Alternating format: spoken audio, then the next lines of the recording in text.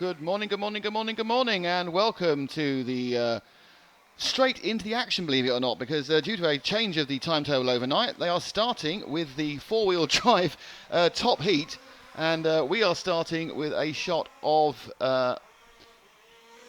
Jerome Sartell. We will run this first heat that we'll talk to you all about. This is the top of the four-wheel drive. Those of you who were here yesterday will see that there's been some dust taken off the track and a little bit of water has been laid down, but not by the organisers. It was laid down by the heavens himself, the Heavenly Father, or whoever you worship, or just an atheistic meteorology if you're not into that sort of thing. Yeah, it rained a bit. So welcome to Spain, welcome to the Large Scale Off-Road European Championship, welcome to France, thank you very much, good point, well made. And I have to turn you up because you're very quiet. That's Zach with me. So this, as you can see, is just the start of the first race today, and the first race today is actually Heat 15 because they're running the heats in reverse for four-wheel drive and two-wheel drive and short course, and then we have some finals after lunch, lower finals after lunch for four-wheel drive and two-wheel drive. So Sartell now, who is currently running in fourth of 42-second lap. We need to see what we get when we get the top drivers through, people like Schweitzer and Persiat does a 39. Take an early lead. Let's pick up our fastest yet most fragile, Valentin Persiat, just coming underneath you for the second lap, Frank.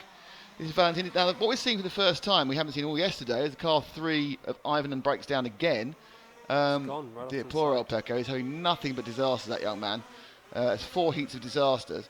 What we're seeing from from Persiat for the first time, and Frank probably can show it, is dirt on the tyres. It's been a dust fest for all the practice in the first day, and now suddenly what we have is dust. It's marvellous. We suddenly have a little bit of I think 3 steering's broken. yeah, number 3's had nothing but problems the whole time. We also lost Sartell now. There's been this is a real track breaker. If you go onto the EFRA page, you'll see the pictures that Frank took last night of the track. I think it's one with my foot in a hole, and my foot, which is quite big, completely disappears. So Persiat now is in the lead of this one. Lap time is 39. Yesterday they were quicker, so interesting, this dampness has slowed them down. They were doing around about 38s at the end of the day, 36s at the beginning of the day, as the track broke up, but it's gone slower again now. And interesting, they're only on about half an hour before the end of the day, this top heat in four-wheel drive. So it's Persiat does another 39. He keeps it consistent. The Frenchman was outstanding in the first heat of the day yesterday, first qualifying heat. There's 2 cars have a crash in front of him. The first heat of the day was the second half quicker than anybody, but when the track cut up, his advantage has disappeared. He's still, I would say, the class of the field, but he certainly had, in football parlance, problems keeping on the island towards the second half of the day. Let's move forward to car number 5, which is Tim van der El. So it's the green and white car going out the main straight, Frank. Just now right at the top of the track. Van der El's currently running in sort of second or third. Van der El's picked up a round win in round 3 by just being consistent. So he has one of the round wins. We have Persiat had round 1. This man here, Tim van der El, from the Netherlands, won round 2. And Nick Visser, who you'll see in the next heat, he ran round 3. Nick Visser won round 2. Van der El's in the Ultron. Green and white car. So, my guess is that with the rain, I assume, easing back off now, notice it's just a little bit of precipitation in the wind. It's looking more, I would say, that the cars will get doubles. Yeah, I think the cars will go a bit quicker, I think, as the time goes on. And they are now... Interesting, yesterday, before I went for a little track walk last night, and the thing you don't realise is, because you're seeing it on the screen first, is just how big everything is. These cars are massive, and the jumps are massive. This jump here, that hole there, that's about 3 feet. Doesn't look it, but it is. And they go... And the jump, the little jump, when we get to it, I'll show you this. This one here on the main straight, that looks big and that is big, so that's fine. We all think that's a big jump. But will Tim fly the double? Let's find out. Yes, look at him go. So Tim flies the double there. Now, the bump that comes up through through the next section here, which is the Samba S's, this little thing here, which looks completely innocuous coming up now on the screen, it's massive. It's an enormous height. You just can't see it. It looks like it's brown jump in a brown dirt environment. You think, oh, there's nothing, but that's a 2 or 3. That's a 2 or 3 foot jump in the air. So it's actually Posette who's leading this from Van der Els. I think Heikki. Pekka Heikkilä is going well in car number 9, if we can find car number 9, who's at the start. I think he's probably actually one car ahead. The blue and white car going into the Samba S's now. Halfway through the Samba S's, Frank. That's it. That's Heikkilä, who's kind of alternating with Pousiet for the lead. Pousiet has an absolute lead of just 2 seconds at the moment. Heikkilä a bit further around on the track. Oh, that's not going to help, but he got away with it. Hey, there we are. Bit of stunt driving there. So Heikkilä, we'll just take you around the circuit now. So he comes under now underneath our camera position. That's the timing loop just there, and now you go down the main straight into the main straight jump, which will take either spectacular or not. The dust is already coming up, so they managed to get the water off it. And this is the EFRA double. Will they double it? Yes, he does. Braking hard, then turning to the right. Then you come into the never-ending Samba S's. In and out. And in and out again. And over the kind of the innocuous jump that's actually much bigger than it looks, which is a long title for anything to have. Sweeps in before us with a bit of grass still showing there where the cars haven't been on it. Hops over the double. And this is the HPI hairpin. And here is the Graffle Bodies grill. Before going back round that is a lap with the car. That lap for Heikkilä was a 39.1. Best lap we've seen so far is a 38.5 from Van der Els. He's picking up some speed, but isn't really on target to win this one. He's 10 seconds behind Pousiet already with 3 minutes to go. Heat to 10 minutes here today, so you get a 10-minute run, and this is the 4th run, and then the car has gone straight off. Yeah, I think the guy hit the barriers. I think just throw a car off there, I think. That was the car of it's Pekka again, who's got nothing but problems with his car. I don't know what's happened to it. It just seems completely out of control. Sent the barriers flying back into the crowd. Well, it's a 13-kilogram car when it hits things. So that is poor Pekka.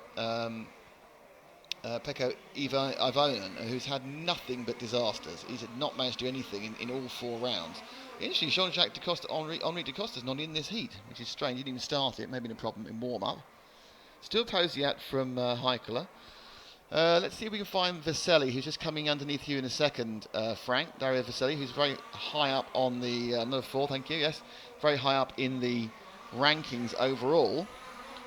The interesting thing is a lot of these people in this heat are obviously going to go straight into the semi-finals, which are tomorrow. So they're going to drive now at 9:10, and that's it for the day. And they come back tomorrow afternoon. So they've got a day off. Lucky them. Well, they don't hang around and be interviewed at lunchtime. Ooh, they crash on the EFRA double. So Vaselli comes round.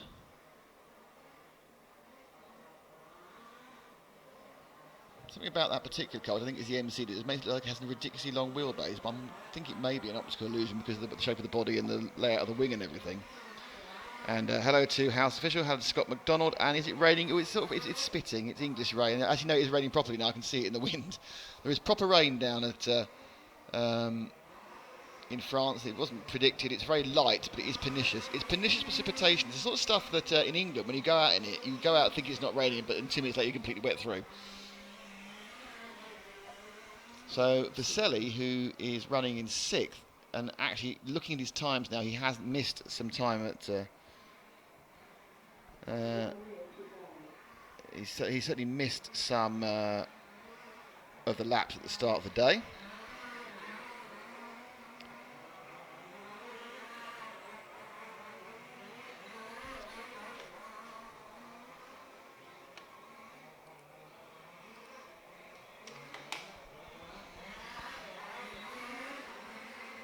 So let's go and see if we can find, I think it's still Pousiet who's leading. So we find Valentin for the last 30 seconds or so. He is completely not to be seen. There he is, right at the top of the track. Well, great spot, Frank. So Frank has it. I think a bit flew off the car there, did you see that?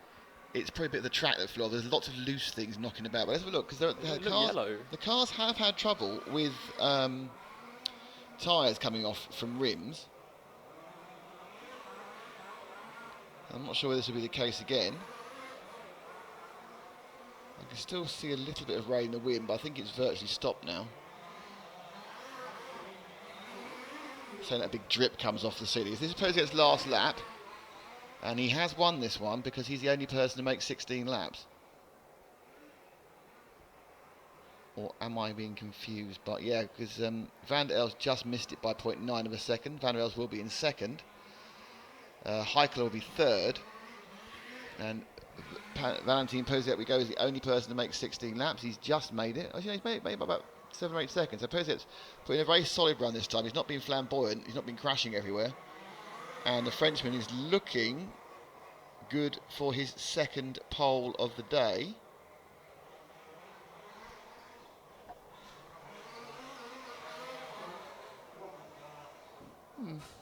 So lots of mud built on the tyres. So he's happier today then. He's a bit scowly earlier, Mr. Poziat, who looks nothing like he did when I last saw him 4 years ago. So that is the result. It's Poziat from Van der Elst, from Heikkila, from Kellerman, from Axel Sauer, from Dario Viselli, from Schweitzer, and that is the run. So at this point, I need to have a little bit of housekeeping to do, so I need to pass to young Zach to Phil. Oh, good, fantastic. Well, it's a lovely day out here. Not raining too much, just enough to keep the track from killing us with dust. Always a good sign.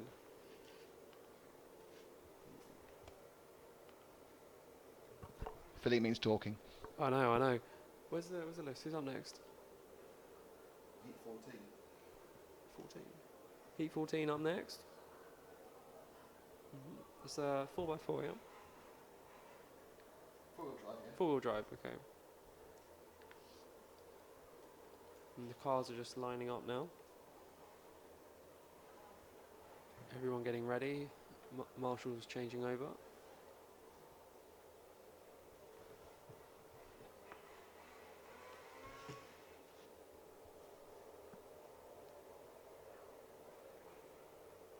We can see some blue sky in the distance actually. We may be able to avoid the rain entirely. Hi Frank. Weather report for Frank. What's it like out, Frank? Still wet. Still wet, okay. I mean, the rain's still. Oh, you can see it's still coming down. So. Rain's still coming down. Not as heavy as it was, but it's still coming down. And the cars are moving off for their warm-up laps. Frank's just heading back on the camera, so we should get some nice shots in a moment.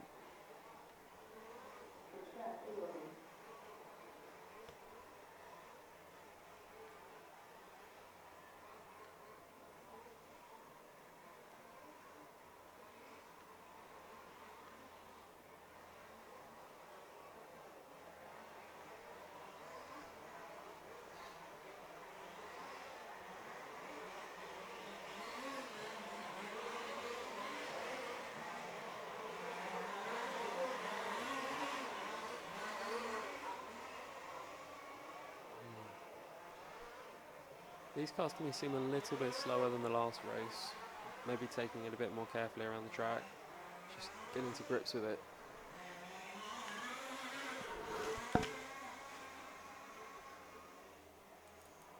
Had one flip already. I think it's the number 7.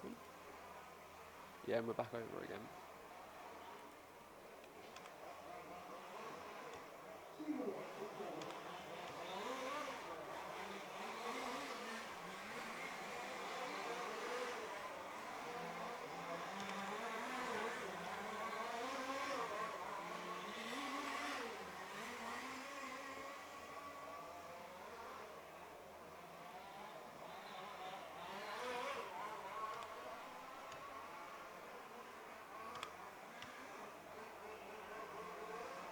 Speed seems to be picking up as the drivers are getting more used to the track now.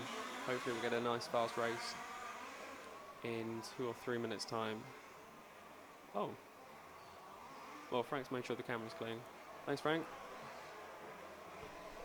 Okay. Well, Frank can obviously hear you, that's good news. Right, sorry, so I was just trying to sort for us. Now, you will have noticed we haven't actually come on air properly because the race started a bit earlier. This is not the timetable we were expecting, as they say. These are not the timetable you were expecting. So we're a little bit surprised. But anyway, we're up and running. And we are RC Racing TV. Hello, my name is Nick Damon. On the camera at the moment is Frank McKinney, and by my left, he's talking in a very quiet way. Very, very quiet every time. Doing his late night radio spot. Hi, truckers out there. It's Zach Fenning. Hello. And we are here thanks to EFRA for the EFRA Large Scale Off-Road Euros here in Neuville-de-Poitou in France. This is qualifying round 4, and we would like to say thank you to our sponsors who are HPI Racing, Samba Exhaust and Graphil Body. And if you look down the bottom left-hand corner, there is something that says HPI Friday, hashtag HPI Friday, and all will be revealed. All will be revealed about HPI Friday during the next break between races, because there's only 10 seconds to go on this one before we get going. So, morning to Magnus Berglund, how are you? Only 10 seconds to go on this one until they get running, and it's Nick Visser, Mark Cressing, Ken Vanekers, Sven Rodenveld, Michael Kleinemans, Felix Horens, Guy Page, Gregory Jury, Cullen Gunn, and Essa Miliamar. And we're up at the top of the track with the orange car number 9 of Callan Gunn. And then this is a good spot by young Frank, because this is an interesting thing for people who haven't been before. This is an Australian at the European Championship, so basically just doing a Eurovision. So Callan is entered in, and he's been accepted. I think he's in this and the four-wheel drive. I think he's in four-wheel drive and two-wheel drive, and now he's forward off the track. Forward driving off the track, you're absolutely right. So he's just lost the place to 6, which is they have started. I think this is his first lap. He may not actually have started yet. No, he had started and he got a 41.6. Horens goes past. But these two are battling now, which is never any good for either of them. Gunn ahead of him as he comes to the EFRA double. Doubles it. It's a very hard call, that, because you land, then you have to try and brake to turn. You need the power to get over the first half, and then you've got to brake really hard to get into it. Well, 6 has gone over.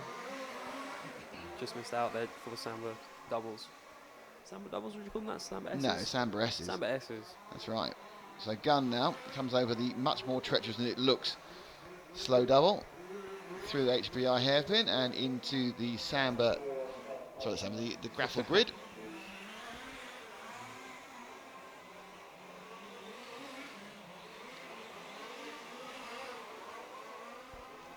Oh, he's gone wide there, isn't he? Very much up to the top of the track. Hello to Tara Evening, who's obviously having to suffer with her son Pecco from a distance away. That car is going to be seen out again in the qualifying runs. I just hope they can finally sort it out. I mean, just get him a new car. Because obviously something's just going wrong every single time. They say it's a power issue, but they're not getting to the bottom of it, which is always a worry. It's no problem having a problem if you can find the solution to it. If you have a problem you can't find it, you know I'm going with that. It's fine. Okay, so that's enough of Carol, I think. Our current leader is Ken Vanekers in the 3 car, who shouldn't be that far behind. In fact, he's just having a big moment on the double before the HPI hairpin there in white and red. Vanekers with the Elcon Models machine. Owner Abbes, the owner and designer. Unsurprisingly, a Dutch-based organisation. The big impetus for large-scale off-ride comes from Holland and from Germany, though of course one of the major manufacturers, MCD, are based in Turkey. So it's an interesting kind of offshoot where places you don't expect major manufacturers of RC cars to be built. Number 1, Turkey. Number 2, also Turkey. So the car's nicely suspended. The thing about these cars is, and it's, again, I think I said it before, but you can't really tell them, they have got a huge amount of momentum. If you think about a 1/8 car, they come in about 3.2 kilograms. These things are 11 to 13 kilograms, and as everyone knows, anything to do with weight, you kind of square it as far as momentum is concerned.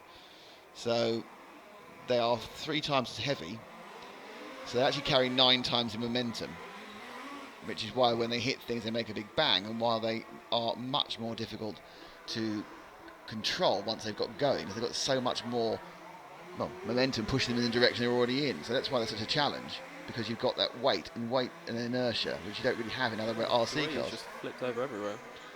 There's a lot of flipping going on. Do you think the rain's affecting that? I think the rain's, from the look of it, I'd say the rain has stopped now, and this is going to dry out dramatically quickly, because it's just kind of, it wasn't enough rain to get through beyond the top level of dust. Now the question is whether this is making the track faster. Nick Visser's just done a 38.1, which does make you think it's made it is already getting a little bit quicker. That was the fastest lap there. Let's see if we can find Visser in car 1. He is currently just started a new lap, so he'll be going up the straight now. I think he's the slightly strange looking car coming over the EFRA doubles. That's it. This is the Ultron. It's got a slightly different body shell with the fin connecting the wheels. I think he's got a problem actually. Yeah, Visser's just hit a problem. As we came to him, Visser's hit a problem. I think he landed. I think he's got a rear wheel issue with the car. It looked a bit strange on the back right. It could be wrong, but he came landed. It just wasn't good. Good view of the suspension. What has gone wrong with that? No, it's a front left. It's gone by the looks of it. So there we go. So Visser's run to the lead is gone, and that's probably going to hand it to Pousiat because no one else is really on for a particularly quick time. So Pousiat now is going to almost certainly pick up the round win, and therefore the TQ of the event.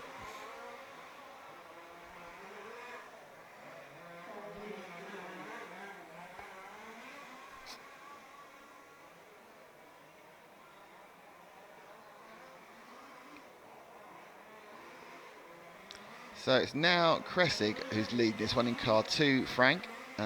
He is halfway around the track, which isn't very helpful, I realise. He is, in fact, the first car about to come over the slow double before the HBI hairpin with the red machine with black wheels. That's Kressig, good friend of us here at RC Racing TV.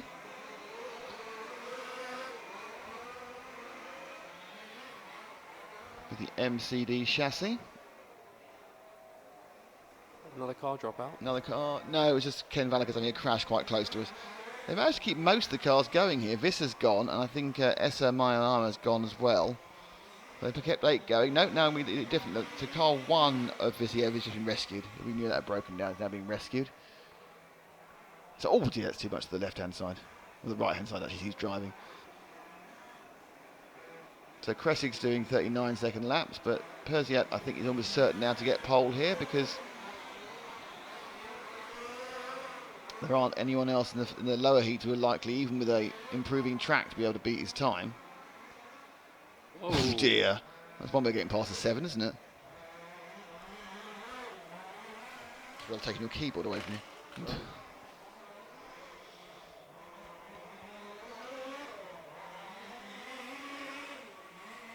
So it's still Kressig leading. Callum Gunn from Australia is in second and Horrens is in third.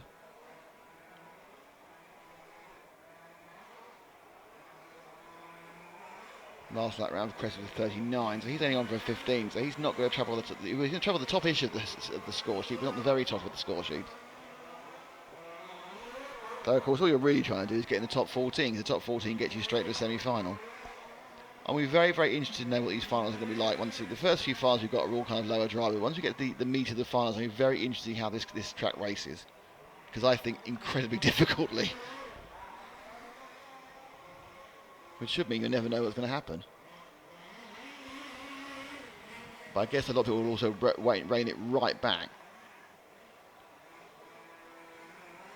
Let's see if we can find Sven Rodevald in 4, Frank. He's, I think, just starting the Samba S's. Yeah, he is. He's in the middle of the Samba S's now. Rodevald's reasonably easy to see because he has a multiple coloured car in all the classes he's in. There's a selection of Dayglow paints, so I don't know whether he's got a paint franchise. But he's got on that car, as it comes around, see how many colours he's got on there? He's got light green, dark green, pink and blue, and a yellow. I'm not sure they're all coming out on the TV screen because there's some subtle changes, but there are a significant number of colours.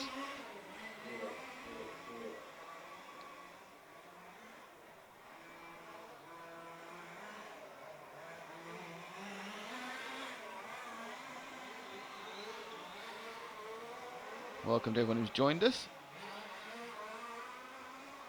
This is Heat 14. They're counting down the four-wheel drives. So they go 15, 14, 13, whatever it is. And then they'll count down the two-wheel drives on top heat. And then finally we'll get the short courses on last. The short courses are supposed to be on at about midday. So some of the press has turned up.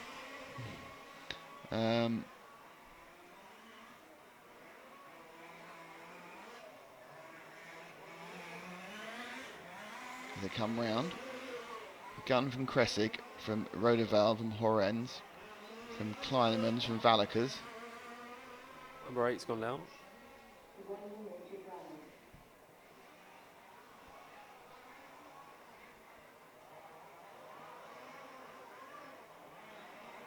So 8's gone out, you say?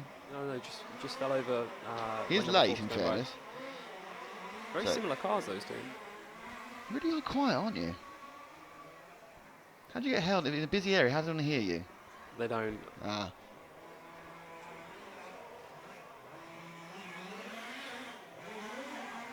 There goes the 6.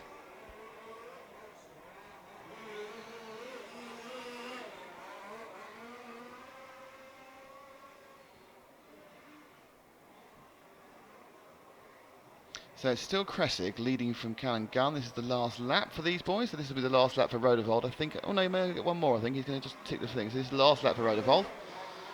Kressig on for a 15:10:02, which is a good time, but it's not good enough to beat Persiak. Of course, he ping passed into a 16 quite comfortably. So I think Kressig's going to get a second or third in round, which will almost certainly cement him as second qualifier. Without being spectacular, Mark Kressig has been quick every single time he's been out. Whereas others, many others have broken down. Heard Soren Nielsen.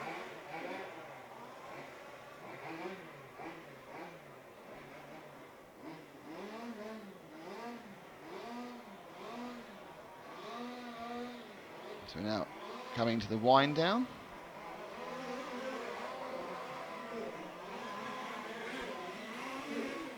And it is Kressig who wins that. Callan Gunn second. Sven Rodewald is third. Felix Horrens is fourth. Michael Kinnaman is fifth. And Ken Valakers is sixth. And I'm going to leave it with young Mr. Zach for a minute because I need to go and talk to our new arrivals behind us.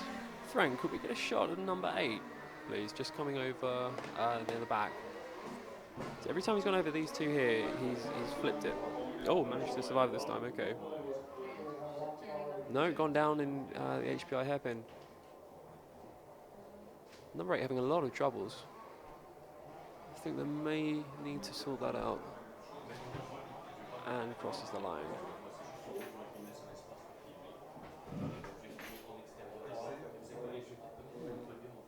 Friendly bump there.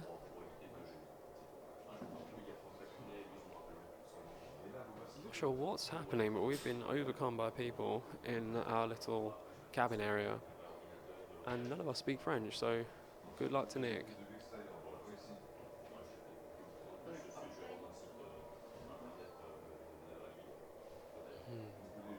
Okay, the marshals are coming out just to sweep the track so you know where to go into the pit stop. It does still get very dusty, even though we've had most of it disappear from yesterday. Hello again. Hello again. Now we need to do something now. But I'm going to need a thing for it. It's very exciting. I need a thing for it. Here we go. Right. There is something in the bottom corner. What is that thing in the bottom corner? You might want to turn your speakers down, actually, if I'm honest. We ready? I'm excited. That's how ready I am. You're not going to hear it. Oh, I'm not going to hear it. Oh, I'm not excited anymore.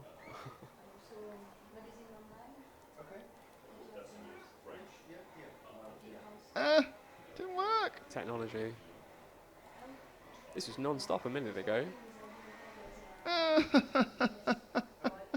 Why is it not working? Maybe we need to replay it.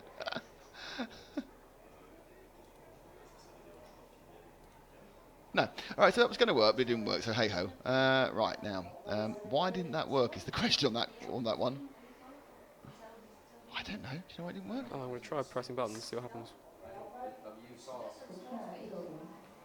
Oh, it's always good fun. So that didn't work. HPI Friday had a video. We'll get that sorted out, don't worry. It'll work in a minute. So we'll chat with the mouse. Let me try something. Thank you very much. Ooh. Change the attribute again. How do you change the attribute to play it once and that was it?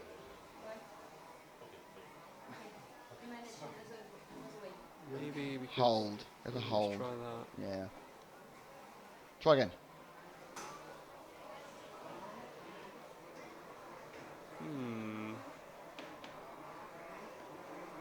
It's gone black. Is it meant to be black?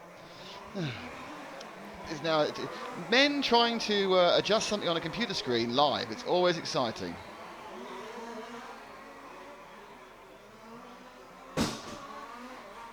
I think we need headsets so we don't have to hold the mic and do everything one-handed. They're 400 quid each. You want to buy a couple? 400. Wow. Okay. A proper one is, yeah. I'll stick Proper with the hand. Proper Sennheiser one is. Yeah, that shut you up, didn't it? That did. Yeah, it really did. Let's try opening a new one. Bring that in. Do it all again. Okay, right. Add video shot from desktop. That one there. Open. All right. Be prepared to turn your speakers down. Or not. That was working. All right. Okay. Why is that not working?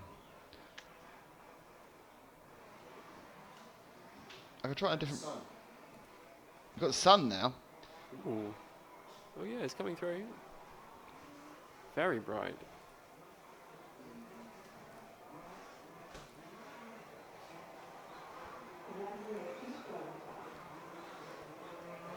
Can we get it to work before the next heat starts? We've got 1 minute. How long's the video? 11 seconds? It's 11 seconds, yeah.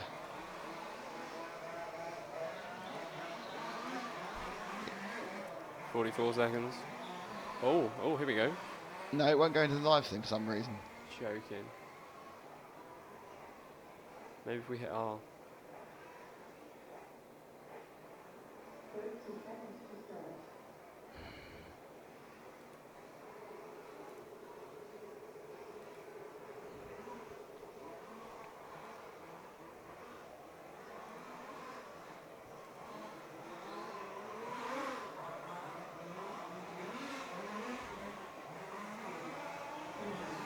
Okay, that's interesting.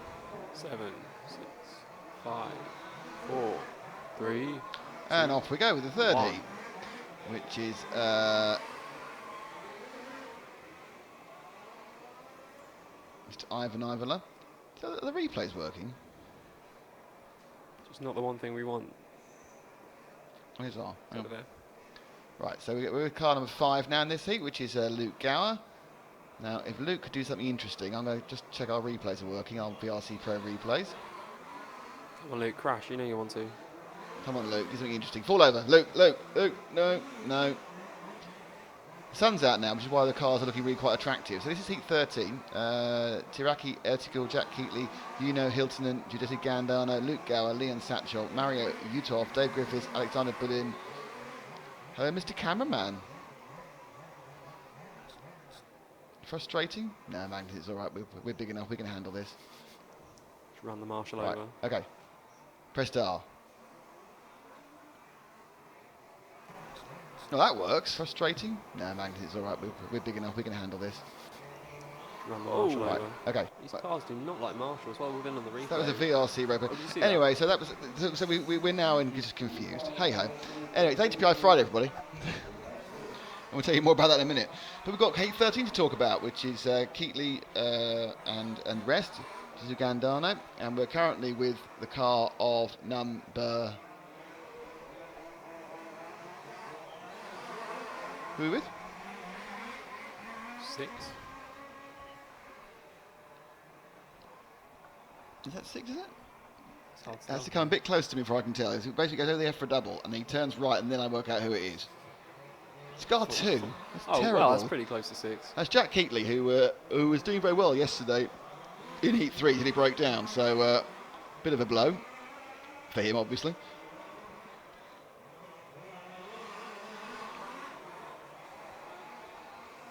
Bit of battling going on down there. Number 5 is an Elcon Impact 4 running extended shock towers. God, dear, this is some pretty. What's the word for it? Spotty type stuff. Excellent work. It's like having the Observer's Book of large-scale off-road cars. So Keatley is leading this one. Lap times around the 40s. They're not going to trouble the very top of the timesheets, but he's run a clean run, which is quite important. And as you can see, it's sunny now, which means within about, I would say, half an hour or less, 20 minutes, it's just going to come another dust bowl again. Be nothing but dust in 20 minutes. Dust, nothing but dust. I think you get most of it just before the jump on the straight and over by the EFRA doubles. I think you get most of the dust over by the straight, the jump on the straight, and just past the EFRA doubles. When they come over that, there is so much force coming down that the dust just flies up. Yeah, I mean, it's, my track walk. I think definitely. We keep talking about doing a pit walk. I think we might just do a track walk and then talk to some people because it's without actually getting out there and seeing what it's like, which obviously you can't do because you only got our camera angles, and we'll show you. You know, when these cars are falling in holes. Remember, these cars are about 4.5 foot long and at least a foot high. So that's a metre 20 and 30 centimetres. So when they fall in a hole, that's a big hole they've fallen in. Go, Yari, go, we get. Okay, let's all keep just almost put something interesting in. Let's just nip down to the next person, who is car number 10 of Yari Pascal. We should be about one car back, actually, I think, from Keatley. I mean, he should be, he's not. No, he's about he's had a problem. So I'm not actually... No, we can't go to Yuri Pascal because he's broken down. And he's no longer really doing anything as far as I can see. I think so. He's setting a very slow lap. So instead, let's pick up the number 5. Let's pick up the number 1, who is going through the Samba S's right now. That is Tugrul... why did I choose this one? Tugrul Turiaki. Massacre some more names. Germany. Well, it's a day of massacring of names. Even though I've had a day to practice the names to massacre. So Turiaki goes wide there on the HPI hairpin. With the Impact 4, that's Nelcon. And you can see the sun. The sun's lovely now. It's all shining. Frank's will taking his coat off in a minute. You watch. He's already taken it off. Has he? Yeah. Blimey. He's got his hat on now.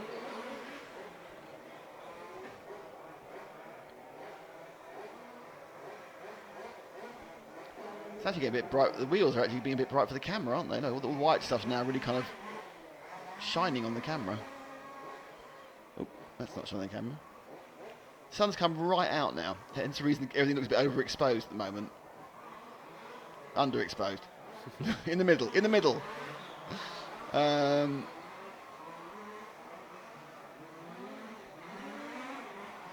looks nice in the sunny bits now.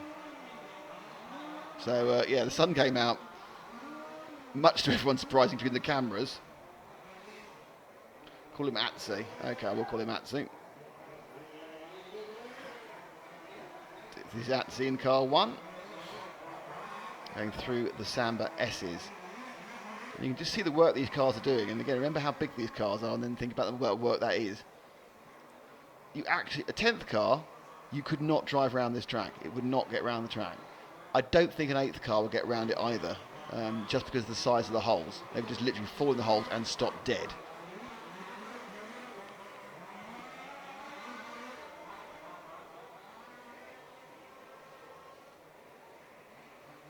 So we're down to, we had 6 minutes of this heat number 13. We're counting down through the 4-wheel drives, then we go to, so we're going to 4-wheel drive, we'll go 40, we have had 15, 14, this is 30, we've got 12, 11, 10, 9. And then we go to the top of the shop of 2-wheel drive with group 8.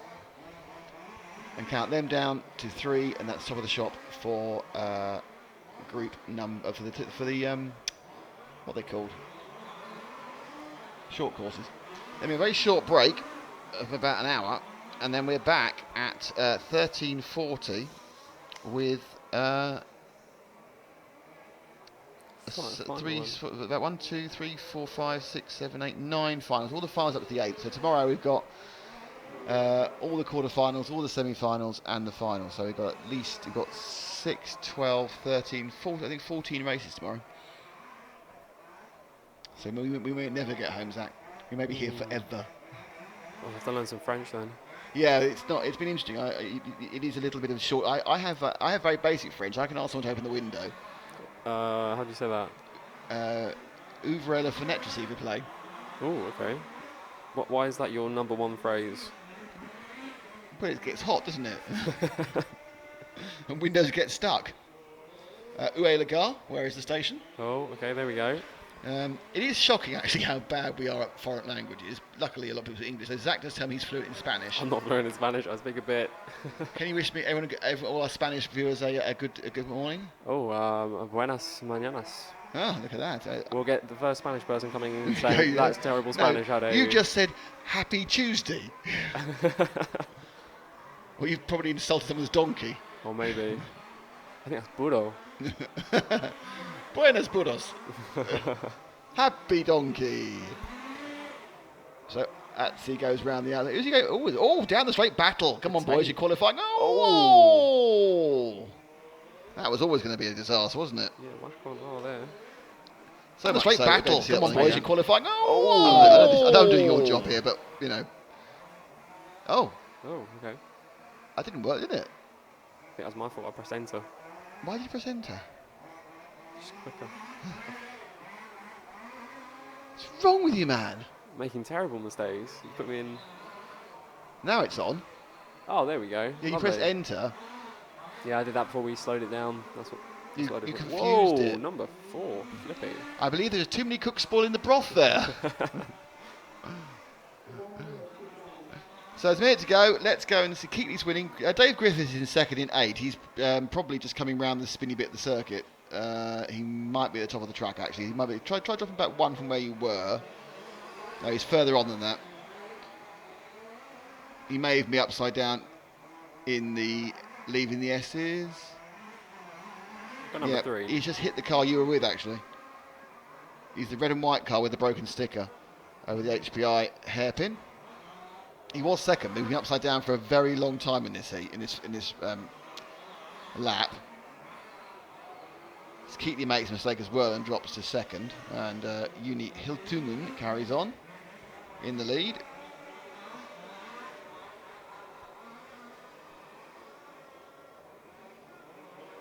They can carry on with broken stickers then. Yeah, broken stickers is not a major issue. I have to be honest with you. They'll be asked to replace sticker for the next heat, but that's not going to slow you down. Oh, got replay. Replay. If I can move the mouse there. Let's try that.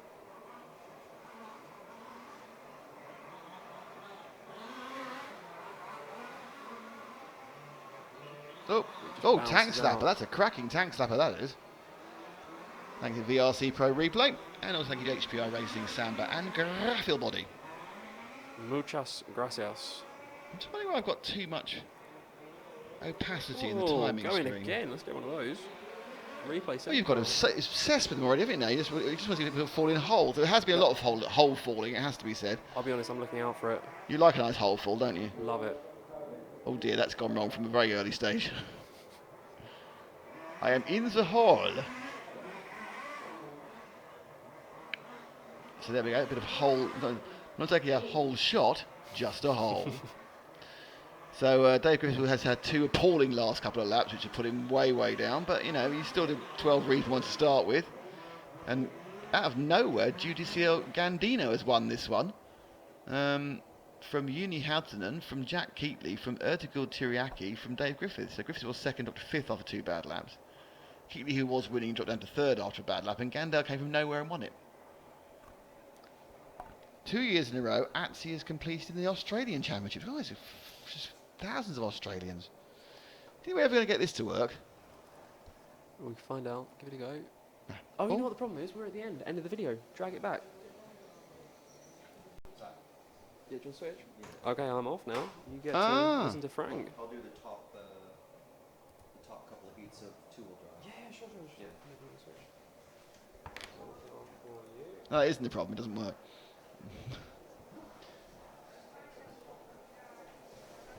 Yeah, you won't need that. Yeah, but while we know the screen's black, we're aware of the blackness of the screen. This has all gone horribly wrong. Right, we know the screen's black. Don't worry. It's not going to be black for long. It's fine. Everything's okay. Yeah, yeah. That video's really not working. Matt's isn't going to know it's not working because he's at a festival somewhere. Why? What's not? It Why won't- did you it know played how earlier? Didn't you know it? how it wouldn't stop playing? Yeah. Now it now won't play. start. It's very Oh, a dear. binary video, isn't it? It's like, I love that Leon James. I work too much. I don't Leon work enough. James has written no picture, and T21D has written no video. When all the time I was saying we know there's no picture. Thank you for that, but we were telling you we knew there was no picture at that point.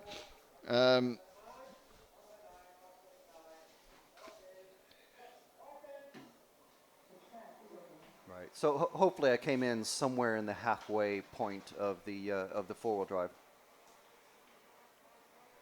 Because we're swapping.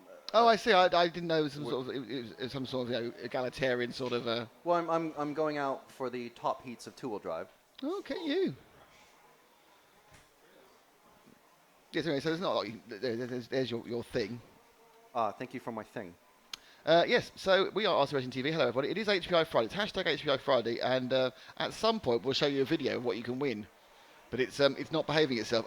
After refusing not to stop playing earlier, we were testing it, and now it won't play. But it's a video for the car you can win, which is a Q32, which is a little pocket-sized version of the Baja 5B.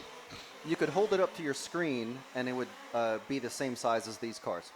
And how do you win your hashtag HPI Friday prize? I hear you ask. You... No, I hear you ask. How would one win such an Why awesome does everyone find gift? that two-way so difficult? Good day. No. So look, let's try that again. No. But how do I win the prize? I hear you ask. But how do I win that prize, See, Nick? it's marvellous. It works there. What you do is on any type of social media, you just tell us what your ideal RC weekend is. You put down that hashtag HBI Friday, and my ideal weekend is racing all weekend and then going home and watching Game of Thrones. Or my ideal RC weekend is bashing with my friends whilst catching Pokemon. Right. By the way, you will not win if you put that down because I have some element of the choosing, and I'm railing against Pokemon on the whole, just because I can. More whole talk. Yes. So Benjamin Sabrel in the 5 has not started this one. So far, hasn't ticked in. So we've got Craig Orman. You have Emil Kriminov.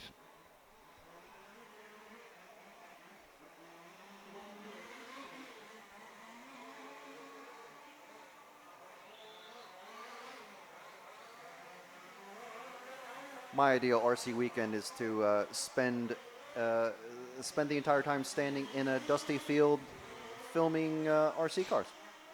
Well, it's lucky we provide so many of those for you, isn't it, really? Yeah, it's amazing. It's not like the first time you stood in a dusty field looking at RC cars. No. It's not even the first time in the last couple of weeks you've done that. No. The third time this month. But it is the last time this season. Yes. It's very sad. Tomorrow marks the end. We have one more EFRA event in the second week of September, but the big bulk is over. You have to wait 6 weeks or more of this rubbish. So the only event after this, of course, don't forget there's 2 events going on at the moment. There's us here in the large scale off-roads in France, and there is, of course, the 4-wheel drive electric off-road happening in Spain. So if you prefer your off-road smaller and quieter. No, you stay here. Yeah, stay here, definitely. It's a battle, even though we're going to lose. We're going to lose because it's a much more popular class, but, hey-ho.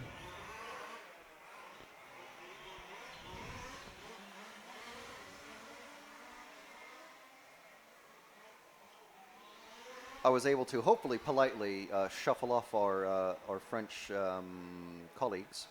I showed them the space we were clearing from, and they wanted wanted the video next to our video position, and with the door opening behind us, and eventually a chair behind us, and stairs and a cliff on one side, there was just no way.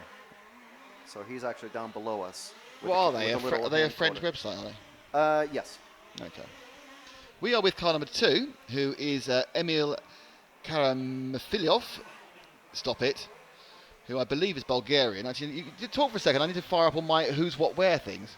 The who's what where things. Yes, basically my RCM. On my RCM, you can find there is no live timing, just so you know before anyone asks, except on our stream that you're viewing at the moment. Normally at these events there is some sort of live timing on myrcm.ch. But you can find the heat listings and the results, but not the live timing. So what you're seeing on the screen, you would normally see something like that on MyRCM at the EFRA events. However, unfortunately, for whatever reason, They're not broadcasting that, but they are sending the results to the myrcm.ch website. So you can go there and click through, and you can see when your friends are driving or your club members or whatever. And so go to myrcm. Indeed. And I was right, it was Bulgarian. As well, I was just going through my sheets. Leading this one is someone I know didn't actually finish most of the last race, which was Thomas Leigel. He's done a sub 40-second lap in car number 4. So number 4 coming towards the back end of the lap now. He's the pink and yellow car. Oh, that's got more ready. Oh, dear, oh, Lorks. That was all going so well. And let's see that not go so well again. Curse the commentator straight away. And the VRC Pro replay will tell you what the curse was. And it was being found by... Look, he's found by the camera. He's done 1, 2... He's done half a camera and a jump and he's over. That is... Now, even in slow motion, that was quick. But remember, that actually happened twice as far... Oh, I missed that. That bit was good. Yeah. He actually fell over twice as quickly as that. So he actually fell over on the camera within about half a second. Very quick curse of the camera. So...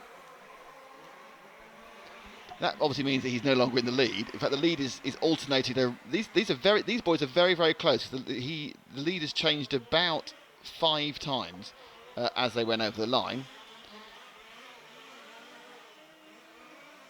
And Leigel is one of them. After his bad lap, he has now a standard lap. Now, are these guys flying it? No, they're being careful. Doubling, not taking it in the EFRA double as 2 singles. This is the Samba S's. There's a lot of them. When you get a large sort of top-down view of this track, they have literally squeezed the most distance of track in the space they have. I don't think there's any other design that could have got more length of track in it. Well, they needed to keep the space for the boat pond, the 1/8 scale track, and the 1/8 scale on-road track. And the barn contained the 12th track and the indoor track. Yeah, the 12th track. And this is an absolute model space. It's an absolutely fantastic venue. But the actual point about it is it's not really in a massively highly populated part of France. It's quite near Poitiers, but Poitiers is, I think, 30 clicks away, and it's not the biggest town in the world. So it really is a sort of sports centre. And also, it's not just RC. This whole town appears to have got a massive grant, because it's got floodlight football pitches, floodlight tennis courts, basketball courts, none of them being used. So and a motorball arena. So, so basically, it seems that what's happening is someone has gone, right, Nouvelle de Petit, we are going to give you a vast amount of cash for sports things. Knock yourselves out. And they're going, but only 9 of us live here. It doesn't matter. I think they even invented motorball just to... fill the space. Yeah, just to have an excuse to get the money. I am disappointed that no one's used the boating pond yet, and I've got a horrible feeling. Tomorrow's the weekend, so we might get some weekend sailors up. I do feel the fact that our grid walk is just going to be a walk around here, because I want to go and look at the water as well. I don't know if we actually ever get around to talking to anybody. It's just going to be a let's wander around and have a look what's going on. There is so much to see here, beyond the rather brown track. Which used to be green. Yes, only not that long ago.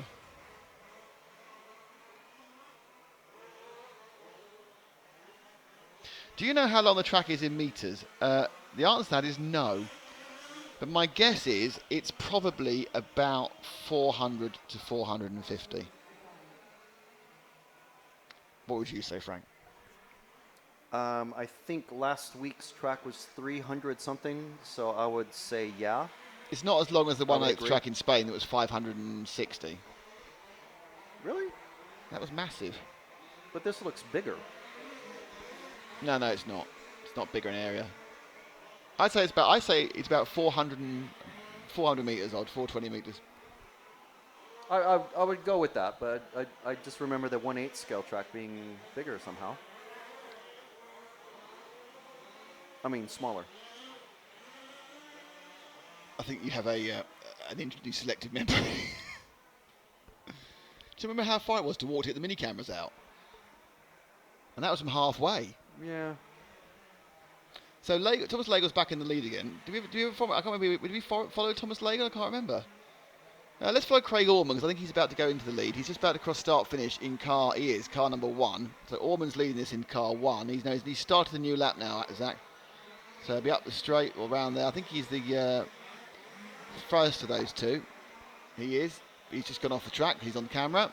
Did now you say he's the frontest of those two? The first of those two, I said. The one. He's now got past the 8 for the second time, which is Loris Chisnau.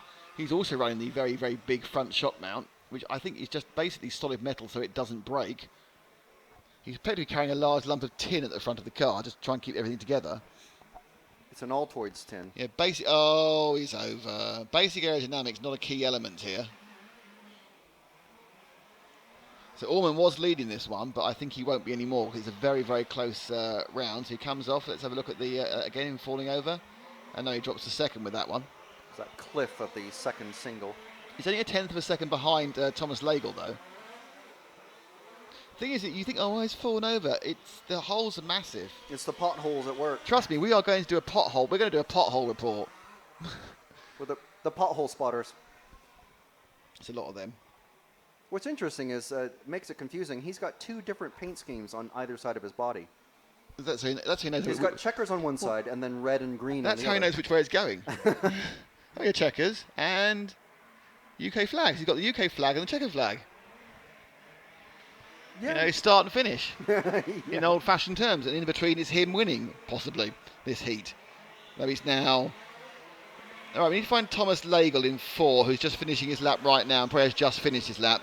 Oh, we've had Lagle. Sorry, I'm really sorry. I didn't realise that was Lagle. Oh, he's not Lagle. Which is Lagle? Nick now trying to direct, not knowing which car's which. I can't see. Oh, Lagle is the orange and yellow one. I forgot we'd had him already. All right, have a lap then, Thomas. It's fine. And then we'll go and find somebody else. I think Emil Karimilov is down as missing, which is late at a very bad lap, 56-second lap. So Lagle now in this heat number 12. We're going from 15 down to 9 for the four-wheel drive. We got hit twice there by David Duras. And you go, whoa, nice spectacular jump for the boy. Okay, drop back one car.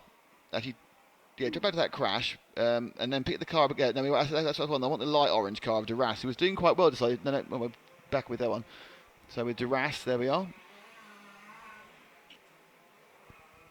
7, running in 4th, better than the last race where his wheel fell off in Heat 3. We have had a number of wheels falling off. Any race where all 4 wheels stay on the car is a good race. You have a better chance of success with all wheels on the car. That is an absolutely undeniable fact. To finish first you must finish. Indeed. Oh.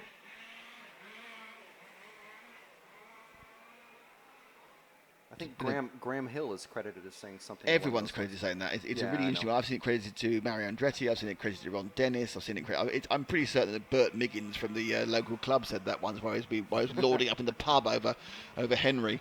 Oh, Henry, you may have had the fastest car, but you'll find that my Aston Martin DB2 was finished, and of course to win, to finish first you have to finish. And he got slapped, obviously, in 1951 somewhere. It might have been at Brooklands, you know. I say, Percy, you have a lovely Alvis, but you'll find my Austin Chummy will beat you because to finish first you must finish. Oh!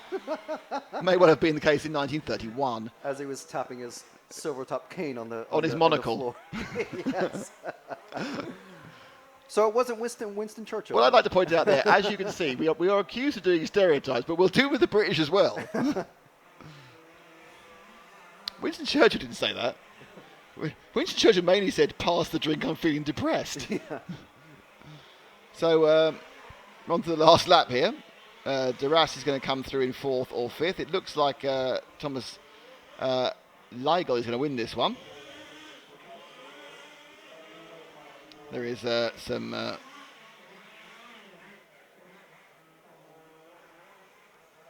chat going on in the chat between the Australians. G'day. G'day, everybody. It's Jonesy and Lane. And Jonesy says, "Peoples." And Lane says, "Jonesy, what's up?" And then he says, "Mate." And then he goes, No, that was mate. Lane says, "Ready for Sunday?" And Jonesy goes, "Not much, just chilling with a drink and watching some large scale." And they go, Whoa. mate. So they're just literally being the seagulls in Finding Nemo. Yeah. It's great. By the way, it's fantastic to have you on board from Down Under. You do, of course, have a man to cheer in this race, in this event. Sorry. In this class. And I think I've got a feeling he's actually in all 3 classes. I don't remember him in short course, but He's You know, certainly in if four he and flew two. all this way, He why must have, not? must have had one other freight bill, taking 3 large-scale I cars. can't imagine the cost. You can. Well, yeah, I can imagine the cost, but I have no idea You can't, what the you actual can't imagine number paying. would be. You can't imagine paying it yourself, but then you're not overly keen on buying a coffee. Yeah. So If it's how many more races do we have with this? 1 million. No, I mean of four-wheel drive. This next one up is 10. Is 11, isn't it? So we have 11, 10, and 9. Okay, I'm gonna very quickly run off and find Valentin and get a picture of him with his Oh, could car. you? Because I'll need that picture Yes, for my report. for your EFRA report. I have to write a report on qualifying. Right. Okay. Yeah. Well, there's other pictures on the EFRA Facebook page in the yesterday's photo album. I know. Well, I'm letting everyone else know that. Oh, sorry. Yeah. You were looking at me at the time, so I was taking it personally. I'm letting everyone out there know. Hello, everybody. It's HPI Friday. You can win a Q32. There's rather a good 11-second video we can't get to play at the moment. What we might do is over lunchtime, we'll get to play in the loopy thing, so you just see it constantly for an hour. It's not going to work. And last night it didn't work. All we had was a blank screen, which was no one really wanted to see. You've done it again. And then to get out of it, you have to do this. If you don't, to get out of it, you have to blank it, do it, cut it. And then people complain about a blank screen, you see. They go, oh, the screen's gone blank. Which is fair enough. I would complain as well if my screen went blank. But who's driving here? Don't see any names. They're on the top right-hand side of the screen. Right. So Antsy is also an Australian as well. This is not going well when you're fiddling during the... I've tried doing that. It never... We tried loading it again. That didn't work. Bang it on the... Put it on the repeat thing. Try the repeat. Which didn't work. Bang it on repeat. Right. And...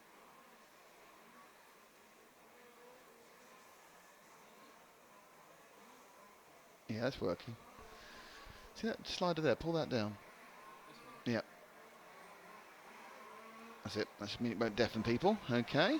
So it works there. Right.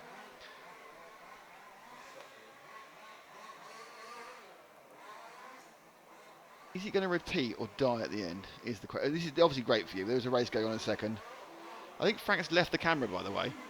He's not going to do the camera. He's going to take pictures. I know, I'm going out there. Okay. I'll go out there, don't worry. Oh! Oh! And it started from the front. That's a bit odd. Yay, HPI Friday, go! Woo! Is that going to repeat forever now? Maybe. No, it plays. Yes, he does. Okay, repeats. Right, so we need to go like that. HPI Friday, win the Q32. Do that. Do that. It's still playing because it overloads the processor. Right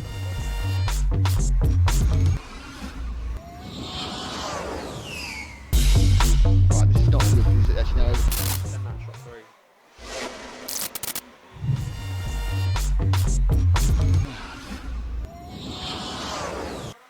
There we go. Okay, I'll jump back out on the camera then. Oh, it's not playing it now. That's good. It did stop playing. It was having a. Anyway, you can win one of those, which you saw 11 times then. Roadhog, hello Nick and Co. Did the track get any work overnight? Not specifically. They did sweep off a shed load of the dust that are caught in the side of the track. So there was no... So basically all this dust that's been pushed to the side, they shoveled that off many tons, but they didn't actually patch anything up. And they... the reason the track doesn't look as dusty at the moment is because we had some light rain earlier, which damped down the top level. So the light rain damped down the top level and effectively just dried it slightly. Anyway, that's the HPI Friday. Hashtag HPI Friday. What is your ideal Friday? So what's your ideal RC weekend? And you have to put hashtag HPI Friday. You put it in the stream. You put it on the website. You can put it on a Twitter. You can put it on Instagram, and we'll capture all the hashtag HPI Fridays, and you'll win one. So we are now coming up for heat number 10. That's about to start. Is it 10 or 11? It's 11. About to start. Steve Price, Ludovic Diaz, Melanie Trotman, Rick Ashman, Mike Humphreys, Damon Petrov, Gwendolyn Rozak, Laurent Nasser, Henk Mulder, and Helbig Marek. And we are with, I'm not sure which one of these cars you're focusing on. It's the green one. Yep. So we're with the green one, because I don't know what number that is at the moment. She flies over the jump and gets to the end of the straight.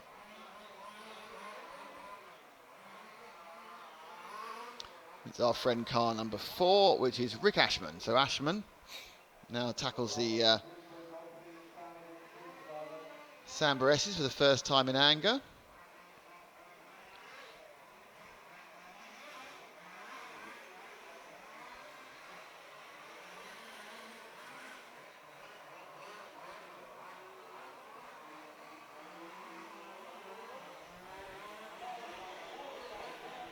Oh, someone's fallen over.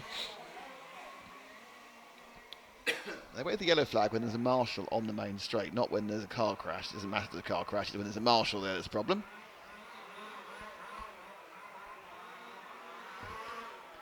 Magnus says we've seen that now, which I think he's actually referring to the 11 times we showed the Baja thing. You'll be seeing it again, and you'll hear us being confused trying to stop it.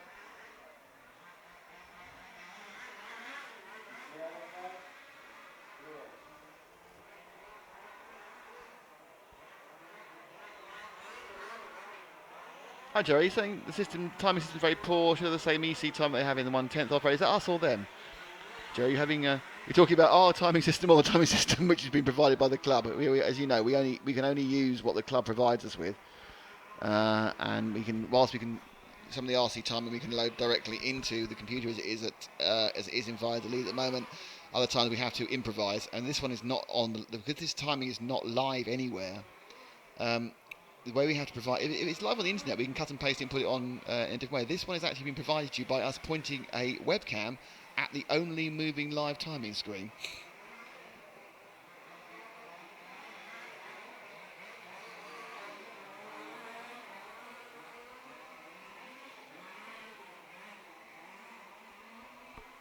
I don't know, Jerry. What's the problem with it? It looks pretty clear here. I'm sure it's pretty clear on 480. Let me just see if I just change a little. I'll change a little bit of the opacity. It might work a little bit better with a bit less opacity.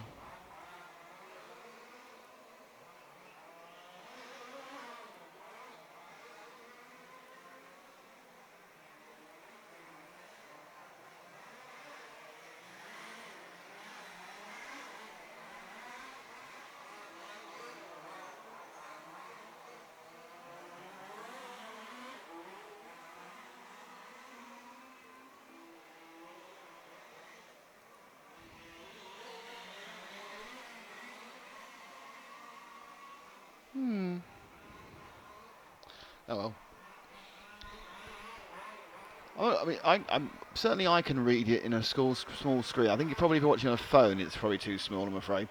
But you are kind of caught in a rock and a hard place because just to explain the timing, we can't manipulate it. So, for example, if we were going to put the timing on ourselves, we wouldn't have the green progress line or the red lights or those arrows. But we can't cut and paste elements of the timer because we haven't got that ability when it's not actually on. All we can do is take a picture of the screen and cut out bits around it. So we would be able to have a bigger section with less information because some information you don't obviously need, but we can't edit it because I'm trying to get the information you do need, which is the absolute time. So you've got laps and then you've got the last lap. So yeah, if we were actually making the thing, we would do it in a very different way. But all we're seeing is a picture, I believe.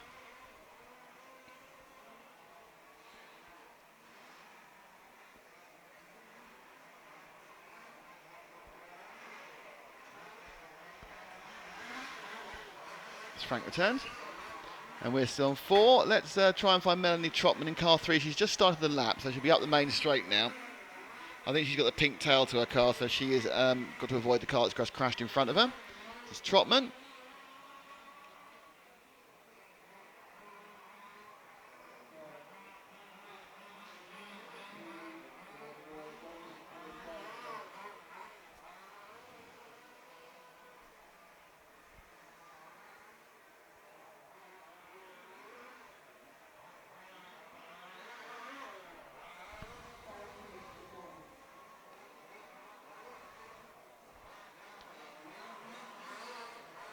Trotman now. Ooh, nasty. This is very difficult. Again, it's very hard when you can't really rely on what's going on.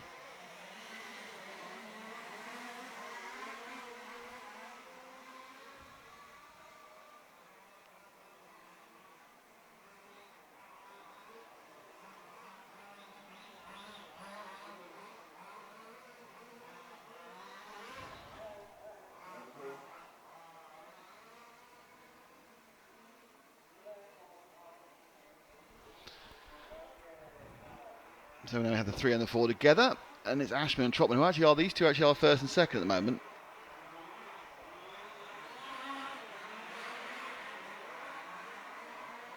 And they're quite a difference. Ashman actually in the 4 is 7 seconds ahead of Trotman on overall, but they just start at different points. Coming into play now, it's Henk Mulder in car 9, who should be just one behind these two.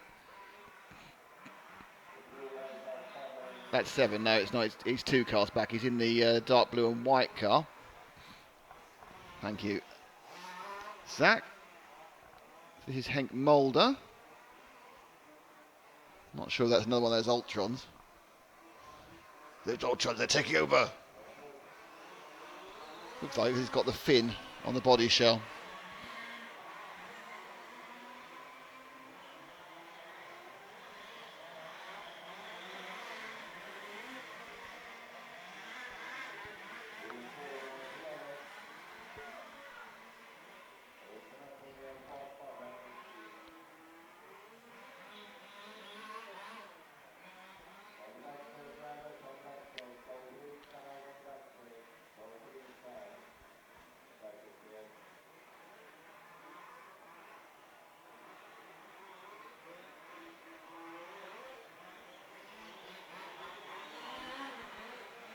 Yeah, Jerry. Sorry, mate. I mean, we're doing what we can do, but we only work with what we've got. It would be So we're quite pleased we've got any timing up for you, because this is the only place you can get any live timing at all, because it's not on the web. So the only live timing available is by watching our screen. But obviously on a phone it's going to be quite small. So apologies to those of you who are watching on phones, but you are getting the rest of the action. And if it's on a TV or a PC, it's absolutely, even a tablet, it's absolutely fine. I'm watching on a screen that's the same size as a tablet, and it is an Ultra. Thank you, Alma. For the 9 of Henk. So Ashman's leading this one with 2 minutes to go. Henk is second, who's on the screen at the moment. Trotman is third. Steve Price. I don't think we've ever seen Steve Price. I find Steve Price in car 1. I don't remember ever covering Steve Price before so far today. He is probably just going around. No, he must be one of those cars going through these Samba S's, judging by his progress meter. So it's car 1 we're looking for. He's the first car coming down towards us now. Yeah, he's the first car. That's it. Kind of dark red with, again, checkered flag. A big thing for the Brits there. This is Steve Price running in 4th. One of a number of the Brits who are here this time.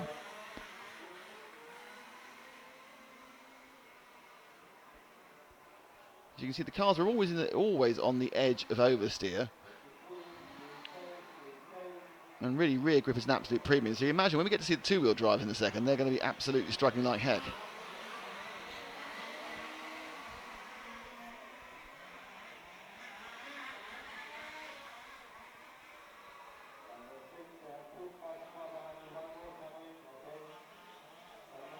Oof. Ludovic Diaz is in 6th. There's Mulder who leads this one from Ashman, from Trotman, from Humphreys. No one. Oh, a couple of them predicted for 15s. Not Trotman and not Humphreys. So that's Steve Price with at the moment. Oh, that's not gone very well.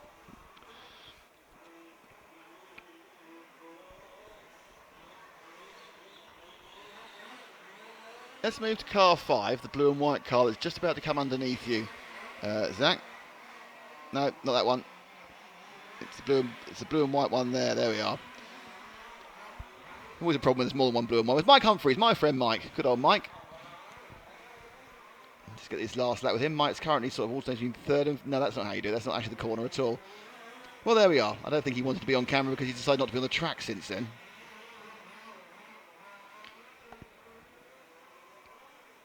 Frank's currently uploading to the EFRA Facebook page a selection of pictures of Valentin Pouziot, I believe. Don't forget to save one for me. So put the best one where you know it is. So what you can do then is you can put it on a stick for me later.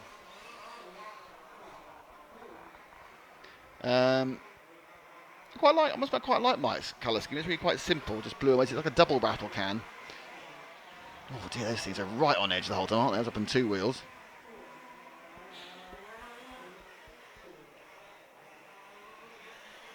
It's got very Australian on the chat. I shall possibly not do it with the accent this time around. This is the last lap. Humphries actually has just finished, so this is a bonus lap for nothing. He's broken his wing.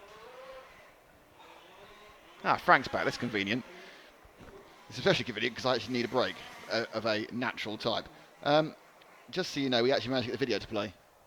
Excellent. Couldn't stop it playing. Oh, we had to no. go on that repeat thing, and then we tried to stop it, and then it wouldn't go across. So if you want to talk about HPI Friday, you want to talk about sponsors, you want to talk about what's coming next, I'll be back in a few seconds. Okay. Well, the first thing I really want to mention was when I mentioned the Motoball Arena earlier, that was a joke. But there is actually a dedicated Motoball Arena. So pictures of that will be up on the EFRA Facebook page later on today. But first things first, hashtag HPI Friday. So what we're doing with that is, I don't know if Nick just mentioned it, but you got me now. So yeah, while we're in the break, HPI Friday is a thing that we do here at RC Racing TV at most of the events that we're doing. And that is a special promotion put on by HPI Racing, where basically all you have to do on any of your social media things, it could be even in the YouTube stream if you're on in the chat right now. It could be, but it has to be actually during the day of HPI Friday. So you could do it on the HPI page, you could do it on Twitter, you could do it on Instagram, you could do it on any of the social media things that you prefer, that I've mentioned actually. We're not on like Bebo or WeChat or anything like that. But basically just put hashtag HPI Friday and how you would like to spend your ideal RC weekend, whether it's racing, bashing, rebuilding, watching RC TV, doing whatever. So just do that, and we, or HPI, will pick the best answer using whatever decision-making process that we come up with, and the chosen winner will win a Baja Q32, which is quite a fun little kit.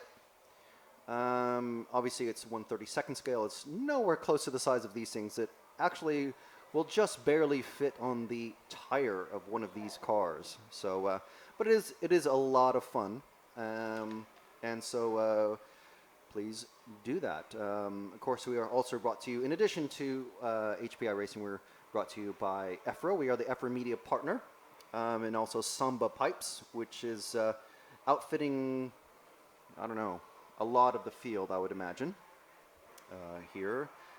Samba tune pipes for these two-stroke gasoline oil engines, and also Graphene bodies. And we are the EFRA media partner. We are RC Racing TV. So we're just about to get started. These guys are warming up. They got about 2 minutes, 10 seconds remaining in their warm-up. So most of these guys are checked in. There's just one who hasn't. So we'll just read down the list. We've got Christian Williams, Ayaz Islam, Dennis Zimmerman, Carson Ladendorf, Reto Yegi, Visa Sarja, Svetoslav Yanakiev, Christoph Morales, and Jerome Oldry all checked in, and we're waiting for Pascal Kokenpot. However, he hasn't checked in. Every time I've seen his name on screen, he hasn't checked in, so I'm not sure if he's actually here. So we may have just been saying his name, and he's not actually present.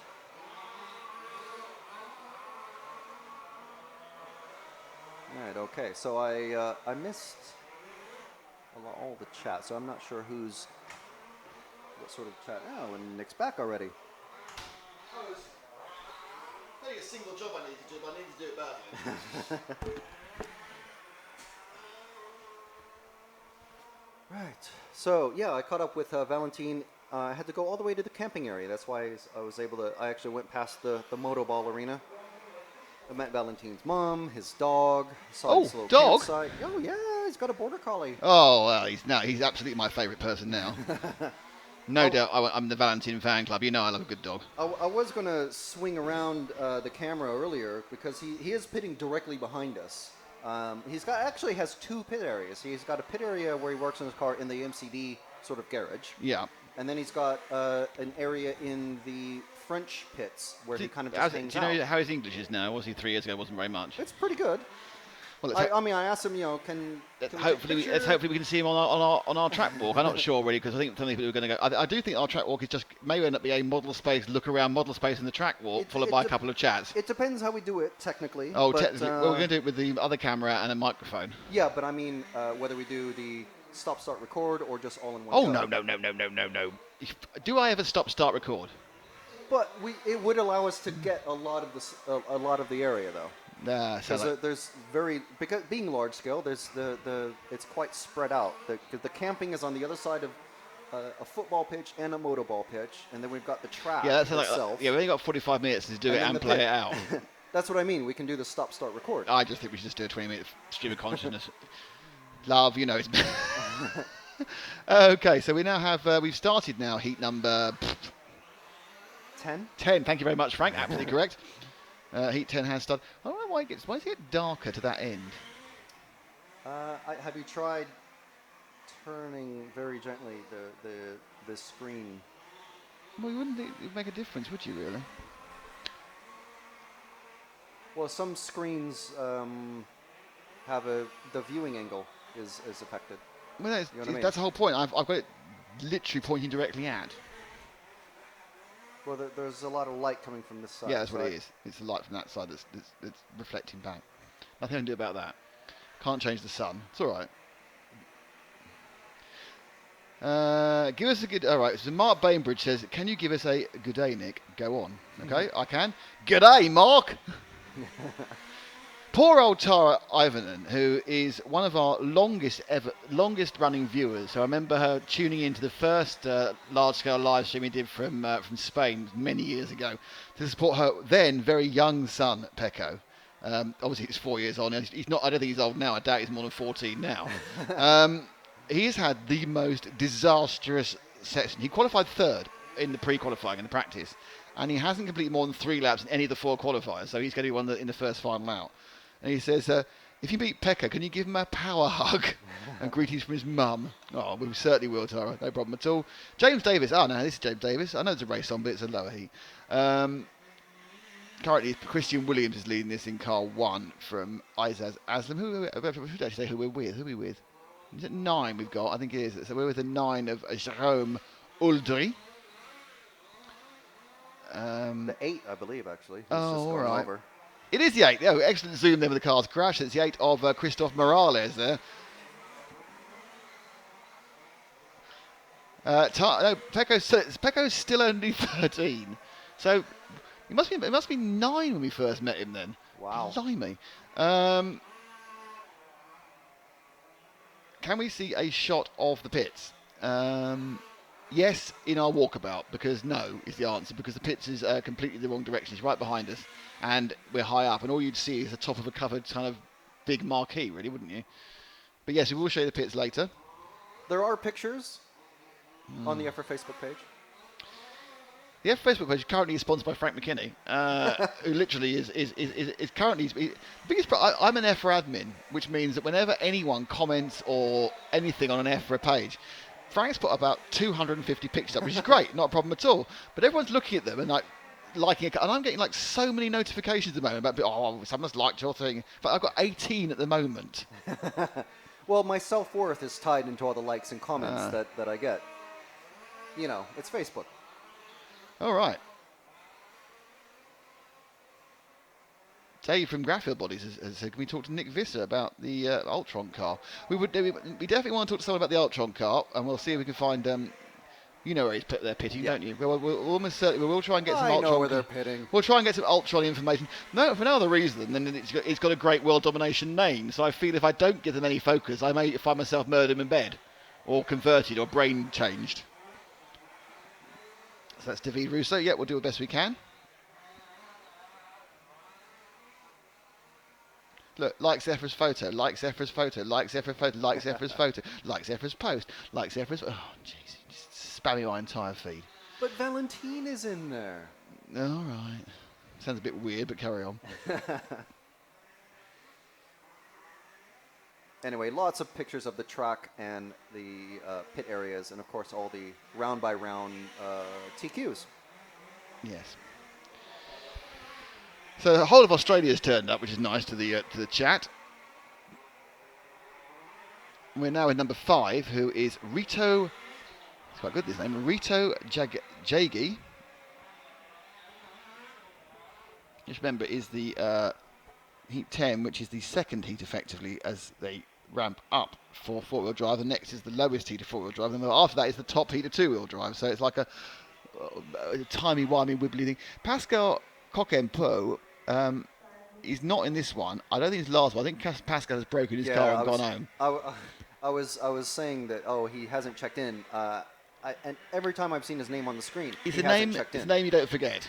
Yeah. Cockenpot is not a game. It's a name you kind of just remember. So, Bretsky's there. Hi, Brett, mate. Hi, Steve. Hang on. Hi, Frank. G'day, Nick. Hi. There's no one named Bruce. My friend Bruce. I've got Bruce. Yeah, Bruce, but I mean in the stream. My friend Bruce, who is my fellow interviewer, he used to work on F1, is the most English person you can meet. He's fabulous. He's about 6'5". He's incredibly. I went to public school, but he's incredibly nice. He's just so nice. Everyone loves Bruce. He's very posh. He's a journo. Hi Nick, give large scale beers. Oh, it's going very well.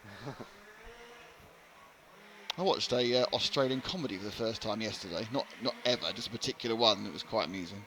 Kath and Kim? No, it's because of like Please Like Me or something. It's an Amazon thing about a very strange. I think it's a guy, stand-up guy, who's got now getting any sort of character comedy. It's quite good. I watched a bit of Kath and Kim. It's funny. It's funny. Right, different car, please. I'm bored of car 5. Try car 4. Oh no, car 9 will do. That'll do. It's fine. Car 9's body doesn't seem to attach particularly. That's the well. one that did the funny car yesterday. Ah, well, that's it, and that is car 9, which is Jerome Audry. So it looks like they haven't fixed the body post. Well, they probably can't afford it. You know, it's probably got a hewn out of solid rock or something. that body shell has been designed with a ruler. It's very square. I mean, I said yesterday, I don't think the aero is that important on these cars. It's far more important is to get the cooling into them. I'm sure the Graphel Bodies team will disagree with me and say the air is very important, but I think you're actually managing the air as much for cooling flow as you are for downforce. Yeah, but a lot of people say that for touring car, and if you remove the rear wing from any of these cars... Oh, no, the rear wings. I made that mistake in about 1986, thinking I'd save some weight. And that was on an old 1/10 electric car. It probably didn't top more than 20 miles an hour, even though he thought he was going incredibly fast in those days. With your 1,200 cells and your 35-turn motor. So number 9 there has been kind of done yeah, I shouldn't have said kind of, at that point it went horribly wrong.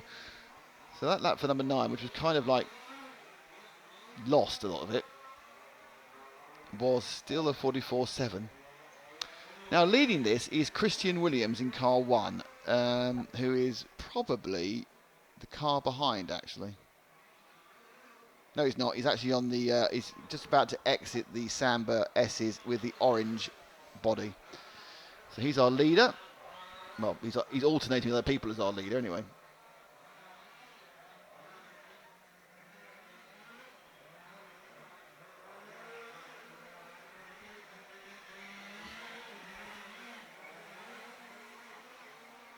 He's kind of got his wings slightly cock angle, but I think probably after a few minutes of landing an 11 kilogram car on a plastic wing, no matter how strong it is, they're all going to be a bit on the skew. Now he now needs to try and get past our previous TV star 5. He's not really helping at the moment. In fact, he's effectively doing the best movie chicane imitation ever. It's a very hard track to pass on, which makes me think the finals could be very interesting. I know Dallas is here, but we're not hearing any. I've heard them in the previous heats a couple of times, but not. You're right. In these heats, it's a little about knock yourselves out, really, boys. Oh, dead car! Someone get the dead car back. Go back to the dead car, the 6. Yeah, that shouldn't have been one of the finish races. That shouldn't have been there that long, because that's Vesa Saha. Because you think that car was left there. If one of the other cars had hit it, they would both have massive damage. The amount of times you see a racing car that spins on its own is absolutely fine, but then gets collected by someone else and they're both written off. I was about full-size cars there, really. But. So 1 is now following 7. 7 is Yanikev Svetoslav. It's gone past now, so luckily I'm going to say his name again.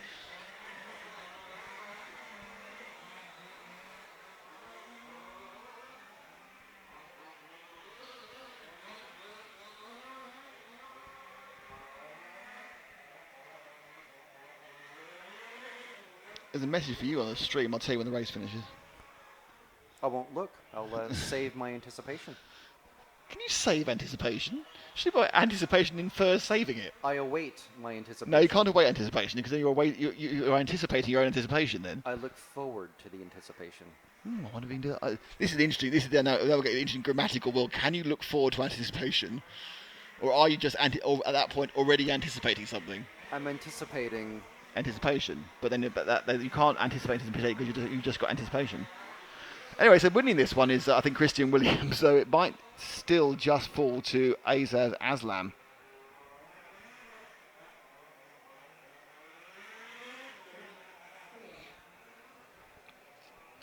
the bespectacled checker flag waver. Is he the brave one? Oh, no, it's a new one. The That's a different one. begoggled. This is the heavier one. There's a lighter one later in the day. So it was Azaz who won that one. So yeah, so let's just have a quick look at the thing. G'day, Nick. Good. Nick, you need to come out to the Aussie national titles and do a broadcast. Well, Yeah. all you need to do is find the money to get us there and the equipment, and we'd be there in a shot. Can we fly Qantas or Emirates? Elmer Fudd says Kath and Kim is so yesterday. It is, and but that wasn't the one I was watching. I'd like to point out this here. is several years ago when I first moved to the UK and discovered that show. So it's Mark Branger, while you're at it, I'm not sure what we're at. Give Large Scale Down Under a shout out. Hey, welcome to Large Scale Down Under. Well, I'm amazed they're actually still listening to this terrible accent. Frank, Magnus Yes. Bergler, winner of HBI Friday 2 weeks ago. I'm not sure. Right. I don't think he's had the car dispatch yet, Frank Magnus. If you have, I'm surprised because I know Matt's been away on holiday for 2 weeks since and then. I haven't been in the office Yeah, for 2 so weeks. it may not actually have been dispatched yet. Sorry about that. Frank, Yes. we're talking to Magnus now. Say hello, Magnus. Hello, Magnus. Frank, Yes. take some more detailed pictures of the cars. Just looked at the EFRA page, didn't like it because Nick was not complaining. Obviously, we are more of an ambiance. I will endeavor to. I was because I'm not sure of the English of pretty much most of the drivers. I don't want to. There is an English team.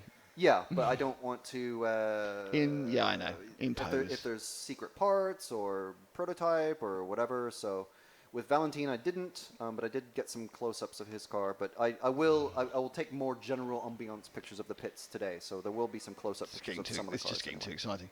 exciting. Bad Wobble has gone Ambruski, which I believe is possibly another Australian.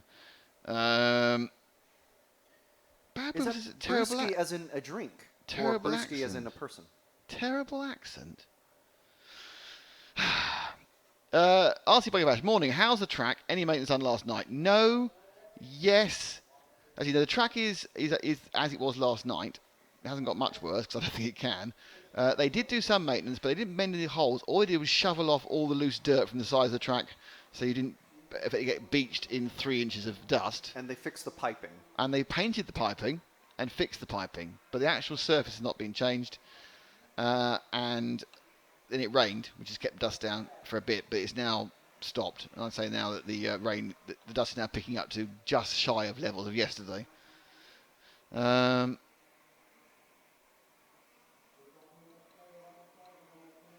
Magnus, no, you didn't get it yet. No, you didn't get it. No, because I realised it's not been sent to you yet. My prediction to be sent next Wednesday did not take into effect that that Matt was in America for 2 weeks and then on holiday, and Frank was working for us because they're the ones who'll send it.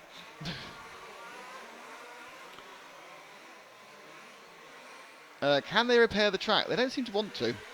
They can after. There's no rules to stop them, and certainly between qualifying and the race they can repair it. Though how much you can do There in won't be any 45 time. minutes Yeah. when you actually need to lay a complete new surface, and one of the holes probably needs about 7 wheelbarrows of such to fill it. I don't know. Mark Bain is 8th beer time, Jonesy, almost. No more fun than me, that's for sure. Getting the beer.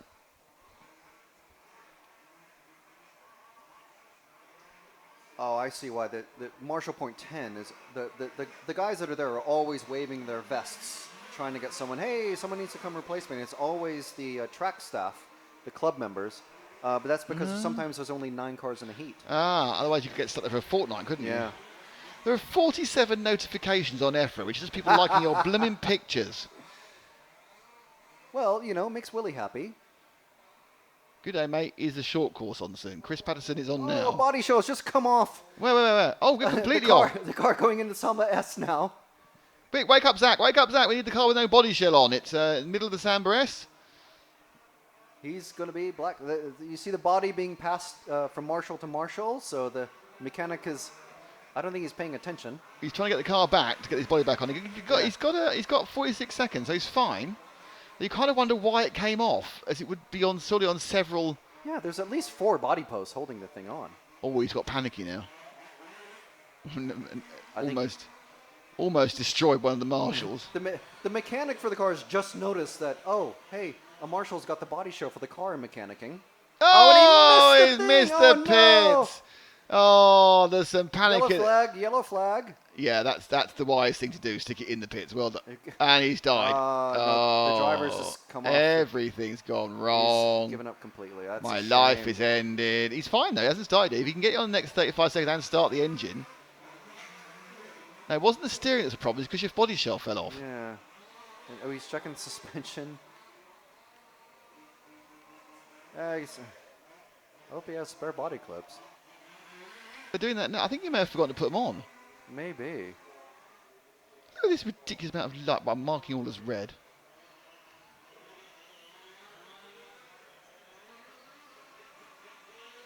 Did I tell you about the time I went to my final for a U.S. Championships in touring car? No. I was already in the K final. Go, Frank. Masami, because he was bored, Masami was marshalling the race, and I put on fresh new tires, gooped them up. Tire heaters weren't used in those days, and then I went through the first turn, and the tires rolled to Masami's feet because I didn't glue them on. So he picked up the car, and then the tires, like he would hold a used nappy between thumb and forefinger, and brought me my car. I'm like, thanks, Masami. And he went, oh, HBI Frank, you make mistake.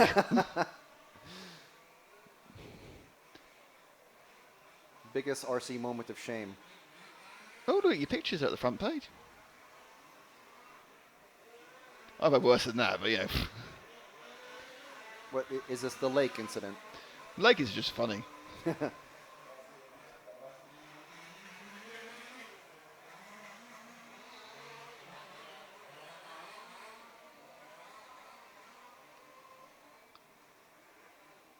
apparently, the body shell fully off is a typical MCD thing. I assume we're getting some trash talking between chassis.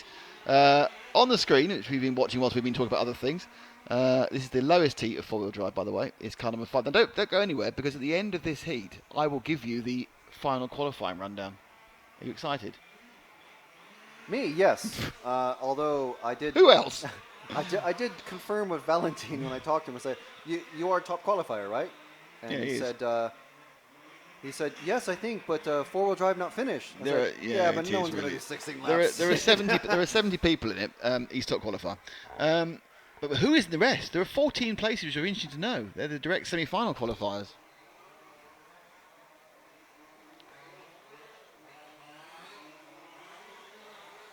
Oh, Valentine Posey has shared your post, by the way. Very good. That's the pinnacle, when the driver actually shares the post. Well, basically, he's going to do. It's a massive kind of big up to him, isn't it? Well, yeah. I'd share. If anyone ever took a picture of me in pole for anything, I'd take it. It's not going to happen, obviously. I'd share the post too. The leader of this is it's the killer. It's Dylan Megason. Dylan Megason. He hasn't got an Ultron, which is unfortunate, because then he would definitely be taking over the world and threatening James Bond. I think there's a fluffy white cat, though. Car number 4, unless we're with him already. I don't know who we're with. We're with 5. No, car number 4, who is probably just behind, actually. Or just ahead, one of the two. Yeah, he's just ahead. And you go one. It's the yellow, red and blue car coming down towards us now. That is Dylan Megason, as he negotiates the craters. Some people in the comments for the photos were saying the track looks like the moon. Well, it kind of does. No, it's not, 'cause it's not made of cheese. It's also not grey. It's not grey dirt. It's just this browny tan sort of dirt.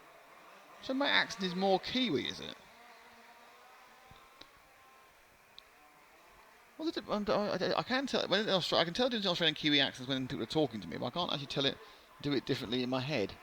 Flight of the Conchords covered that brilliantly in their show because everyone just assumed that they were Australian. No, we're from New Zealand. It's like Australian but more nasally, at least for those Well, the guys. thing is, though, you kind of wonder, because Australia and New Zealand are, all right, we always kind of lump them together, they're actually quite a long way apart, several hundred miles in the water. And so the people who turned up there were mostly Brits. So why did they both develop an accent that was different from the UK, but similar to each other? Because the Americans have a different accent, and they developed theirs in isolation from us. I think it's the counterspin of the Earth. Ah, very good point. Because you think, independent places, obviously they're quite close now, and you get there in an hour and a half's flight, but in the time when things were being sorted out, when you had to sail everywhere, there wasn't the massive cross-pollination. So how come Australians and New Zealanders ended up with virtually the same accent? Or was it the fact that New Zealand was populated by Australians or vice versa? I don't know.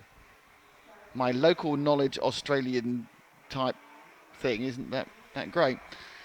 Suffice to say, Australia and New Zealand are both key motorsport countries. And we have Danny Ricciardo flying the flag for Australian F1 and Scott Dixon flying the flag for New Zealand in IndyCar. I think he's the current champion, actually. And oddly, in the European Championship, flying the flag for Australia is Callum Gunn. He'll be out again, I think, in about 2 races, and I think he's in the second top 2-wheel drive race. He might actually be out in the next race. Mark Bainbridge says, Ambrose says, because nobody in both countries wanted to speak with an English accent. Probably true. Mark Bainbridge says convicts, Nick, convicts. Well, I didn't think the convicts went to New Zealand.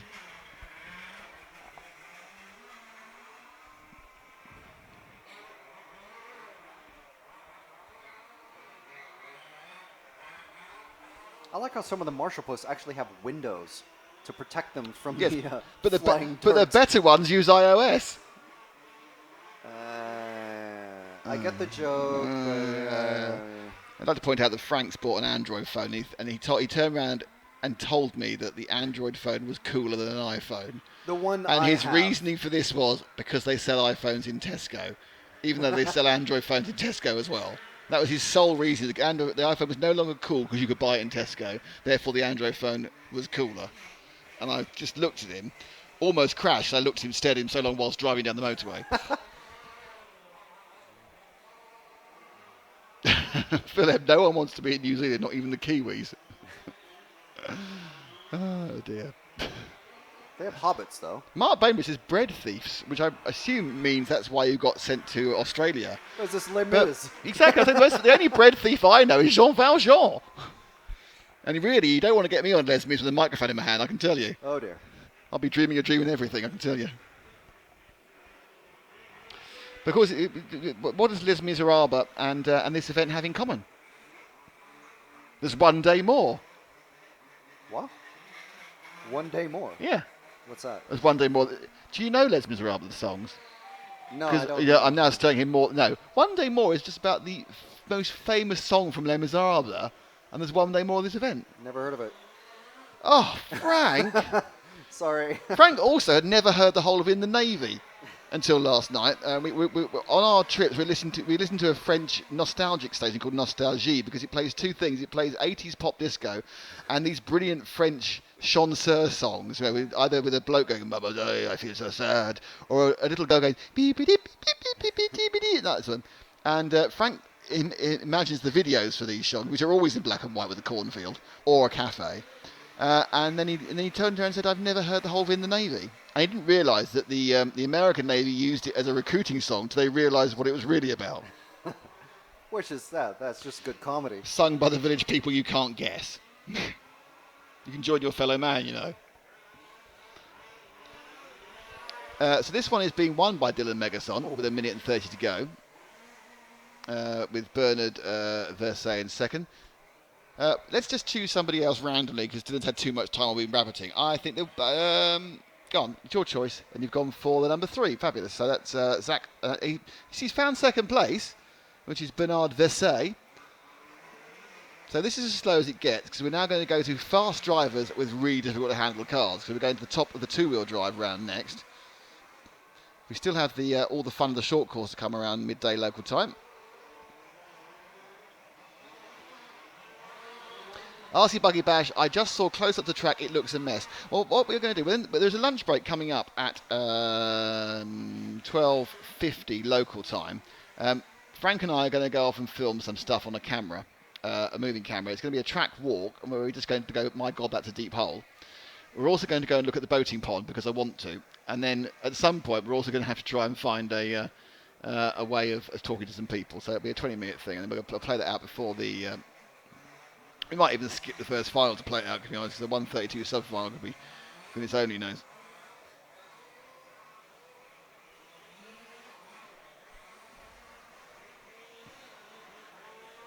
Actually, something you need to do, Frank, Yes. at some point between now and later, is you need to do all the thumbnails Okay. for the pit walk and the 3 finals tomorrow. Indubitably. Just so you know. Ideally before lunchtime as well. we need one of them at lunchtime.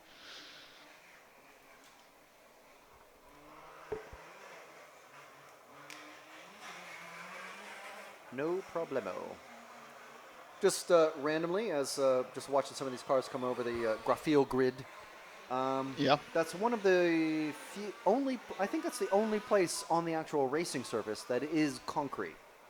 Oh right, there is. Yes, because they've actually. You're right. The graphene grid. They've actually set some logs into, haven't they? Yeah. You'll see all of this. We're going to show you all this on our track walk, also known as our moonwalk. Shall I start with one small step for a man, one giant leap for RC racing? Only if you're jumping off of the big jump. Problem is, if I do that, people think we faked it.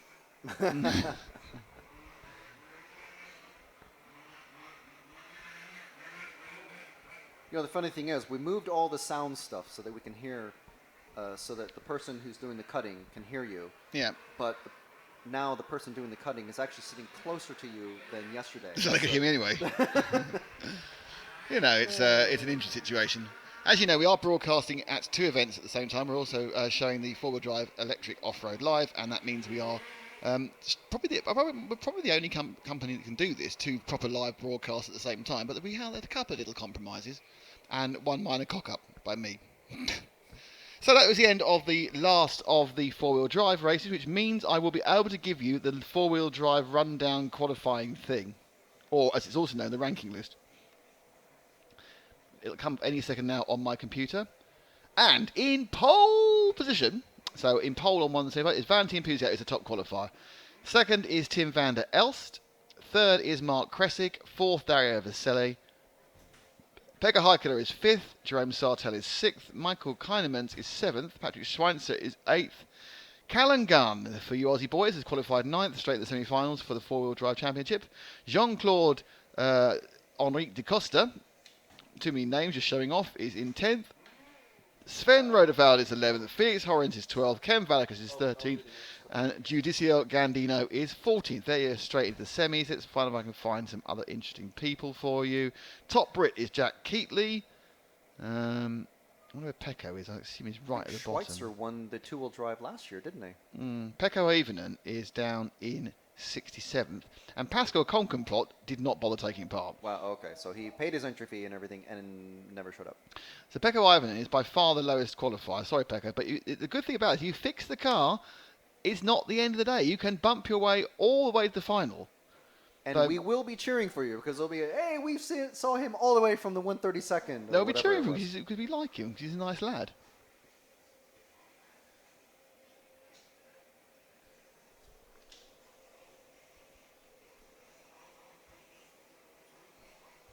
And of course, the Aussies have, you guys have a really good reason to tune in for the semis tomorrow with Callan. We'll be starting, what, 4th or 5th somewhere in the...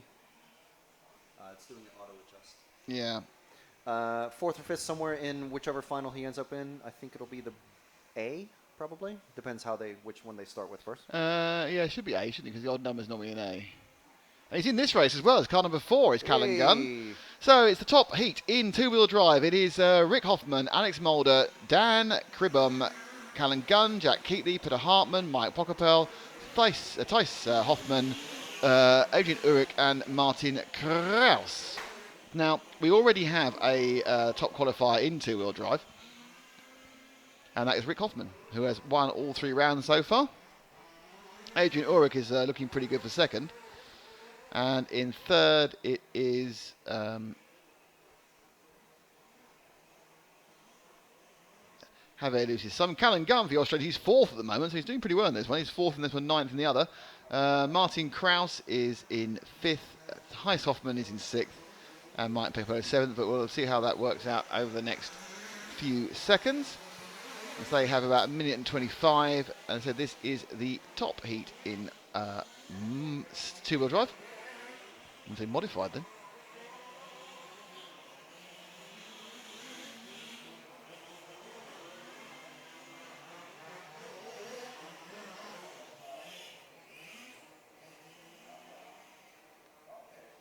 So top heat in two-wheel drive. How exciting.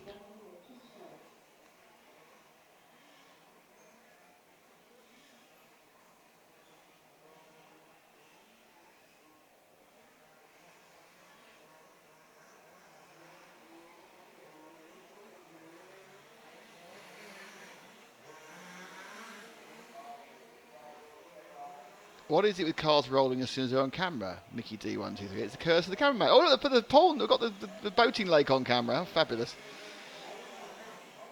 Can you get the Masters to do a dance? Possibly. I don't know.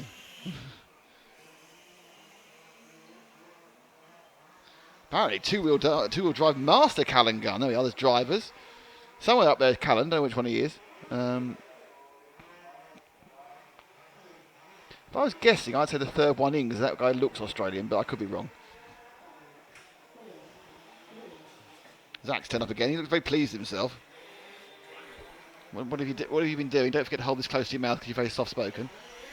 Off we go, and we're up the hill with, I believe, from memory, this is going to be the number 9 car, and I'm right, of Adrian Urich, currently the second qualifier in two-wheel drive overall. As he negotiate the Samba S's for the first time. And thank you to Samba, thank you to HPI Racing, and thank you to our friends at Graphil Body. And of course, this is hashtag HPI Friday. Win yourself a marvellous Q32, which we may show you again if it doesn't crash the system. Just tell us what your ideal RC weekend is with the hashtag HPI Friday. And we'll find it wherever you hashtag that. Have we lost the car already? Over there, number 4. We may well have number 4 not running. I don't know. It'd be disappointing for Callan Gunn fans.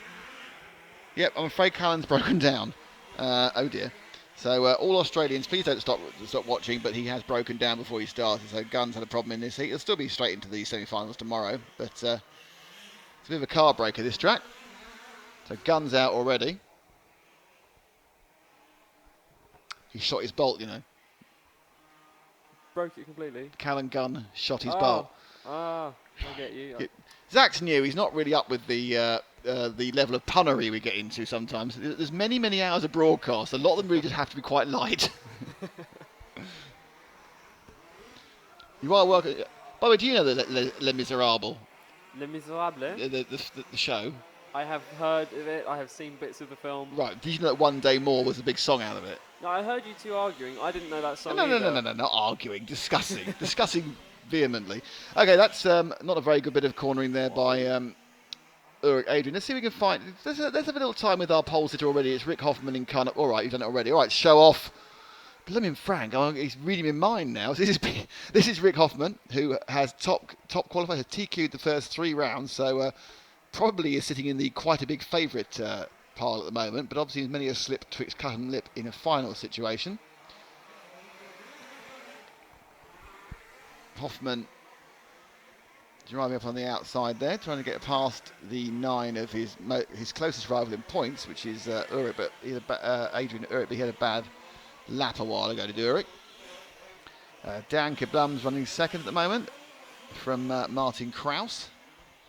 But Hoffman already has a 6-second lead over the rest of the group. And the thing you have to say about him, he actually makes two-wheel drive look like four-wheel drive. And if you can imagine how difficult it is with no grip with four-wheel drive, think of what it is having no grip with two-wheel drive. It's effectively, you probably are on quarter throttle to the max, apart from this bit here. Nice bit of flamboyance, and they're almost certainly going to lose a lot of speed. They're kind of braking and low jumping. The middle line is best, because you get to the outside of that top sweeper, it'll suck you wide with the all the dust up there.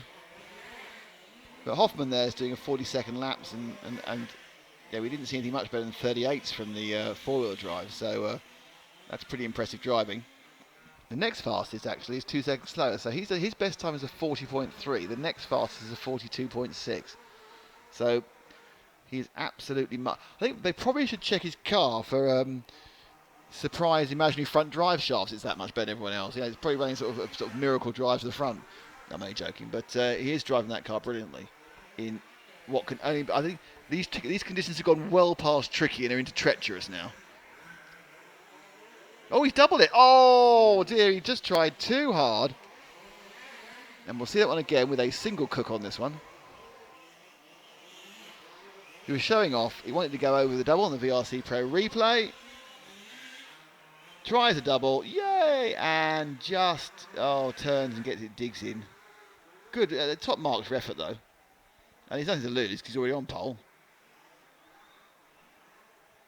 I think he's the only one trying the double, actually, being brave there. It's just a shame that he didn't make it. Yeah, it's a shame in one level, but, you know, he's already got a pole, so nothing's going to go wrong. This is a free run for him, really.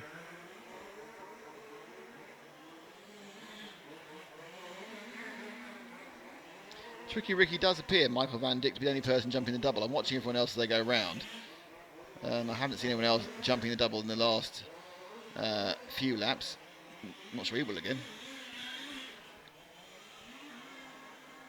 The double that's coming up now, this little double, this was saving, when they were able to double it, which they were doing earlier yesterday, they could save a huge amount of time, but what's happened now is it's so difficult, the landing is just like a bomb site.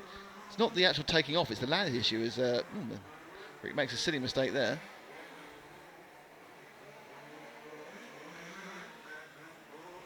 To early, it's got into second. Let's look at somebody. Let's look at Dan Cabal, who's in the 3. Just started the lap, so he's probably going around the sweeper now in 3. Yeah, he's that's the one. Thanks, Frank. So Cabal, a little bit.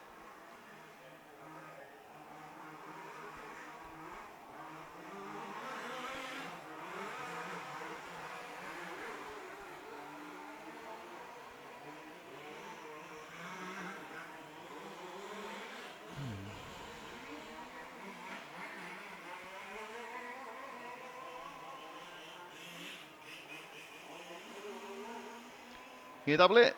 No. It's too difficult not doing that.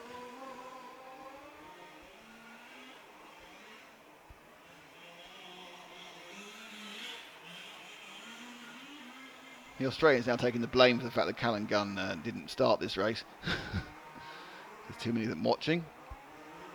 Oh dear. I think the orange cards are rather too keen to get out of the way then. That was the 8 of Heiss Hoffman. Oh well, is his son, brother, or dad? It's a relation. I don't know which one. I don't know if Heiss is son, father, or whatever it is. I think, but my guess is Heiss is his dad. Oh, the wheels come off. The wheels off. I had one, but the wheel came off. Here, excellent. Yeah, I'm on it. He's on it. Here we go. Here we go. Landing. Bang. There it goes. Front left. And he stopped. Kind of realised, yeah, it's not going to work with 3 wheels. That was excellent. We haven't seen an actual wheel come off. This morning I've been watching out the window, and all the kind of instances we've not been on. That's a bit. We finally got a big one. We've got a wheel coming off the number 3. So that was Dan Krierbaum. I don't know whether it's come undone or he's actually broken the hub. If he's broken the hub, that's expensive. He's just come undone. Oh, hey ho.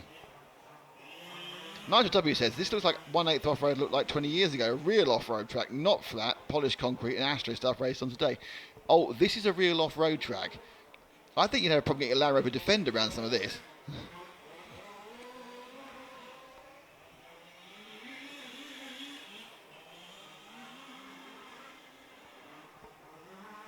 So I think it's something the wheel coming off. We're back down to relaxing. Peter Hartman's not winning this one. So Rick Hoffman is winning this one, sorry. Actually, where is Peter? We haven't seen Peter Hartman, the Czech driver, very much, even though he's on screen now somehow. Oh, Frank does this. So Hartman normally is a lot further up than this. I've seen Peter doing, watched Peter in the last 2 or 3 Euros, and he's been doing much better than this. But as it stands at the moment,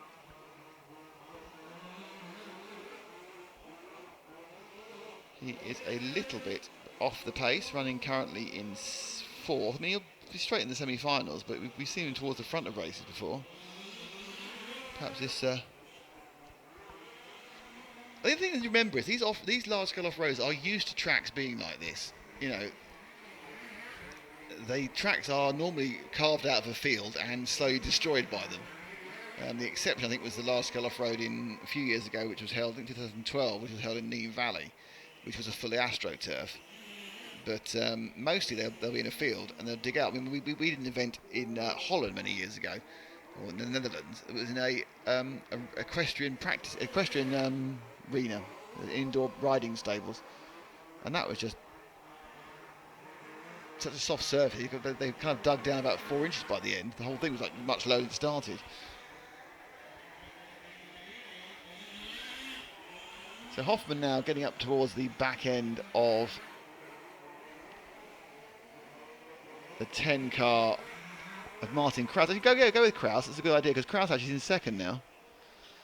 So 2nd and 3rd are right together, though they're not racing because obviously they started at different times. Kraus and Hoffman and Hartman. Oh, and Kraus made a mistake. Oh, I'm sure he looked almost like he had a problem with his rear wheel. Oh, gee. You can see how these cars are being buffeted by the traffic.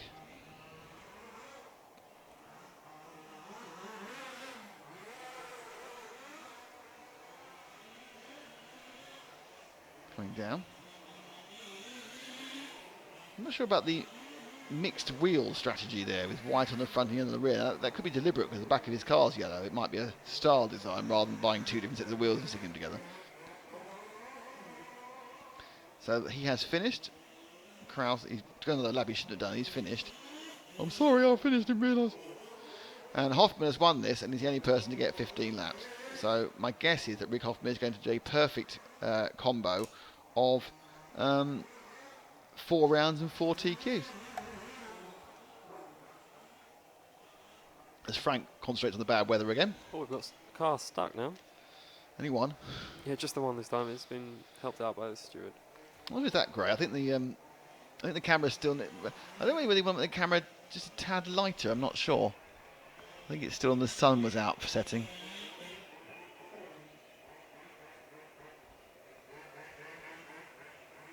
Elmer Fuzz has missed watching the DAC racing. I mean, we only did one. And then DAC 2012. And that wasn't a live stream. That was just a reportage thing.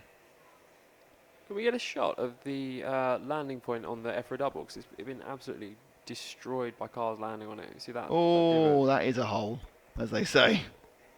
That big chunk, that flew out by one car hitting it. And that hole, which you're probably thinking if you're a 1/10 fan is like an inch, that's probably 4 inches deep. That's 10 centimetres geometric, people. So in this heat, we will have Sasha Coos, Ludovic Diaz, Eli Rabinson, Sjord Lubenkov, whose birthday was yesterday, Javier Luces, Georgie Byrne Georgie, Theo Palante, Luke Vandenberg, Loris Chesnell, and Vincent Boucher. Plenty of French people. So, hello to all of you, and hello to our friends at HPI Racing. It's HPI Friday. I'm not playing the video again. Hello to Samba Racing, Samba Exhaust. Hello to Laszlo from Samba, and to Graphiel, who obviously David and Filippo have been speaking to us as well, thanks to our sponsors. Oh, it's starting to rain again. Oh, we've got some more rain, have we? Just hitting the window, yeah. See, I'm now very pleased about my decision not to put the mini camera out on it. WTF is the DAC races, Dave. They were a kind of a Dutch team who organised large-scale events in January. And it was blooming freezing, remember that? And we were in a big shed, which is a question centre. They did 3 or 4 of them, and we did the 2012 edition. I remember him paying me in euros. Just gave me a lot of euros. They're like the Monopoly money notes. But you can get Nigel W, if you check on the 1/8 and 1/10 races up to the early 90s, they looked like this. Yeah, they did. Because you laid out a new track on a piece of field at the beginning of the day, and just mowed it. You mowed the track. Just So the track don't was lay like, anything down, just mow it. just mowed it, and at the end of the day, it was knackered. Not surprised.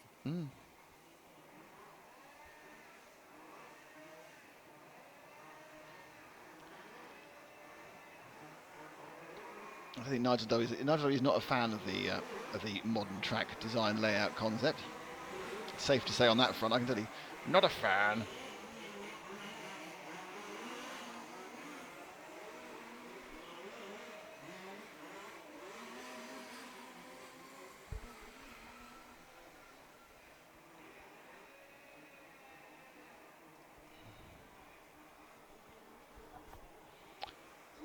So there's 2 minutes to the start of this next one. Don't forget to enter the HBI Friday competition. Just describe your ideal RC weekend, and then put on the hashtag HBI Friday. So, for example, Zach's ideal race RC weekend is standing in the field with 2 old blokes getting weird texts from my girlfriend. Hashtag HBI Friday. Absolutely. Sometimes I like sitting down and just chatting as well. Yes. How many that's weird not bad. texts today? No weird ones. How many normal ones today? Oh, at least one. One. So what was the overall volume of text from the girlfriend yesterday? Total number, do you think? Total number. Oh, okay. Text. I wouldn't be surprised if it was 30. As many as 30 that. text from his. I'd point out this is Maybe. Zach's girlfriend of 4 days now. I think 5. 5 days. 5 It's a days. long-term relationship Yeah. for you. It's 5 days. So he meets a girl, they get together, they make it all official, then he goes away into Instantly France, leaves for France. and she's obviously pining for the fields or pining for the Zach, and he's getting messages. I've been here. Some of which he didn't understand. I'm not saying they were like, it's fruity or anything. I'm just saying he wasn't sure what the hell was going on.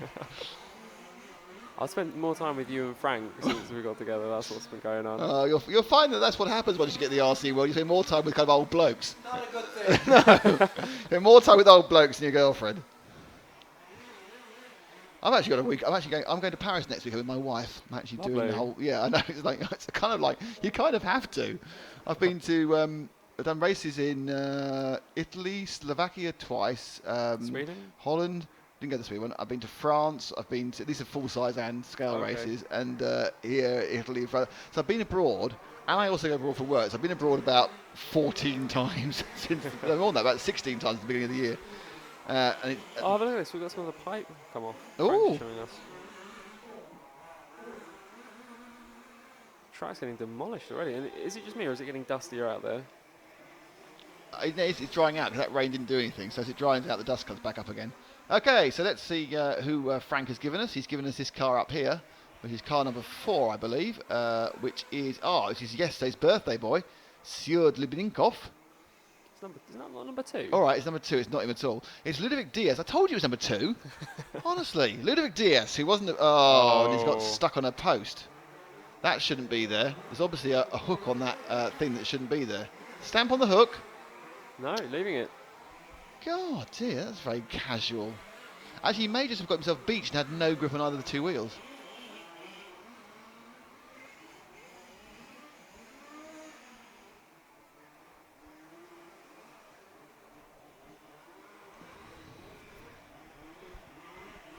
Nope. Oh, that was a slow death, wasn't it? Get back on the track. We don't like you. And so Frank's now choosing someone else. He's choosing this very always the bright green. This Oh, is number 4. four. So There he's we chosen go. 4 for me. Cheers, He's Frank. chosen Sjord. Flipping now, I got it right last time. Linkoff, who was birthday boy yesterday, who was 17, so he's 17 years in a day. So much as Zach has a 5-day relationship, he has a 1-day relationship with the 17th birthday. Interesting though, that Zach's known this young lady for a long time. They've gone out many, many times, but they only decided to become officially boyfriend and girlfriend a few days ago. It's very lovely. I love a bit of romance. As this is the last event Zach will be doing this year, in the stream, asking how many things will still be going on by the time we go to our next event in March. Who thinks it's going to last 9 months? Fingers crossed. Well, yeah. 9 months is an interesting time. Oh, is that why it's official? Yeah, is that 9 months? Yeah, it's 8 months, I think, actually. I think you're okay. They gave us 8 months, you're probably on the way, not knowing whether, you can't go abroad. Yeah, anyway. Let's not go there. It's a terrible thought at your age. What is your longest relationship so far? Over a year. Oh, so okay, right. So those of you betting on the likelihood of Zach managing to maintain this relationship with his lovely but strange texting girlfriend for 8 months, he has managed over a year before. And this girl's actually nice, so I'll think more. Oh, wrecking that car, number 4. Yeah, he's the one on camera. Let's have someone else. Loris Chisnow in 9 is leading this and is probably going round the yeah, I think it's that mauve car, I think. Was that 7? Coming towards us now. And that is 7. Where's 9? 9's just behind. Oh, yeah, it's 9. He's camouflaging himself by being bright yellow and upside. Oh, jeez. That might have been even quicker than the other one about crashing as soon as he came on board. Cameraman's curse must be Cheers real. now. It's before the cameraman gets there, curse. Maybe it's the commentator. No, it's not us. It's never us. Oh, take that, Marshall. Ambro's waiting for some real racing to start. It's a bit unfair. Oh, well, we've got the short course in a bit, and then we've got the actual racing starts at maybe at 20 to 1, 20 to 2, 13, 40, yeah. And tomorrow, young Mr. Ambro Cam, it's all racing. Rugby League is sounding better. Jeez. Depressing. Rugby League's not even the best of the rugbies. Which one's which? I don't know the difference. Rugby Union is the one which all the posh boys do, and you know, basically rugby union is an excuse for public school boys to carry on with their activities with other men and drink a lot. And rugby league is where tough blokes who used to work down the pit in northern towns enjoy their oval-shaped ball fun. I get you. Both of them are significantly inferior to real football. I like football. We're good with football. Some shouting going. Oh, wing's broken from the 7. Yeah. So the 7's got some damage. It's got a lot of damage. I'm not sure how much these wings play. It's kind of now doing sort of side force, and now it's upside down. Along with the other car, the orange one. What's the orange one? Phil's watching the F1. He's soon to watch the AFL. That's the Australian football. Australian rules, or as it's known everywhere outside of the Antipodes, Australian no rules football.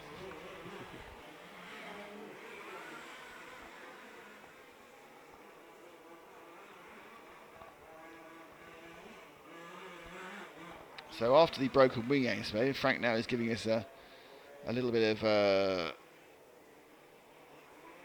9 action. This is Loris Chesnow again.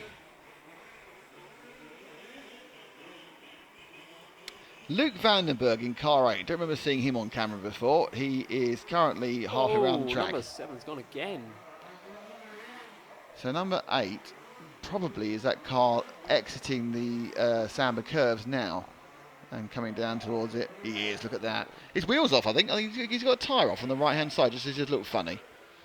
No, I think he's got a mounted flame. They both look strange. I think he's got a strange tyre insert thing going on there. And he's actually got a kind of an overlap on the wheels rather than as they normally are stretched tight across them. This will be Luke Vandenberg's masterstroke, slightly different tyres. Maybe they should get yellow ones at the back, white ones at the front.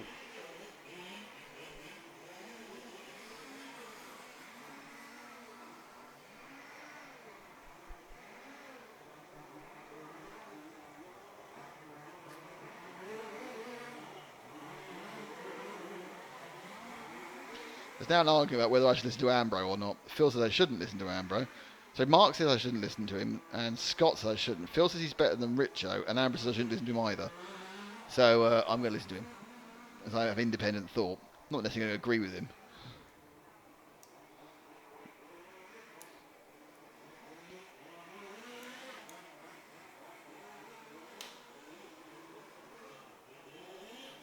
Oh, Velocity MRC is actually ended HPI Friday. That's good news. I'll read it out after this one finishes. 3 minutes to go on this. Loris Chesnow is leading. Ludovic Diaz is second. Ellie Rabusin, who I'm pretty sure is not a lady. Can you look on the... There's no ladies on the rostrum, are there? I don't know. Well, no, on 'cause here? you can, no, on the Oh, rostrum. on there, up there. You can look at the people on the rostrum I and drive can see them. Yeah, no. Are there any no. ladies? No. As far as I So can see. Ellie, E-L-I-E, is obviously a male name in Europe. There is only one L rather than two. So Ellie Rabusin's lead is in Cliffman Car 3. He's going to be somewhere in the S's. Halfway through the S's. This is Ellie Rabuson. What is it short for? Elephant? Elliot? Elliot, yeah, it's not very French name, is it, Elliot? Elliot. Oh, now it's French. You just changed it subtly and suddenly became a French name. Brilliant.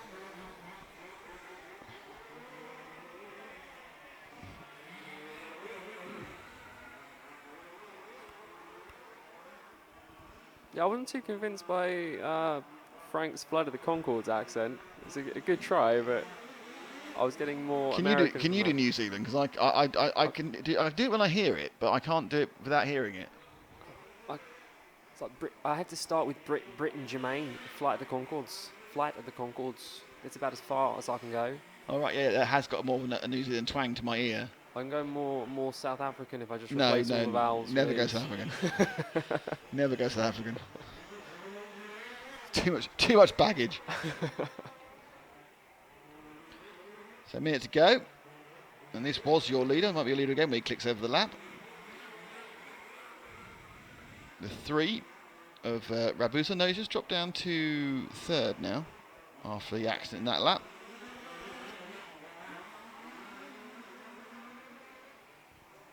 It's now an argument about how many CCs they should have on them. So 26 CCs for these cars, 29 CCs for short course, and they should have 32 CCs. No, they should have a 4-litre V8 in the back of them. Oh, 7's flipped again. I don't think I see that one on the right side up. He's not doing well. 7 is Theo Plante. I know how to stop him from flipping. We're going to follow Theo Plante, who's just started the new lap in car 7. Frank, because he falls over when we're not looking at him. So I think he has reverse cursed the commentator. So I think he'll be fine now we're on him. This is my theory. Yeah, that he won't fall over. Your fingers should be hovering over the R, by the way. That he won't fall over. Oh, see, not falling over so far. Because he falls over so much on his own, we are actually exerting a positive force on him, pushing his car down and preventing him from flipping.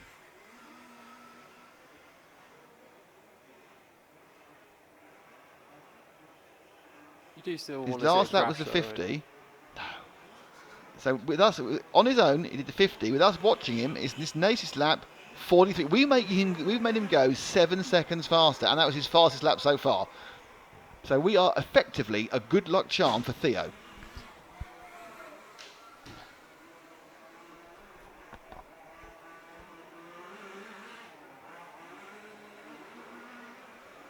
No, he's not a problem at all. He's even let the leader pass, or the guy in second, Sasha Coos.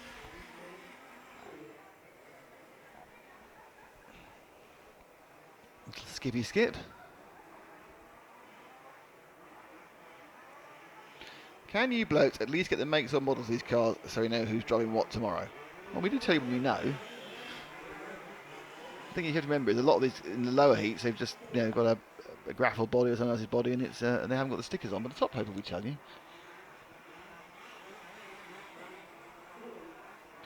Rather than just assume they're all Elcons or MCDs or Hornemans, and then you people off FGs. Oh. I think we've messed up 7. Yeah, but he finished by then. Oh, that's okay then. It's long finish. Because he slowed down that, we actually effectively gave him a perfect run.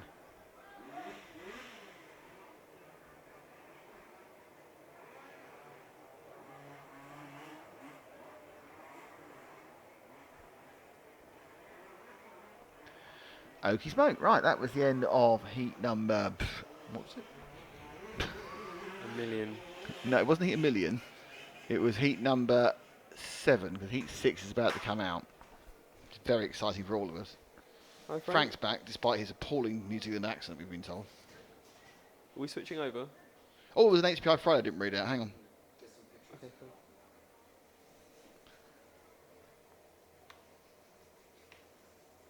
Velocity RC. Best RC day. Going the track with friends. A track with just the right amount of grip. A track with just the right amount of grip. Nothing breaks.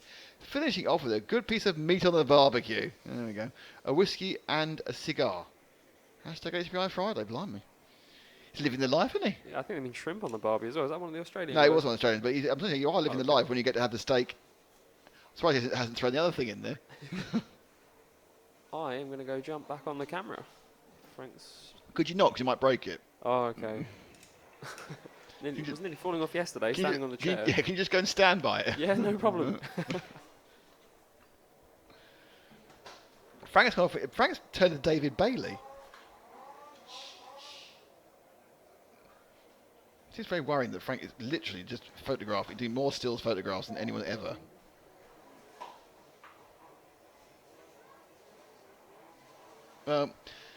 Right, Zach is going into the open air, so he is spraying himself with sun cream.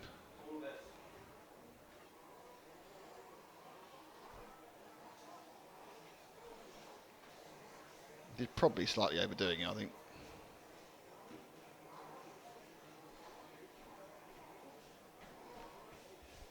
But I'm not wearing sunglasses indoors with the sun to my back.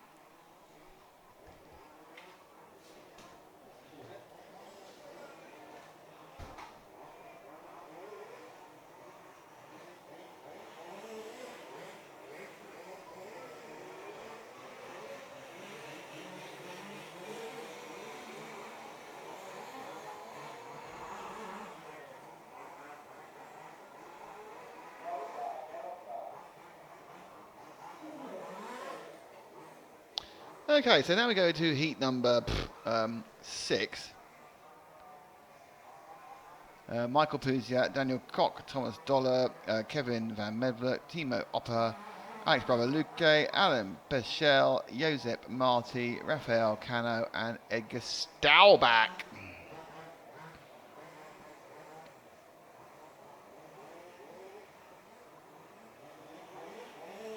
Are your runners and riders for this one? As we're working down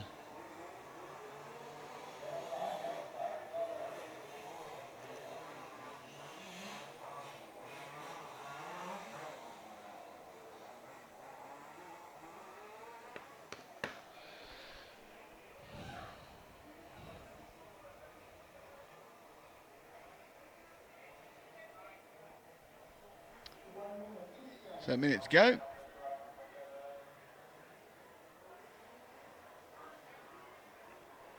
Exciting thing now is who will young Mr. Zach decide to put on the camo when we start in 44 seconds, 43 seconds, 42 seconds. Haven't started yet, can't do it, doesn't count. That's it, thank you. Listen to your cue, love, honestly.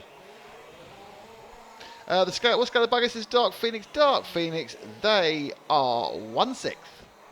But it's kind of quite arbitrary because these sort of things don't really exist in real life.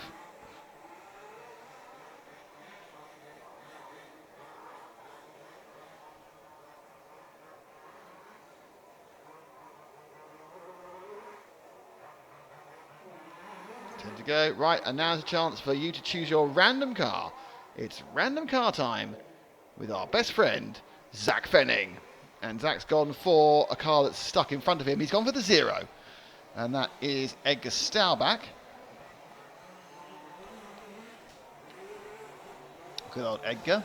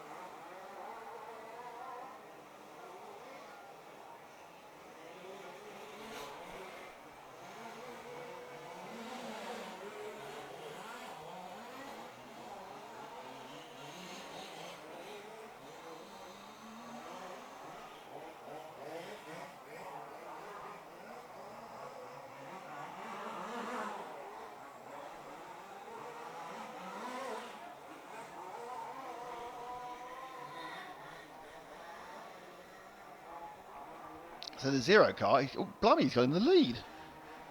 So Edgar Staubach, who we're following, is actually currently the fastest. 2 cars haven't started, or then started very late, sorry. Everyone has started, but 2 of them started incredibly late because we're about to get the second lap done by our leader, Staubach. Well, he was a leader anyway. This time round, he stays in the lead despite having a slow lap. He stays in the lead. I'm not sure he's going to be in the lead the whole time. Carrying a bit of speed as he goes around the first part of that. Up the doubles, he brakes hard and turns into the Samba S's.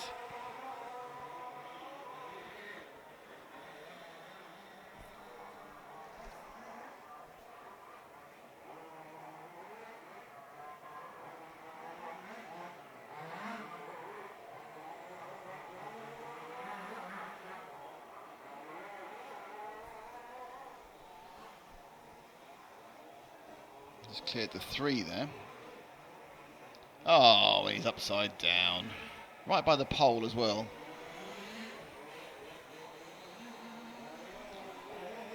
He's back going. Okay, that's the end of his moment of glory. He's blown that. See if you can find car number 4 of Kevin van Medvoort. He is... Oh, that was a bit quick. That was a crash zoom to car number 4. Look at him go. Super finding.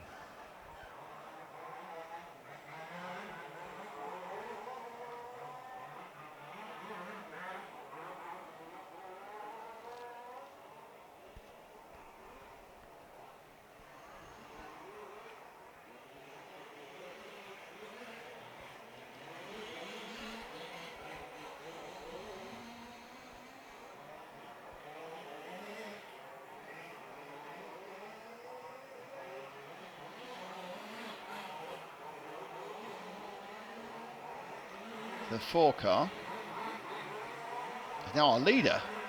Oh, we're doing well here. Every time we pick someone up, they become our leader. Okay, man, Ned Dord. A lot of conversation on the thread about identifying of cars. Please remember, of course, is that you're seeing these pictures about 45 seconds after they happen. So that one's a Horniman. Doesn't quite work for us. It works for people who work in the stream with you, but not for us. When it was a Horniman, that was a long time ago. It's alright, Mark. I'm not taking it personally.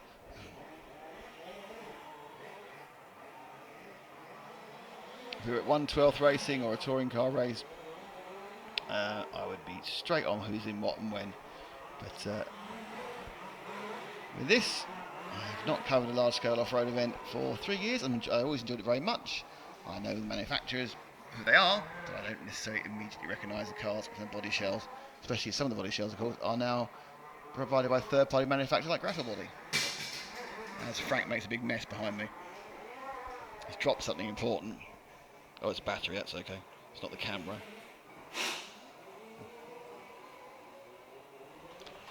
So that's a good sign. So the leader now, or the alternating leader, is...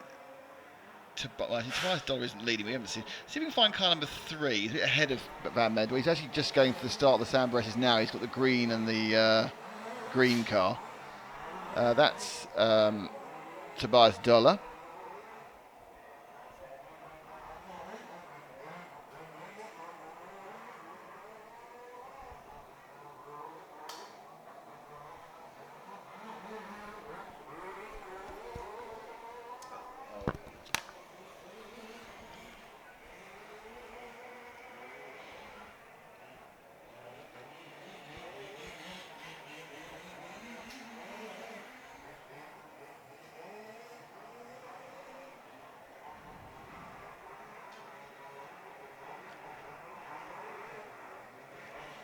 So he's struggling a little bit.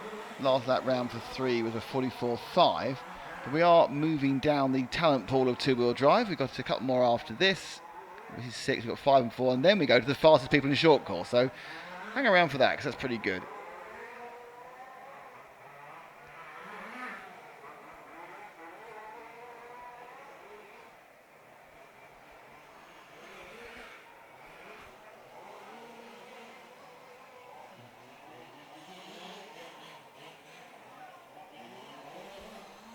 Oof.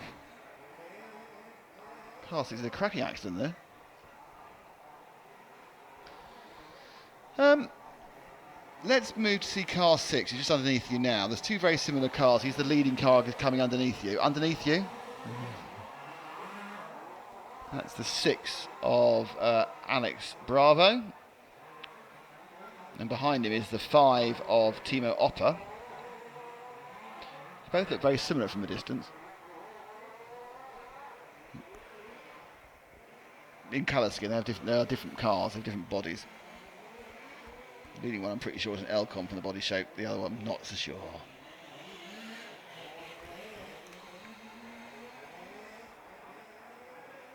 Oh, this is what I wanted to see. I thought we might get more action if we had several cars around, and they have. They go through. Drop back 1 to the 5 because he's in the right battle with everybody.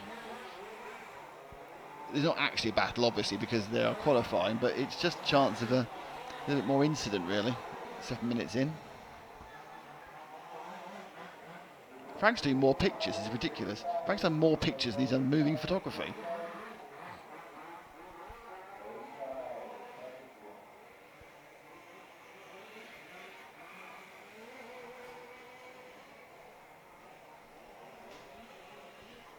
Is Frank back? Yay!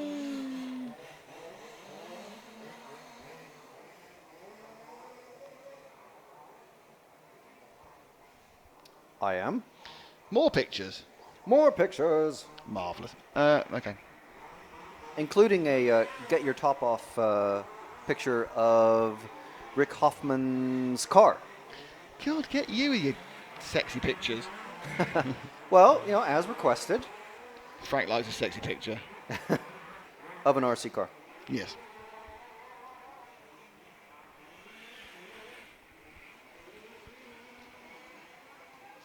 Were you saying that the next heat is... No, we've got two more heats of two-wheel drive before Right, we okay. start with the short course.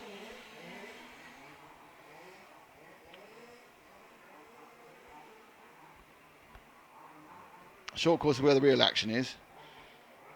Hello to Michael Hayes. Someone's got a Capri Ambro. Blimey.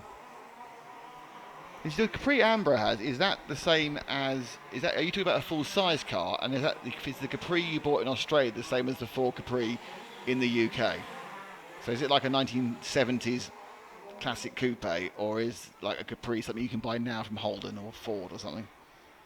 Someone's just gone off the back end of the just in front of the yellow banner at the back end of the... Really, the car's disappeared. Oh, yeah, cameraman, that's it. Let's follow the marshal as he hunts for the car that is now over the back of the track. There it is. Oh, no, he's under a tree. Oh, And he's back. I think that's a 0. I think that was our early leader Edgar Staubach who decided to fall off the track like that.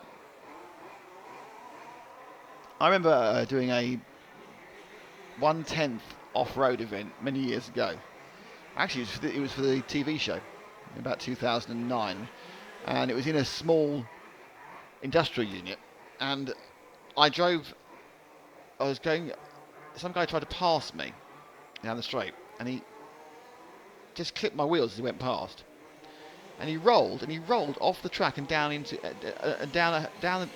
they put dirt into the industrial unit. He rolled down into the dirt industrial unit, and drove right down to the bottom of this bank, and they couldn't get him back for some reason. They just couldn't he managed to get in a position where no one could really reach him very well. He was there for about 3 laps down this hole. But they need one of those grabby sticks with the alligator teeth at one end to grab them. Ambro has a 72 Capri that's had more hits than Elvis. Hey. But my question is, Ambro, is the Capri you bought in Australia the same as the Capri you get in the UK? Was it? I mean, because obviously your cars, Australian Fords, tend to be more of the size of an American. It's a ghost Capri, Nick. That sounds worrying. Because I'm just wondering, Amber, whether we are fellow classic car owners and we could bond over that. Because obviously I'm not that keen on rugby league, and you're not that keen on my inability to name chassis types. So perhaps our bonding point, Ambro, could be that you have a classic car, be it a Capri, and I have a classic car as well at home. But if it's just a rusty old wreck that happens to be from 1972, well, that's different. I feel, again, our differences are greater.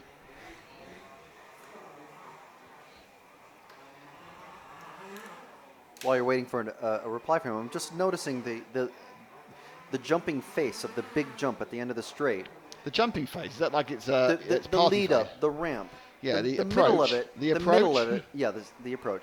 The middle of it has been worn away so much that it's actually a cliff, like the second of the dusty doubles. Yeah. The Capri is the same one, and all Capris apparently are garbage. Get a Holden, says Phil. Being another Australian Of course. stereotype with the row between Holden and Ford.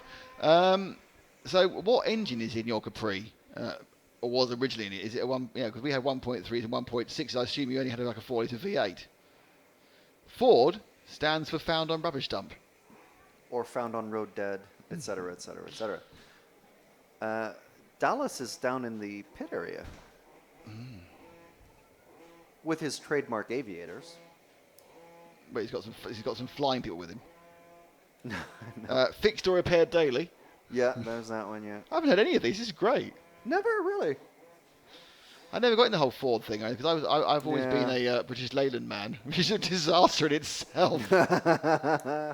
He's got a V6 GT. Oh, well, that's a top level. Wow. See, because I have my classic car, of course, is a Triumph TR4A. I don't think. Do they even sell 4-cylinder cars in Australia? Probably not. They did. The Japanese came over and stole their market. Yes. Yeah, I suppose. Yes, I've got a TR4. I've got a TR4A, which only a 4-cylinder, 2.2 litre, 1965. Great year. And that's back from the Menders. It wasn't really mended, actually, it was being upgraded. Upgraded? Yeah. It's like, What, like electronic ignition or something? Or? Yeah, an alternator. Really? Yeah, it's no. You just add some modern bits. Well, yeah. The thing is, the interesting thing is, when you've got a classic car that age, you have to keep all the old bits. Yeah, I've so you can kept- put them back in. I've kept the dynamo and everything else in case the next person who owns Yeah. it wants one that's like the original. Yeah. So I've stuck an electric fan on it and an alternator and all the things that make modern cars work better. But you could sell it to a bloke who doesn't want that. We'll take it all off and put Yeah, the old yeah. like the fan that came on it is literally like something you knock up in your garage. It is it has no conceptual aerodynamic design. You know how fan blades are kind of a twist to them. Yeah. Yeah. No, it's just an angled piece of metal. Wow. So so I have upgraded all sorts of things in the car. Like I put proper telescopic shocks on it because it had old-fashioned lever arm shocks at the rear. Lever arm. I Oh, can't even picture no. that. Right, well they're from the 30s, and because the car was Wow. designed in the 50s. So, But- so it, it I have kept the lever arm shocks. it used to have the suspension that comes on a Ford Mustang. No, or it's got something a like live it's got see the TR4A. Sorry, I have to tell you this. The TR4A was the first production sports car to have a affordable production sports car to have independent rear suspension. I think the E-Type had it, but so even though the Mustang only got independent rear suspension last year, Yeah, I know. my It's- car, which is it's 51, laughable. is 51 years old, had independent rear suspension then. Well, you know how you were saying that I'm the least American that you Yeah. know. I can't. Well, I mean, I can appreciate them, but I just have no affinity for the Mustang, the Corvette, the Camaro, the Firebird. Apart from like smoking the Bandit or Bullet or something like that, movie cars. They don't appeal. Apparently, no one for Ford is fast, only rolling downhill. Avgas says TR4 not very nice. It is, but it's a TR4A. That's a key point. The letter. No, it does because the TR4, which looks similar, Ah. had the solid rear axle. The TR4A was the IRS version. But you're doing the thing that I was just making fun of. Sad. I know. I'm fine with that. Where's your beard and your glasses? Well, I shaved my beard off, and I only wear glasses for reading, but more regularly these days. Ford owners recommend Daewoo. Ambro loved his Humber Super Snipe. Now, at this point, he's beginning to become a bit cooler. Humber Super Snipe. I've been asked, Ambro, you need to show a picture of this car, your Capri, because no one's seen it. Oh, hang on. Corty351 is a pro Ford man. He says Ford stands for first on race day. Yeah, all right. So this is the Heat 5, which is the second bottom two-wheel drive heat. It has Miha Mandej, Jordi Damon, Klaus Carlsen, who unsurprisingly is Danish, Kim Nygaard Krog, Wolfgang Arnott, Nicholas Crank, Henrik Elklint, who we love very much, Mael Boucher, Ivan Turk, and Thierry Bouthon, who's so close to Thierry Bouthon it's not true. So if you're a fan of 80s and early 90s Formula 1 drivers, he's almost in the racing car 10 of Thierry Bouthon. So this is the Heat 5, which is the second bottom two-wheel drive heat. It has Miha Mandej, Jordi Damon, Klaus Carlsen, who we love very much, Mael Boucher, Ivan Turk, and Thierry Bouthon, who's so close to Thierry Bouthon it's not true. So if you're a fan of 80s and early 90s Formula 1 drivers, he's almost in the racing car 10 of Thierry Bouthon.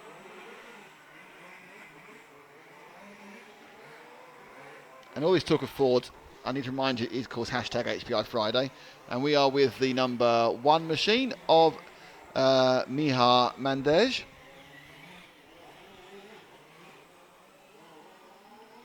I never noticed how colorful the number 0 car is.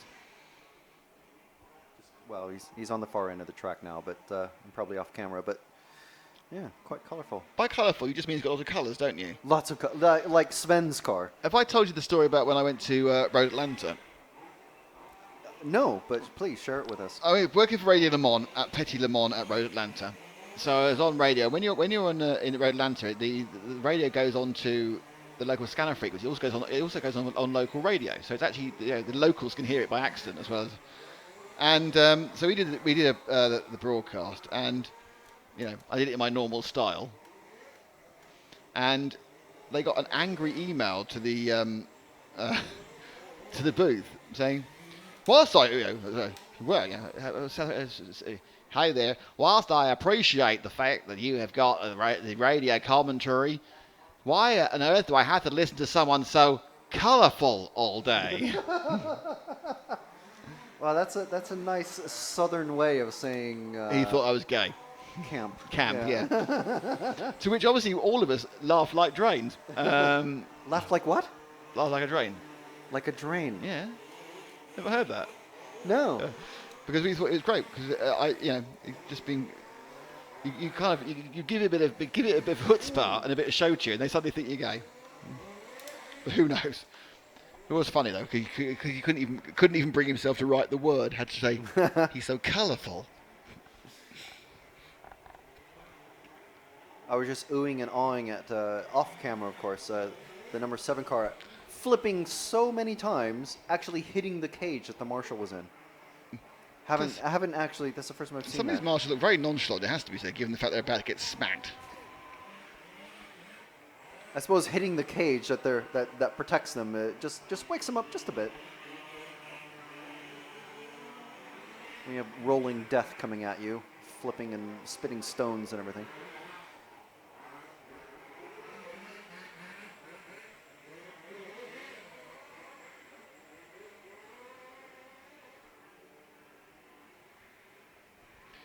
Let's move to the number 7, which is the white car just going through the HPI hairpin. For no other reason, he's quite bright. He's also from Denmark, I can tell by the flag. And that was Henrik Elklint. Hey! Yay! What's that in your washer dryer? I'm afraid it's Elklint. Oh, he's retired. I'm trying to think what noise does an elk make? They do some sort of like howling At the moon. Yeah. I know if you get a male elk in your garden, you just have to ignore it because it will attack you.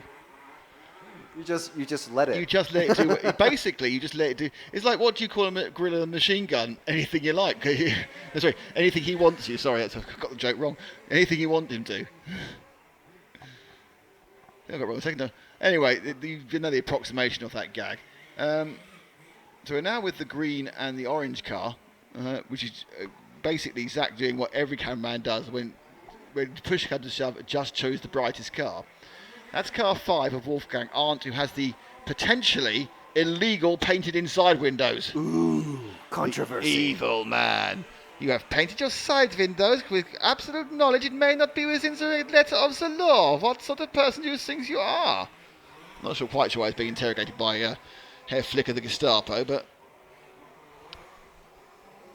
there he goes round. I was going to court controversy again and say that potentially him cutting out the entire front window as a cooling hole might be illegal, because most of the guys just drill a bunch of holes with a unibit or something like that. But the car behind him has done the same thing, cut out the entire front window for a cooling vent. I think you're allowed to do that in these sort of cars if it's cooling. It's bad area though to take the whole lot off the front, because effectively you're throwing it all in the back of the car, which means none of it's going to go over onto the wing. You're going to get massive reduction, 7 or 8 points of downforce. It'll get lost. It's a nightmare. I'd be amazed if any of these cars have ever seen even a scale wind tunnel. Oh, I think you find that a lot of the body designs do have small wind tunnels. Leading this one is Mail Boscher, and he is in car 8, and he's probably coming off or at the top of the S's at the moment. What's shouting behind me? Where is car 8? There he is. He's the third car. That's the one we're already with Zach there. He is leading this at the moment.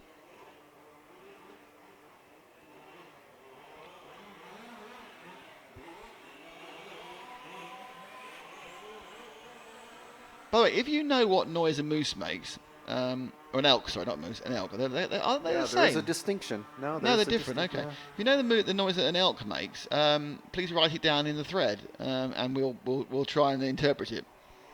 Now, a stag, is that different than an elk? Yes, the stag's a deer, male deer. Ah, yeah. I think they're in the same family, but there are stags. But then again, of course, there's lots of different stags because every male deer is a stag, and they're different breeds of deer. We saw deer last night, didn't we? Was it this I morning? think it was on the way in. Yeah. Blimey. It's already running together.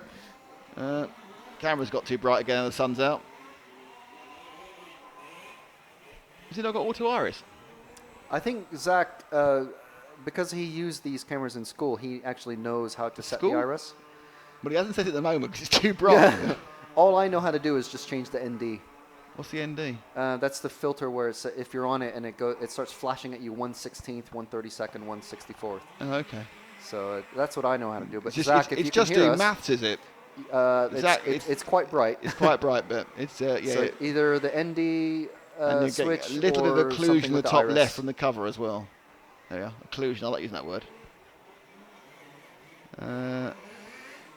It's less glary now. Yeah, so he's able to do But that's that. because the sun's slightly gone in. Yeah. Carry on. It's fine now.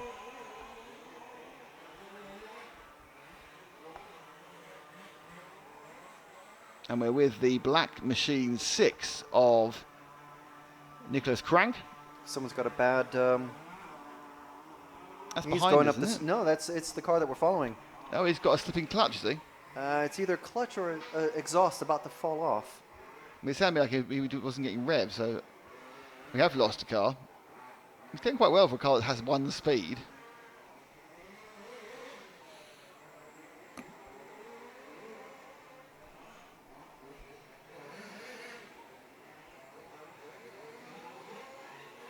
Yeah, he hasn't got any. He's basically just There's going no round. drive, He's yeah. trolling round in that six car. This is the speed I'm going, and that's it. I think his engine is stuck at a certain number of revs. It might, yeah, the clutch may have melted to the inside of the clutch bell. No, because he's basically, I think he's just got a set number of revs, and he's just using his brakes to go faster or slower. Is he retired? No, he's carrying on. No, He's still no, going. it's still going. His last lap round was a 48. So he wasn't losing that much time.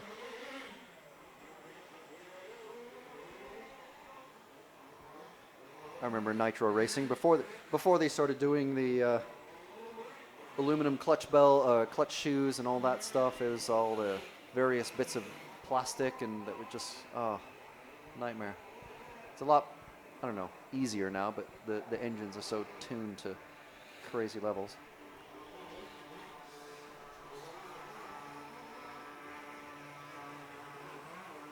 That is an absolutely solid engine note, and he's not Yeah. revving the backside of it. So They do have front brakes, so I suppose if he's got it, they have independent brakes. It's not braking on the engine or anything like that. So I think it's quite brave to carry on going around. It's quite fun. He did a 46-second lap that time. Actually, just did his fastest lap of the entire race. Which will tell you something about sometimes having more power actually slows you down. Because he's not overshooting any apexes. Because he can't. Look, he's making every corner perfectly. He's just losing a little bit on the straights. There he goes.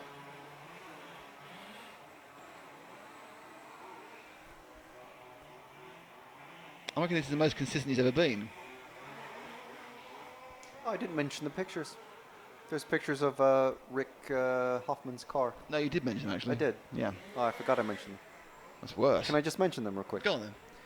In the EFRA Facebook page, there's pictures of Rick Hoffman and his car. On also Valentin Puisiat.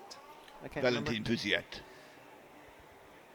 as two green cars crash into each other. Maybe the drivers Those- got those- them mixed up. Yeah.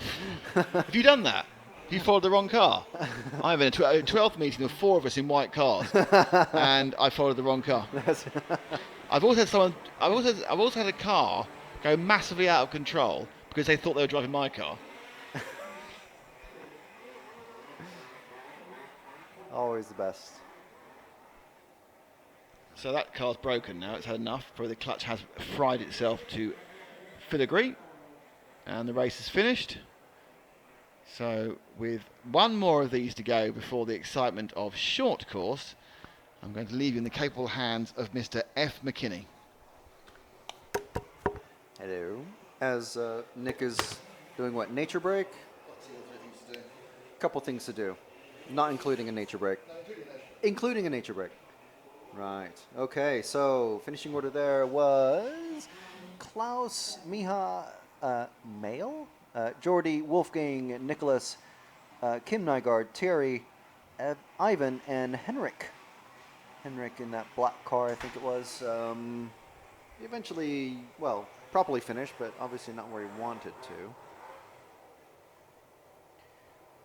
So everyone coming into the pits. And mechanics and drivers retrieving their either victorious or stricken cars. And the next group of drivers heading out.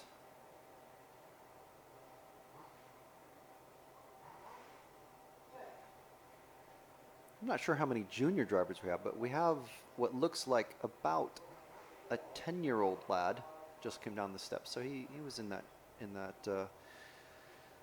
last heat. Usually at these EFRA events, there's some sort of like a junior final or a prize for the top junior or something like that. There definitely was that in the 1/8 buggy races that we were at, the championships we were at in Alicante in Spain a few weeks ago.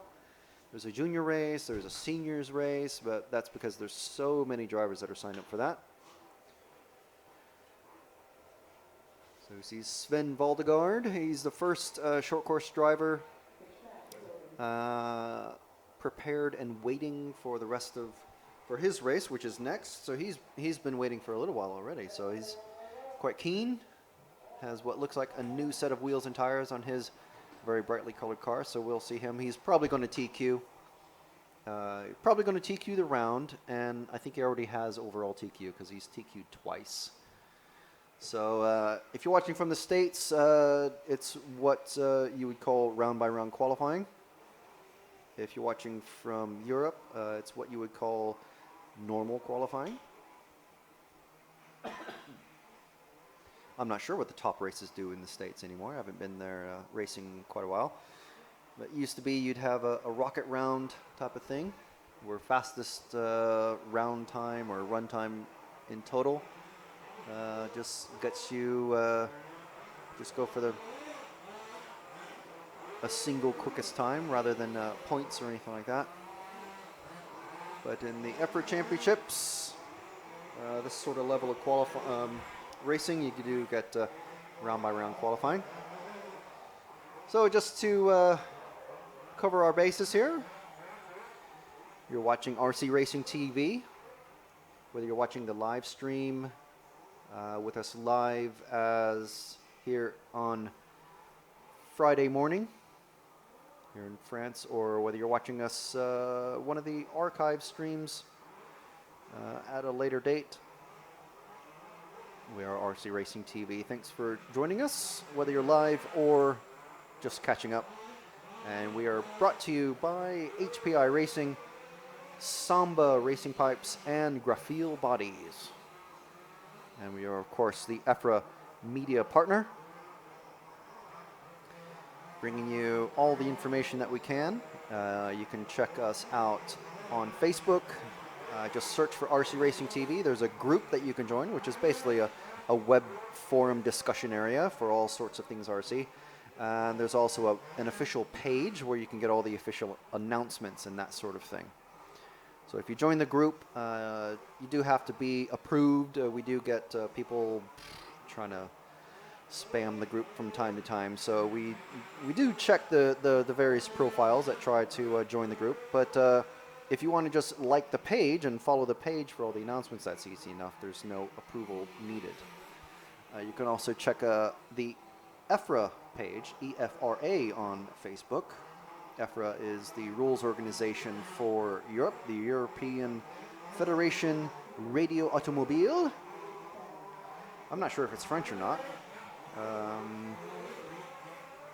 The various staff members of EFRA, if you want to call them that, are Belgian, Spaniard, Swede, I think another Belgian. So yeah, it might be sort of a French sort of language is the main, but anyway, it doesn't matter. We all speak English. So we're off. I didn't actually run through the drivers in this race, but that's okay. We got about 45 seconds before they come across the line again.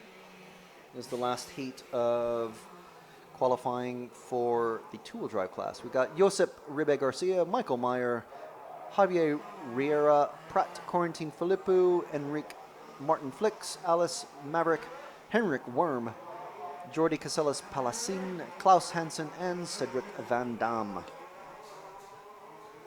So those are the drivers that are out there at the moment. And who are we with? We're with the crashing car number 5. And that is Enric. I'm going to hazard a guess that Enric is one of the French Federation racers. And this is your first time watching one of these sorts of events. Most of the drivers, well, everyone is sort of grouped by country. So you have most of the Dutch racers are all grouped together. Most of the German racers are grouped together, etc. The Brits are all pitted together. Unless, I think there's the RC Fox guys, which is mostly MCD racers. The top MCD racers are all pitted together so they can share setup info and that sort of thing.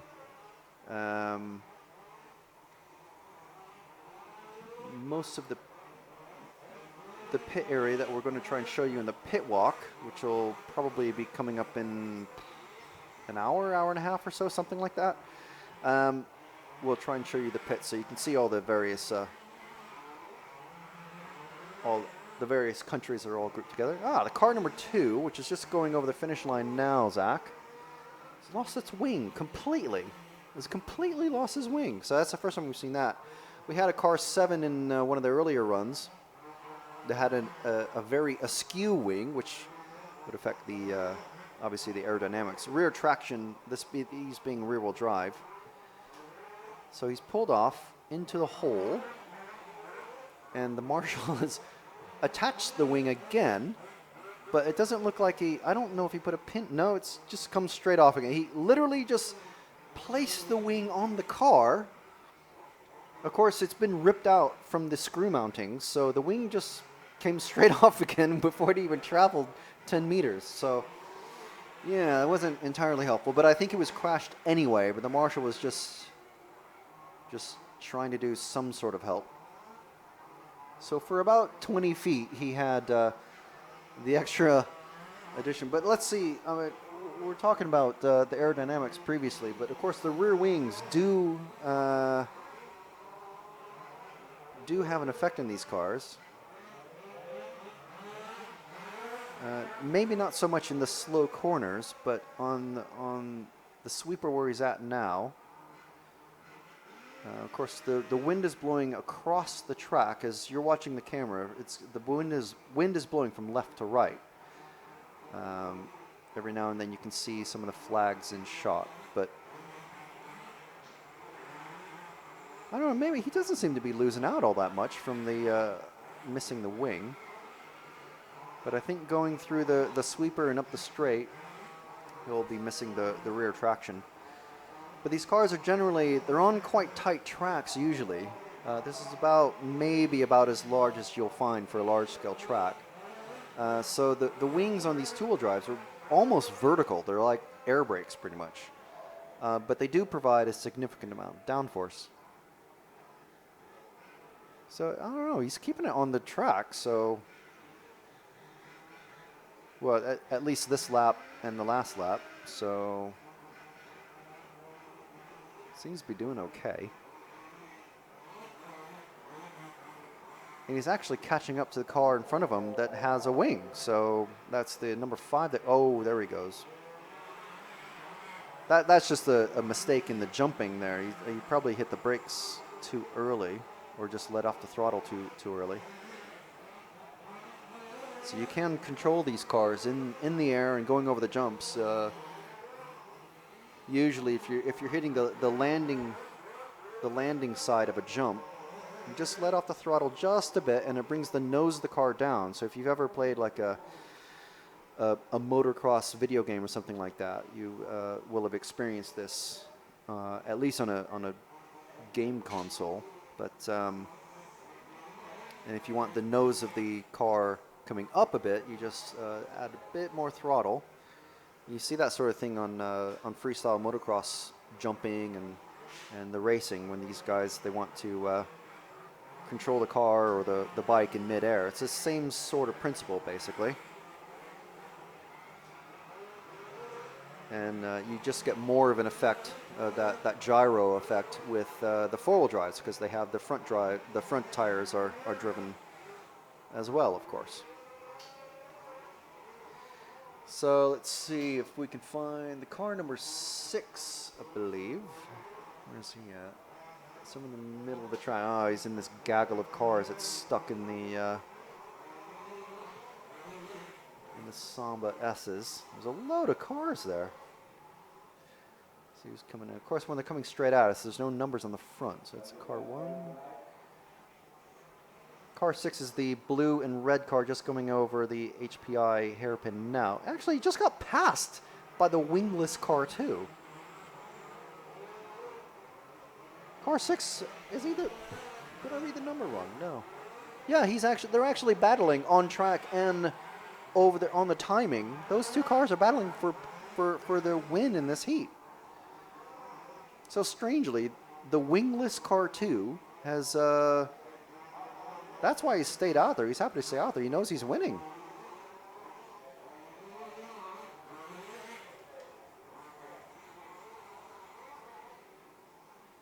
So even though he's missing a wing, he might be doing all right to... still with the 6. Oh, let's go to the graph field grid. We got car number 4, that green and white car. Completely broken front suspension. Oh, jeez. That is going to be some expensive repair bills. I don't think he'll be allowed to... Is he going to be allowed to continue? No, there's mechanic is coming out. Running it. He's going to run it across the... No one's holding out the yellow flag. Well, there's no cars coming anyway. No, so the driver and mechanic are looking at the car. Where's he running off to? There's 2 minutes left. What's he think he's going to fix in 2 minutes? That was the driver running off in a panic. Oh, I don't know. That's just racer mentality for you, though. It's you think, oh, there's 30 seconds left in the race. Fix my car and let me get out there and let me get 2 more laps. Well, he's already down a lap by this point. So by the time you get to the grid, to your pit, and rummaging through your pit box, looking for the spare that you think you need. By the time you get there, no, he's come back. Let's go back to the pits. Let's see what I mean, okay, no, that's not the checker flag. That's just a warning flag. So some sort of clip or pin has come out. He's helpfully lifted it up. He's doing his own mechanicking work on the car. His mechanic is basically there just as a car stand at this point. Just drop the wrench.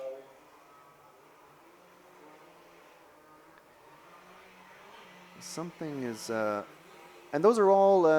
if you're not familiar with these cars, those are all heavy-duty aluminum machine parts. These are not cheap parts. Very, very expensive. When we first got here... Let's find a random car. Let's see if he gets back out there.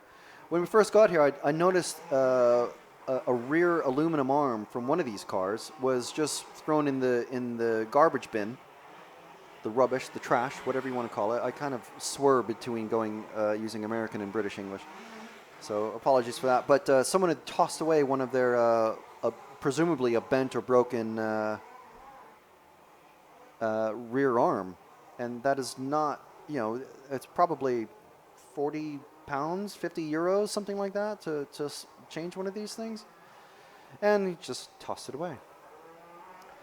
So let's see who, oh no, the car number 2, he slipped down to 3rd place now. The car 6 that we were following before is in the lead, but the car 8, and the top 3 are swapping around. So the car 8, let's see if we can find car 8. Somewhere on the main straight, one of these cars in the main straight. I'm gonna guess it's the red and white car because we haven't seen them. The car, car 4 flipping around. Coming over the EFRA jumps. Yeah, that's car 8. Just going into Samba now. We're already on him. This is the car 8 of Jordi. I'm gonna guess from Spain or Portugal. He's running, well, he's not going to be in 2nd for very long if he keeps doing that. Getting lost in one of the deep troughs that border the track. It's very loose in there because all the dirt, there was probably, we're told there's anywhere between 4 and 8 inches of loose dirt on top of the very hard pack patches that are appearing, well, that have appeared on the track. So that's race over. But there was about approximately 6 inches of softish dirt on top of the track at the start of the week. And you can see the state of the track now. The lighter patches are the very, very hard packed, probably clay-based sort of dirt. They've been hard packed down. And then on top of that is slightly less hard dirt. All the soft dust, the soft stuff that's turned into dust now and has been kicked off to the side and has been outside the driving borders of the track, that was the track surface a few days ago. So I'm going to invite Zach to come back in, well, whenever you like, and then in a couple of minutes or so, I'll pop back out. Short course! For short course! Short course is starting, everybody. And we've got Valentine out. We've got who's the TQ in 4-wheel drive. We've got Sven already out there, giving a big yawn on the driver's stand. He's the present TQ. He's already TQ'd twice. I've already made a bold prediction that he's going to TQ this run as well. Oh, that's bold. You're so bold. The bold young man you've turned into in your old age. And potentially TQ the whole Very bold. class. Very bright colors on all these cars. So you're right. So Sven Rodenverden has 2 FTDs. Jerome Sartell has 1 FTD, and that's it. So only Sartell can take the FTD away from Rodeveld. Mark Kressig's 3rd. Struggling are Piziat and Visser. So there's some struggling going on. But the first 14 get in the semi-final, so knock yourselves out.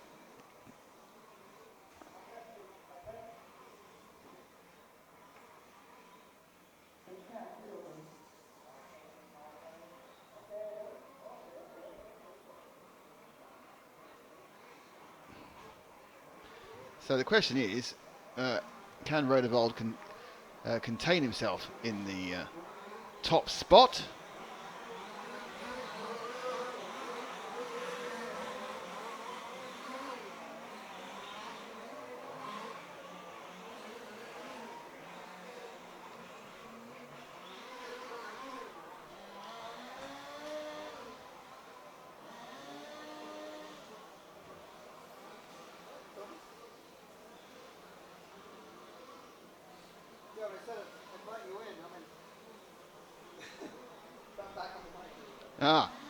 There's been a miscommunication, which is quite amusing.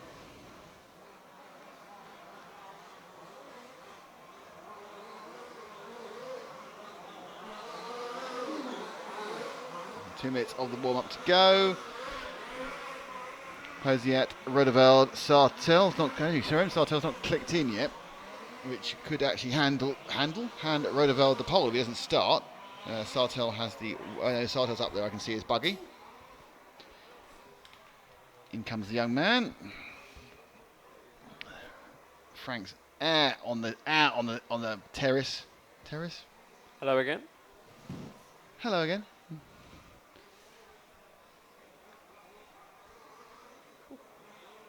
There's 9 cars in this one.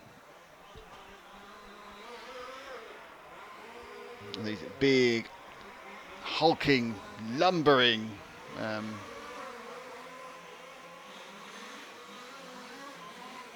trucks. So we're going over the large scale, and we're going for the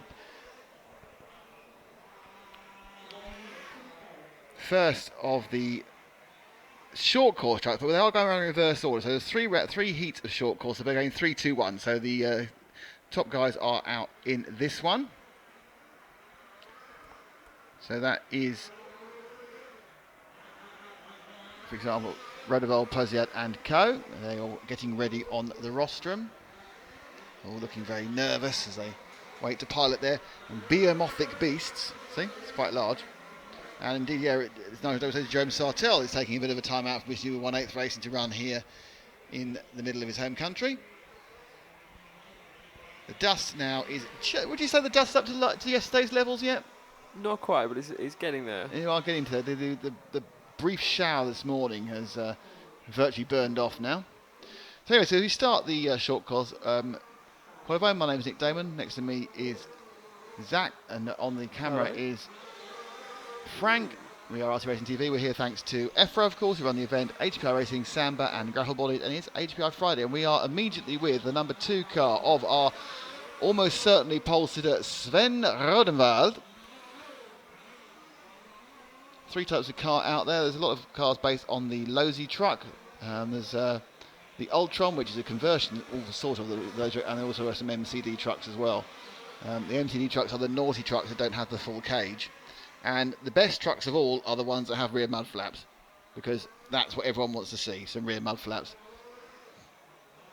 Well, I want to see it anyway. Oh, I know, I've heard. Now, Frank there made the mistake of being too tight on a car that then got completely out of shape and actually bounced out of frame. You don't often see a car bounce out of frame. So, Rodeval, first lap was a 38.9, which is a pretty good time actually. He now goes into the section called the Samba S's, and he will hop over what looks like an innocuous bump, but actually is really, really big when you get close to it. Over the double, it has some grass on it. Turns onto the other no-name bumps and then turns into the HPI hairpin. He'll then come across the Graphil grid before he turns round over the time of scoring that little area there. And he's created another lap, and that one was a 40.3, so not so good. But Rodeval still is lightly ahead of the field. Pouziat putting in a better run this time. But Rodeval appears to have the pace as he gets thrown off line.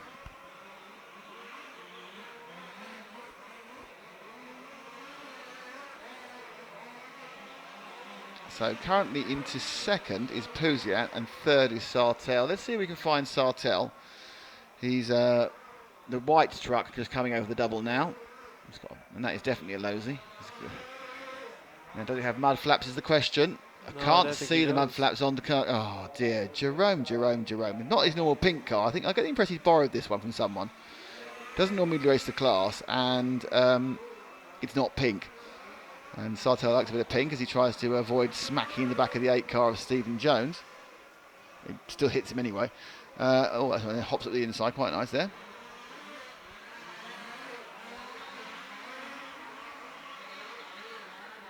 And Pouziat has just gone to the top of the tree ahead of Sven Rodenwald by over a tenth of a second. I'm quite confident we're going to get some good finals in this class, because Sartell, Pouziat and Rodenwald are all pretty close. Sartell certainly seems to be enjoying his... got one pink and white car off the track. What number is it? I can't see from here. It's Oh yes, we parked a car. I'm not sure which one it is. It's the 7, isn't it? So Jean-Jacques Henri de Costa has gone off. We stick with our friend Sartell. Completes another lap. That one was a 40.6. Rodenwald's last lap was a 40.7. And Pouziat, who is right behind him now. So just take Pouziat as the focus. He's going to go past Sartell in a second. In the multicoloured car, the man who just TQ'd four-wheel drive large scale. Don't forget, this is an invitation race. It's not a European Championship. It's just a bit of fun. Whereas, that doesn't help. Oh, that definitely doesn't help. Being knocked off and then driving in. Oh, back again. Even when he goes off, he's so much faster than the other cars. He's more kind of. He kind of came back in a jaunty sort of French way, and he kind of, hey, Monsieur, I've gone. I am back. Hello. So that will almost certainly mean he won't be in the lead now because that's a bad lap. It's a 44. He lost 4 or 5 seconds falling off. Oh, dodgy landing, and a crash again. So he's got this is the issue with Posiet. Posiet looks completely composed in the four-wheel drive. Oh, that's not his fault. That really isn't his fault. And to prove that, I'm going to show it again. But Posiet not having a very good time at the moment. That's the only way you can say about it. And this is actually what happened on a couple of heats. He's got a kind of a run. And this time he's trying to get past the other truck, and he gets very much collected. The accident actually is taking place ahead of him. He's trying to go past, and he gets collected in it. And Posiet's gone now, just sitting on the barrier as the replay runs out. So Posiet's gone entirely. His wheel fell off. Oh, we want a replay. We missed the wheel. I love the way Marshall noticed his wheel had fallen off just after that. Well, that's happened as well. Number 3 is gone. I think the axle's maybe broken on the front. So we've got a wheel off of that one. This is the MCD car, by the way, for those who are chassis spotters, the Posiet machine. But it's now broken, so it's no machine at all. And it's put back. And there's Sartell gone as well. Yeah, so we've lost Sartell too. There is the man himself. So Sartell's broken, and Posiet's broken, which means that Sven Rodenbard is about to get a third win just by carrying on going round. In fact, there's only 5 trucks left. So he's lost 5. 6. No, I got 5 in my. Oh, there was 6 trucks. Right. Oh, it's he's 5 gone over the side now. We've actually lost the track on the. Can you see the orange truck that's gone off the Number track? 7. Number 7 has bounced off the track. See if we can get a recovery. Yep, back on. Driving away. We'll stay with him now because who knows what he'll do next. He's either going to calm down or be completely mad. Oh, I can't believe it. We've left the track. It's a nightmare. What am I going to do?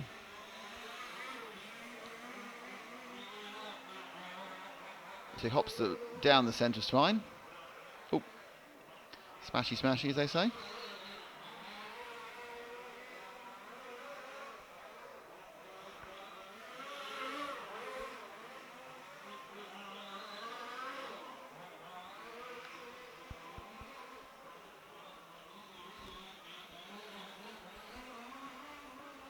Oh, gets a lot of air over there. See why he went over the first time.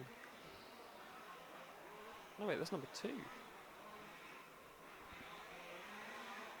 So the 7 car. 7, yeah. My eyesight's not as good as yours. It's all right. Should be better. About half my age. She's less than half my age. Little git. Oh, no. Nosed it down but held it together. So at the front, Rodenvold's going. Well, Mark Kressig is actually doing something at last. See if we can find car 4, Frank, of Kressig. I think it's the orange one coming down the top of the straight there. It is. Another MCD, massive oversteer. Now, he's actually running a light bar on his car. I'm going to let off the mud flaps. He's actually put a fake light bar at the back, if you can see it. There's his light bar. So he's trying to be a bit short course. He hasn't got the cage, but he has got a light bar, but no mud flaps.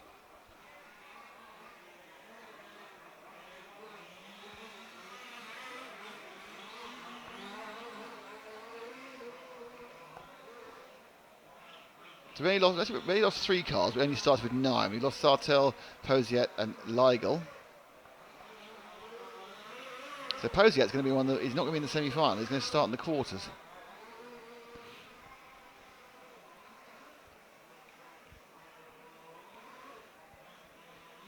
So this one seems to be going quite well with its lights for Kressig.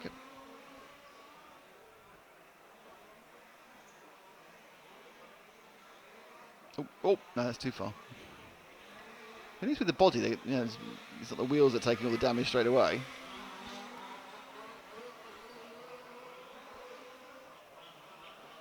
So 2 minutes to go.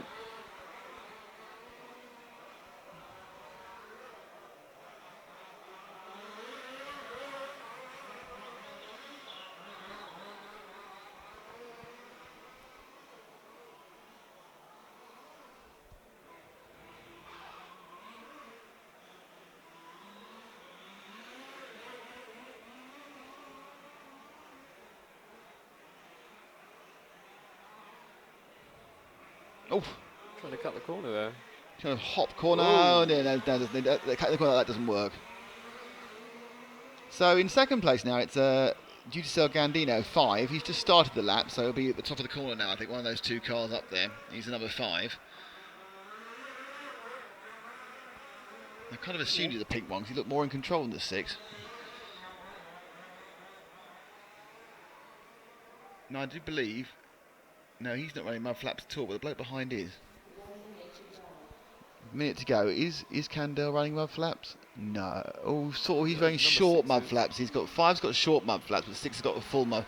The 6. Just drop back to the 6. The 6 is the full Losey kit, as you can see, with the kind of the very sort of clamshell front, and then the exposed rear with just the frame and the mud flaps, which is obviously the point. The frame is important, and the mud flaps is more important. And the slightly rearward-looking stance. It looks actually rearward because the way. And the 6 we're covering is Gregory Jury, who has embraced this with the roll cage mud flaps and the attempt to try and snaffle around the back of car 5 as well. Oh, got the inside. Go on, Gregory. You can do it. And we're away. I kind of wonder if Gregory's brought his family. Is Gregory's girl there? Oh. Thank you. It was all going so well for Gregory, and then he just kind of fell off the track as he goes over the gravel grid. I think we got a dead car. It's not exactly a rare comment, is it? Number 7 even. Same mistake as before. I think he's been dead before, hasn't he? Yeah, that was gone. He's double dead as we move forward now. We've drifted forward to Giudicello Gandino, who has sort of short mud flaps, but no cage.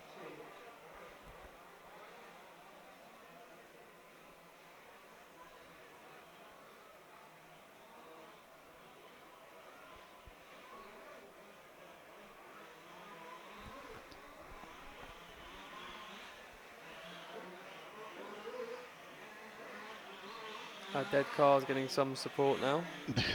What? Come on, dead cars! Yeah, wake up, wake up. Oh no, it's gone! And that is the end of that one. Rodeval wins it with a 15:10.16. 15 seconds ahead of Giudicello. Oh no, Cressy comes in and it's at 15:10.25, so he won it by 9. This might be good news for Cressy. This might put Cressy directly in the semis, but Posiat is not going to be in the semis. I'll tell you that now. I'm telling you now, actually, he's not in the semis. Don't argue me. Don't look at me funny. Giving you vicious stares. Yeah. Is that what you give me, evils? Yeah, oh, you and your facts. Yeah, and it's a fact. So we have 2 more heats of short course. The second heat, which is actually not bad on that one. The last heat where it's a little bit kind of, where's the track go? And then we have a quick break, and we're going to come back with a grid wall, pit walk, thingy bob, and then some finals. At some point, I'm not quite sure where lunch fits into all this, but it must do somewhere. It's got to. You might be on a lunch. You might have to go and get lunch. Okay, I'll just run and get everything. Yeah, Sausages, literally, you chips. might have to go and get it all on a tray, and bring it back to here, and serve it to us wearing a dicky bow tie. You know, wearing a proper dinner suit. And you have to call me and Frank sir. Or you could call you Mr. Day and Mr. McKinney. You can serve us, and that's fine. Couldn't it be a French maid outfit? French maid outfit? Frank, no way. Frank, I don't know where your mind's gone about having Zach in a French maid's outfit. I just want him dressed as a butler. Which at least isn't like, weird. Maitre d' then. Maitre d', that's right. Yeah, French. Did you get maitre d' and French maid mixed up? No, he didn't. No, he's saying yeah now to get himself. Yeah, I get mixed up. Yeah. I'm sharing a room with Frank. I know, but you are sleeping above him in a weird situation. Yeah. Up on the bunk beds. But it's odds. The Ibis budget has a very odd bed layout. Odd everything layout. But it has got a very local KFC as we found yesterday. Oh, phenomenal! It's a restaurant. It's stretching the definition. I think. Always stretching it. So tonight, I think if we should get back earlier, we can either go for the Chinese or we might be going out for dinner with the Dallas. Oh, okay. I don't know. By going for dinner with Dallas, doesn't mean we're going out for dinner with the whole of a Texan town. It means the guy who's the big guy. Where's Dallas going to take us? I don't think he's going to take us. I think we're going with him. Oh. I think inference of going to take us, inference is where the bill gets paid. I think we're just going to join him. I know you're used to the whole dating system now where someone takes someone else. What are the rules now? Is it a Dutch world or do you have to pay for everything as a bloke? Take turns. Take turns. Oh. I agree, Roadhog. Frank is giving away a little too much information about himself. I'm not sure whether he actually wants to see. In fairness, I don't know whether he actually wants to see Zach in a French maid's outfit. I think he just wants to see someone in a French maid's outfit. There are probably better candidates for it. No, sorry, mate, but yes, the whole female race for a start.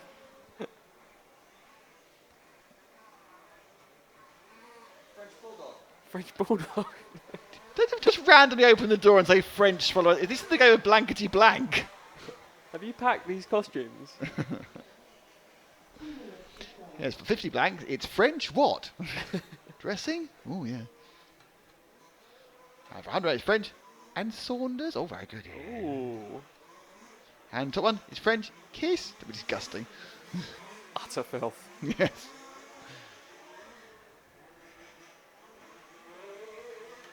Are there any FGs out there in the two-wheel drive, four-wheel drive? Dave, I'm sure there are, yes, but I haven't been recognising them and I've got in trouble with the Australians.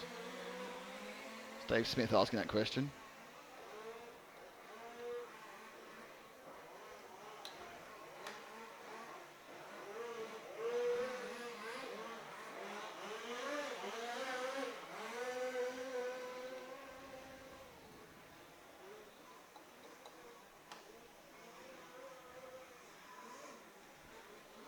He's back.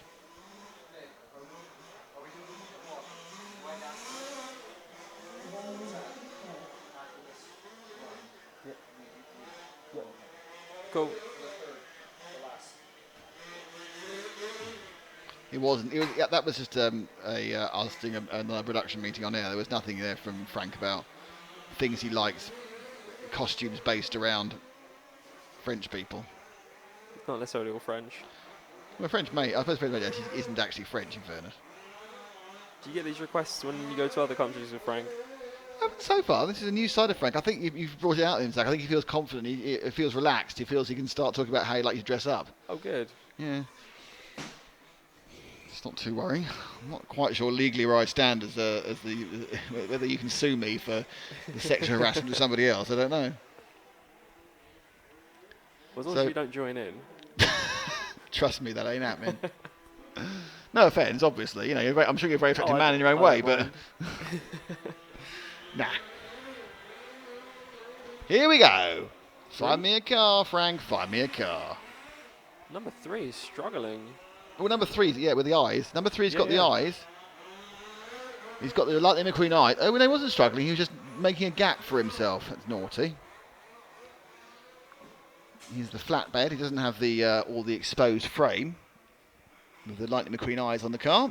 And number 3 is Melanie Trotman. So I have to stop saying he and start saying she. She has the Lightning McQueen eyes on her truck. I've got something for your music video, Frank. There is a Frenchman smoking. Really? Yeah, down in the pits.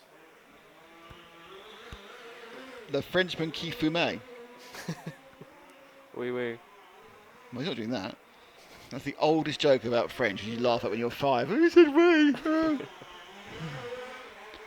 We drop out one card for 7, because a 7 to me is very much your minimalist short course car. It's not much body on that cage. It looks the most like an actual short course racer, a full size one that I've seen. The 7, that is the car of Eric de Koenig.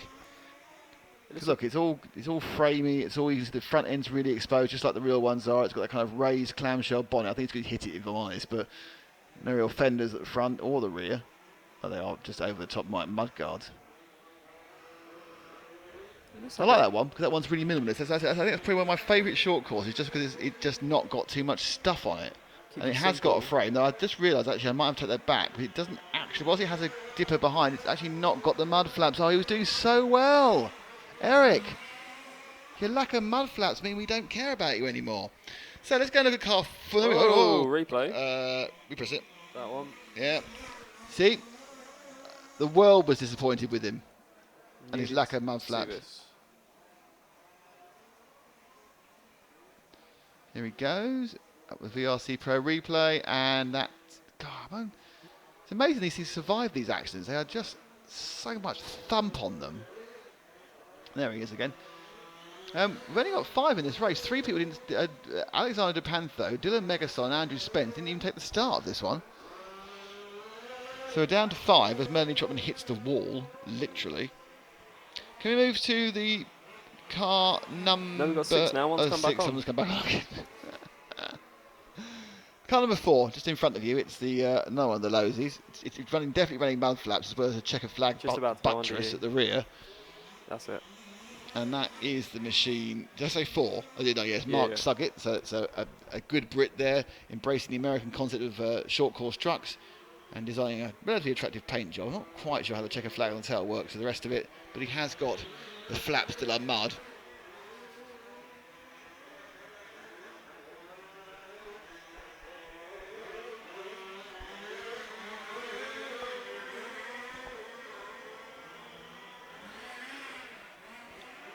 Dave Smith says Lowe's is the only true short course. The others are buggies with short course shells fitted. But I think they need to make sure that is not. This is only an invitational class. It's not an EFRA class. I want to make sure that when they bring it in the fold officially, that they definitely have frames and they definitely have mud flaps. What do the mud flaps add for you? Scale realism. That's the only thing. Nothing practical. Well, no, they're not. They're no performance aid and probably a hindrance they get in the way. But they are just great.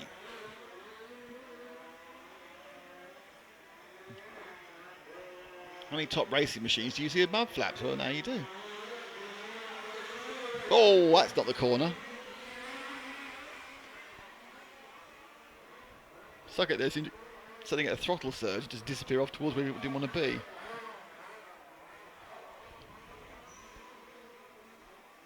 He's always coming. Oh, he's very ginger over the graphel grid, isn't he?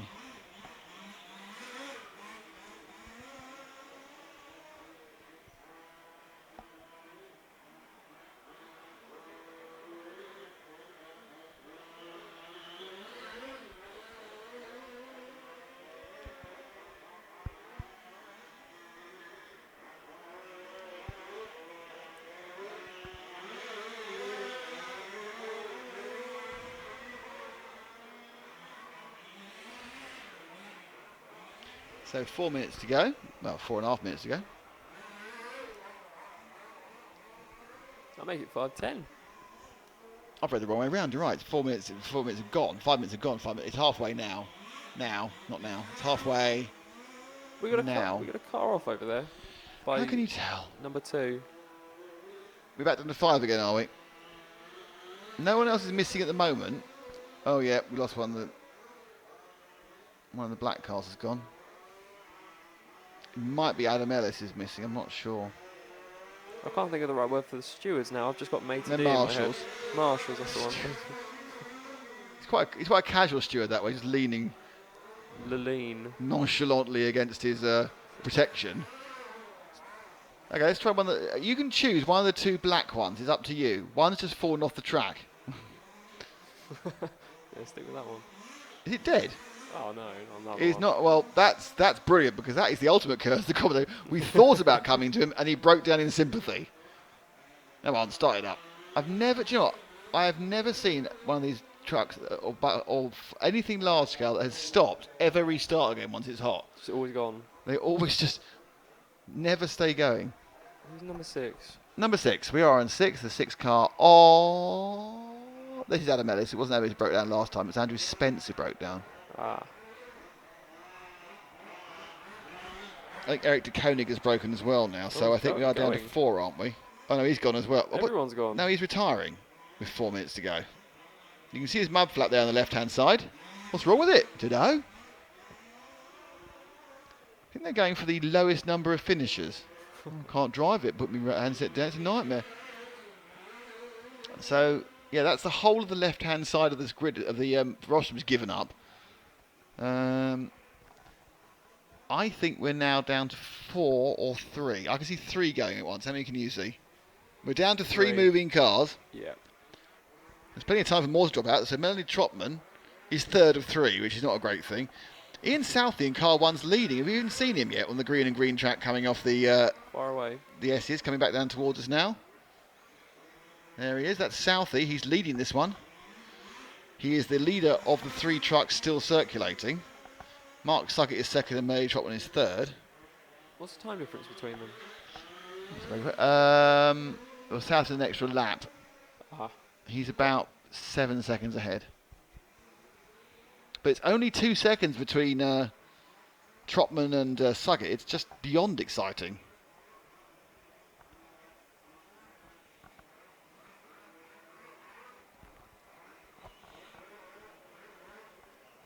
I think with cars taking this much damage and going off, it's becoming a bit more about consistency. Yeah, it's not like these cars aren't out again today. There's no sub-finals for This is the for last short one today. course today. No, all the sub-finals are just for four-wheel drive and two-wheel drive.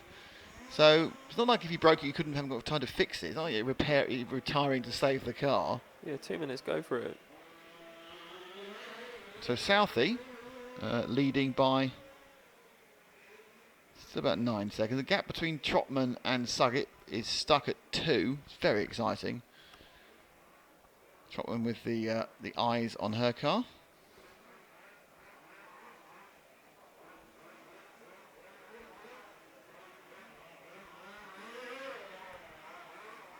Does a lap in 43. What will Suggett do? It has to be lower than 45 for him to stay in the lead of her, or let's say ahead of her.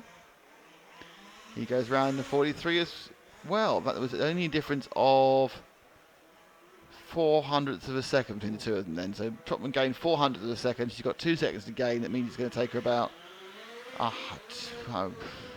70 laps at that speed to catch up. So Suggett's just had a bit of a leader on 2 wheels. Let's follow Suggett for the last minute and a bit. He's coming out of the S's now, because I think that this second and third battle, which is just keeping us all enthralled, could get a lot closer. Trotman goes across the line again, the 43.2. I think that Suggett's had a worse lap than that. I just saw him going a bit wide a couple of times. Has he managed a 43.2, or has he dropped some of his lead to Trotman? What can we say? 43.6, 4/10 gone. Okay, so there's 2 laps to go, I think. Oh, Yep. Trotman's gone off. Been brought back on by the marshal. It could be all over now. Trotman was gaining fast then. She had the gap down to 1.8 seconds. I think that might be it, unless there's another crash. Suggett's got to keep going round. Miles in the lead is Southey. There goes Suggett.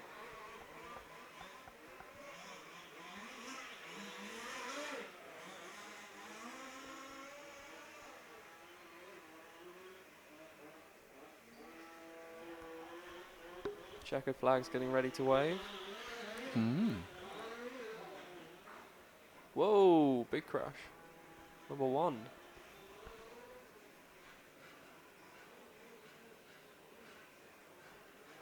So the lead has gone off, but he's finished. So that's all right. Yeah, that was a free crash. Suggett had a lead of, he had a lead of 6 seconds last time. He's actually closer this time, so Suggett will get the second. Trotman's Very just exciting. crossing the Trotman's line gone now. in a third. Suggett second. And 3 whole cars are finished. Woo! That's our best so far, or / worst.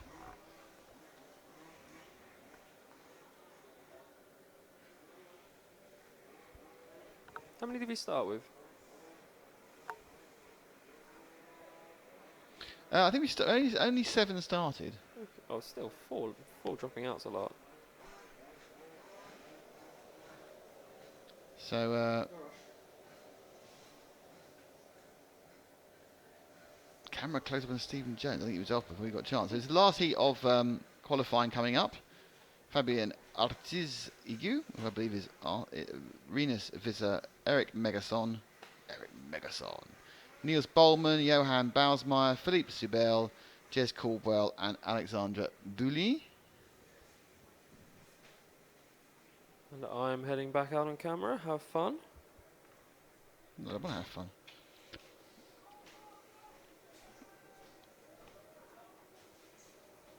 So last of the short course, and we've got an hour's break. Well, we won't be away for an hour because we're going to come back and play in some stuff.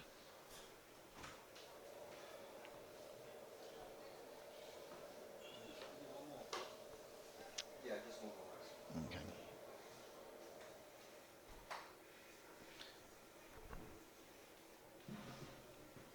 Let me set the. I'll take that one. I'm going to set the camera up. Right, so untangling. Whoop.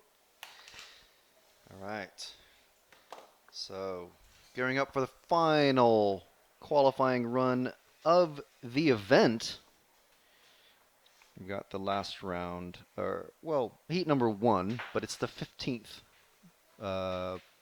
qualifying run today. So the final qualifying run of today, of the event, of the weekend. And then we'll have a lunch break, which we will not be having lunch during because we'll be doing a pit walk, and then we'll come back at a time that we will announce before we take our little break. So don't go away. We'll have, well, as much of a pit walk as we can, but I think it will be mostly like a grid walk. Sorry, grid walk. What's the word I'm thinking? Track walk. Yes, the thing I'm looking at. Sorry, many thoughts. So we're going to be doing a track walk and talk to as many drivers as we can grab. I'm trying to mentally think how many drivers are nearby and where they're pitting of the top guys. I'll show you guys some of the environs of the what the rest of the facility looks like here at Model Espace in Neuville de Poitou. We're about 200 or so miles southwest of Paris. Not too far away from Le Mans.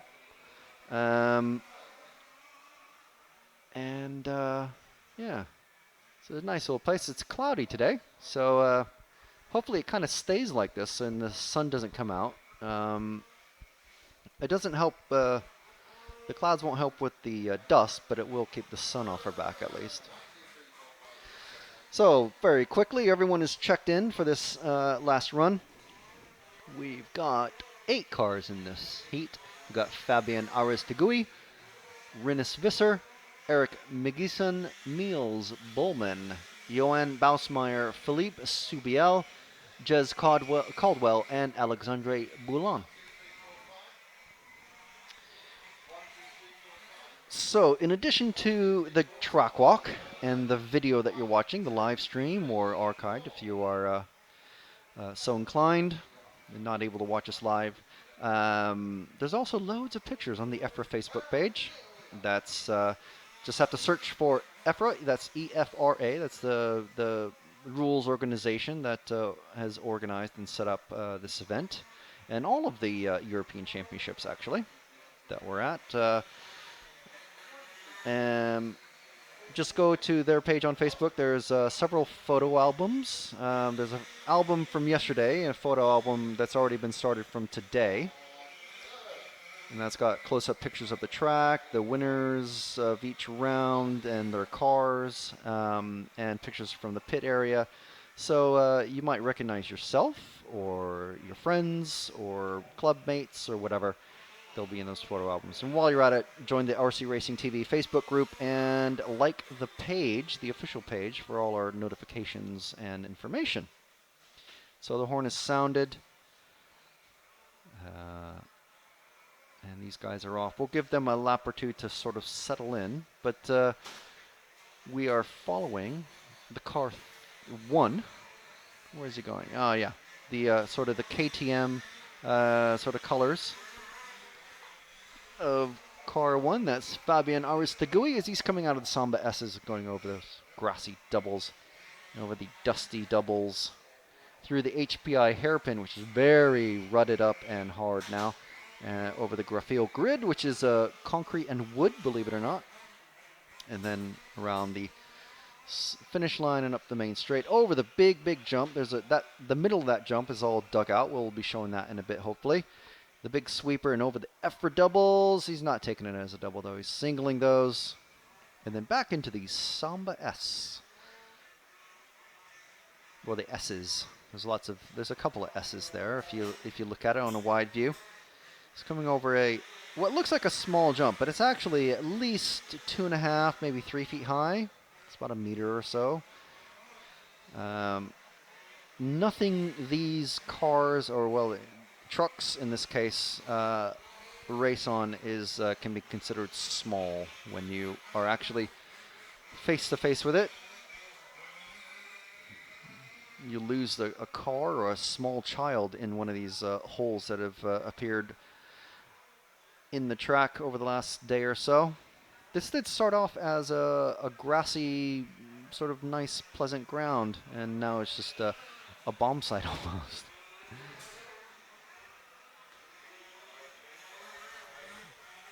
So can't see the screen at the moment, Zach. So hopefully you're still with the number 1. But in case you're not, let's move to the number 4 who's crossing the finish line now. The white and blue truck with, hey, he's got mud flaps and no rear end, so proper short course styling. As the marshal retrieves him.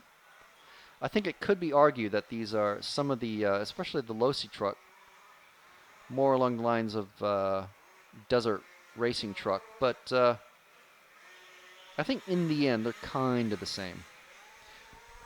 If your only exposure to short course RC is the 1/10 scale electric trucks, the full body trucks look more like those, but then the open roll cage style, in RC terms anyway, those are more like desert racing trucks, but the short course trucks have full roll cages and stuff like that. And the bumpers, I like the bumpers because that just encourages you to think, hey, I can bump someone out of the way. So it becomes kind of touring car racing, but off-road, so with jumps and dirt and all sorts of things. Quite fun. Whoa, and he luckily ends that rubber side down as he's going through the S's.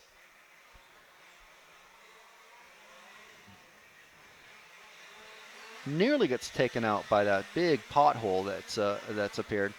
The nice thing is the off-road racers, they tend to do proper track walks where you might, if you watch like say the full coverage of for example a Formula One weekend, you'll see the drivers either cycling or running or doing an actual walk around the entire track, and they'll be discussing areas of the track. Oh, you got to watch out for here. This is really tight. There's a wall sticking out, blah, blah, blah.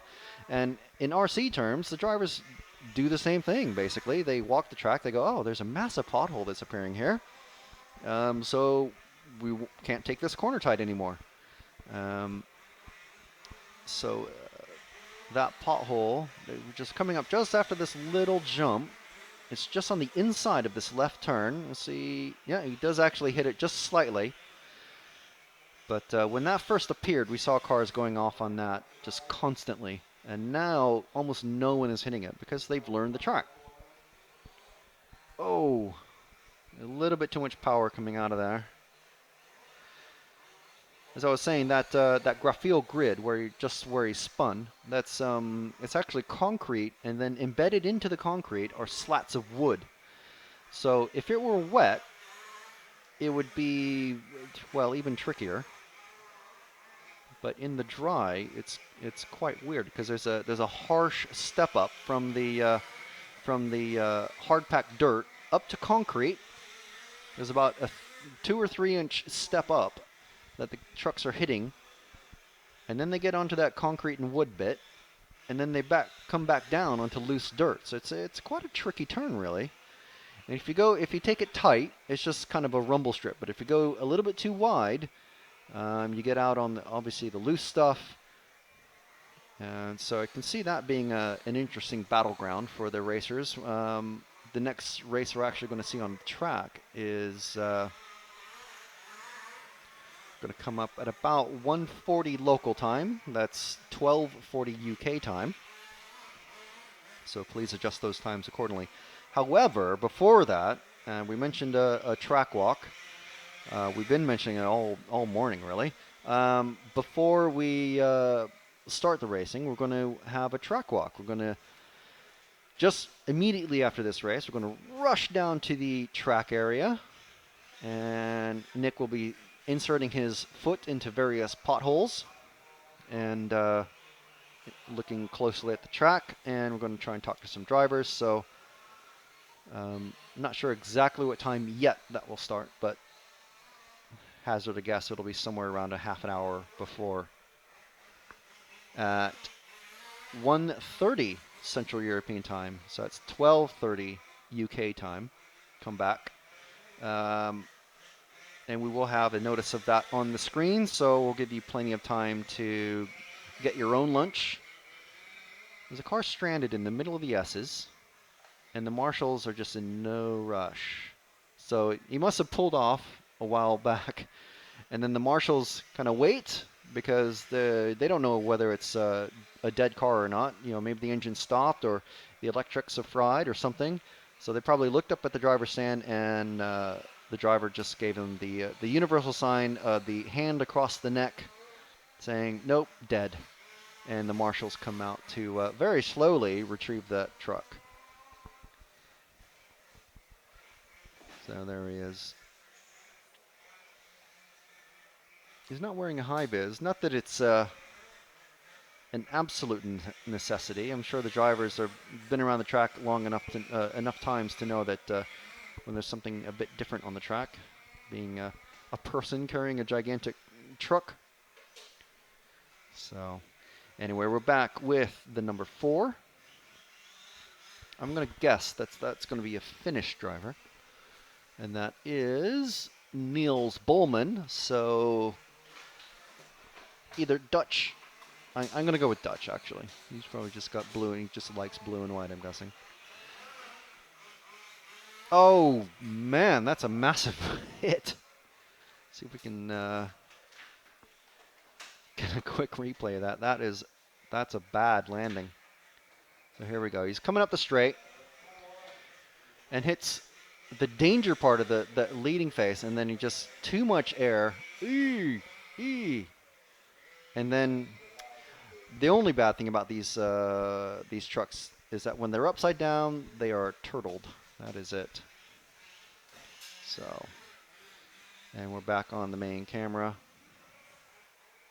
So, yeah, I didn't realize playing the replay would make the notice pop up on the screen, but I think we only have a minute left anyway, so I'll go ahead and leave it up. So that is just letting you know that immediately after this run, which ends in 1 minute and 5 seconds now, we will be on a very brief lunch break. Why did you do that? I didn't. Well, I hit replay, and then it just appeared when the replay ended. But it's okay. I'm just explaining it now, because there's less than a minute left anyway. So that's all right. Yeah. So that's just letting you guys know that please come back. Like I said, make yourself a lunch or a tea or a coffee or a double tall cafe macchiato, whatever you like. You probably even have time to pop out for a frappuccino or something like that. Nick's not a fan of the frappe. Frappe, latte, skinny, tall, short. So 14 seconds left now in this run. So everybody is, everyone except maybe one car here, the number 5, the Hot Wheels car. So everyone finishing their, well, going to be finishing their final laps. So here comes the man with the checkered flag, the begoggled.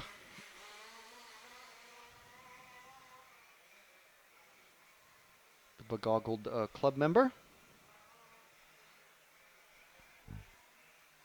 Here at Model Espace in Neuville-de-Poitou, somewhere in France, southwest of Paris.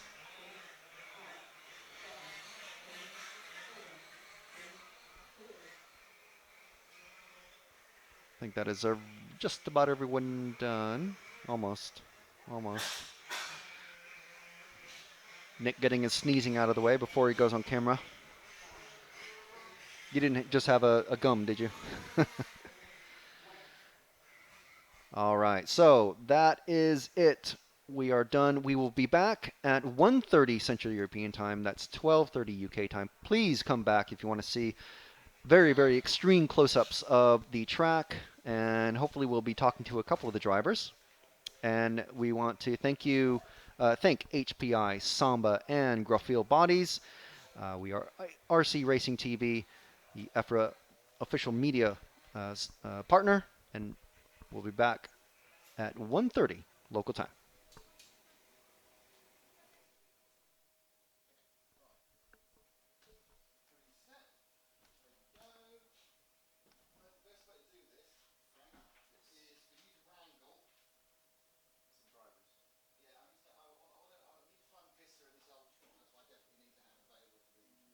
Yes, I know where they're pitting, and I'll have to see if they're Me and the boy will go and do, sorry. Go and do it on the. Oh, you're done. I'm going to do it. He's going to camera it. Okay. We're all on the interview thing. Right. Okay. Yeah. The other thing I need you to do is we need to go. We don't need to go over 25 in total. So what we're going to do is we're going to start at the voting lake. We're going to walk on the track. We're going to come in the pits. Yeah. Okay. Yeah. So do you want Visser and anyone else? Yeah. Anyone else? Okay. I want to look at this Ultron thing. Yes. You okay?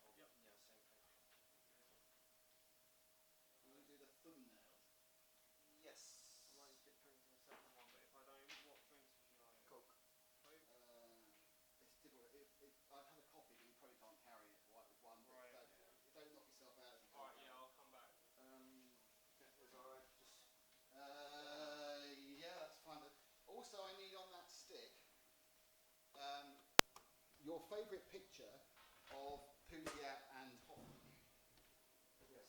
which I'll throw into the report. If that's okay. This first one is about 4 people. Yeah, I was wondering. I didn't want to ask on the stream, but I was pondering. If we could. Well, my guess is it's going to be pretty much. One's not even taking part, I don't think. So.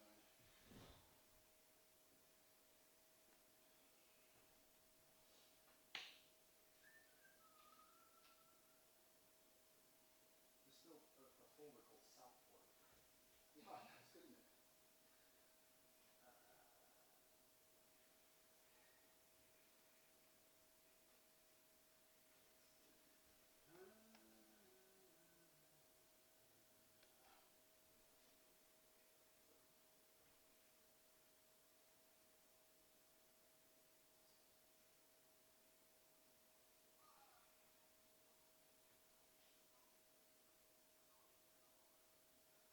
So what do you need? Just the text, or because I thought that was done on the broadcast. No, what are you doing? This is the one I made yesterday. No. I need the thumbnail for the. I need a thumbnail for the. I did this one yesterday with the new. Yes, I need that. But I need that saying grid walk. I need that saying Right, okay. short course final, and that saying. Oh, that's not a problem. This sounds not very nice.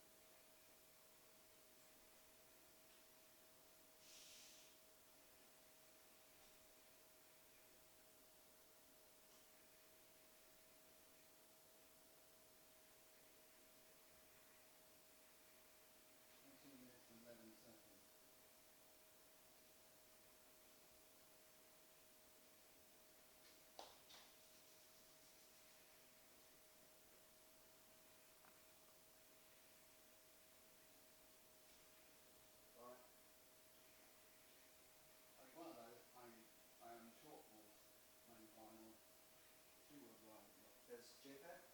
Yeah. Right. Now, right, switch.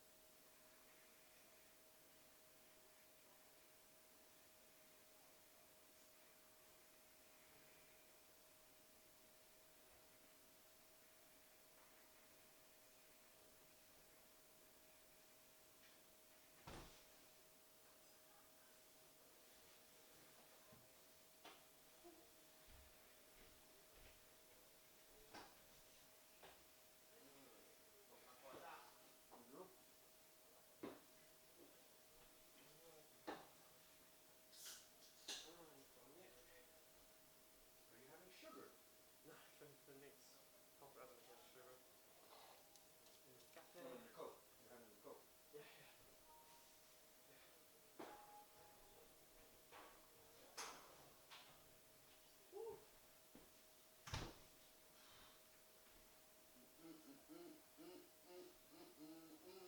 Crazy.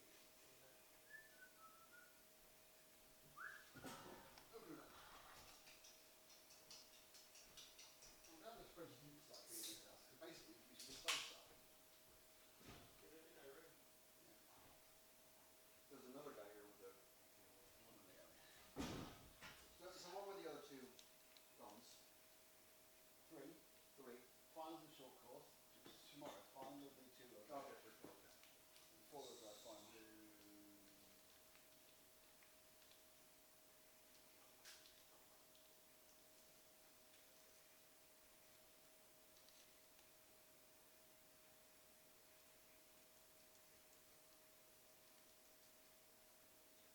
Right. You go in 3 minutes. There's sauce in here if you want as well. Loads of it. Let's get this going and then we'll worry about it. Cool. Do you want me to take it? That's fine.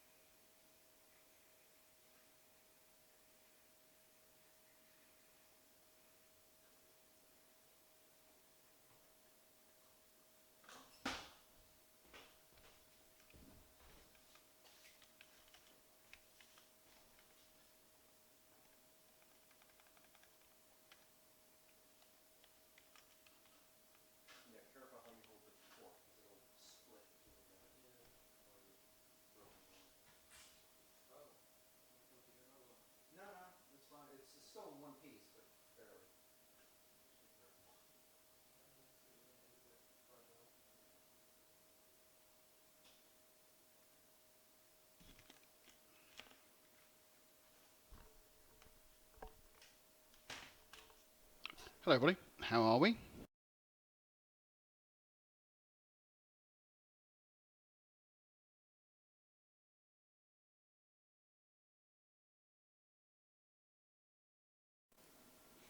And we are now getting ready for the pit walk, which will come up in a second.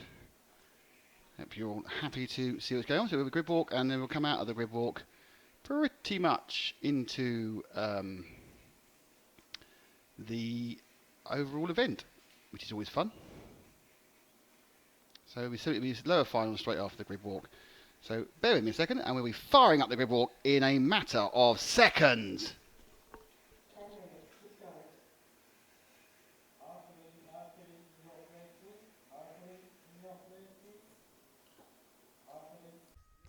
Well, hello, and here we are in France, or was it Spain there, for large-scale off-road. My name is Nick Damon. We are RC Racing TV, and we're here thanks to EFRA, Graphical Bodies, HPI Racing. This is originally on HPI Friday, and of course Sandbrook Exhaust. Well, behind you, at the fantastic model space environment, is the boating lake.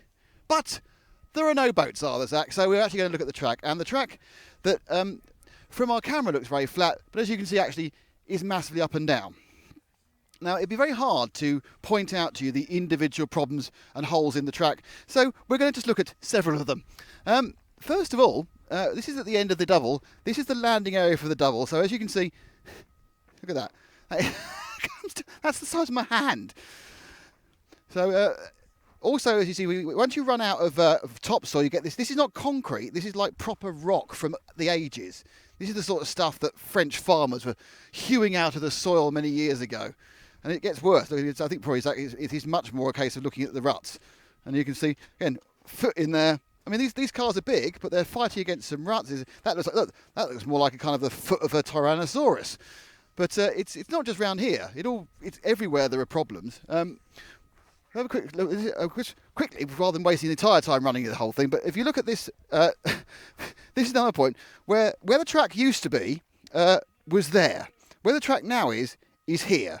As they've actually managed to drill out as the cars have come round, and you can see they've pushed a lot of the mud across. And the places which haven't gone, look, it was all covered in this lovely grass earlier, but now not so much. So anyway, there's a little bit of basically the fact is this entire track is a nightmare to drive on, but of course it's the same for everybody. And the other thing I think is very important to get an idea of is, which you don't see, is just how big everything is. Because the cars are big, the jumps are big. Look, this is the takeoff ramp you see for one of the doubles, scraped to absolute heck by the cars. And again, let's take off. Look, there's a bit there. No cars have touched a bit. We've got lovely grass. Lovely grass. How marvellous. And you come down and it's just solid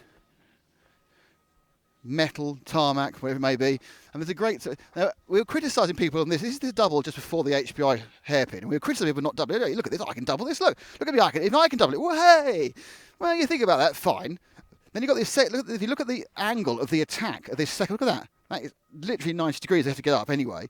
But the reason they're not doubling it is because the landing area is effectively the very much a lunar landscape. Look, this is where you come off and you land. You might land here where you're going to go, bang, I'm not going anywhere. You might land there, bang, I'm not going anywhere. You might land here where there's actually a hole, or you come around again, all these areas. It's just completely come out. And the thing to mention just again, sorry, for the second time, is this is not concrete that's been laid down. This is this is actual bedrock. As you can see, I can actually move the rocks. And at some point in the finals, that rock's going to fall out, as will that one. But it's just amazing. The track has come from, as I say, being drilled down by 3 days of practice and 2 days of qualifying by these massively heavy cars with quite a lot of horsepower. And you end up, look at that. How many tracks do you see that? A massive thing. Now, unfortunately, we haven't been quick enough because they've actually filled in my favourite hole. There was a hole in the straight that was about 8 inches deep, but they filled that one in now, which is a bit unfortunate. But just one final thing, the graphical grid, which you can't really see from we're up there, that's where the camera is, you can see up there. The graphical grid actually is is a piece of concrete. It's the only piece of actual concrete on the entire track. So you come up, and these are little old tree trunks. Now the thing was, initially, it was, look, the whole thing was lovely graded in. There's just a little thing up there. But now, because that's been eroded out, look at the exit. You know, again, I have my foot there. You can see how far these holes are, how big all these holes are. Look at the damage to the curbs. And they did some work overnight to repair the curbs. Now they're doing a bit of work, as you can see, to fill in some of the biggest holes. So we'll just hop over here. They have, oh, phew, blimey. So this is a fantastic one as the sun goes. There's this hole here, but that's been slightly filled up already. So that is big enough already. It's still big enough to lose my foot in. Look. But and I've got quite big feet, by the way. I'm not like some of the small-footed little thing. Anyway, so we're going now. That's enough track damage, and we're going to combine this with a pit walking. This is Zach's first attempt to do pit. Well, just quick shot with Ian. Ian, this is from the EFRA section show. I just want to say, wow, large scale, amazing. This is the entry, 3 classes. I mean, you must be the chuffedest bunny here. Well, I think it's going quite well, isn't it? Good entry, 145 or so booked in. So, yeah, no complaints. Now, the track, it's a challenge, isn't it? It's got some undulations on it, yes. I mean, But it's a challenge for everybody. yeah, and what are the rules about repairing the track? Is it kind of an unwritten rule you don't do it, or is it a fact you're not allowed to do it? I think it's a little bit of common sense, because if we started doing repairs on this track, it'll never last. All the repairs would come straight out again, so it achieves nothing. So just let people get on with it. Ian, well done, thank you, man. So Ian Oddie, head of the EFRA large scale section chairman. Again, this class is the large scale. I think a couple of years ago we had like 60 entries. Now we've got 145 entries across 3 classes. It's a massive day. Now we're going to go and meander into the depths that is the tent of doom, or otherwise known as the pits. Full of I'm sure Zach's not got this filming and walking right yet. If he falls over, it's fine. But I'm going to come in here and follow where I think Frank went. He did. So here's Frank. He's taking into depth. Look, there's timing screens. There's everything else. He's trying to negotiate at the moment. I'll go a quick word with Mark Kressig. Mark, how are you? Thanks, fine. How are you? Not bad. How has it been going? Reasonably good qualifying. To be honest, I'm more than satisfied. I didn't expect these results before I came here. The car is going brilliant on this track because it's very rough. Major issue that everybody here has, I guess, is the tire. The tire starts breaking very easy if you touch the curbs or by the stones on the track. It's a hard issue. Is it actually one of the tracks where it might be easier to be in a final because you haven't got to push every lap? You're not trying for that ultra second. You can relax a bit. Yeah, that's what I'm doing. So maybe you saw it on the video because since the day before, so the last training round, I stopped jumping everywhere because it's not really faster, it's just more risky. So you can catch the corner always nearly where you would like to have, and yeah, you can break the car too easy. That's the point. Mark, thank you very much, and well done for your 2 very high qualifications in the 2 classes. Well, we're just, hello.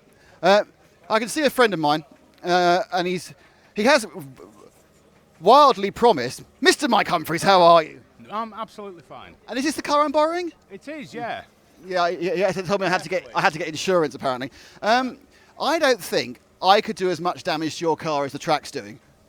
I wouldn't bank on that. I really wouldn't bank on that at all. You've seen the track. Yeah.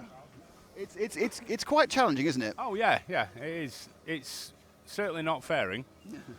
But yeah, it's interesting. It's damaging the tyres. You've got to look after them. It's damaging the car if you're not careful. Now, this is the apparently someone told this is the new mount for the front end. Basically, it's the biggest piece of metal you can find slapped on the front. Yeah. Not very aero. Well, this is the NRB tested front shock tower. NRB being Nasty rough boys. So, is that you for the day, or have you got some? Are you in 8th action later? No, I'm out tomorrow in the quarters. Well done. Yeah, better than I expected. Good stuff. You can go back and watch. We have followed you a couple of times, so you can see what's happened. But that is the Elcon with the and you see even now, many hours later, it's still filthy. So, Nick Visser, hello, sir. Now we've been asked to have a look at the Ultron because it's new and it's different, and now you're covering it up. Yes, I'm hiding some things. No. Tell me exactly what is different about it. What are the thoughts about the car itself? At first, the weight balance is 50-50, front and rear. I've placed the engine in the middle of the car, so we have a lot of pressure on the front wheels. Because I like it. I think you need it on a four-wheel drive. And we have the very long, big shock absorbers with a very long suspension travel.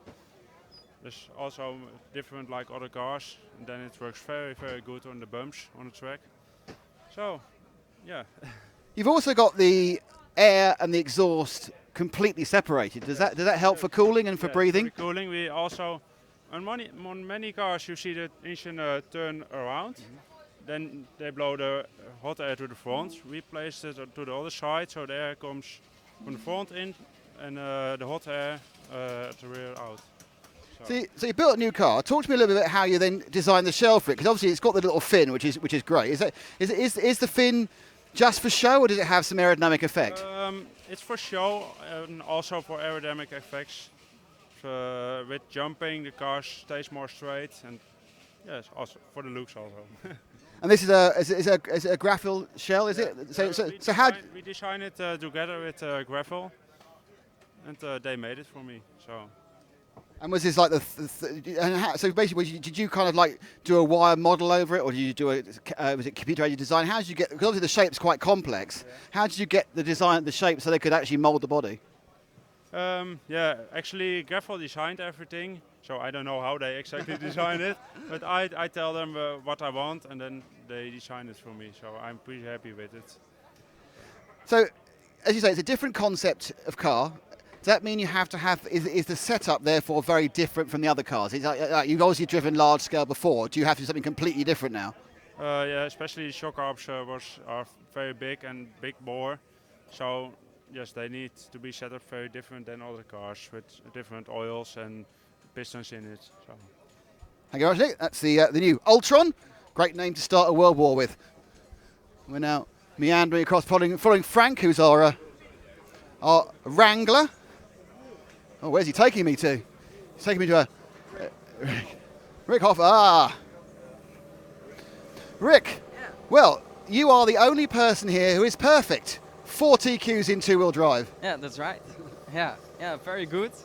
Yeah, track is nice, car is good, so yeah, feeling very comfortable with it.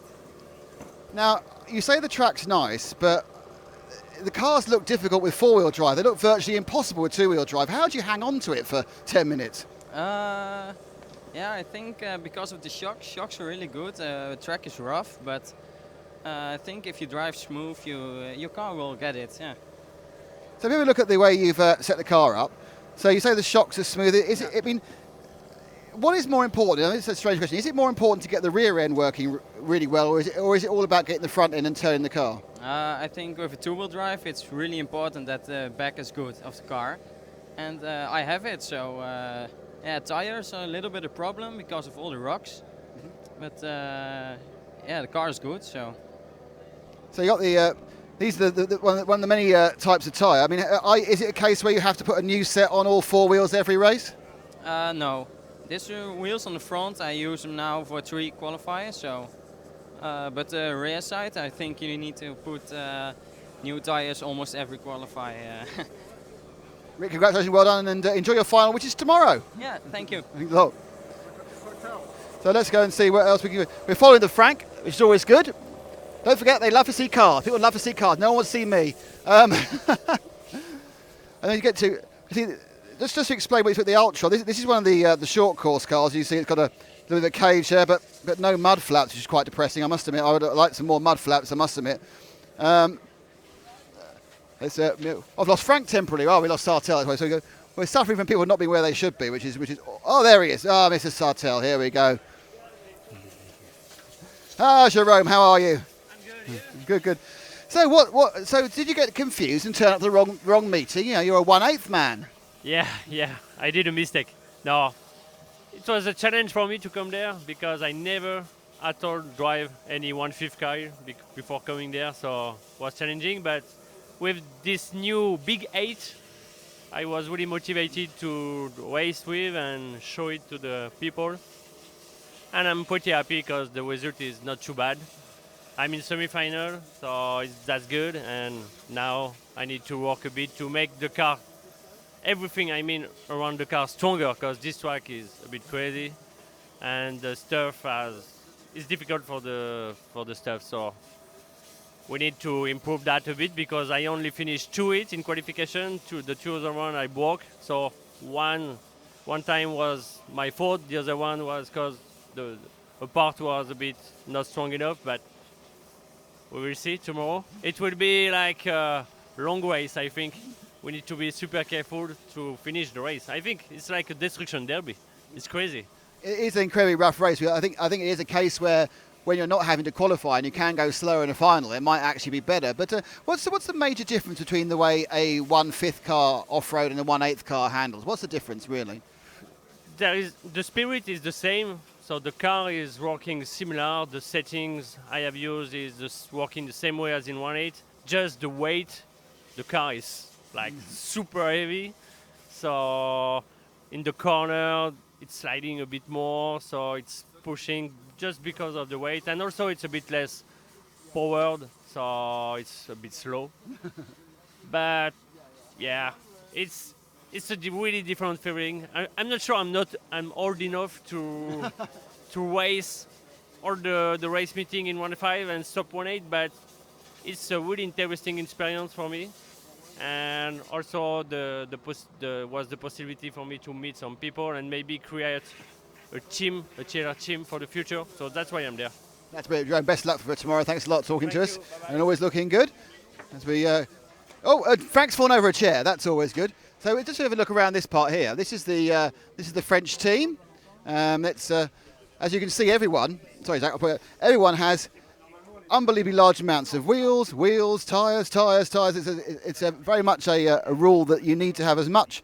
Let's spin around that way. Now, actually, important that's where the beer is. You can get beer from there. And Dario's here.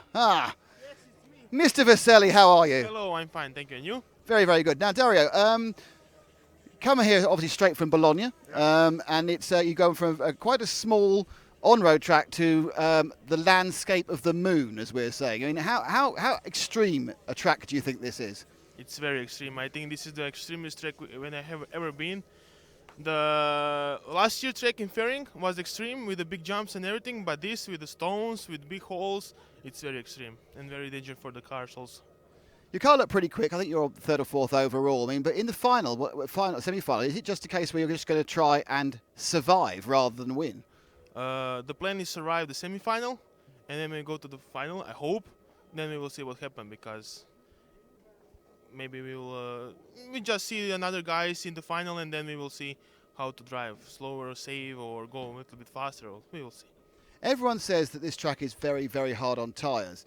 Is it actually quite easy to choose the tyre compound, just hard to keep them together, or is it difficult to get the right tyre compound? It's very complicated because if you choose the softer one, after, like we see now in the last qualifications from other guys, if you choose the soft one, it's just broken on the edge, and after, for example, 8 minutes, and even though everybody know that semi-final is 20 minutes and final is half hour. So if you choose the harder one, maybe you will not so have a good traction. You will get a little bit slower, but you will survive because of the tire. But this is tactics, and you have to be lucky. That's all. I hope you're lucky. Thanks, mate. So Vaselli, of course, who was the European champion in 2012. 12. Thank you. I got there in. Got there in the end. Ah, yes. This is. Oh, the British team manager. Important. He's off. Yes, he's gone. Okay, so that. Busy as always. Yeah. So the final's about to start, and us about to need lunch, and I think that's about 15 minutes. That is the end of our pit grid track walk thing. Thank you to Zach for filming it. Thank you to Frank for wrangling it, and thank you to HPI. Thank you to Samba. Thank you to Graphil Body, and thank you to EFRA. I'm Nick Damon. See you on the other side. All right, and we're back with the racing action. We are 5 minutes into the 132nd Finale B, and you've just been enjoying our pit walk, where we interviewed all the people that you just saw. So this is the first of the finals. As you can see from the graphic, it is the first of our lower finals. We are rolling through the 132nd finals B and A for four-wheel drive, and then a single two-wheel drive final for some reason, and then the 1/16th finals B and A, and then for two-wheel drive and four-wheel drive, the 1/8th finals. And that will take us through 5:35 local time, where it is 1:50 local time at the moment. So almost 4 hours more of action. And it's just a few races, because these are 15 and 20-minute races for these lower finals.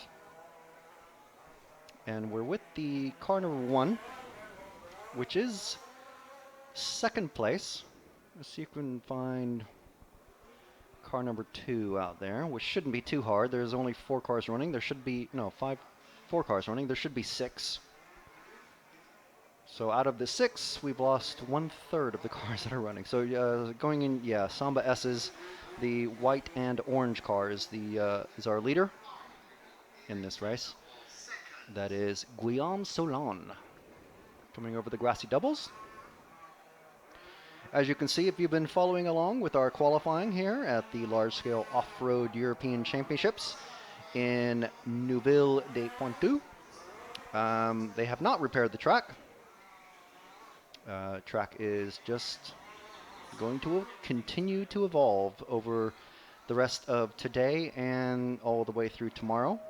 Of course, we talked to former large-scale off-road European champion Dario Vaselli earlier in that pit walk, as you saw. And he was explaining, well, some of the many troubles that they've got just to get through, to survive, to get into the final. So, luckily for Dario, he's in the semifinal. I shouldn't say luck. There's quite a bit of skill involved as well. But he doesn't have to try to bump up, except for the one race that he's got tomorrow in the semifinal. So there's 7 minutes remaining in this 132nd B. The running order is Guillaume Solon, Michael Thompson, Christophe Morales, Svetoslav Yanakiev, Just Van Bergen, and Pascal Kokenpot. Well, of course, he didn't make it. He didn't do any running, so there were only ever going to be 5 cars on the track. One of them has dropped out, and that would be the number 4, Just. Is it 3 or 4 cars that bump up? 3 cars bump up. So that means, if you're unfamiliar with this this semi-final, or what Nick calls the Christmas tree qualifying finals type of action, it's only going to be, at the moment, it's going to be Guillaume Solon, Michael Thompson, and Christophe that will bump up into the 1/16th final B. And of the 4 cars that are running, Svetoslav is the odd one out. That's the car number 3. Let's see if we can find that car number 3 while I try to figure out how far behind Svetoslav is. A whole lap down, actually, from Christophe. Actually, yeah, a lap, no, full lap. So it's somewhere on that, yeah, there we go, there's the car 3. And ahead of Christophe on the track, the car that just lapped him, sorry, Svetoslav. Ahead of Svetoslav on track is the car that just lapped him, the car in 3rd place. So unless that car number 3 can overtake, well, he needs to hope for a crash, basically, from car number 5. So let's move up 1 car to just going over the Graphiel grid now, coming over the start-finish line. We're watching this car because if it crashes or has some sort of breakage or problem that allows the number 3 car to not only pass it, but pass it again to basically get its lap back, that means the green and white car is taking no further part in this weekend's action. So we're in the bump-up stages of the championship weekend. Looks like they might be able to get the Svetoslav might be able to get the lap back here if Christophe keeps going slow. As you can see, the track supremely rutted out. and well offline at least by that number 5. It's yeah, stay with the 3.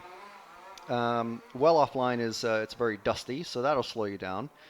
But if you stay on the racing line, it's all potholes and ruts. So it's kind of damned if you do, damned if you don't. So of course, this being one of our, well, the very first final, not a huge amount of action. Of course, as we move up through the day, we're going to have full 10-car finals. Again, just the top 3 drivers in this one. Oh, we got, let's go up to the top of the track. The number 1 car, second place, has a tire, a left rear tire. So this is another story of the weekend, and the car 5 just died. So let's stay with that number 1, going through the Samba S. As you see there, that left rear tire is all torn up. So now the driver has to decide, am I going to come in and lose a lot of time? My mechanic may not be prepared. No, there is somebody out there in the mechanic, I see in the pit area, off camera. Somebody ready with a pair of tires. Or is that just mud? Am I just making things up? No, that's coming off the tire, off the wheel. They're staying out. They may not be prepared to actually change tires. So that is some pretty tough luck. But the car number 5 that we were following earlier is 2 laps behind this car. So, yeah. It is drawn. Oh, no, now the tire's completely gone. It's like watching a F1 race with Pirelli. Yeah, so the tire's completely gone now. There's absolutely no traction in the right-hand turns, of which this track has about half the track is right-hand turns. But this car number 1 is 2 laps ahead of the 3rd place number 5. And there's just less than 2 minutes to go. Jeez. He's coming into pit.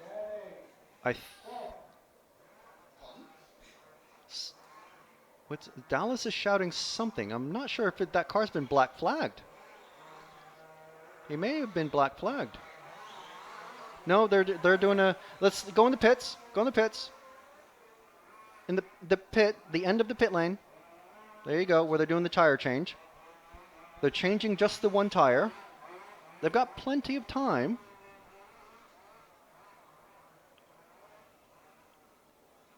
The number 3 and 5 are... Oh, the number 5 has had that many problems that the 3 is now past it to go into 3rd. So there's a new bump up spot, but we're staying with the... stay in the pits.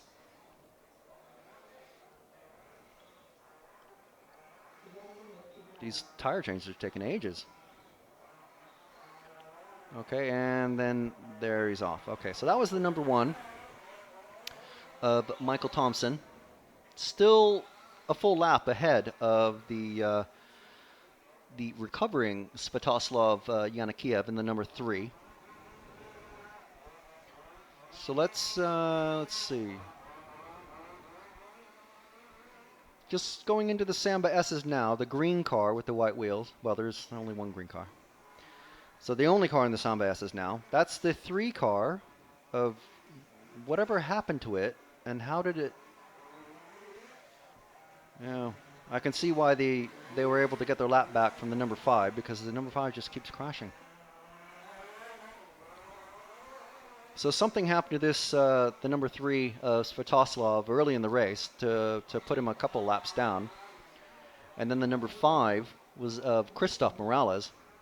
Was able to get a couple of laps, and then lost a lot of time.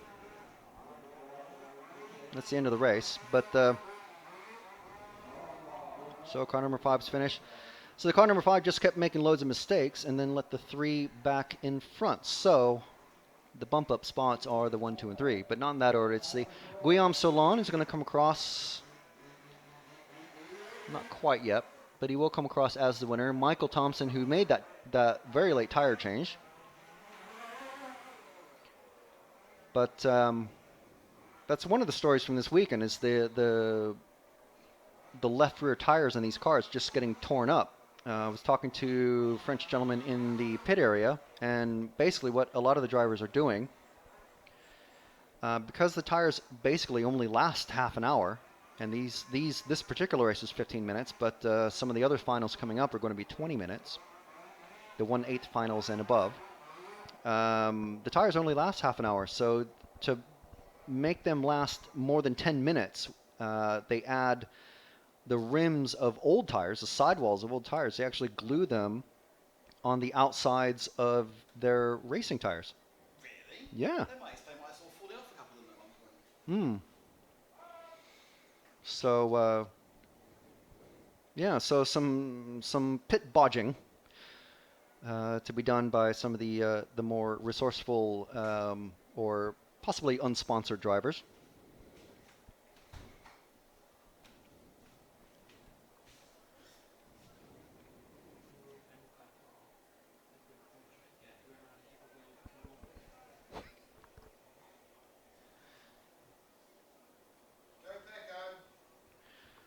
So we got Pecco in this race. Yeah, there's a few minutes to go, yeah. So I believe they give them an extra, looks like they double the length of the warm-up time. Normally 3 minutes for the qualifiers, and 6 minutes in this case. Oh no, it's dropped down. No, I'm lying. 4.5 now, so maybe it'll be 3 minutes by the time they actually release him on the track. So in this race, which is the 132nd final A, we've got Mario Vutov, Sohail Iqbal, Ludovic Diaz, Helbik Marek, or probably Marek Helbit, sounds like, I don't know, Alexandre Belin, and Pecco Ibonin. So we've kind of been following Pecco's story throughout the qualifying. He's had some really terrible times out on the track, not able to get more than a handful of laps completed. So quite a ways to come to have a bad race week. But the nice thing about the nitro and the petrol-powered racing is that all you have to do, if you do bump up, which means finish in the top 3 in your final, you get popped into the next race, which happens about 20-25 minutes later. And all you have to do is fuel up, put some new tires on, and away you go. And you come all this way, why not? Finish in the top 3 and you get to keep racing. Of course, the top guys that we were watching earlier, they're not racing at all anymore today. They've done their qualifying, and now they can rebuild their diffs, glue up new tires, paint a body shell, completely build a whole new car, whatever they want for the rest of the day and the morning tomorrow until their semifinal. And we don't really know the schedule for tomorrow. We assume it'll... No one knows the schedule for tomorrow. But just in case, there's 4 minutes of warm-up, so there's no great rush at the moment. But the schedule for the rest of the day is we're doing the 132nd finals right now. Just about to start the A. Always starts with the B and then the A. After this race, oddly, we have a two-wheel drive subfinal A. So there's no subfinal B. It's just a 1/16th subfinal A. And then we go back into four-wheel drive with the 1/16th B and A. And then the 20-minute races start at 3:45 local time. That's CE time. CET, I should say. With the two-wheel drive and four-wheel drive, 1/8 subfinal BA. So those are all 20-minute races. So each sort of set of subfinals for those classes will take about 45 minutes or so. Actually about 55 minutes, something like that. Yeah, so we'll be wrapping up at around 5:35 local time. I love it. There's 5 cars on track, and 4 of them are all together, and 3 of them are actually battling. It's the warm-up. They're not even racing, but they're racing.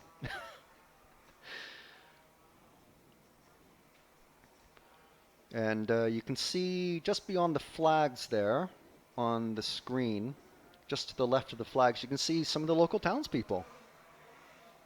So in addition to a boating pond, a 1/12 scale track, a 1/8 scale / 1/10 scale on-road track, and then also a 1/8 scale buggy track, we got the large scale track that you're watching. There's tennis course, there's a moto ball arena, just Google that, moto ball, it's weird, but looks kind of fun. There's all sorts of stuff all around. There's a football pitch just nearby. So there's that many like sort of little sporting venue things that the local townspeople, when they see a little notice for this up in their local Carrefour or Super U or whatever they've got around here, they come out and watch. Because why not? It's midday Friday. Come out and watch some toy cars race.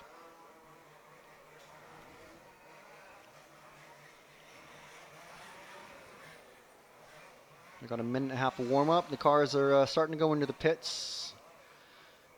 And what will happen is, because we haven't seen this yet, we missed the very beginning of the last race.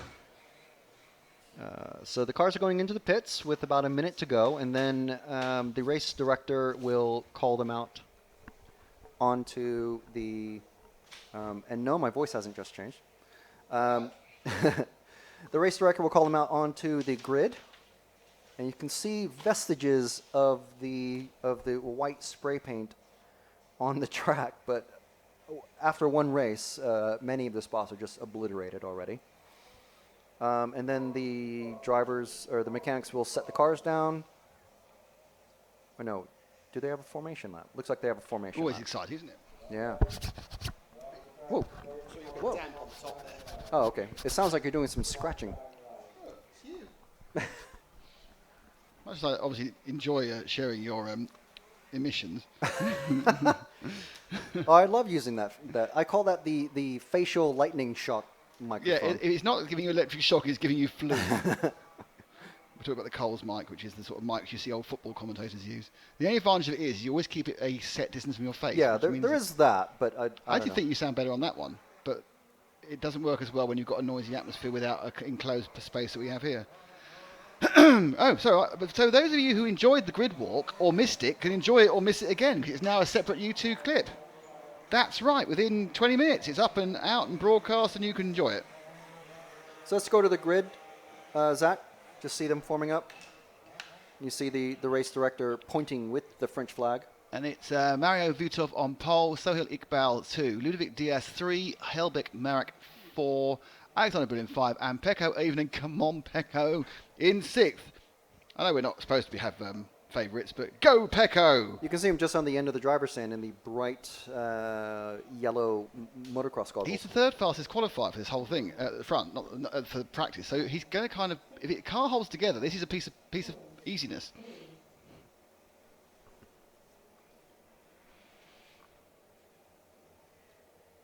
Long hold.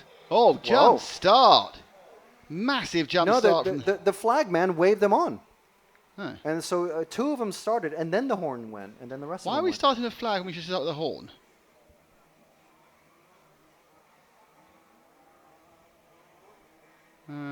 They called a false start? I don't know. I'm not sure. I thought he was going to whistle, but... Someone's pointing at them with his arm. Right, it's a confusing start, but the net effect at the moment is that it's 1 from 3, from 5 from 6. So Pecco's already up to 4th. And we are with Pecco in his drive through the field, hopefully. Stop-go for car 3. Yeah, he did jump the start. He went on the flag. He stop-goed, and then now he's going into the pits. So Pecco already into, I think, 3rd. So he's in a bump-up slot already. And looking to get up the inside of the 5. So really what he needs to do is just... Oh, no! Not on the hook. No, on the hook. So now he's got a battle with that car 4. That's actually checker car. a little bit about it. Someone needs to tread on that. So, as you know, in lower finals, we would like to see where the action is. And we feel the action is the most unfortunate 13-year-old Finnish person in the whole of France at the moment, who's all 4 qualifiers he didn't finish. Hopefully, so someone's just given him a new car and stuck his body shell on it. And so he has absolutely no experience of this track in the last 2 days either. So this is a complete, he's done 3 laps in 2 days. So with Evonen. Oh, and there goes third. Good. That's third. That's an easy way of getting it.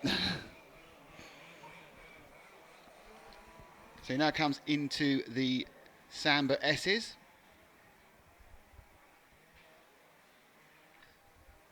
Now his best time is a 47, which is not going to set anyone on fire, any world on fire, but he's obviously got to work himself into it, and I think he's probably just absolutely paranoidally fearful his car's going to break down. So Evening now comes round to complete his 3rd lap. And that was a 41. So he's interesting. The guys at the front are only a couple of seconds slow. I feel he's kind of working himself into it. He's now in a bump up position though. He's now in 3rd. He's bumping up to the 8ths, which you would kind of expect. Because I'm quite surprised all 6 cars are still going around, Frank. The leader is just, oh, he's gone off the track again. Is that car 1? Yep. Yep. So now Vutov has gone off, and so now they're all clumped. Alexander Bulin is leading this one. Ivan now coming round onto the. Now he's second. He's second. He's now looking to get the lead, which shouldn't be difficult if he can just get past the 1 car. But then he just has to hold it together for another 12 minutes. Down below us.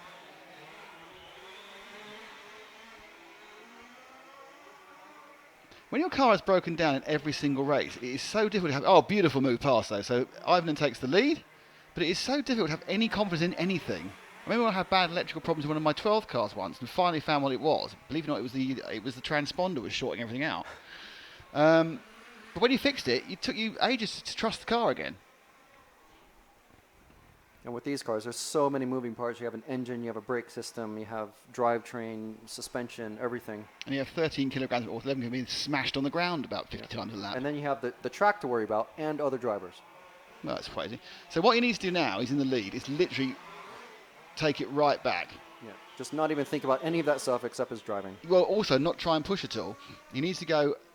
see, he's pulling out a lead. He doesn't need to pull out a lead. He just needs to just troll round. He needs to go... Ooh, he was on. Don't risk damage, Pecco.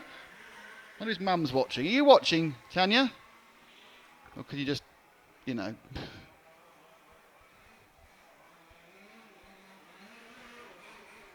That number 1's stuck in the wall one's gone. now. Is he broken? No. Oh, we've lost one. Oh, yeah, he's gone. One's gone, and they're going to try... No, he's broken the steering. So they aren't going to do that ridiculous thing where they try and restart it that never works. So we now haven't got one. So... But the other 5 are still going, so that's quite impressive, because I kind of thought it would get to a point where the 3 qualifiers were the 3 cars that finished. Which is quite common in these I think sub-finals. It has. I can't remember a time when... I've had cars trailing by many laps behind, but I can't remember a time when just the 3 cars that have finished have bumped up.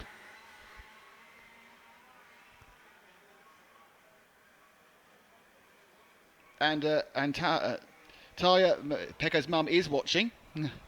So I expect at the moment she is sitting with heart in mouth, or perhaps she thinks, well, it's got as bad as it can get, it can't get any worse. He goes over the graphel grid. Watching between her fingers. Yeah, so let's drop back to the second place car, which is the all yellow car 5. We've got 10 minutes to go now, 5 minutes down, so coming a third over of the starting way in. line now. He's coming over it now. So that is Alexandre Bulin. He is in second. Now, we'll give him a lap. And then we'll drop down to the third, because the big battle is the bump up place between 3rd and 4th. But I think... Oh, it's only 6 seconds difference between 3rd and 4th at the moment.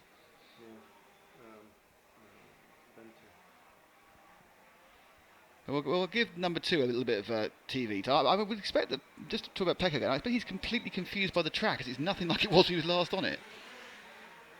When was that? He was last on it competitively on Wednesday.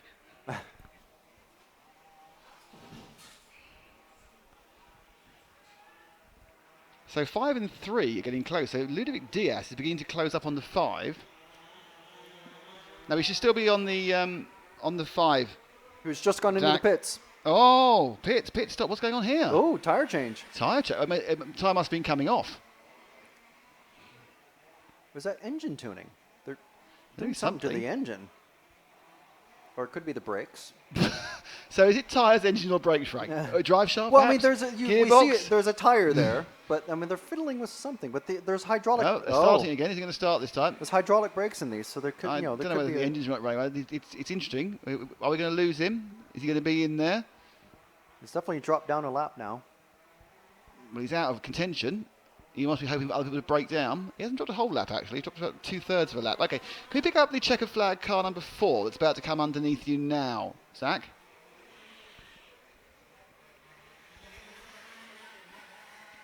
So that is our 3rd place man, Marek Heilbich. Pecco fans, he's 21 seconds ahead. Oh dear. That was that was going wrong for a long period of time before it actually went wrong, wasn't it? It was a kind of a never-ending story of wrongness before it actually went completely wrong.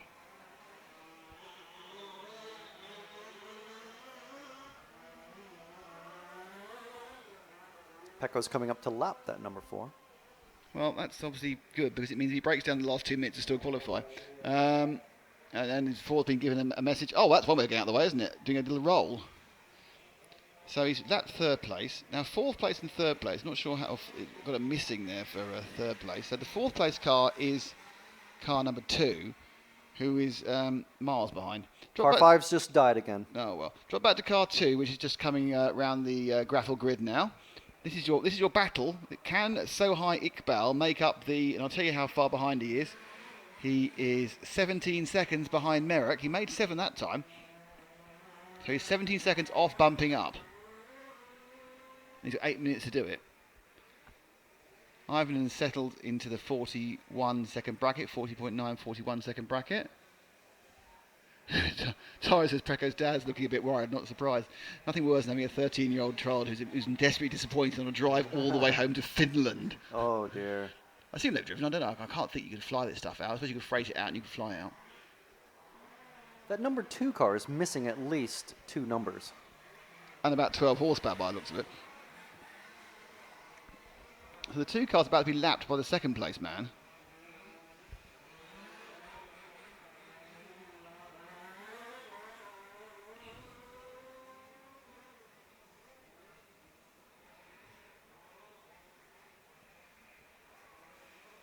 So 5 and 4 together, but they're many laps apart. Yeah, 5's just got going again. He's just trying to prove me wrong about you can't restart these cars when they're hot. Possibly. Whoa! Well, that's a bit unkind.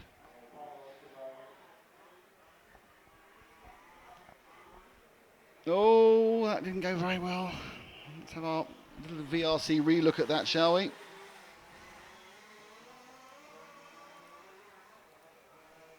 So VRC pre-row play here, and waggle, waggle, waggle, waggle, waggle. No, that's It's like he steered towards the wall for some reason.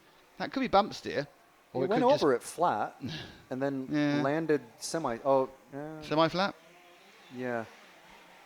Oh, he was stopped when we came back to him live. Well. So 10 minutes to go. Sorry, 5 minutes to go. 10 minutes gone. So we're 2/3 of the way through this, which is the 1/16 four-wheel drive. It's the A. It's the 1/32nd A in four-wheel drive. Sorry, for some reason they run the A after the B. I never understand why they run the A after the B on the halves. It makes no sense.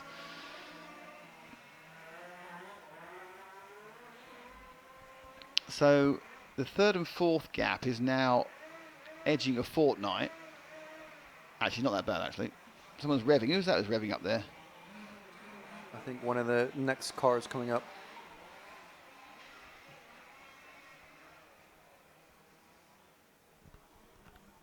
Still 5 cars going round.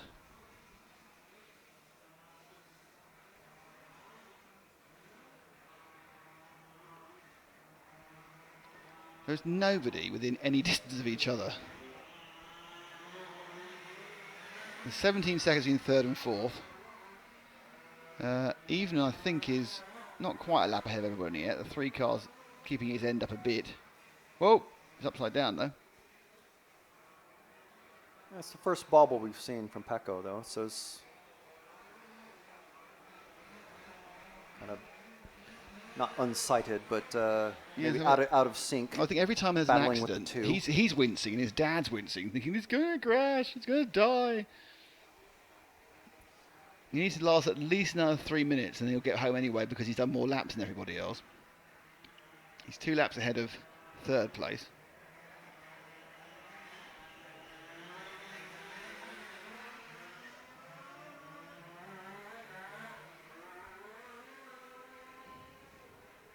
Ford taking a very long trip through the side dust. I think once you're in it, it's hard to get out.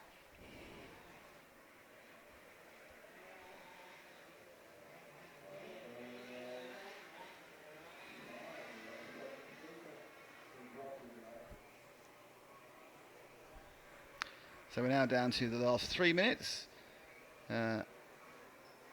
Even's lead has stayed constant recently, about 22 seconds. In fact, in fairness to second place man Ludovic Diaz, he's actually doing all right. His lap times aren't that bad. So he obviously also had a very bad qualifying and shouldn't really be in his final. We're definitely in a different league than everybody else. So Top Ivan two is 25 seconds ahead. He is a lap and 30 seconds ahead of the third place man. So he's effectively a minute and a bit down the road. So he only needs to go. He only needs to keep running for another minute. He's fine.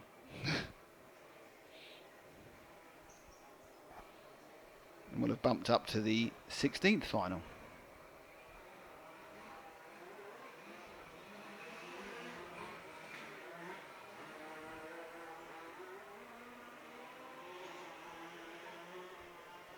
Less than 2 minutes left in this. 16th final, also a 15-minute race.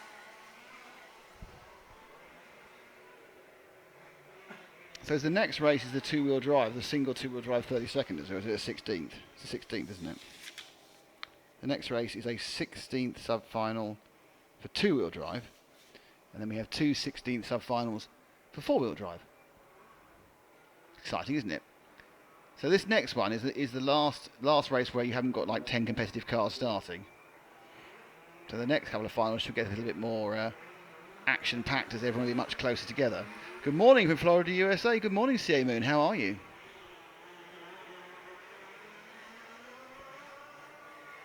If you're joining us late, make sure to watch out. Joining us late? Where were you? Did you bring a note? You missed the pit walk. That's not a problem, though, is it, Frank? No, not at all. Because? You can find it in a separate video link. The link is on all of our stations, RC Racing TV group, RC Racing TV page, EFRA page, and it's also, if you are subscribed to the RC Racing TV Facebook, YouTube group is there as well. Went live a few minutes ago. You get to see the whole thing just cut out. It's no different from the one that went out in the broadcast. It's just cut out to make it easy.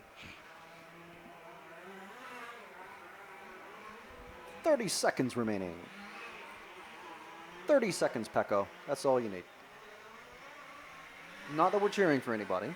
We are, actually, but I think he had such dreadful luck. I mean, he's a lovely lad, but he's had such dreadful luck, and no one deserves the bad luck he's had. As the, blimey, a bit of rail riding by the 4 car then.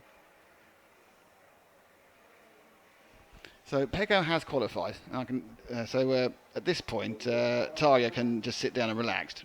Oh, CA Moon's got to go to work. Honestly, working on a Friday. So CA Moon has to go to work.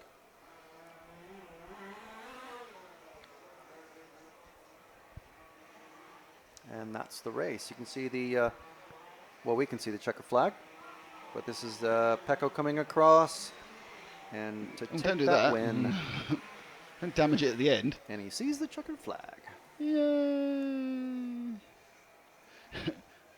Tara says, I really hope that Pecco has more of those kind of tyres left and I need some champagne. Well, I'll save the champagne to see if he can qualify for tomorrow. He's got 2 more runs to get into tomorrow. Is she going to work? No, she's in after having- Finland. She's a mum just watching a little lad.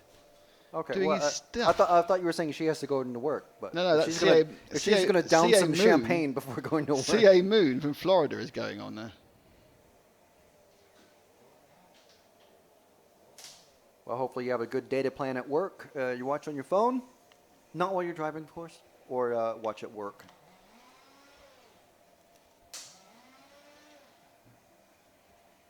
interesting tidbit. If you're not used to the European Championships, in this race, if you've just driven, you don't have to go turn marshal. No, because someone from your country has to, though. Yeah, all the countries individually have to marshal a certain marshalling post. There's an issue, though. Callan Gunn from Australia is the only Australian here.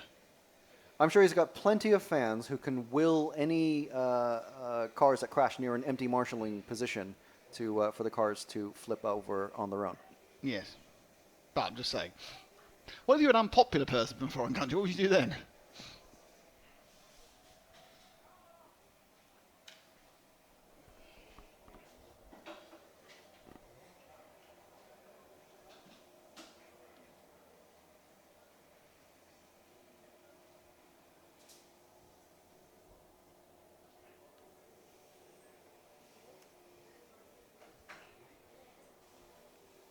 So we have a few more minutes before the... You know, there's a longer gap in between these and the yeah. other things. Well, the timing screen says 6 minutes, and then... I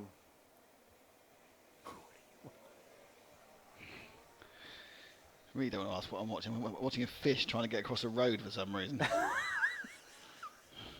Why did the fish cross the road? Apparently, because it was trying to show us all the ways go. I don't think it's actually a fish. I think it's a mud skipper. I think so. It's got lungs. I think it's a lungfish. I don't think it's quite as impressive as they think it is.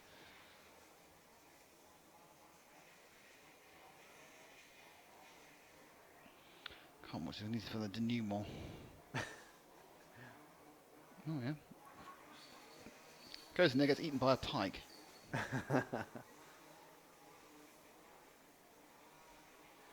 Person filming it could have helped it out, couldn't they? Yeah, but you're not meant to interfere with nature. Yeah, but not like that. No, obviously that gets you in trouble. You interfere with nature, but you know what I mean. No, I mean, if you're filming, like, seals getting chased and eaten by great white sharks, no one ever stops and tries to help the seals. Unless you're a dolphin. Yes. They try and help.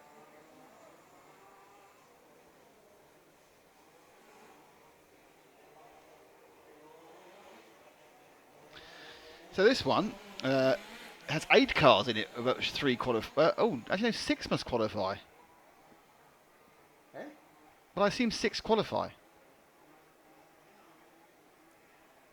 Because 3 of them need to go into both of the sub-finals. So the top 6 of these 8 are going to qualify, which is Philip Corten, Henrik Elklind, woo, go Henrik, Henrik Vorm, or Worm actually, Alice Maverick, Cedric Van Dam, not version of Claude I don't think, Edgar Staubach, Ivan Turk and Klaus Hansen. So 6 of the 8 cars qualify, in my opinion. Yeah, they must have some sort of cutoff if there's 5 or... Well, they'd be 4 in each heat, wouldn't they, you see? So the idea is you got lucky and someone broke down in your heat. In your final. Yeah, your final, you get through. So by having it 6 out of 8, it just makes it more exciting. Slash, basically, there's no way that all 8 cars are going to finish, so no, just get to the end. Well, one's already stopped. The We number lost one already? 6. The number 6. He's coming off the track. Right, so we've lost 6 at the moment. He doesn't get going again. Which The is Edgar driver's coming down. Staubach. Come on, Ed, give me to get going, mate. Oh, no, that is the mechanic. I was going to say, there's no mechanic like making any motion. He's limping. Yeah, you don't want a limping mechanic when you have something this You heavy. want a vibrant, straight on it mechanic.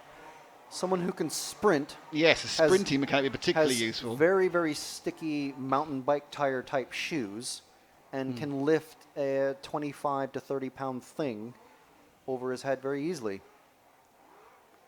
Dallas in the pit area again. Good evening from Australia, from Steve Revell.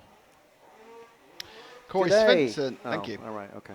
No, you actually, thought- I you were thought right. we- No, you were right actually. 1, 2, 3. Hello, how are you? G'day, Steve. G'day. Anyway, Connie Svensson says, I hate you, by the way. Connie Svensson says, That track must be so hard on tyres and the whole car. Seems very hard to get clean driving, even just one lap. Yes, you're absolutely right. And if you watch our track walk, which you can watch in a separate clip, you'll see just how massive the holes are. You can also check the EFRA Facebook page. No. Watch the video. Just watch the video. Watch the video. Just watch the video. Yeah. It's more. It's more kind of now. It's more current. Yeah, it's what I want to hear. Watch the video. Watch the damn video. Right. So now we've had the warm up. Now there's a formation lap. You're excited about the formation now. You mentioned that twice now. I think it's a big. Well, a big because thing we for missed you. it the first time, and then I thought the drivers were going to set the cars down like they do in 1/8 scale. Right. But then they actually do it's a formation lap. So there's another mechanic out in the pit area with a wrench and a spare tire just in case. Well, I'd be there. I do that. That's the sort of job I can do because I can screw a new tyre on if I'm honest. Do they allow them power tools? I don't think there's a ban on power tools. Used to be, some classes have got ban on radio communication in pit, but you don't need to make pit stops in this thing. So no. The limping mechanic is taking. Oh, it's a tire that came off, so he had to limp back to go get the tire, and then limp back to put the tire on. Oh, that must be a spare. He's working on it, obviously off camera in the car prep pit area. Jeff McLean waiting to see Callum race runs on rails at home. Well, Jeff, you're going to wait all day because he's not on again today. All his finals are tomorrow. That's the car 6 that was taken off. So he looks like, because he's missed the formation lap, he's probably going to have to start from pit lane at best, if he even gets going at all. But we're out on the track. So we think it's the top 6 cars in this race. At the moment, that's one of these drivers out on the track missing out.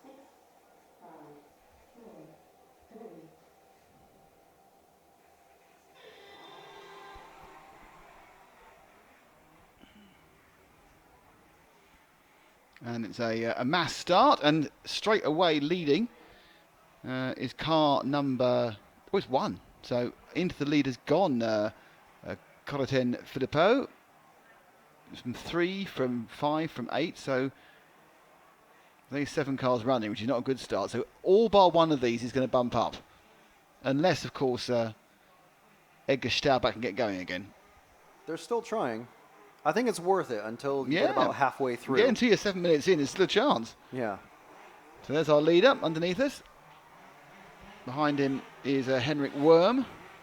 The unlucky non-qualifier at the moment, believe it is Henrik Elklint. Okay, drop to the back of the field, Zach. Oh, big ooh. Oh, big ooh. That was Elklint. Elklint was getting involved in that, I think. So let's run with the back car for a moment. That is Elklint, and he's making love to that car. So action-packed already. I think overtaking has been very, very difficult. Elklint now is trying to get into 6th place. He's trying to attack from many angles the 8th machine of Klaus Hansen, who went over the line 3rd. Oh, no, they're playing after you, Claude, there. So Hansen now is in last. Elklint's going on his merry way, but no, Klaus isn't letting him. Oh, it's the Elklint-Hansen battle we've all wanted to see.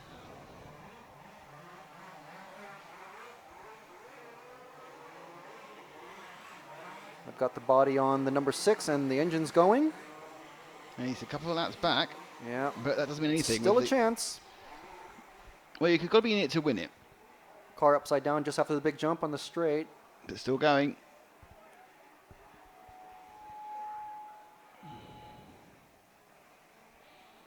That's not the start you want. So Elklint now, I think he's up to 5th. So drop back to the blue car 4. There's 2 cars back, Zach. Well, it's 1 car back now because the car fell off in between that. So that is the 4 of Maverick Arles, who's just at another place. Oh, is that Elklint back in it again? Yeah, so Elklint's back in it, but 2 laps down. Not Elklint, yes. So Elklint, no, sorry. Edgar Staubach. Staubach's back in it, but 2 laps down. So Staubach is 3 laps down, I think. Or will he get scored for this first one here? Yeah, Staubach's 2 laps down.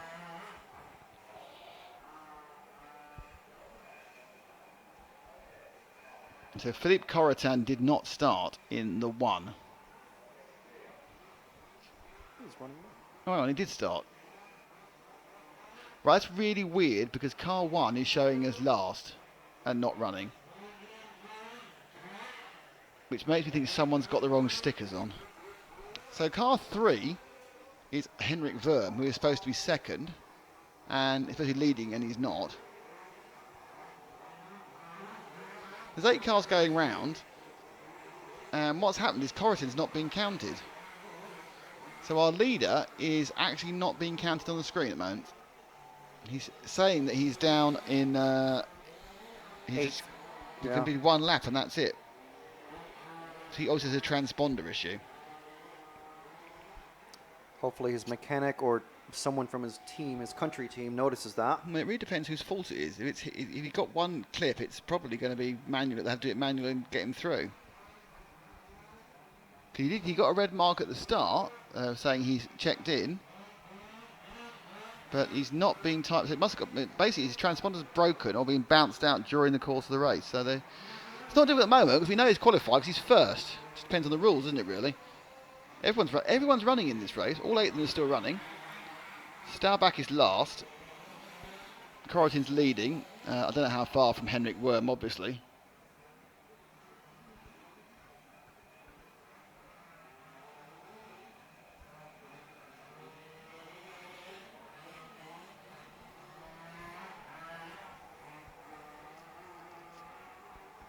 Talking about the finals, they were due to start half 1, half 2 and half 3, I think, the 3 of them. I think that's going to be different now because there's more finals in the morning. So my guess is the first final, which will be the short course final, will probably be about 2:30 local time. But I will put up the times as soon as we know them on the Facebook page and everything else.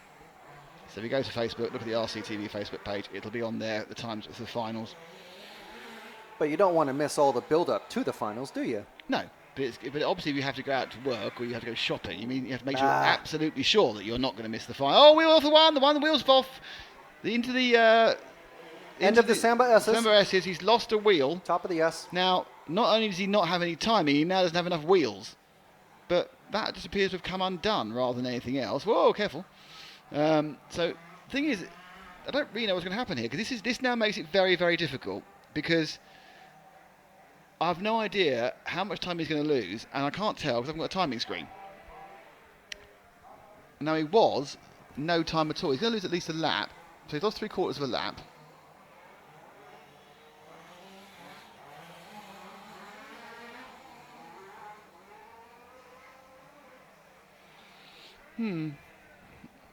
So it's Ivan Turk is leading the moment now in 7. So 7's put a lap on him, definitely. So he's a lap down now. They're trying to start the car. I think he's got a problem somewhere. 7's upside down. So our leader is just coming out of the Samba S's now. It's the green car with the checkered flag, Zach.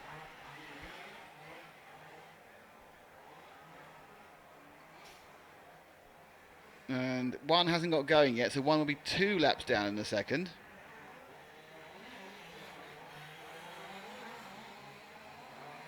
And he is 2 laps down.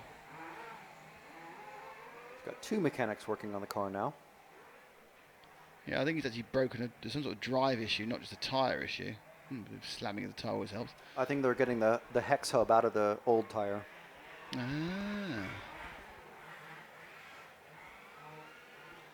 But he's already 2 laps down. So and now a 3rd member of the French Federation is going in to help. I'm not sure that's allowed. I'm sure it is. I think there's a limit on how working for you. Not in large scale. There's a limit in in the classes where you have to make pit stops for fuel. There's a limit, people. A frustrated hand gesture. I'm not surprised. His wheel fell off. So we've got first and second now right together, 7 and 3, which is Turk and Henrik Verm. Turk in the green, Henrik Verm in the blue beneath us. And they now put our early leader 3 laps down. So I think that was the driver actually trying to help. He's 3 laps down now. Gesturing, yeah. Well, don't tell him that he wasn't counting any laps anyway. Yes, it makes it a bit easier. Now we haven't got to worry about that, really.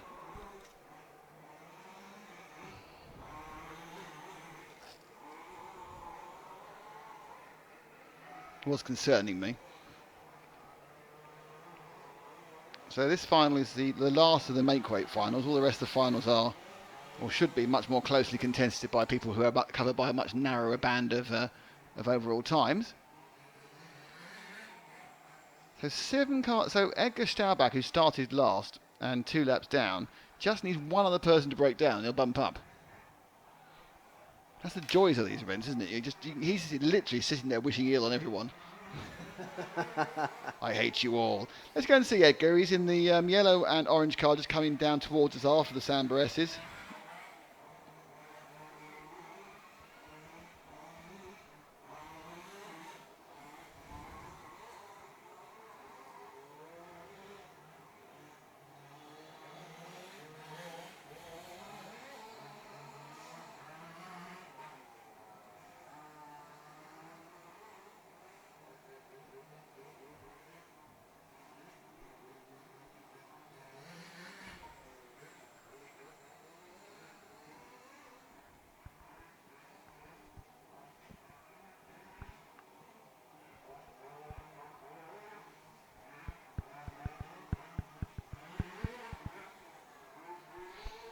Oh, 2 cars making love there.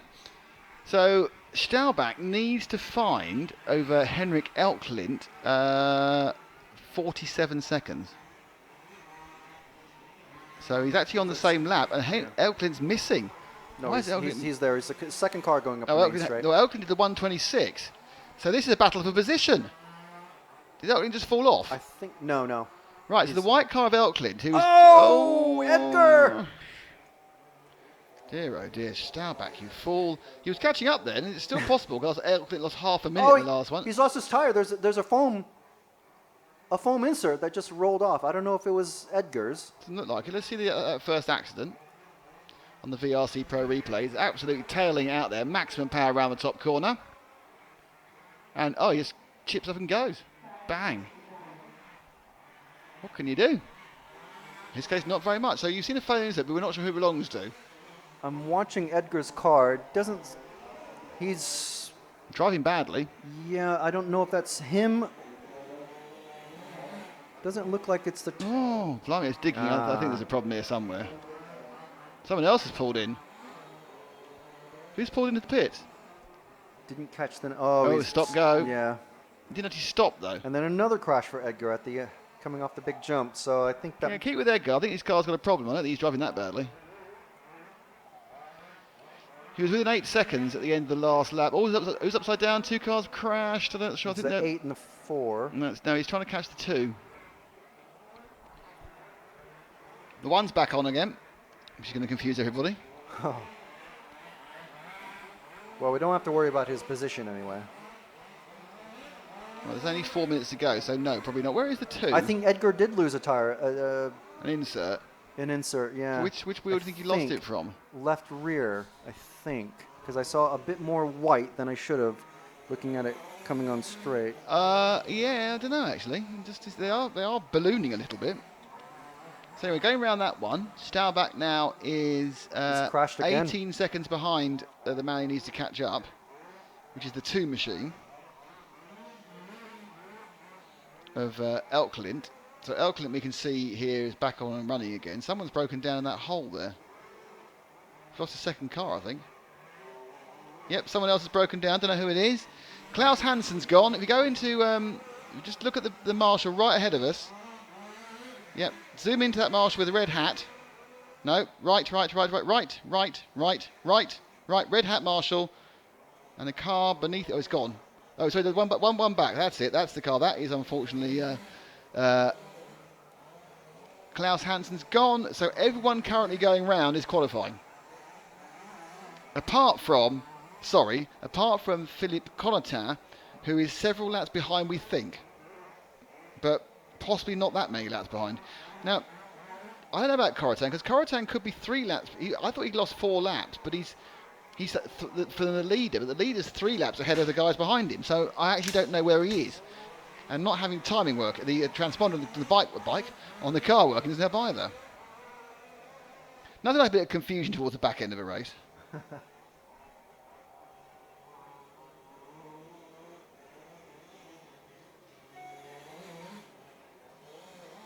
Yeah, Graham Smith says that foam's been on the track for a few laps. So he's denying it came out of Edgar's car. I think if it had come out, the tyre would have long fallen off. Yeah, I would have thought the tire would have split apart by now, but I mean, it looks like he's driving with no left rear tire. Yeah, that's just a driving style, or lack of it. So there's a split in this race from first to sixth of 2.5 laps.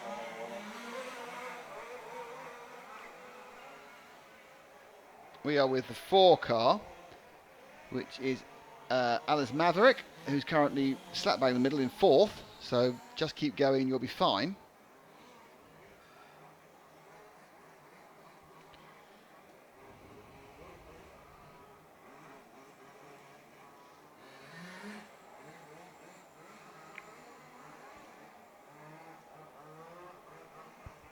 Oh, the number 1 started counting again. Has he? He's got 3 laps. Oh, this is confusing. He's just about to cross the finish line again. So we'll see if he counts here. No, but he crashed anyway. Oh well, he's got 3 laps. Wasn't a complete end.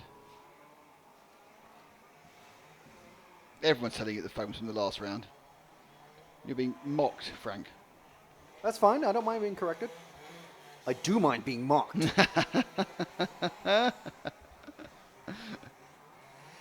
Anyway.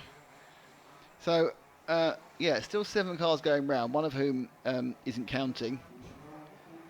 Staubach's still last, but he did start 2 laps down, so he's done all right.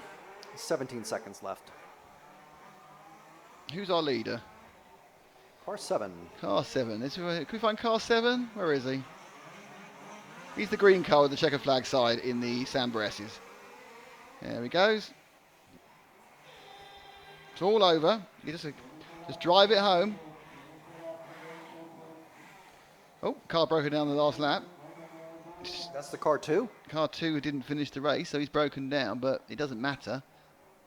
As Henrik Elklint is going to bump through. Do you think there's someone in the world named Moose Fuzz? Oh, I'm sure there is. Probably something like Barry Moose Fuzz. And his wife Deirdre Moose Fuzz.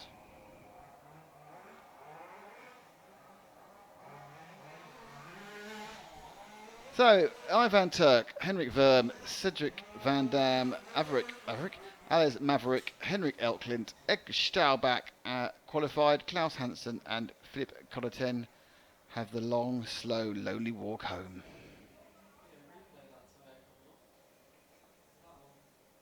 Did we? Oh well. Built like round tires. So this track is awesome! As big as these buggies are, and the track is big enough to ragdoll them. Awesomeness. You know, I know he's American, by the way. Jeff McLean, question. Was there a determining factor that led them to leaving the track in its current state, or was it decided by the club it would be better for racing as it required more skill? Well, the track, as NetBedGo says, was absolutely brand new, nice and flat on Monday. It got dug out, and it's very hard to patch these things, because you patch it, the hole just gets dug back out again, so it's patched for about 2 seconds.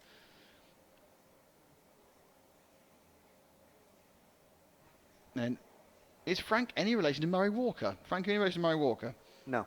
I think that's being a bit cruel because you got it wrong about the insert. I think they've been unpleasant. Meh. Excellent nonchalance from the McKinney Meister. When you're on the mic, you have to have a certain, you know, as your friends say, a certain I don't know what. Je ne sais quoi. Yeah, I don't know what.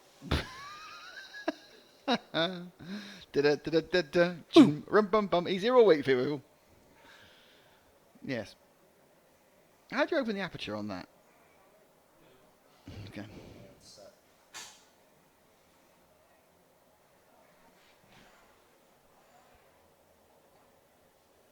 we try turning on the lights? No, that wouldn't help. Well, just turn the lights on for a second. I don't know why that would work.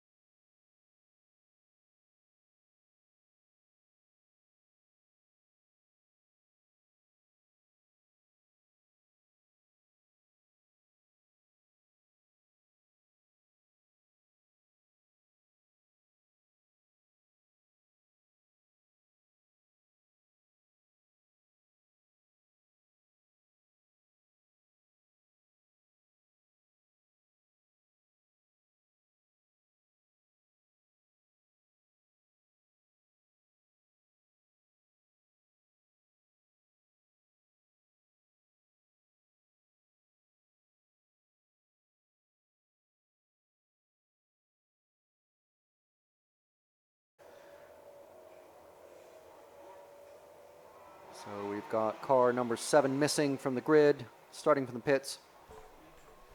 And car number 1 goes off in the first turn, gets passed by the 2 and then the 3, down to 3rd place. So it looks like we're going to have a good battle. Oh, the 5 trying to mate with the car 1.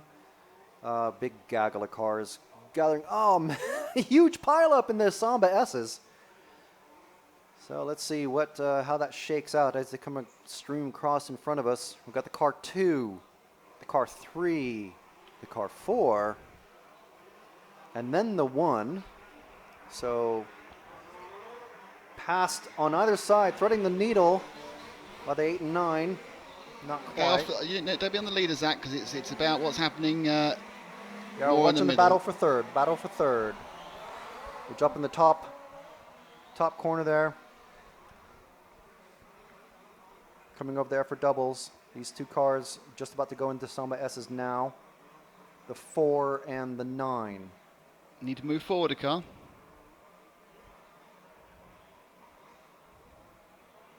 So stay on the 4, because that 9 looks like he's going to be catching. Coming over the grassy doubles. The doubles of no name around HPI hairpin. You're upset about having no name, aren't you? I can tell. No, I like it. I like it. The no name doubles or whatever. Going up the straight, that's car 4 and the car 9. Throttles pinned to the max as they go into the big sweeper. Not sure they are actually. Even then they're backing off a bit. Yeah, I think everyone's slowing going over that big jump. So just to run down, it's Alexander Panthu in car 3 leading from Steve Price in car 2 in second, Jerome Aldi in car 4, who we're looking at in third, with Michael Thomason fighting for 4th place. He's in car 9. Rito Juggy is 5, Laser Sara is 6, Jules Sauer is 7, Svetlana Yanikev is 8. He made the start. William Solon, unfortunately, Leon Satchel did not start. 3 bump from these, and we are looking at the battle for third between the 4 and the 9, the purple 4 and the red 9. The leader, number 3, has just been called for a stop and go. And he's going through the pits. So he will now drop down to 4th. So let's join let's join the stop and go man who's rejoining with the yellow wheels. That white and blue car coming over the effort doubles now. Chasing down that number 9. Almost certainly will catch him. So that's dropped into. So our friend in the yellow wheels is in second, I think, behind the 9. Being a big change in the order there. First and second dropped off, so we have the 9 leading. It's the orange car, which is Michael Thomason, and just going up the inside there is, well, attempting to, is the 3. You haven't got to let one through, of course, and that is the Alexander Panther, who was leading prior to his stop and go. Third place is now the 5, I think. No, it was still the Steve Price got it through in third, and then it was the 5 of Rita Jaggi. So third and fourth is where the action is. Let's look at the third place man, which is Steve Price. So we've got 1, 2 and 3 together. You can keep them the same in one frame, that'd be great. But if they do out the frame, then just concentrate on the ones at the back. Yeah, that's it. So concentrate on Steve there. Oh, he's gone. He's going to lose it. So pick up the green car. That's our next place. So we're looking there as we do, concentrating as we try to do. And second flips over. Well, this car is number 9. This is very hard to follow now, isn't it? Really. So now the car 4 is back in the third. 3 still leading. Hey. Car 4 and 2 are battling for third, but they're caught up with number 5. 8 and 1. So it's a complete train of cars. And I kind of thought this was going to happen. Once we got into the competitive side, it's going to be hard to break away without falling over. The Panther leads, and it's Jaggi, Price, Salon, Audrey and Saha, all covered by less than 2 seconds. So there's 5 cars battling for 2 places. And you see second, third and fourth on your screen at the moment. Oh, change the third there. Oh, no, I'll change the third as the orange. Yes, he did turn up inside him, and he's at the 8 car, is it? Yes, I believe, if my eyes are telling me the truth. Yeah, that's Grim Solon, who is actually quite a well-known racer in 8th, so I'm surprised. But the leader's upside down. So that's unfortunate, and he now isn't in the lead anymore, as the marshal trying not to get killed. So 1, 2 and 3 has changed again. We're with the third place man, and they go across the line. 5 minutes nearly down, and it is now Reto Jaggi from William Salon from Steve Price. So Price is in third, or perhaps not, or perhaps he is. Now he's in second now. And Salon in the white and orange car drops to third and second. And wheel off! Taken off the side there in an accident. Oh dear, oh dear, oh dear. But was that the wheel from, that was probably poor old Steve Price's wheel, wasn't it? Car 2. Let's see what this tells us when we see it. Nope, that's the wrong replay. Never mind. Sorry about this. It's a replay from a previous race. It came through. Didn't So take we got 4, 9, and 3 battling for third now. Ignore this VRC Pro replay. It's my mistake. I apologise.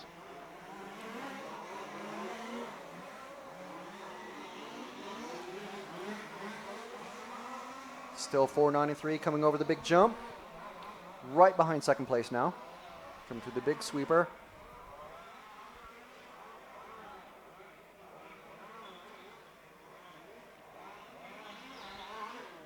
So the 9 of Michael Thomason getting quite the best of the rub there. Moves to second place in the orange car. It's the 4, which is the purple machine, is Jerome Todi. And then the blue and yellow is our erstwhile previous leader, which is Alexander De Pantho. So they sprint down. But William Salon has actually broken away slightly as De Pantho makes a mistake. And as does another car, 4 just runs out of momentum, really.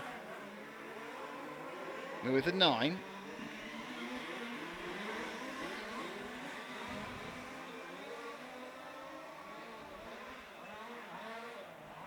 The track makes the pushing the car a real game of chicken, because if you push too hard, you get thrown off the track. Yeah, these are the finals. Really, you want to get in and get into a rhythm, but this is a battle, which is where they're all having massive problems doing anything, because they're trying to push, and it turns into a disaster. It's 5 from 9, and that is your battle for second and third. De Pantho's got a lot of pace in his car, in the yellow and blue machine, but an inability to keep it on the island for any length of time.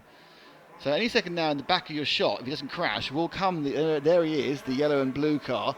That's De Pantho, the 3 machine. He's catching up to Thomason in the orange 9 and Jaggi in the green number 5. So stick with the blue with the yellow wheels, because he's going to do something. He's either going to catch up or just literally destroy himself in a shard of pieces. There goes the 5, getting passed by the 9.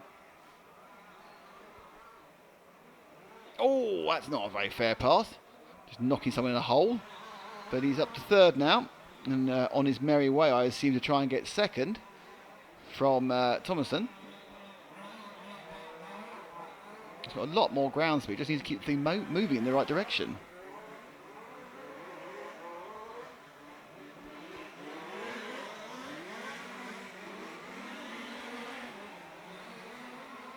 Moving on the outside. Look at the speed. Oh, dear, oh, Lorks. Is he going to work this time? Oh, I know what's happened. Oh, you silly boy. Apologies for that. The reason there haven't been replays is when we reactivated this system, I didn't turn them on. That's okay. The battle for third is really going to heat up now with between the 9, the 5, and the 4. So drop back to the 4, which is the purple car. Or was it more maroon, isn't he, really, than purple? Yeah. That's the one that had the body shell problems. And it still has. And still does. It's an ugly body shell, but over the graphical grid, talking about good body shells. So this is 4th and 5th, isn't it? Yeah, Jerome Aldry in 4th in the purple car, and then the green machine of Rito Jeggi.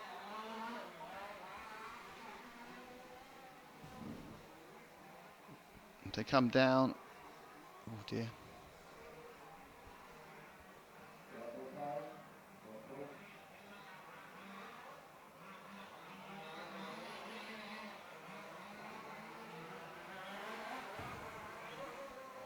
So this is a lap where I don't think there's been any changes in position. No, De Pantho is happily in second. Solom's leading by a good few seconds now, 10 seconds.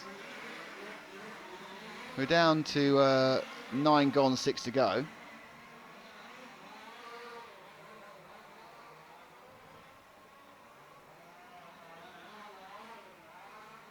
A bit of a tank stuff, doesn't have anybody there. But so in 4th place and hoping to get a bump up is this 4 of Jerome Aldry, but he's going to have problems because the 5 of Rito Jeggi in the green machine is catching him up. But are they? Do you think they're gaining at all on anybody? They're about to have a lap on the 10 car, so ignore the green 10 car. He's a lap down. That's Yannick Svetoslav, sorry. So the 4. You can hear Dallas telling him to move over, that green 10. Yeah, he's going to do it again now, but it's... Yep, there he goes. Now, how close is the 4 from the 9? You can see the 9, they're just clearing the bump as you go through. And the gap is 3 seconds, 3.4 seconds. And he's got himself dragged out wide there. That's Aldry. And he's now got right on his tail again is Rito Jaggi in the green machine, the 5. Now Rito lost more time passing doing the lap traffic bit, but now he's right on the backside of Uldry. Now the thing is, he's now slowing them both down, though I do think he's faster, given a clear run. Uldry making his car very wide as he now moves the no-name double before the HPI hairpin, but can he get the inside? No. So the 5 car, as Rito looks for a little bit of way inside and outside. I don't actually know whether, in fairness, Jerome is actually making his car as wide as possible, or it's just that difficult to keep the rear end in line.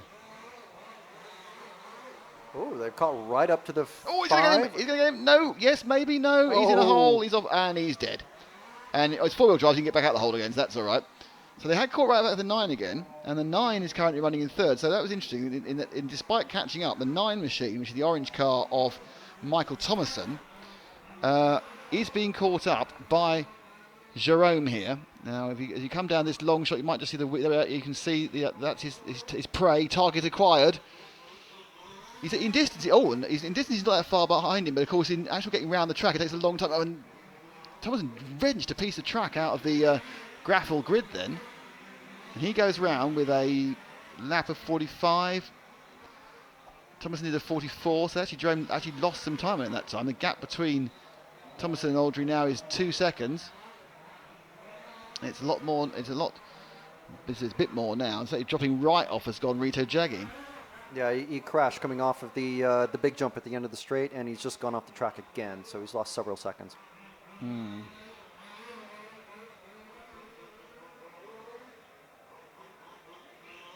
So all the. So just to remind you, Guillaume Solon is happily in the lead now by 14 seconds. Alexander Pather in the blue car we were following earlier, he's in 2nd. And then you got Michael Thomason and Jerome Udu, who are covering the moment, who's in 4th, looking for the last bump up place. There you can see at the bottom of the screen was the orange machine of his target, Thomason. Now, this is the problem. Actually keeping the car pointing in the right direction is a little bit easier than it sounds. I'll start again. It's a little bit harder than it sounds. But you kind of think, just put 2 laps together. Come on, put 2 laps together. But this track is a killer. And you're never in the same place 2 laps in a row. On the close-ups, you can see how much the tires are moving up and down. Those are huge jumps and ruts. They're huge tires. They're going through. Yeah. If you look at the track walk, you see how big the track actually is. Until I went out for a walk in it last night, I didn't realise how big everything was, how big the track was, and more importantly, how big the holes were. Because everything gets flattened because we're looking at it from high above here. And the same for the main cameras. Uldry tries not to get himself sucked in. Now, interestingly, at this point, Thomason's managed to make a little bit of a break, and he's now 4 seconds ahead. Let's move one car forward to the orange car. That's the 9 of Thomason, because it's now down to him to either move forward or make a mistake and move back. I think. I don't think the challenge from behind is particularly strong, Frank. Oh no, definitely not. I haven't seen the car 9 driving very erratically at all.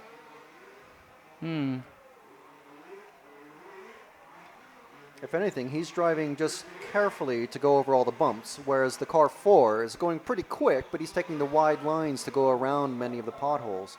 So they seem to be going about the same sort of pace.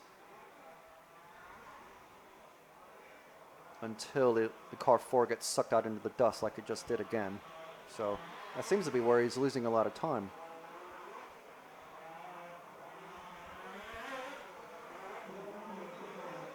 So 1 minute to go.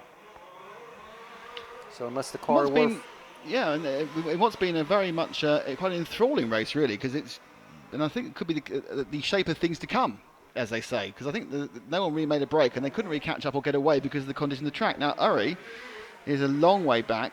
His gap to Thomason, who we should be watching. We should be on Thomason now, the orange car, going around the top of the track. EFRA doubles.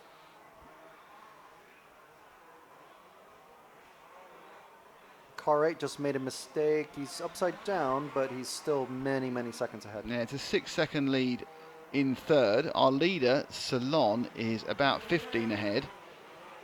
So this one is going to be, it looks like, as they come in to finish their last laps, it's going to be Salon from Alexander Panther and Michael Thomason. And this car is going to get the last stop. If it makes any sense, he's going to get timed at this point here. And he is. There we go. So the qualifiers in that one are William Salon, Alexander Panthu, and Michael Thomason. Jerome Aldry is in 4th and the first of the unlucky not qualifying type people. Anyway, going to go for a little bit of a break, Frank. Right, so as you can see, the top 3 have qualified into the 1/8 sub-final B. And we've got the 1/16 sub-final A to come up in a few minutes' time, starting in about 9 minutes. So for these finals, there's quite a bit longer break. They still have a 3-minute warm-up, though, but there's an extra 2 or 3 minutes of time in between all the engines start up.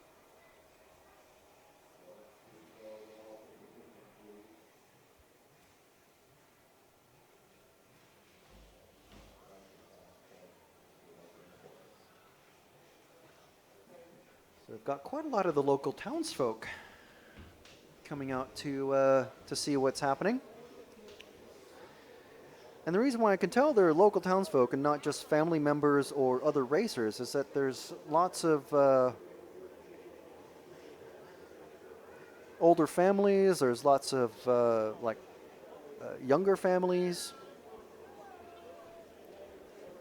and they're all to the right of the screen as you're watching it. There's a sort of a grass bank between the track and the boat pond, and then there's a few picnic benches and folding chairs set up on the 1/8 scale track that's next to us, 1/8 scale off-road track.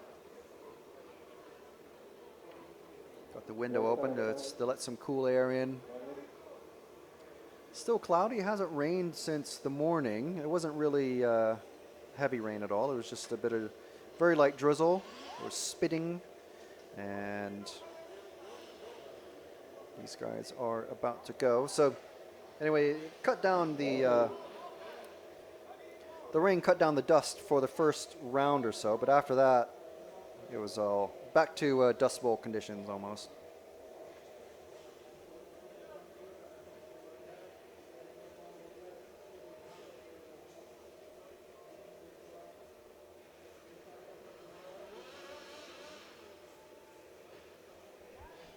So we're just waiting for this four-wheel drive A 1/16 sub-final to start. They're going to be released onto the track, have 3 minutes of warm-up, and then come in with 1 minute to go. So actually, I suppose it's only 2 minutes of warm-up. And then they'll have a final formation lap, and they'll line up in place on the grid on the main straight. That's to the left of the screen, just in front, starting just in front of the exit of the pit lane.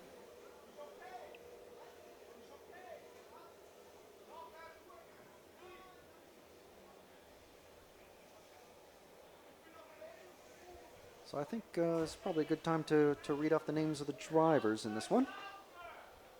We've got Matthias Stitch in the car 1, Bernard Brissett, Dennis Zimmerman, Heiko Bader, or Bader or Hiker, I'm not sure, Benjamin Subiel, Damian Petrov, Fabian Aristegui, and bumping up from the previous run is Pekko Ivanen, Ludovic Dias, and Helbik Merrick.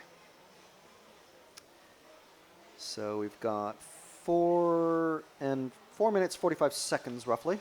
So yeah, they do get an extra minute and a half or so of warm-up. No, I'm telling a lie again. They come in with a minute to go, so they get about 3.5 minutes of warm-up. And then they come in.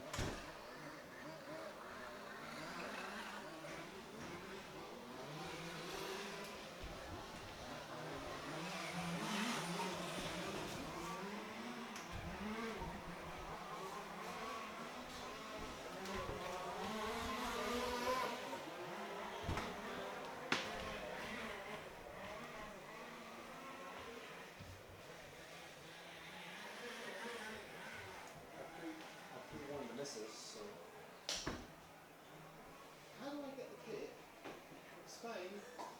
To Italy. In 2 days.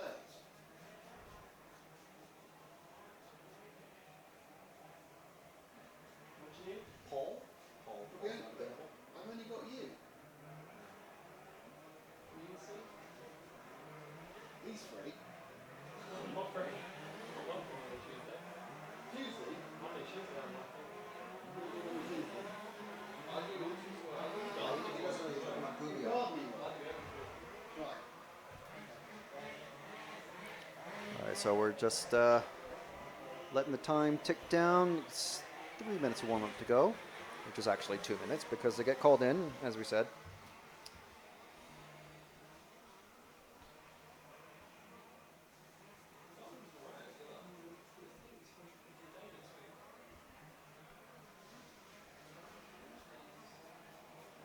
So these guys, apart from the ones who've bumped up,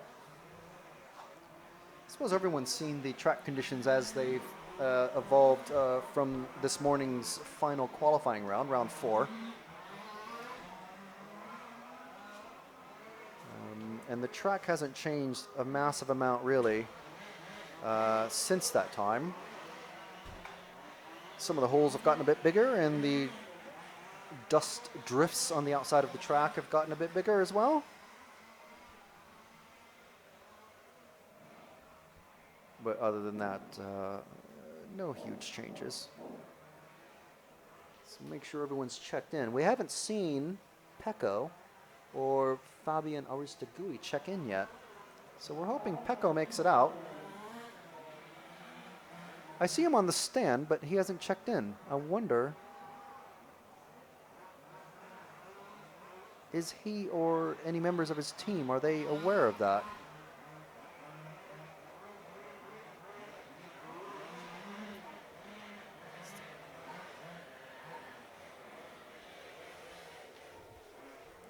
So 2 cars haven't checked in, but I believe we've got all 10 cars out there. Actually, I can't say that Pecco was actually. I don't remember seeing Pecco driving in that warm-up time. So no, he's on the stand. His car is there. He just hasn't checked in yet. So a little mystery there. Probably not when you're doing extra laps. Okay, there's 9 cars, so maybe Fabian isn't making it, but Pecco's definitely there. I mean, we Fabian recognize him. Artisugi does not appear to be on that at the moment, has to be said. Oh, do they line up in number order? Is that the... Willie, I've looked at my messenger inbox, if you're listening to me now, and I need to speak to you. But I'll talk to you, but there's a number of issues, but let me talk to you about them. So I'll give you a call, Willie.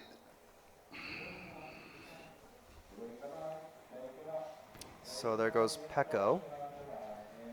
And we'll just make sure that he does get checked in. So this is the formation lap. This is the final lap before 15 minutes of intense racing. There's 9 cars out there. Only 3 will be bumping up to the next sub-final, which is the 1/8 sub-final B? Yep. A.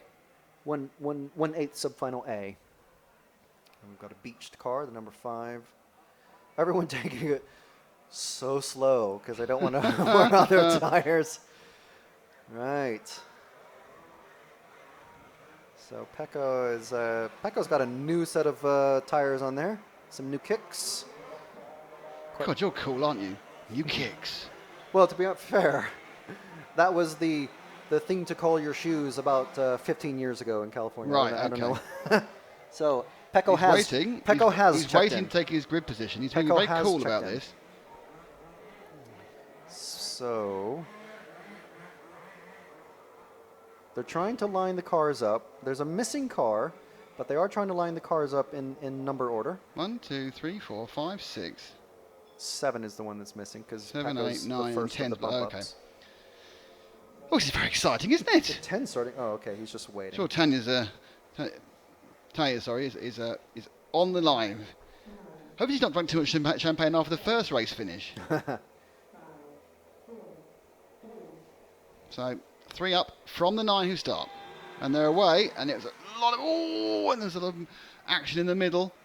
Let's move away with the leader for now. Let's see where he's going. And keep it reasonably wide, Zach, so we can see what's going behind him, which is Carnage. Oh, remarkably. Car got facing backwards, and causing a massive pile-up just after the EFRA double. The big win out of that is that Evenen's now up into 4th from 8th straight away. So you see him going around the curve. The leader is our car 1 of Matthias Stitch. Pecco passing for 3rd. He's just gone past Heiko Bard. I recognise that car. You got 3 in 2nd place, which is Dennis Zimmerman, and then it's Pecco in 3rd, and Ivonen, and then the other 10 cars come through. So starting the backs kind of gone quite well, really. Taro only has coffee. Stop and go for car 3. Oh, right, okay. So there's a designated stop and go area, and then they have to drive through and the leader's upside down. So let's move forward to the battle for the leaders. Oh, just flipped off. So that's 1st and 2nd. So it's even, and now is up to 2nd. Leader is Stitch. 3rd and 4th are still split. So we'll have a look at the lead at the start. No one's out. 1, 2, 3, 4, 5, 6, 7, 8, 9 cars are running, which is always a good sign. So they're still running, and they're not actually that spread out so far after a couple of laps, after 1 minute and 16. So it's Evelyn who's going for the lead here against Stitch. The German against the Finn. Finland breathes a sigh of relief. Oh! Get at the inside. But you see, the normal idea of just hooking it up the inside is not going to work because there's just literally no grip. And even take a very conservative line over the big jump there. Stitch is a little bit more flamboyant, and he's certainly no one is anywhere near their maximum speed. No. But they're probably near their maximum ability to hold the thing together. I think Pecco is playing a very strategic and smart game here because it looks like he's just holding pace behind the leader just so he keeps in a safe place. I like your thinking. I wouldn't do that. And to tell you why, because you're liable to hit someone else's accident.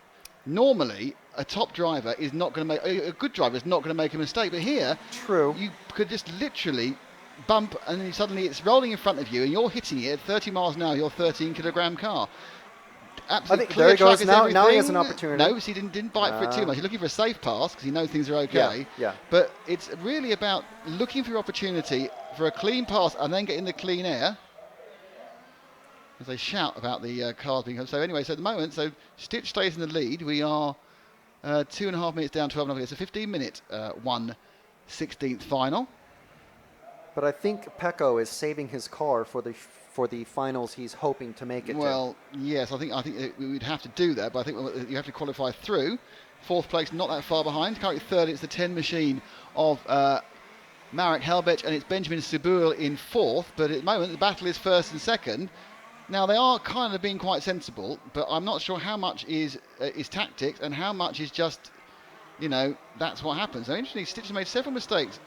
Ivonen effectively has run the middle of the track for the entire first 3 minutes. And even then he's been kicked around and bucked around like he's on one of those, bull rides you get in American bars.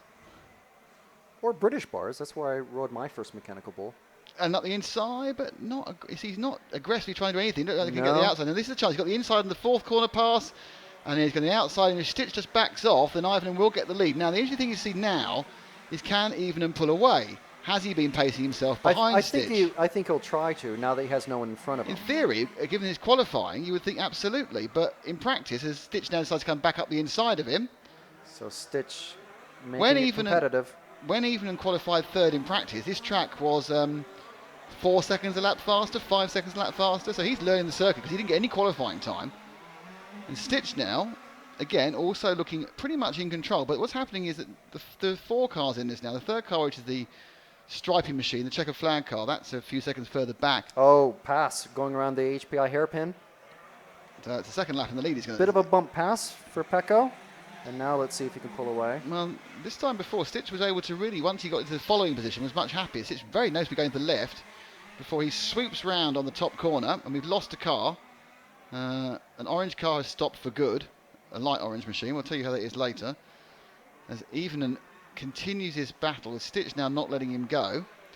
Now, 3rd and 4th is going to get close quite soon, so we'll be leaving this battle for the one that really counts, which is the bump-up battle, and even, has pulled a bit. So let's drop back 2 cars, the checkered flag car. Just coming out of the Samba S. You're number 10 of Marek Helbech, because he's trying to fight off Benjamin Sabul, and this is for the bump-up. So it's the mainly orange 5 car coming after the checkered flag 10, and just as we say that, he's upside down, and he's going to make up everything he did. Just fell in the middle of that innocuous little double with no name, and he just fell in the middle of it. I don't think the drivers can see how steep that is from their angle. From where we are, we can see it's practically vertical. So another mistake there from the 10 car. Pecco and Stitch are now lapping traffic, and Stitch is now caught up with the... I'm not sure what number that was. Car's fall into a hole. But interestingly, a mistake was made by the 10 there, and that's let back Sibel, who made a mistake a lap ago. So they're back together again, both with some lap traffic. Looks like Heiko Barda in the 4. I recognise Michelle from yesterday. Now, well, he's basically taken all the momentum out of the 10, and suddenly... And he's making passes back on him. Yeah, he's not popular doing that with Dallas, I can tell you right now. So the question is, after he has held up Hellback, the real question is now whether Sibel in the orange car can get past. Well, he doesn't know how I say that's the pass. That is the pass. Now the question is whether the car. I think that orange. I think the pink, oh no! Now they're back up together. I think the orange car is laps down. The 9. That's the one that got pulled into the pits. That's Ludovic Diaz, so that's not counted in this one. So we've got 2 lapped cars ahead of 2 cars fighting for the last bump-up place, and Pecco now has about a 5-second lead over Stitch. So that's going down to the order as we hoped. 6 minutes down, 8 minutes to go, or 6.5 minutes down, 8.5 to go. So now 5 is currently in 3rd, and 10 is currently in 4th, but they have some rather aggressive bits of back traffic now. Bader, no, drop out. Now, see, this is not really helping. There'll be some blue flags going, but they are bright together. So, Sibel and Hellbeck. It's interesting, they can't stay ahead of the lap traffic, can they?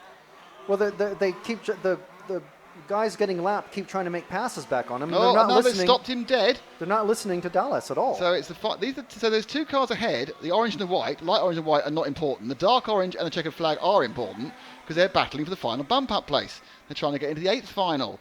And get out the way, cheeks! Come on.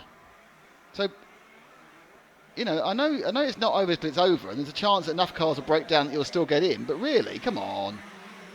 But I think also possibly the precision of being able to lap or be lapped is quite hard. You know, if these cars are similar speeds, and actually lapping them is difficult because you haven't got that precision of where to place the car because it's bouncing all over the shop the whole time.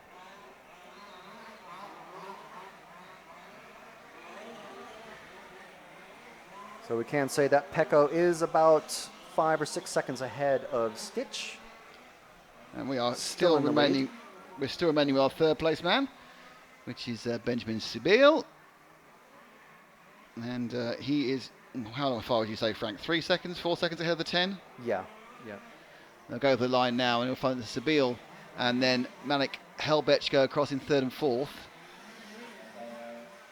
And the gap is 3 seconds. Huge tumbling crash coming out of the... and that's kind of handed the advantage to the other driver, in fairness. So now it's probably doubled or tripled the lead that car number 5 has. And one of the marshals was very dangerously assaulted.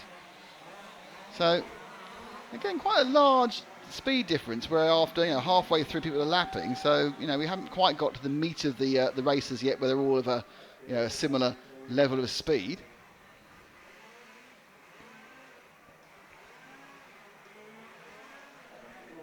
The car's revving. I think they might be for the next race. It's not actually for this one. So let's move back forward and let's have a look at our leader who's coming down towards us now and about to turn left and onto the double with no name. 6 minutes remaining. He's going all well as a marshal took his life in his own hands then to pick up a rock. Another car stranded in front of us. That's the 4 of Barda, not having a good time at the moment. Just reminded these are 4-wheel drive cars. We did see a brief outing of 2-wheel drive cars earlier. They'll be back on in a minute.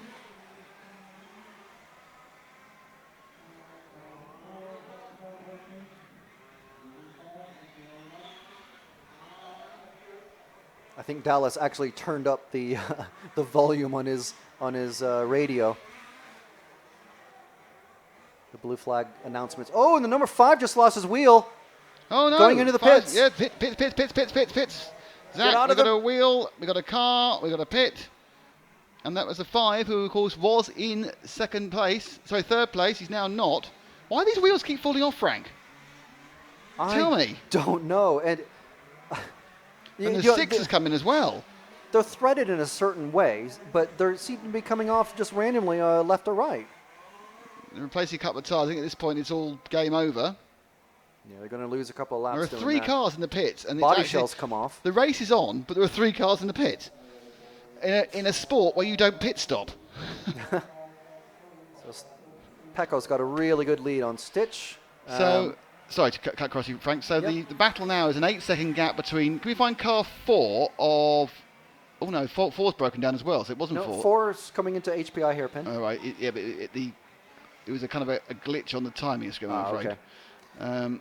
As what happened now is Marek Halbach in the 10 is miles ahead of the next car. Yeah, he's going into the Samba S's just now. We're with Heiko, which is fine with a 4. He's in 6th at the moment, Barlow. He's had a bad middle section of the race. He's going to be in net 5th because Benjamin Sebail is about to be overtaken by the virtue of the fact he stood in the pits. Are there still 3 cars in the pits, Frank? I can't see around the corner. Yeah, 2. I don't know where one has disappeared to. One is coming back out. I believe it's the 5. Okay, that is Benjamin Sebail, who will come out in 6th or 5th, depending exactly when he comes out. Marek Halbach now is ahead. So it's Dennis Zimmerman in the 3 car, who's actually just behind. 1 car, just dropped back 1 car, and there's a 3 car. That's the orange car. That's your man in 4th, Dennis Zimmerman. Now he has Bader in front of him, and in front of him, 2nd place man Matthias Stitch. But he is. The orange car that just came out of the pits didn't even complete 2 corners before his wheel came off. It's obviously a mounting issue. So Zimmerman's 18 seconds behind Helbeck in the 0 car with 3 minutes to make that up to make 3rd place. Possibly quite a little bit of a big ask.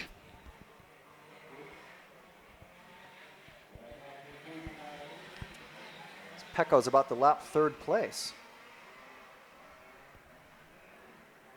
Well, it's not really a massive surprise. He should have been straight to the semi-finals. He's not done any fast laps. His fastest lap in either of the 2 finals has been a 40.5, but he's just trolled round. Now I don't think we've seen many we saw a few 38s in qualifying at the start of the day. We were seeing 30. I think Posiak did a 35.7, I think, or 35.6 in the first round. But the track has just destroyed itself over the course of so much running. It's had about 10 minutes rest in 4 days.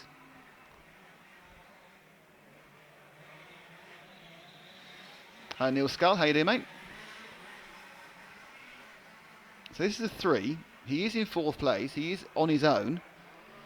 Even is leading now by a long way, by 10 seconds. Matthias Stitch is best part of a lap ahead of Helbeck, and Helbeck is 12 seconds ahead of Zimmerman. So Zimmerman's actually made up 5 seconds in that one because Helbeck made a mistake, but he's only got 1:53 to make it more, so he's not going to make any more up. Let's go and see the checker flag car coming out at the end of the section. So let's move to car number 3 of Marek, the 10, just in front of us now with the checker flag. And because it's only him making mistakes to make him lose his place now. He's only got 3 laps, so he's not going to get caught on pace. So the 3 is much, much closer than he was already. So this is the gap is going to come down. And it's down to 11 zeros seconds. Flipped. So it's down to 11 seconds. Thank you, Frank. So it's down to 11 seconds. It's down to about 5 now. So the pressure getting to Helbeck? Because they're now only 2 corners apart from being 18 seconds apart. So I'll just show you now. Our car, as Helbeck now enters that corner, now is when the rival does. So it's down to about 5 or 6 seconds. I mean, if you can just keep it. Oh, it's up again. And he's about to get lapped by Those Stitch. little things cost you half a second. That cost you another half second. And he's now 1 corner, and that cost you half a second. So he's lost about 4 seconds. There's 2 laps to go. In fact, there might only be a lap because they might just get caught right on the buzzer. So for Helbeck's hope, you've got to hope it's a lap. The gap now is 3 seconds. Can you open it up wide enough to see both cars at all? Yep, there we are. There's the 2 of them. That's the orange car he's chasing. He's made up an 18-second gap in less than 2 minutes. And look at him gain! Look at him gain! Wow! Fox has got the rabbit here in car 3 of Dennis Zimmerman. Oh! No! It was all going so well, but he just suddenly got as close as you can get. Now, what's going to happen now is there's no way Zimmerman's going to finish the lap. 10 seconds left. He won't make it, so what a let-off for Helbeck, who just lost all his pace at the end. Zimmerman went for it, rolled on the last lap. But it's going to be Hellbeck now just has to take one corner, and he gets his second. Oh, but that's why his tyre was off. His tyre was off. His rear left tyre was off. So that's why he lost all that speed. It's come off. You could see it when he was heavily turning, that it was off on one rim. That's why he had 4 very slow laps. Wow. Well, that was very exciting for a last lap. Forgot to press R on the replay there as well. But great stuff there. Drama.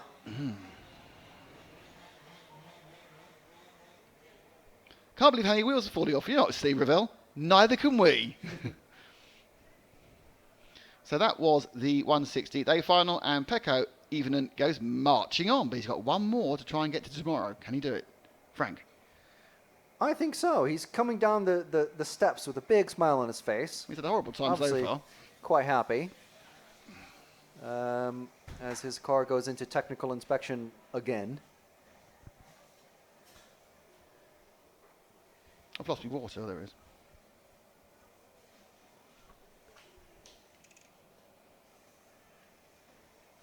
Going to ask a quick question of our dust correspondent, Zach. Zach, how dusty is it now?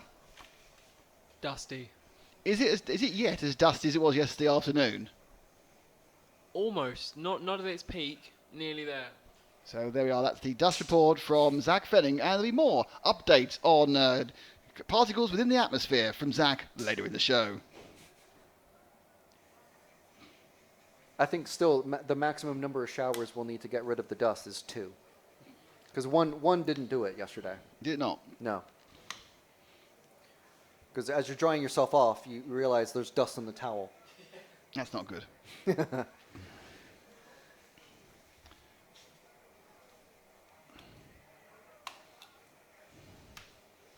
Dust on the towel. Christian Double says, Frank, are you Irish or American? I've got a wee bit of the Irish in me. No, you haven't. I do. You are Filipino. Scots-Irish. Oh. My non-Filipino half. You're non-Filipino. Yeah, but basically, like every American, he's a bitzer. German, Scots, Irish. Nothing I British, think I noticed. I'm told French-ish. French-ish? You've got to do French.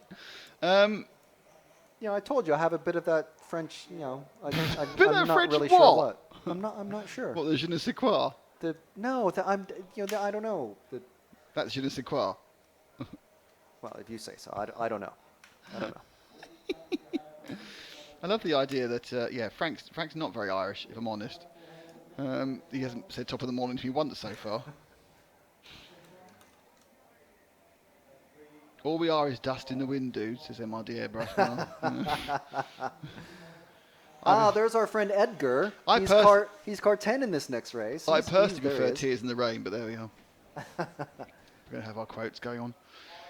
So a bit of a longer between this race. We have Klaus Carlson in 1. Oh, but should I point out this is two-wheel drive. This is two-wheel drive 8th final B. Klaus Carlson, Daniel Koch, Kim Nygaard-Crow, Joseph Garcia, Michael Meyer, Dan Klibaum, Enric Martin. Has everyone got 17 names in this one? Enric Martin. Anyway, Enric Martin, Henrik Verm, Alex Maverick, and Edgar Staubach, who are our qualifiers through. And we should note this is a 20-minute race. So even more potential for tyre coming off drama. Oh, we've got 5 minutes now. We well spotted. I noticed that. Neil Scull says, I hope the pits are upwind of the track. Luckily, they're not. The wind is blowing directly across the track. So it's going from left to right as we see it, and behind us are the pits. But it's almost exactly straight across into the track. Directly into the spectators' eyeballs. They're chuffed to bits about it. Well, I was saying earlier when you had a break. Yes. What off-link? Yeah. Look how many. These are like normal people. These are people from the town. These are like normal people. Well, what people do you normally expect? They're not racers. Oh, right, okay. There's no one there. There's like old folk. There's young kids. There's these are local, just town folk. I love it when when we have people that come to the championship where it's been advertised in all the shops and all the announcement boards and stuff like that around the town, because you just get normal people that come. They know that their track is there, and they come out and watch when there's a championship event. Not like most tracks where it's you say, oh yeah, we're going to the RC race. The what? The what's that? Oh yeah, there's a big model car track. Oh right, okay, I have no idea. But here, obviously, the Model Espace. Not only is there this huge track that you can see on screen, there's a 1/8 buggy track, there's a 1/8 and 1/10 nitro on-road track. I suppose they're electric touring car as well. And there's also a boat pond and an indoor 1/12 scale racing arena. So, whew, there's a lot of racing that you can potentially do. There is a lot of racing you can potentially do. I mean, at this one venue. Yes, indeed.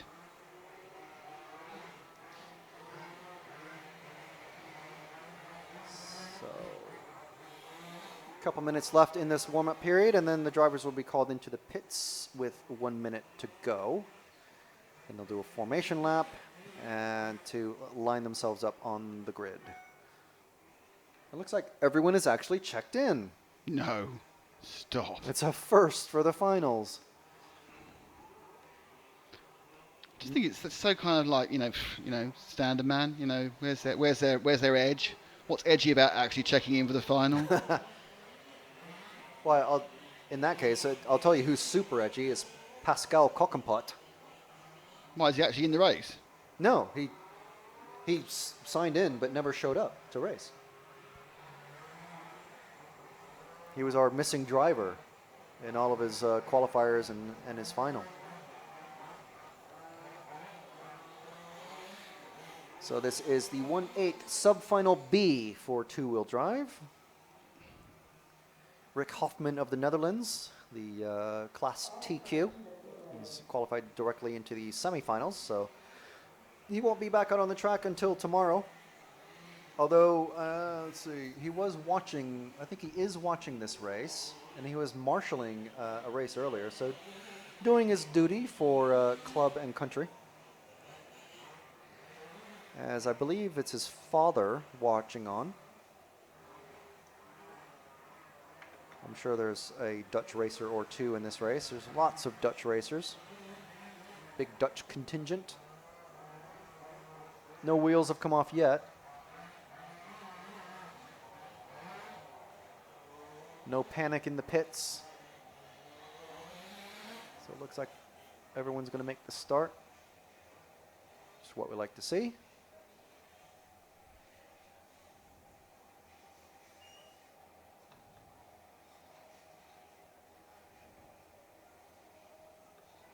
So everyone's in the pits. And look at all the marshals tightening up the wheel nuts. Yeah. I'll do more than that, I think. How tight? They're not tight enough. Tighten them some more. Oh, I've broken the wheel. We're actually on schedule at the moment. I believe so. I think 320 was the last race start. 3:45. Yeah, we're on. Absolutely on target. Yeah. That's good. So the last final will end at 7:30, 5:35. Very exciting. 10 cars out on the track.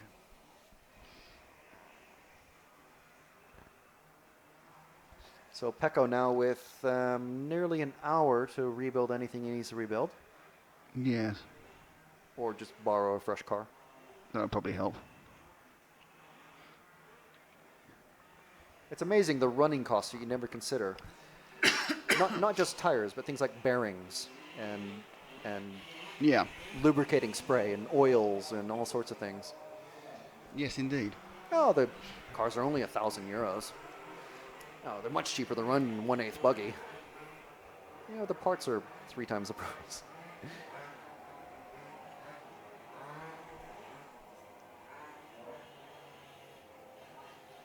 So the grid order getting set up. Club members putting cars in the correct positions. Someone's lined up on the wrong side, so now they have to swap them back around. I don't know, for some reason, as a racer, that's the last thing I wanted was someone I didn't know even touching my car before I started the race. Well, in case they voodooed it. Yeah, something. We're away.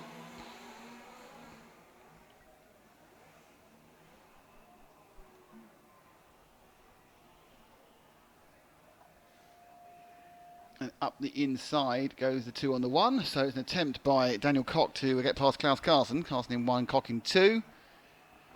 4 is in third place, and that's Josep Ray Garcia. So a bit of a battle at the front. We'll see how that works out for a couple of laps before we start concentrating on what's going on in the bump-up position, which is, again, the top 3. And they are bumping up to tomorrow, and oh dear, no, 20-minute races, and it's all gone wrong, but the leader is number 2. So back on the battle between second and third, Zach, which is between 4 and 6 now. So the 6 of Dan Coburn. As the crowd, as you quite rightly say, Frank, has gathered. It's grown, isn't it?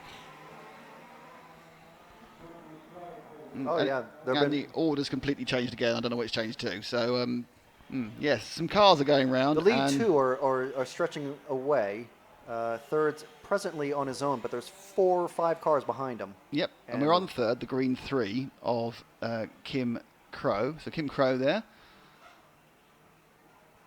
And he's followed by a car that got completely knocked off position there.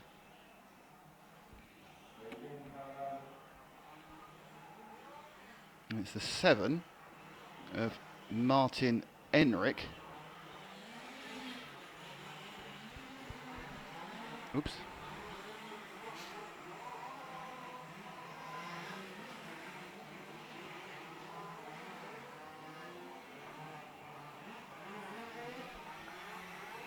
The car 1 has broken. So let's get close up on the car 1. The front right suspension, right underneath you now, Zach. It's got a broken front wishbone. He's going in. So we've lost our initial leader, who was Klaus Carlsen. So bad luck for the Dane there. And I think that's game over, I think. I don't think they can mend it with a new screw. It's wrenched out. So 1 less driver for everyone else to worry about. Well, he's staying up there. There's 18 minutes left, so with some preparedness, this sort of thing, he could come back with, well, preparedness and luck. Yes. And plenty of run time. How's your preparedness and luck going? Okay. So they order 642. Where are they?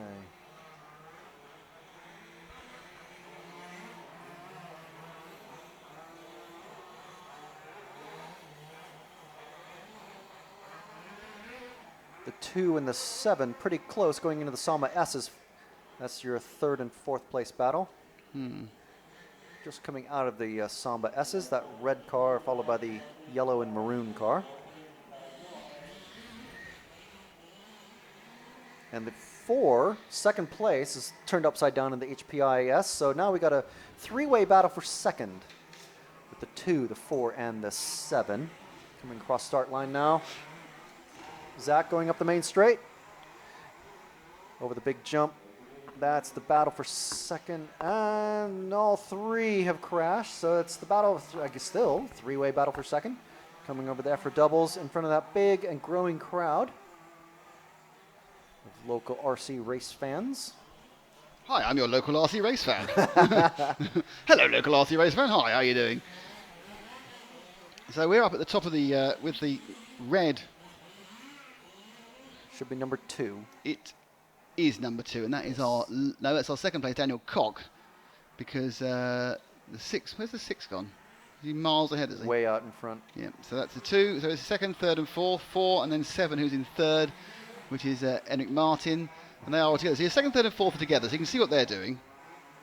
There's been a stop and go. Oh no, that's a rejoin. Oh, mistake by the 2. And stop and go for the 7. Third place has just gone through the green pits car for some reason. and the 8 car. There's 2 cars have retired. So we've lost the 8 car of Henrik Verm. The green car sitting in the pits, I don't know why.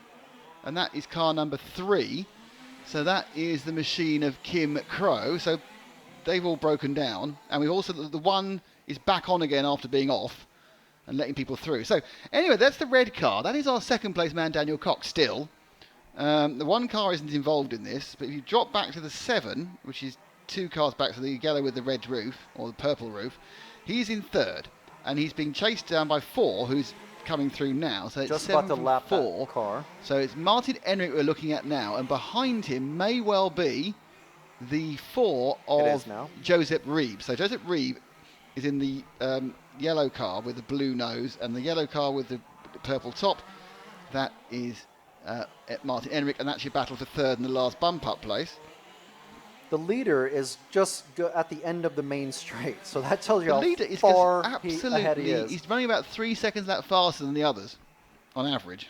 And we are 5 minutes down, just over 5 minutes down, just under 15 to go. So the car 6, so you just have a horrible qualifying. I think must have done, yeah. Because he's don't have any problems here, is he? He's flying off.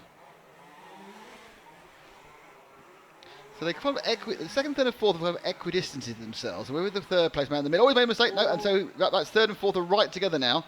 As fourth actually backs out of the jump because he thought he can hit him. So that's third and fourth.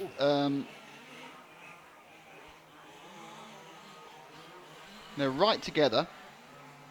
Yellow and purple and yellow and blue. Yellow and purple is Martin Enrich and yellow and blue is Joseph Reeb. So it's Enrich from Reeb. You have to say Enrich's probably got a bit more ground speed. Seven's flip and then 4 goes off the track. Almost overtake. That's almost an overtake, but not quite. So let's look at the almost overtake, but not quite, as an improvisation way of getting through. As Enrich and Reeb came down the hill, Enrich landed it badly, hit the thing, and at this point Reeb goes, he's going to hit me, so I'm going to get off the track, and I'm going to try and get up there, but I haven't done. I've actually fallen off. So thank you, VRC Pro Replay, for showing this again, because I enjoyed seeing it again. Always good. And right after that, the 7 did flip and end up back on its wheels, but he's basically taken the position. They're going into the Samba S's now. Almost nose to tail. Or tail to nose? No, nose to tail's fine. As it gets a bit brighter out there, the sun but it's trying its best to come out. It's supposed to be a sunny day tomorrow, by the way. A bit warmer. So we a dusty finals day. So second and third are nailed together. Well, as close as they can be, as he said, nose to tail. Still 7 from 4. It's still Martin from Joseph. Enrich and Reeb. Oh, and Martin makes a mistake. Joseph gets past. That's a change of third and fourth from a bad landing on that sort of dare jump. Isn't it? How fast can you go? I'm going to dare you. So Reeb now getting away from Enrich.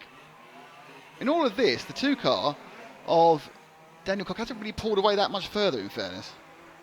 But it does look now that he's got past that Reeb has got the speed, isn't it? He doesn't seem to be bothering at all about things. The interesting thing is the 6 car is going to be lapping them both any second now, and we aren't even halfway yet. We're 8 minutes in. So if someone can tell us what Dan Kabaum was doing in the qualifying, I'd love to know. He sneaks in a 4-wheel drive car, I don't know. So now in third place and almost making a massive mistake, Joseph. And then behind him is Martin Enrich.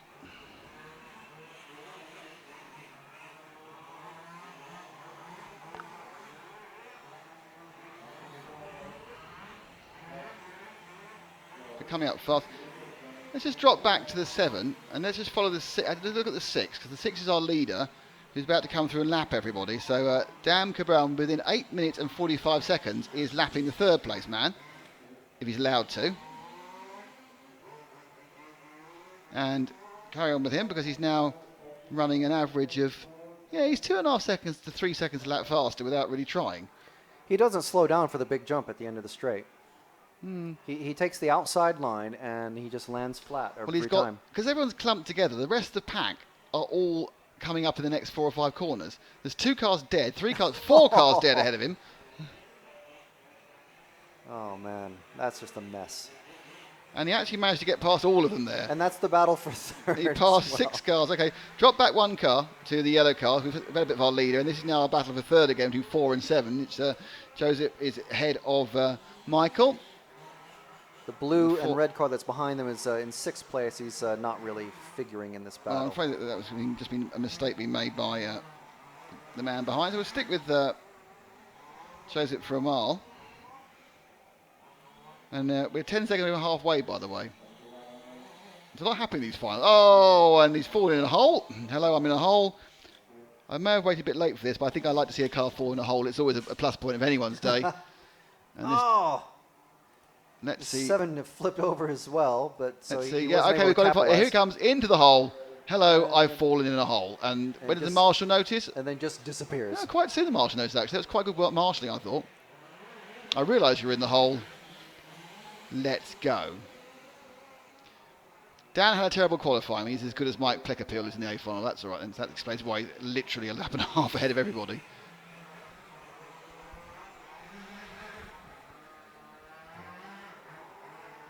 He is absolutely flying. He doesn't seem to be driving very timidly either. He's happy to bump and barge with lap traffic. Wheels are falling off.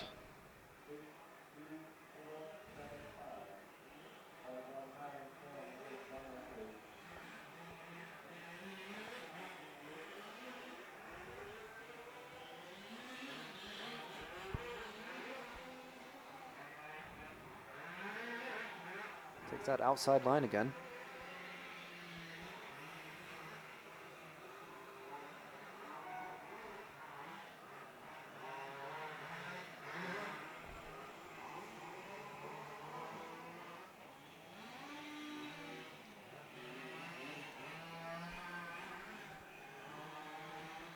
So just a bit of reset. This Dan Kebab in the 6 is leading. Daniel Koch in the 2, who's second, and they're a long way ahead, 20 seconds or so.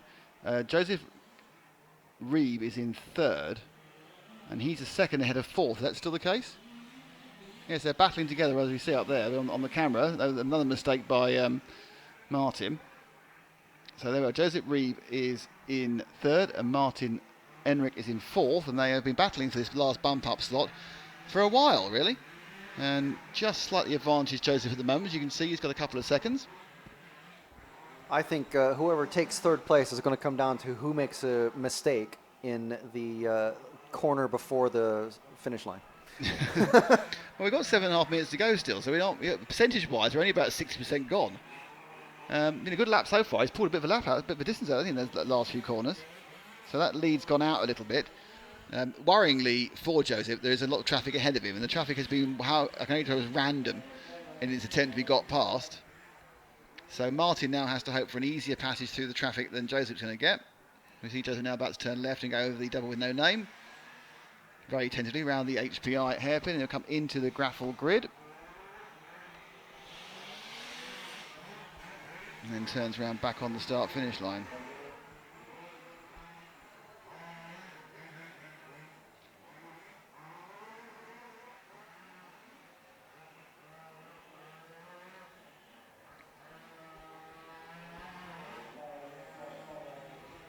Car 5 moves aside. You can hear Dallas calling them over the PA. Oh, and a flip for the car 4 that gives 7 a chance. Going through the Samba S's, and he's passed for the position. Oh, and the marshal decided to move the non-competitive car first. And now we're back with the third place man again, so we've moved seamlessly onto Martin Enric. Still 6.5 minutes to go, and I do think Joseph is faster when he's trying. So let's drop back 2 cars and follow the chasing car. Let's go back to Joseph again and see if we can chase up again. I've not been paid by him to give him TV time, but you know, it's the action really is whether he can catch up. He's got several minutes to do it in. He's got a back marker to get past first, which he's done with quite relative alacrity, and certainly has already gained slightly on Martin, he's ahead of him.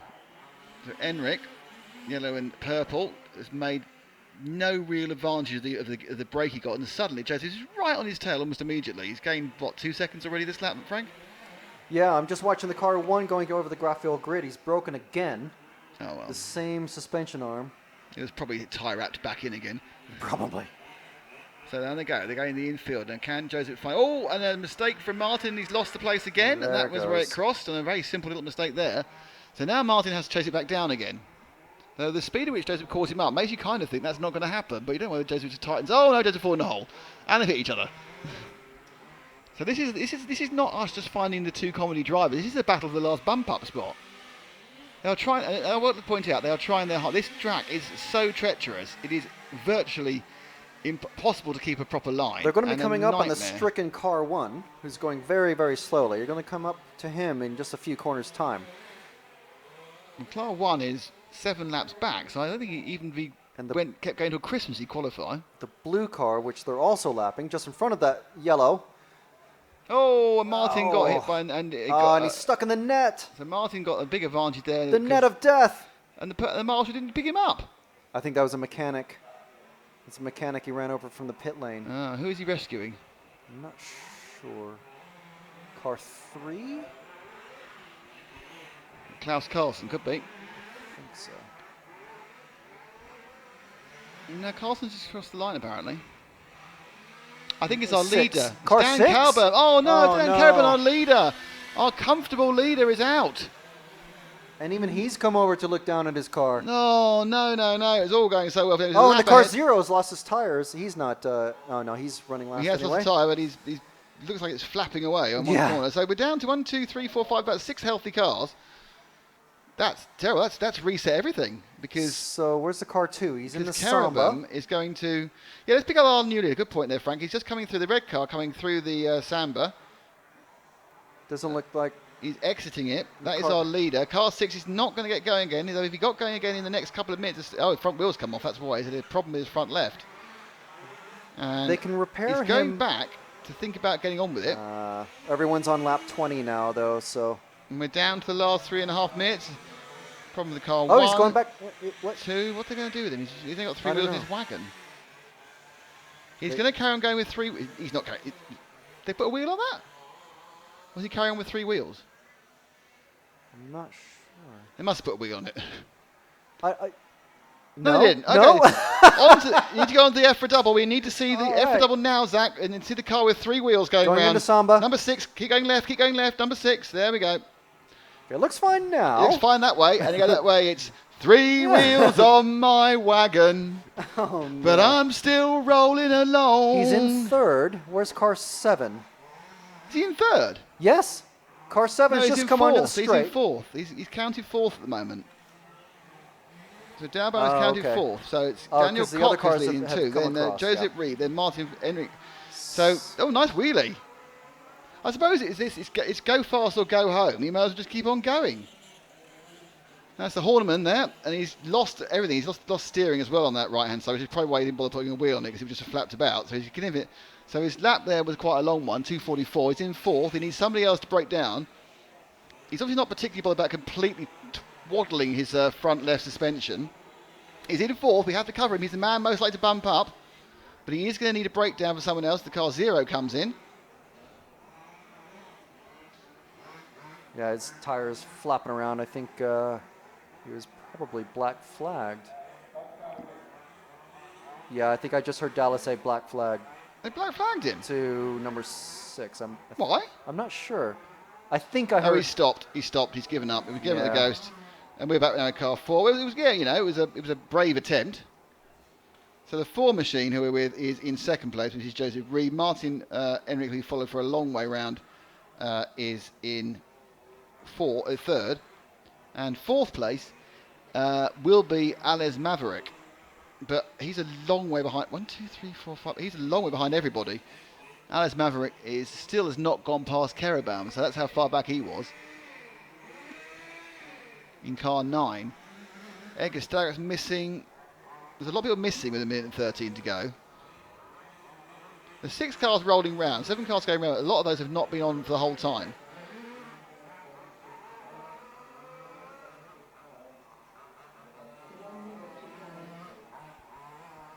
There is the 6, I think, going round. Not 9, sorry, going round for another lap.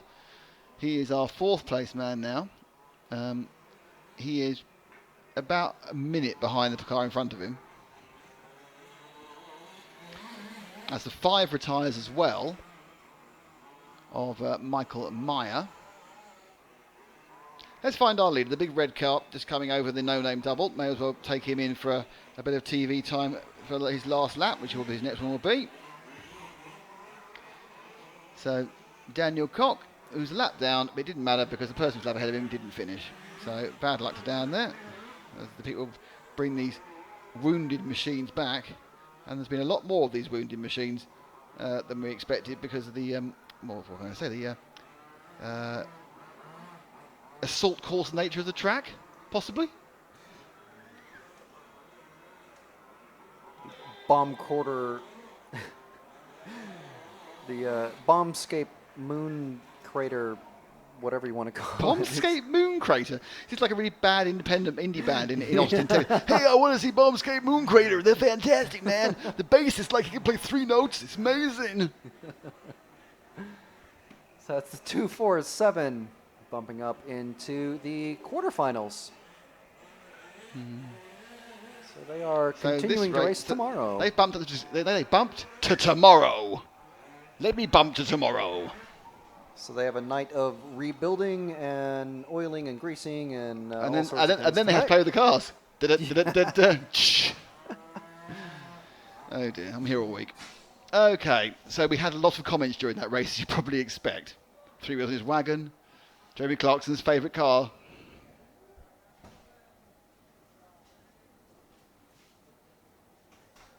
You okay up there? They're building their own Grand Canyon 1 lap at the top. But that was very unpleasant what you just did. Your trouser adjustments. I looked over and saw something no man should ever have to see. Okay, so we now have the, with 3 races left today, we have the 1/8 sub-final A, so it's another 1/8, the 2-wheel drive 1/8. So we'll have a, hopefully more people finishing. About 7 minutes this one gets underway. It's Jordi Damon in 1, Miha Mandelj in 2, Nicholas Crank in 3, Mel Boucher in 4, Wolfgang Arndt in 5, Terry Boothon in 6, Jordi Cassels in 7, Ivan Turk in 8, Cedric Van Dam in 9, and Henrik Elklint. Elklint's in this one, boys. Get that Elklint going.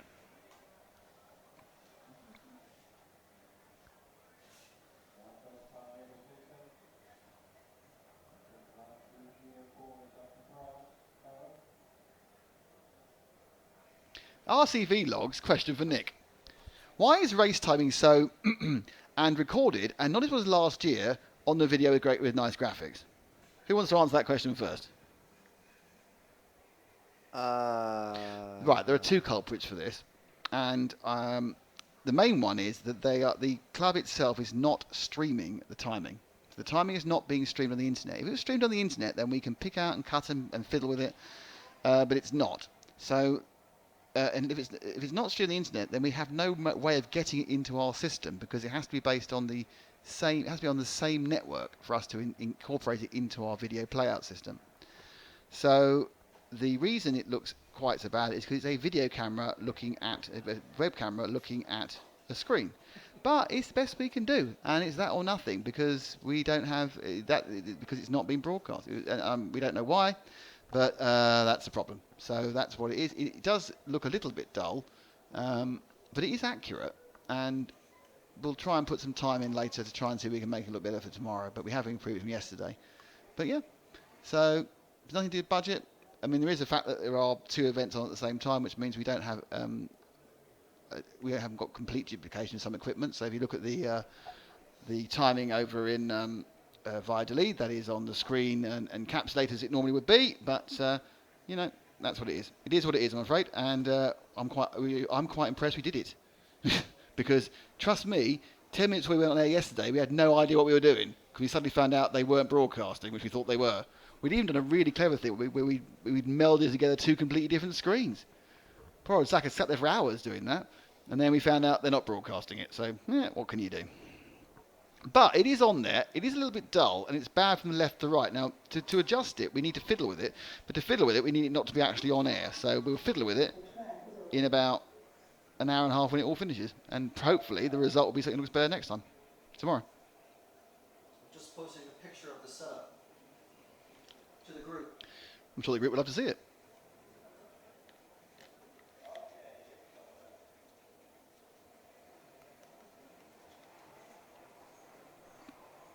Yeah, I mean, RCV logs, if you actually look at all the events we've done this year, a lot of them have been done with our RC timing interface, which we have thanks to Felix RC Timing, which is the one you'll be seeing at the moment. Yeah, I know it's screen glare. Interestingly, yeah, you're talking about screen glare. It's a weird situation. We're working it overnight, not 13, and see what we can get out of it. It's not very friendly to how it goes. But yeah, if you look, for example, last week when we were in Italy. They had a really weird timing system which no one else has anywhere. But because it was on the internet, we could capture it and then put it up in. Yeah, the information wasn't great, but at least it was up in a totally clear format. And if you look at last year's events for off-road, we had to do the BBK system. We can do it as long as we can get a web feed. We can pull it on reasonably accurately. Without a web feed, we are, in English parlance, stuffed. But we will try a number of things, I promise you, because we actually are finishing at 5:30 and not 9 o'clock like yesterday. And we have a chance to fiddle with those sort of things today. For tomorrow, which is obviously the important day, which is finals day. I can't guarantee you better, but I can guarantee we'll try. So if you want to see what our setup looks like, you can join the Facebook group for RC Racing TV. Just go to Facebook, type in RC Racing TV, and join the group.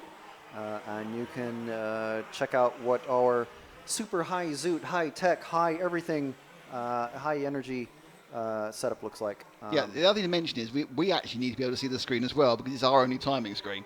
Yes. So we can't like put it in a cardboard box and isolate it for perfect vision on the thing, because we can't blooming see it. Oh, there's a picture of me on that picture. I didn't know that. Doesn't make us look very professional. It's on 2 boxes. No, I told you. It's not unprofessional. It's resourceful. Ah, right, okay.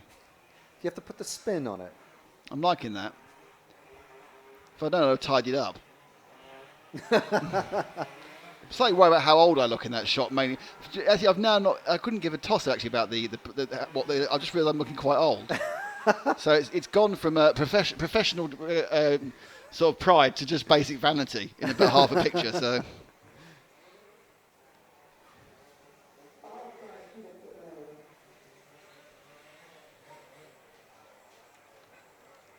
So we got another 20-minute sub-final coming up. This is two-wheel drive, 1/8 sub-final A. So all the drivers being called into the pits, and you can see the guy waving the checker flag. It is not the end of the race. It is the start of the race. I'm just telling everyone to come into the pits. It's not the end of the world as we know it. It's the start of the world as we know it. Is that how it goes? Yeah. I need to make a phone call, by the way. I've just realised. Feel free if you want. But you can't see the time. You have to sit here then. Yeah.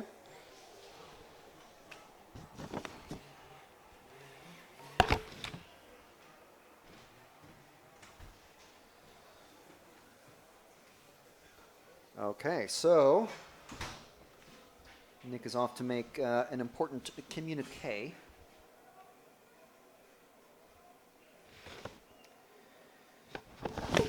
Sorry about that. I'm just trying to move everything without making everything too loud. So, I have to switch glasses so I can read the screen. So everyone has been called into the pits. You can see that the French flag is waving, and that just means that that is the formation lap starting. So everyone off literally in formation, just like F1, if you watch that. And now this is a 20-minute race. We just finished watching the first 20-minute race, and we saw the leader who was way, way ahead. The track basically chew up and spit out the leader. And the pole man, the car number 1 coming in a few times to the pits. With big problems to his front end, and then the leader, the car number 6, was basically destroyed. So everyone lining up on the grid. I don't think we've read through the names of everyone who's in here, but we've got Jordi Damon Parella, Miha Mandelj, Nicholas Krenk, Mael Bucher, Wolfgang Ornt, Thierry Bouthon, Jordi, Casellas Palasin, Ivan Turk, and Cedric Van Dam. Henrik Elkland not checking in. He's starting. I don't see a car 0. Is that car 0? I think that's car 9.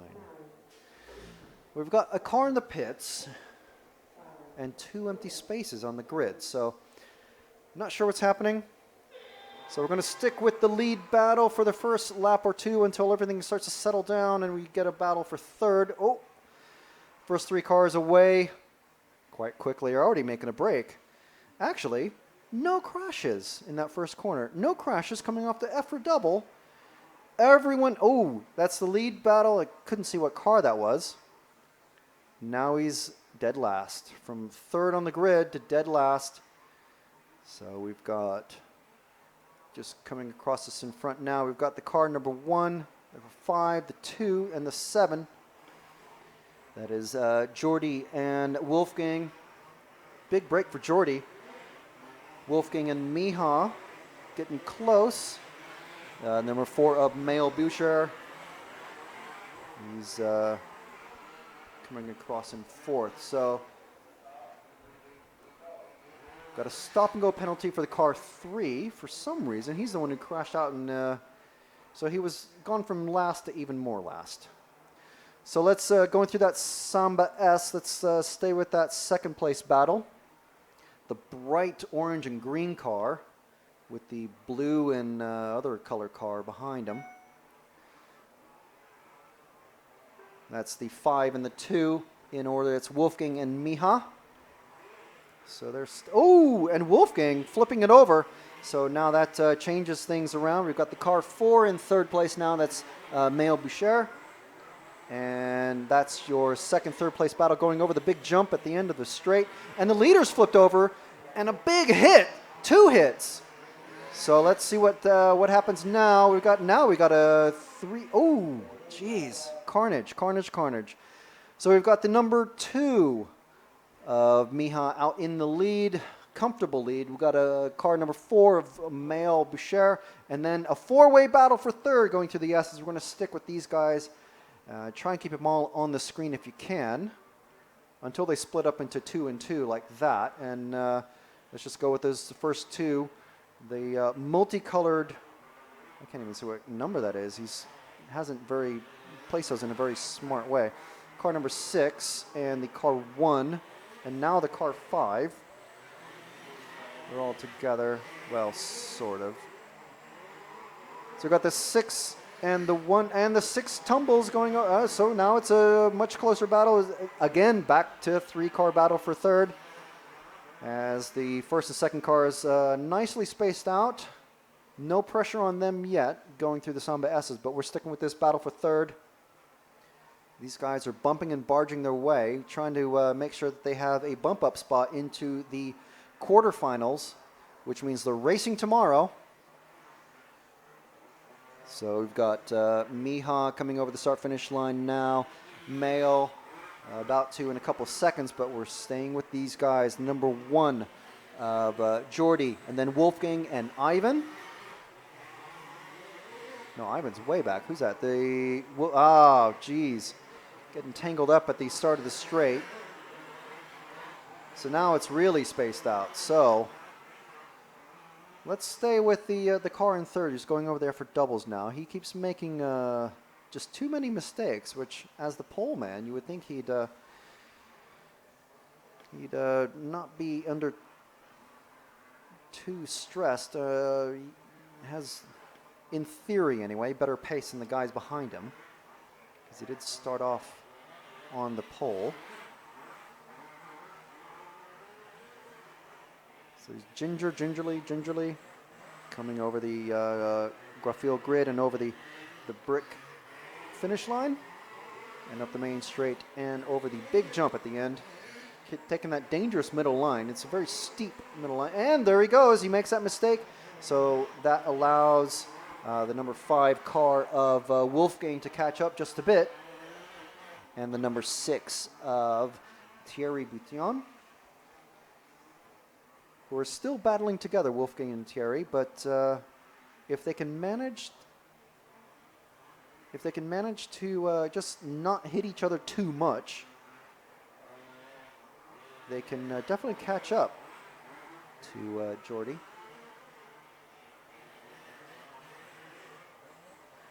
So Zach, let's drop back 1 car. Just wait. Oh, no. Oh man, Okay, well, no, they're still together. Oh, and they are going to catch up to Jordy. He's crashed just going over the big jump at the end of the straight. Yellow flags. So now we are with the actual third place battle on track. Jordy is going to have a, oh, and there goes car 6 of Thierry. Unlucky, or I would say unlucky. I mean, this track it's half luck just to finish the race at a competitive speed. So I would say unlucky instead of just no skills. But Wolfgang treading very gingerly. The car 8 has now jumped up into to third there. That's Ivan Turk. Sorry, fourth. Battling with Thierry. So the running order with 6 minutes down is Miha, Mail, Wolfgang in third. Those are your bump up positions at the moment. Number 8 of Ivan is we're with Wolfgang at the moment. So let's stick with him and just keep it wide, go out a bit wider to see if anybody is able to catch up to him or if anybody crashes ahead of him. That's wide enough there. That's fine. We just want to keep tracking that green and orange car. And we'll see if he's able to catch up to anyone ahead of him or what is going on with that number 8 car of Ivan, who's definitely catching him. Oh, there's a big mistake for Wolfgang. So now the third place battle is between Wolfgang, or Ivan, who's in that number 8, that green and white car, and Wolfgang in that green and orange, and Thierry in the multicolored number 6 with the number that you cannot read from the side of the car. Very unfortunate there. Now it's a 4-way battle for third, because why not? That's the car number 3, he was dropped down all the way to 10th place and then had a stop and go. So he's caught up quite a bit. He is going to be charging through these guys now, I believe. He obviously qualified ahead of him because he's car number 3. And let's get a name for that. That's Nicholas Crank, who actually helped Wolfgang come across the... Let's drop back a car to the black car with the yellow. There we go. That's Nicholas Crank. He fell off the track, and he's going to make up his place there as I believe that was Wolfgang crashing, coming off the big jump. And now he's catching up to Ivan, going over the EFRA double, coming into the Samba S. Let's see what he can pull off here. And he immediately just sails right past. So Ivan falling down. This is Nicholas making up 2 plate. Oh, now as I look away to see the names, now again it's back to a 4-way battle for third. So let's stay with that black car. Drop back just a little bit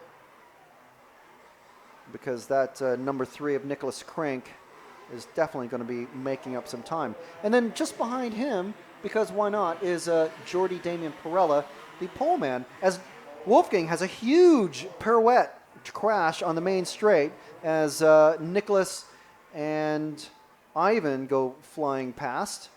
So now it's a 2-car battle going over the EFRA double. Let me just confirm who is... Okay, so we got the leader in the car 4 is coming over the start finish. The second place car is coming over HPI. And these 2 cars that we're watching now, this is the battle for third. This is the final bump up position. So let's, we're going to stay with these guys until it's actually decided. I'm just letting you guys know where the leader of Mail and Miha are. So it's Ivan in the green and white, Ivan Turk, and Nicholas Crank coming through that big sweeper. And at speed, coming over the EFRA double, which they're singling. And a pass for third. Let's see if he can keep it. Barely.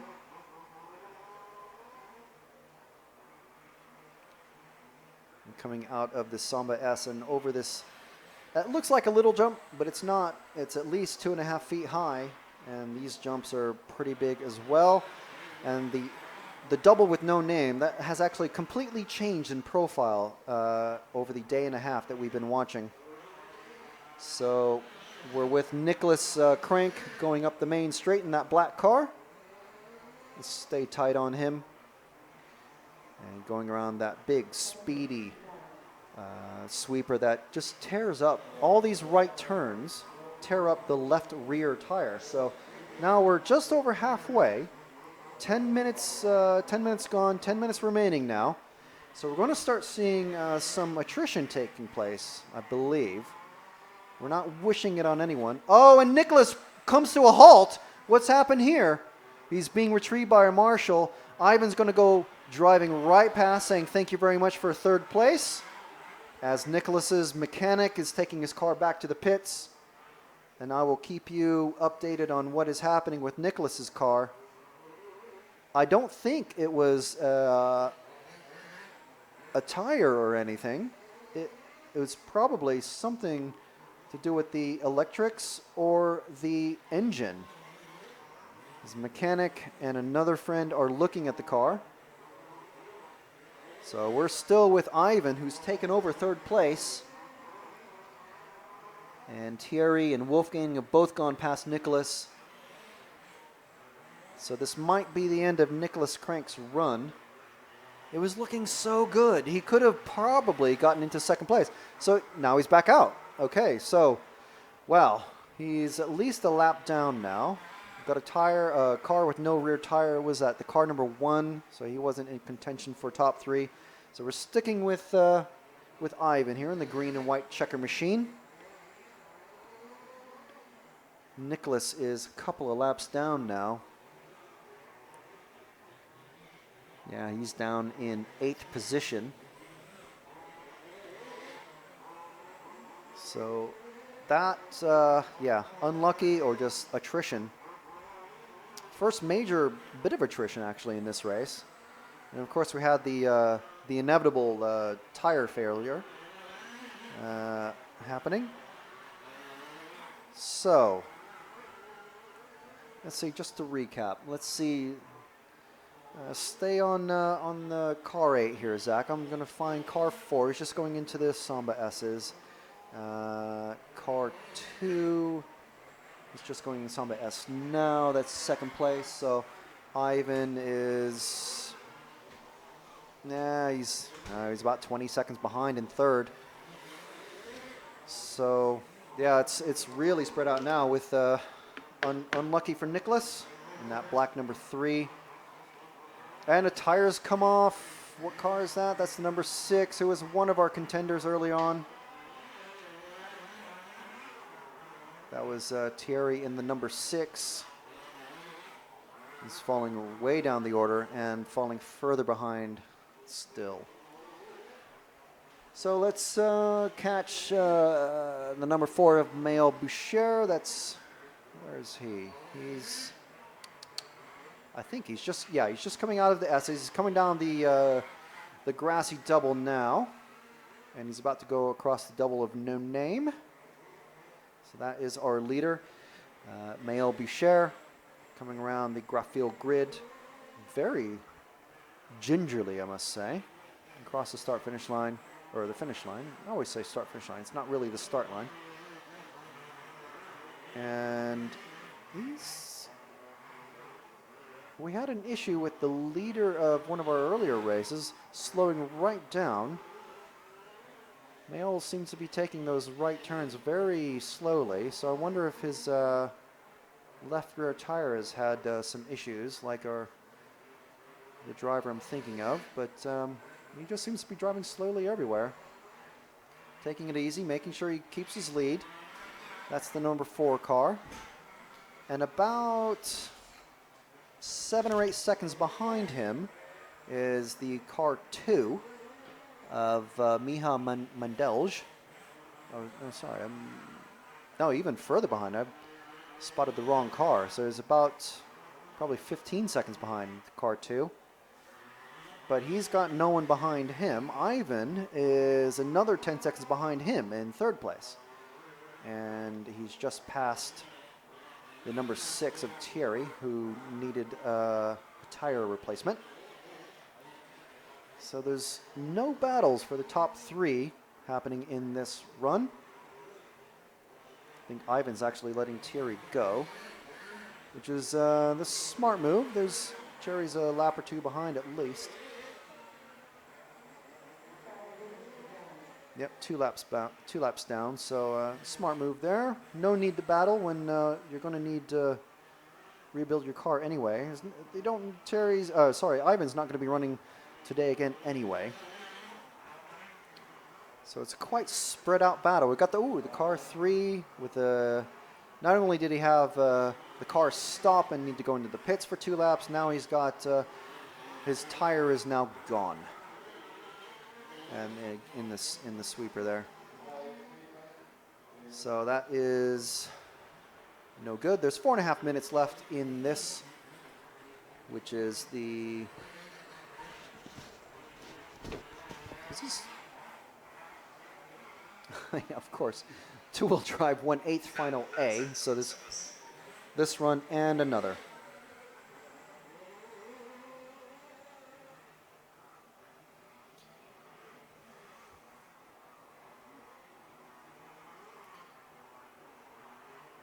So if we drop back to the Graphill grid to catch the number 2.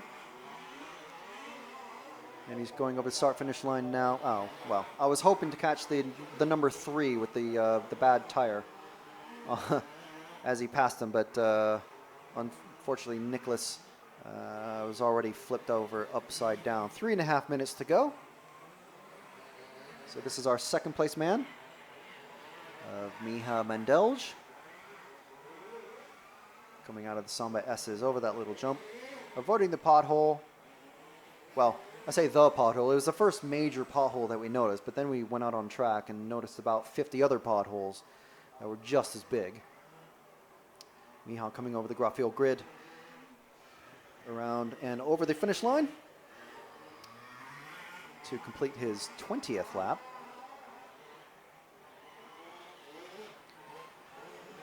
Lap time's quite slow, high 40s for these guys. Is that Miha? And who is that? That's the car 2. Oh, okay. Sorry, I missed that while looking for another car. It's the car 2 is stopped. So that is our second place man. So that moves Ivan up to second, and that will bring Wolfgang, our car number 5 that we were following earlier. The where is he at? That will bring him back into play.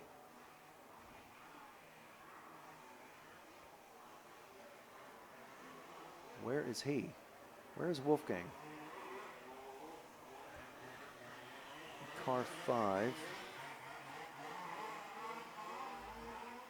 Ah, there he is, coming through the Samba S's, passing the car 4. So, no, that's not a battle. But he's definitely in third. So Miha still has enough laps on Cedric in the number 9. So he's still fourth, but I don't think he's going to get out there to really recover from Wolfgang.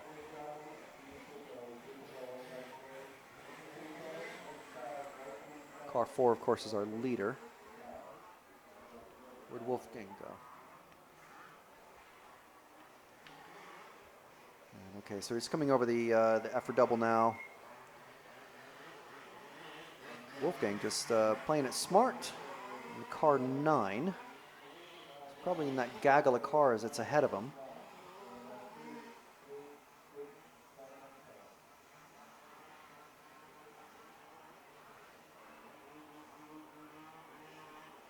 So there is 1 minute left. So you kind of have to pay close attention. Ah, okay, I'm sorry. Car 9 is directly behind Wolfgang, so that means Wolfgang's ahead of him by a full lap. So yeah, there's, unless Wolfgang trips over himself and just doesn't even finish. Well, even if he pulled over now, actually, there's only 35 seconds left. Even if he pulled over now, he'd have enough laps, enough time to bump up. So it looks like the finishing order is going to be Mael Boucher in the number 4, Ivan Turk in the 8, and Wolfgang Arndt, here we are watching now in that Renown Colors no window paint scheme. These are going to be your bump up men. 3 seconds, 2 seconds, 1 left. everyone gets across except for the 4th place car. So everyone's on a victory lap. So while we're at it, let's see if we can catch the car 4, which is the 2nd car in this train going into the Samba S, the white and red machine. There we go. There's your leader. And behind him, you have 2nd and 3rd. And he's actually, Mail is actually a full lap ahead of everybody. So, but they're coming across in order, in finishing order here. Everyone driving so timidly. 50-second laps for most of these guys now. So there we go. That is the finishing order. The guys bumping up will be Mael Boucher, Ivan Turk, and Wolfgang Arndt. Cedric Van Dam, yeah, just bad luck and just attrition, really. The track taking its toll on the cars. And that was the 1/8 final A for 2-wheel drive. Next up, we have another 20-minute race, which is the 1/8 final B for 4-wheel drive. That will be the second to last race of today. Right, just had a very interesting couple of conversations with people, so that's good to know. Might affect what happens to you next week, Frank. What happens if you happen next week as well? I'm going to talk to you both at 5:30.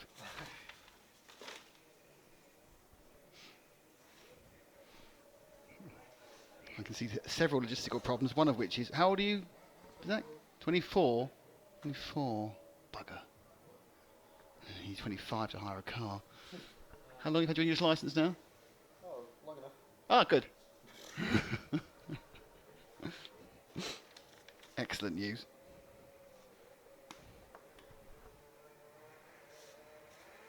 Well over a year. It's 2, I think it has to be. When do you actually get it?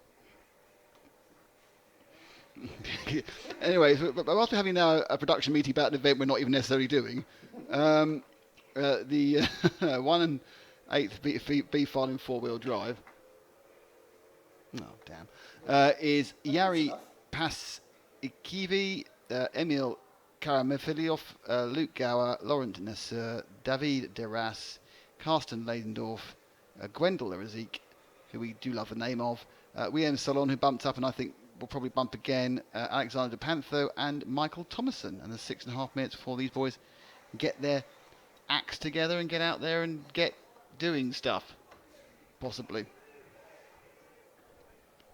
Is the air conditioning working? Is the air conditioning working? It doesn't seem like it. I mean, there's a fan, but there's 2 machines down there. Is it on?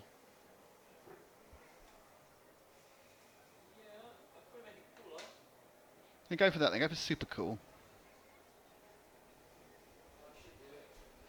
Yeah, it's humming now. Yeah. Now, don't mind the noise. Don't open the window. Dust will come in. Yeah, but no one's out.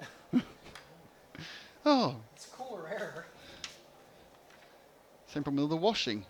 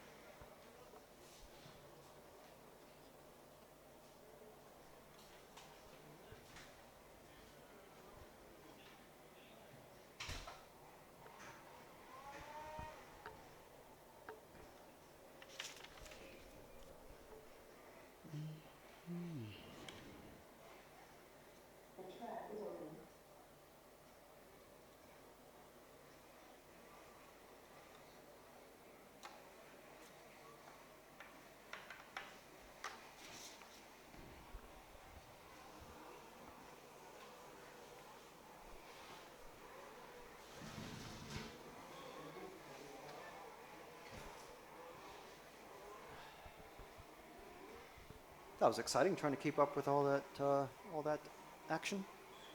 Yes. I missed all of it because I was making phone calls and sorting other things out. I'm sure it was a great final, which I wasn't involved in, so I'm going to sulk about it now. Some almost last lap drama. Drivers falling off. Why is there an upside down 7 on that car? Is it car 1? No, car 7. He's got 2 7s and then one's upside down. Looks like an L.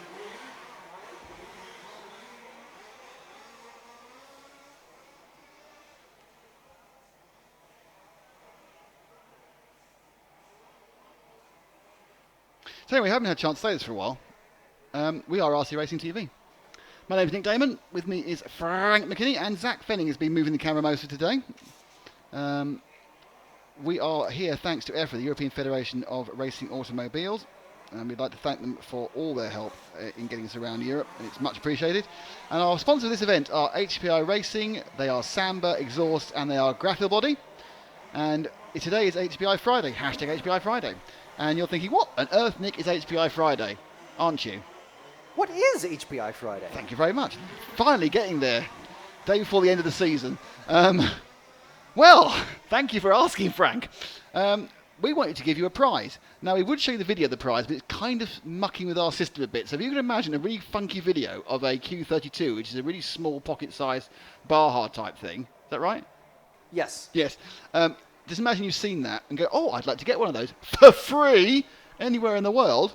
All you have to do is write down what your ideal RC weekend would be. So, Frank, what would your ideal RC weekend be? Filming loads and loads of racing. And then what do you do? And No, you said filming loads of... We'll take off that.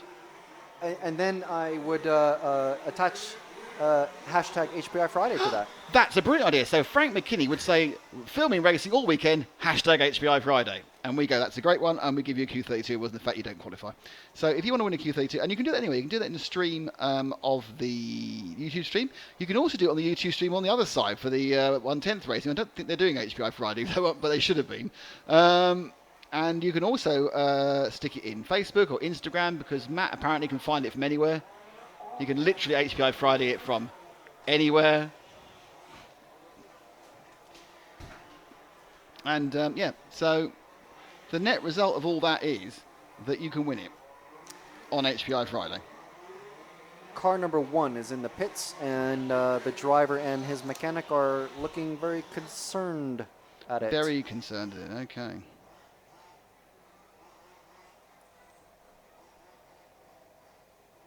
So we have, Jari Pazikivi is looking concerned. Yes. Is Emil Karamilov looking concerned?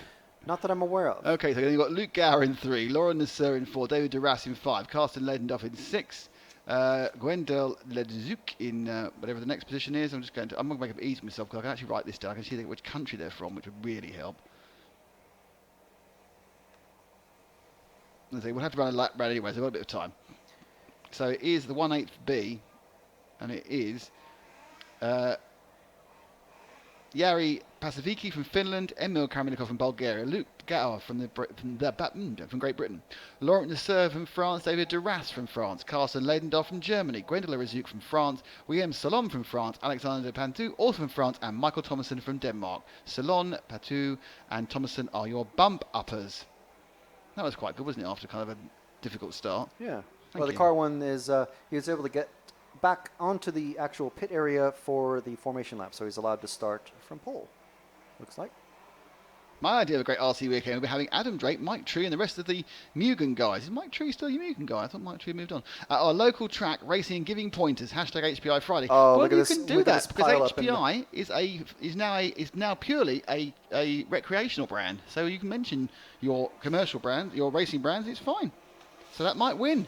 CA Moon. Oh, the number 1 has died out on track. No, our pole man is not going to make the grid.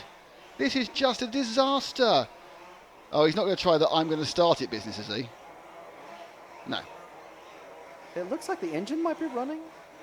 He seems trying to get a rock out of the drive. Is he the actual mechanic for it? I think so. I'm pretty sure. Oh, there's a few rocks being thrown away. There were some pretty big rocks on my track walk, or my track climb, as it tended to be. So I climbed in and out of the hold.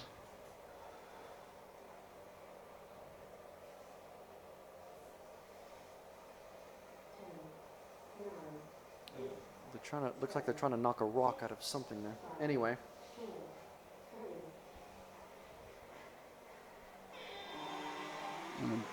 Slow start for the 6. Sorry, I think the 7 actually. And the 3, sorry. But the leader's not there, so we've lost our pole man. I'm still trying to mend him though, because he can get going. I'm not sure they know what the problem is, I'm honest. And so they go off in the order of 3, 4, 5, 6, and been coming together. Where's the 2? Oh, he's right at the back. He's got past the 6 and the 9 who are copulating in front of him. 6 and the 8, sorry. As we come down with our leaders, it's 3 from 4, which we'll see Luke Gower from the UK and Laurent Nasser from France. Luke in blue and green and Laurent in grey and silver, or black and silver. And Laurent might get up the inside of Luke at this first corner. No, he's just kind of a massive fishtail. And a very, very spread out first lap in, honestly. He's taken them. There's actually 14 seconds between the first and the last because of various comings together. Still the one's not started. Number 2's gone into the pits. 1 has retired, it looks like. 1's retired. So that's bad news. 2 is also having problems after being thumped early on. That was the car of Emil Karamafilov. So we're 2 down already. 8 still running. So Karamafilov is also calling it a day. No, he's still trying it, and the Karamafilov car is back underway again. It's less than a lap behind. And into the lead now has gone Laurent Nasser. He's got past Luke Gower. And the next car ahead of him is actually a car he's going to lap, which is the 2 car. So let's drop back to the battle to third, Zach, which is the Orange Machine 5 and the, I think that's the 9 of Alexander Pantho. So it's Duras and Pantho. We've seen Duras have a wheel fall off in a previous race as they come round. Pantho. Just going for 2 minutes down, 18 to go. And I'm saying that Duras is trying to actually edge close to the top 2. And Panther's going to go nowhere for a second, but he actually managed to get out of the hole he stuck himself in as the dust levels increase again.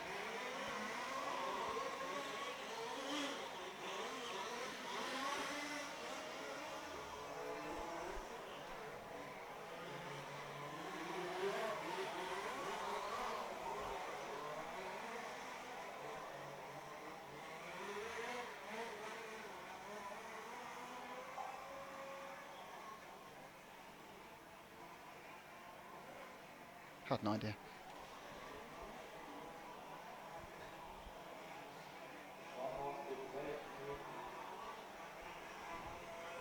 So this 2 car, so the battle for third is disappeared. Let's go back to the front again, because it is a battle between first and second. That main straight now, they're just doing the big jump at the moment. And that is the, because the battle for third has disappeared whilst we were trying to make it exciting. So first and second, Nasser and Gower. Nasser in silver, Gower in green and blue, and Gower gives him a little shove up the backside, which I can't believe is going to go unpunished, because he literally shoved him into a hole. So let's stay on Gower, because my guess is Mr. Gower's going to get a stop and go for that, for the hole shoving. So Dallas was saying some stuff when it happened as they go over the double with no name. Not hearing anything from Dallas yet. Let's find out. It might have got to calm down. Or stop shoving people in holes, it might have been. No, stop, go. And he stopped as I thought he would. Thought I heard Dallas. Blimey, that was a long stop for a little punt. He's dropped to 4th, and now he has to go through the... Yeah, I think that's normal. Whenever anyone does a stop and go, they have to go through the pit lane as well. That's a really severe penalty of time, isn't it? And he's fallen off. Oh, he's over the end of the track. He's over the end of the track, and that deserves a replay. Oh, I think I'm not going to get a replay because I've been thinking the wrong place.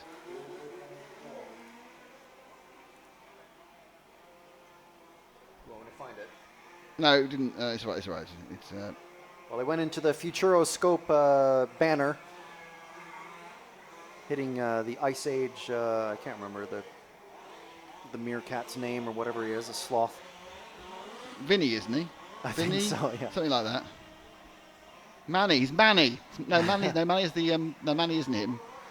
Manny's the. Manny's mammoth. the mammoth, isn't yeah. it? Anyway, enough of that. So leading at the moment is car number 4 from 5, from 9, from 3. We're 3 in 4th place at the moment. He has to try and get up the road to make up for his penalty for a light tap. I think the penalty was much greater than the crime, to be honest. But Gower needs to come down.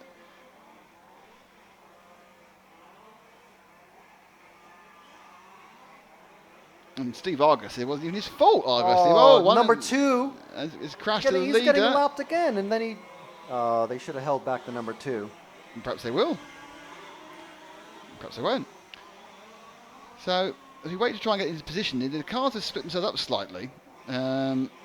Gower is a long way behind the Panther. I'm trying to work out where first and second are. I think David Duras now is in first, isn't he, in the 5? No, the 5 is that Duras? Yeah, yes, because so Duras is now leading from the 4. From the let's go back to the silver car, Nasser, who's in the middle of the Samba S's. Let's just position up with him. And I think we're trying to manufacture battles that aren't there at the moment. So let's see with Nasser, who theoretically is faster than Duras, so they can catch up. He comes now over the gravel grid.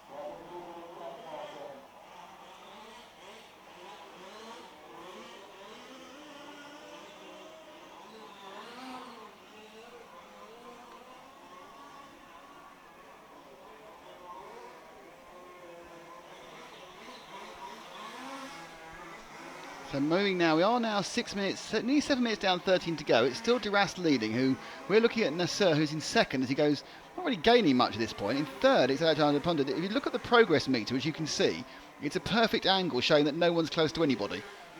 So everyone has evened themselves out for a while, but don't worry, it'll come together. That's what happens with these races. Suddenly it'll ping back together again.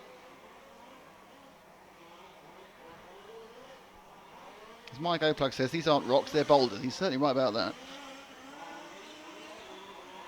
So anything, I think our second man, Nasser, really isn't looking particularly quick. He went a tiny bit faster in that last heat.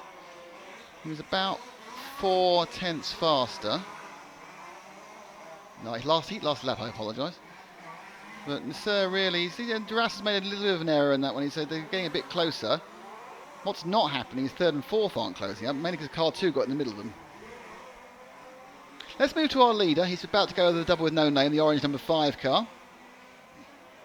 Give Duras a bit of love, because if he makes a mistake, he might drop out. But I think he's got a new body shell. It just seems more angular than one he had earlier. It does look different. Not sure it's a graphite body, but I'm sure it should be.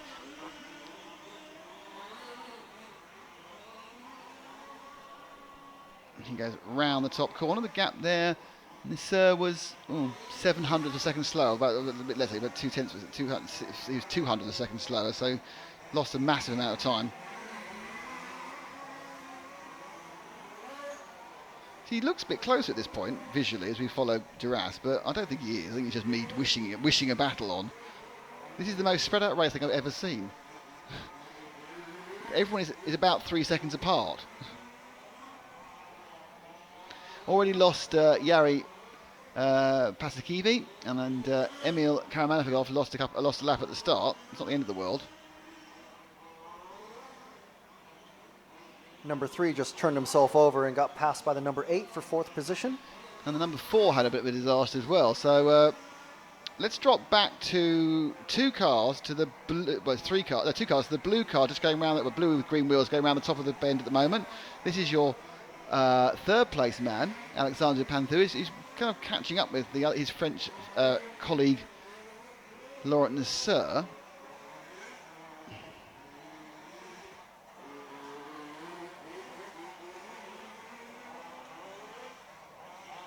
Well, there might be a battle on. Number 4 just flipped over a couple times. Oh, there could be a battle for second. Who knows? Is it too much to hope for after 9.5 minutes that something's going to happen of competitive? You had a good one a minute ago, didn't you? And I turned up. This would have been better if they hadn't penalised Luke Gower, because that kind of took the stuffing out of it, I think. You know. Oh! Let's see if the replays are working. They are. That's fine. It was just a temporary issue with the mouse being in the wrong place. So there he goes. This is Japanthu coming around the top corner.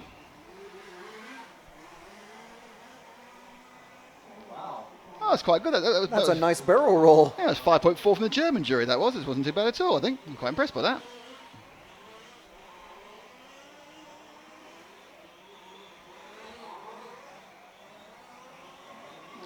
Fourth place, number 8, is stuck behind the 2. Yeah, a lot of people are stuck. So fourth and fifth And the together, eight- are they? yeah, Oh, yeah. punty, punt. Right, let's go get right beneath you with the 8 and the 3, please, Zach. This is the battle for fourth. There they go. And somehow it's a big gap again, but that is battle for fourth. It's the 8 of William Solon, who's my tip for a bump up, and Luke Gower. So Gower started well and has been dropping back due to, I think, probably mild depression after, I think, a slightly over the top penalty for a relatively minor infraction. And now Solon is just beginning to pull away from half. They're right together, so much so that Gower punted him again and lost some time in doing it. 1, 2 and 3 are stretched right out again. Gower now looking a little bit closer. Solon taking a bit of a liberty there with the corner at the grapple grid.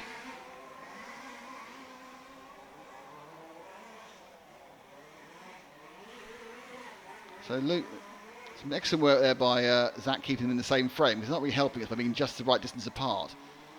Now, the problem for Salom, and he's lost some time already, is he's got to overtake the rather useless car 2. Well, not useless, but just rather, what's the word for it? Wide car 2? Yeah. Of Emil Karafilimov. Emil, who started bad in the first lap, and he's not really made overtaking him easy at any point. The non-complacent 9th place car. Oh, and I'm afraid Luke Gower's fallen in a hole. So we'll see if this bit of lappery can take place. Oh, yes. To get a bit of luck. No, he's been called this time, and he sat in the middle of the track. I think at that point he tried to let him through, and Slom hit him. Okay. And now he tried to let him through again, and Slom fell off the track. In fairness to Emil, he's actually trying to let him through, but there aren't 2 lines on the track, and so you go off line to get past someone, and suddenly you're on a barrier or fallen off or something. Someone's gone off. Over the back, and I think it must be Yeah. Luke again. No, it wasn't. It was travelling over the back of the track then for an exciting holiday was car number 6 of Karsten Ledendorf. Anyway, right, so now back in no man's land is Salon. He is behind Panthu by about 5 seconds, and that is the last of the bump up slots. I don't think first and second are particularly close, are they? 5 and 4 is 5 and 4 is less than it was. Let's go and pick up our leader, who's coming over the double with no name and going through the HPI hairpin now in the orange 5. Orange 5, that's it. He's that lead's come down the last lap or two. And 6, just shy of 7 minutes left.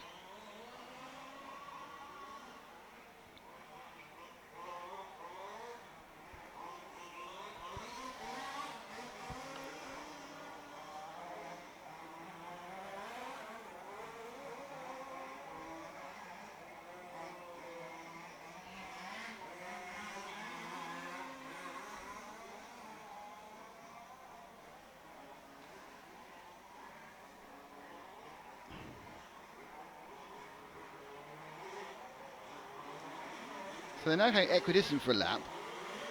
So drop back 2 to the silver car that's chasing. That's the second place man of Laurent Nasseur. He's got a back marker in the 7 of Gwendol Erizik, who I believe is just, obviously, appears to be able to do the right sort of pace now. Duras last time round was a 10th of a second faster than the man we're with now, Laurent Nasseur. 3rd and 4th, not particularly together at the moment. I'll keep an eye on that. If it changes, I will rush back to it.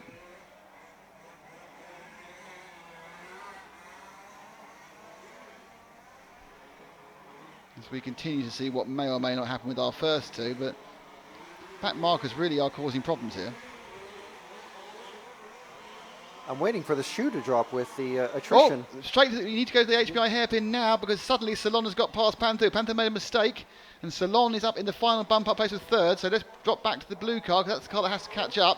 He made a mistake in the 5B. And so in the low Z, Salom has made a mistake. Sorry, Panther's made a mistake. William Salom's got through. Now, he has got good ground speed, the Panther. We've seen this on a number of cars. Alexander really has got some really good ground speed. He can keep the car pointing in the right direction, but he's got 5 minutes to catch back up with Salon for the final bump-up slot. Everything was going fine. Just lost it on the double with no name for no reason, no pressure, just landed badly. Up front, Nasser is still stuck with 2 cars between him and his target. Now, Panther now comes. I'm not sure who was fastest in that lap. I think it's pretty equidistant. When they come over, I'll tell you. Salon clicks the timing screen on a 42 flat, and it's a 41.9. Yes, it's 1/10 of a second. And interestingly, yeah, Luke Gower's coming back into the field again. He's only 4 seconds back, so there's a sort of battle. There's 3 of them within 7 seconds of each other, which is the best we've had, if I'm honest. So let's not knock it. So we're with the Panther. His target is the car. You can just see half a car ahead. Oh, he's made a mistake. He's broken. Oh, that's the end of Salon. Let's have a zoom in on the broken car. Oh dear, he's bouncing along and Salon's car just broke as he bends it, and that means he's out. So that means the Panther's back in it again in 3rd. That's bad luck, isn't it? William Salon skulks off as he just had one little... In fairness, there's a pretty innocuous bunch against the side of the wall there, and just the wheel fell off. Oh no, he's broken the bottom wishbone. Tie rod or something. No, it's the bottom wishbone mount on the front. So the lower wishbone mount at the front is broken. It's probably had 170 hits, and that was 171st, and it just went, I'm sorry, no. Right, our 1st and 2nd are close together now, so let's go down the HPR hairpin right away for the orange number 5. Because behind him is 2nd place Nasser. The 1st and 2nd are right together. Not that it's that particularly important. They're both qualifying till tomorrow. And we have 3 minutes 10 to go. Gower is in 4th, and he's currently 4 seconds away from bumping up. So let's watch this lead battle for a bit. If Gower, and Gower's just blown it off camera, so don't worry about him. I do think if anybody could run clean for 5 minutes... Oh, and that's a bit of a problem. He just stopped dead. So Nasser got stopped dead as they come down the inside. You've got the nil who's in the way. That's a 0 of Michael Thomason, though he actually politely moves out the way, which is quite a rare occurrence in this particular set of racing. There's 6 of Carson Landendorf. I think that HPI hairpin is the only place where you can go wide and not lose too much time. And now the Zero's gotten ahead of him again. Yeah, this is the problem with the back. I realise this. If you traditional race, even an off-road race, you come up to a back marker, they get slightly offline, or you get slightly offline, and you go past, and that's it. The problem here is the cars aren't that much. None of the cars are running at maximum speed. They're running as fast as they can go, which is different entirely because they're being limited by the track. And so the back markers just aren't disappearing backwards. The leader's having trouble with the number 7 as well. Yeah, it's a kind of a non-stop kind of bash and crash with 2 minutes to go. I'd like to say that Luke Gower fans, I think he's getting a tiny bit closer to Alexander de Panthopa at 42.1. No, he actually drops, it's an optical illusion, he dropped 5/10 of a second, that one. Let's drop back to the blue car again. He's just coming off the EFRA double. Number 9 is the bottom of the loop now. Because it's down to him now.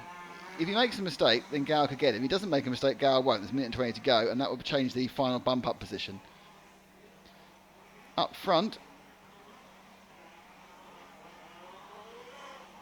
it's sort of more decided, isn't it, really?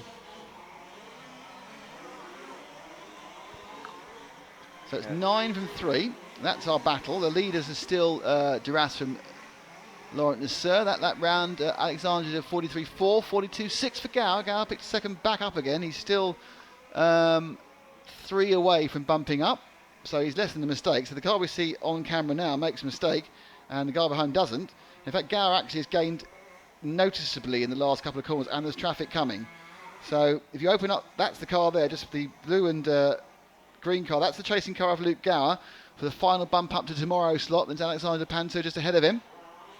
Now Panto's got a problem. No, he hasn't. Yes, he has. Gower's lost a couple of seconds, which is going to help, because Panto has got a problem with...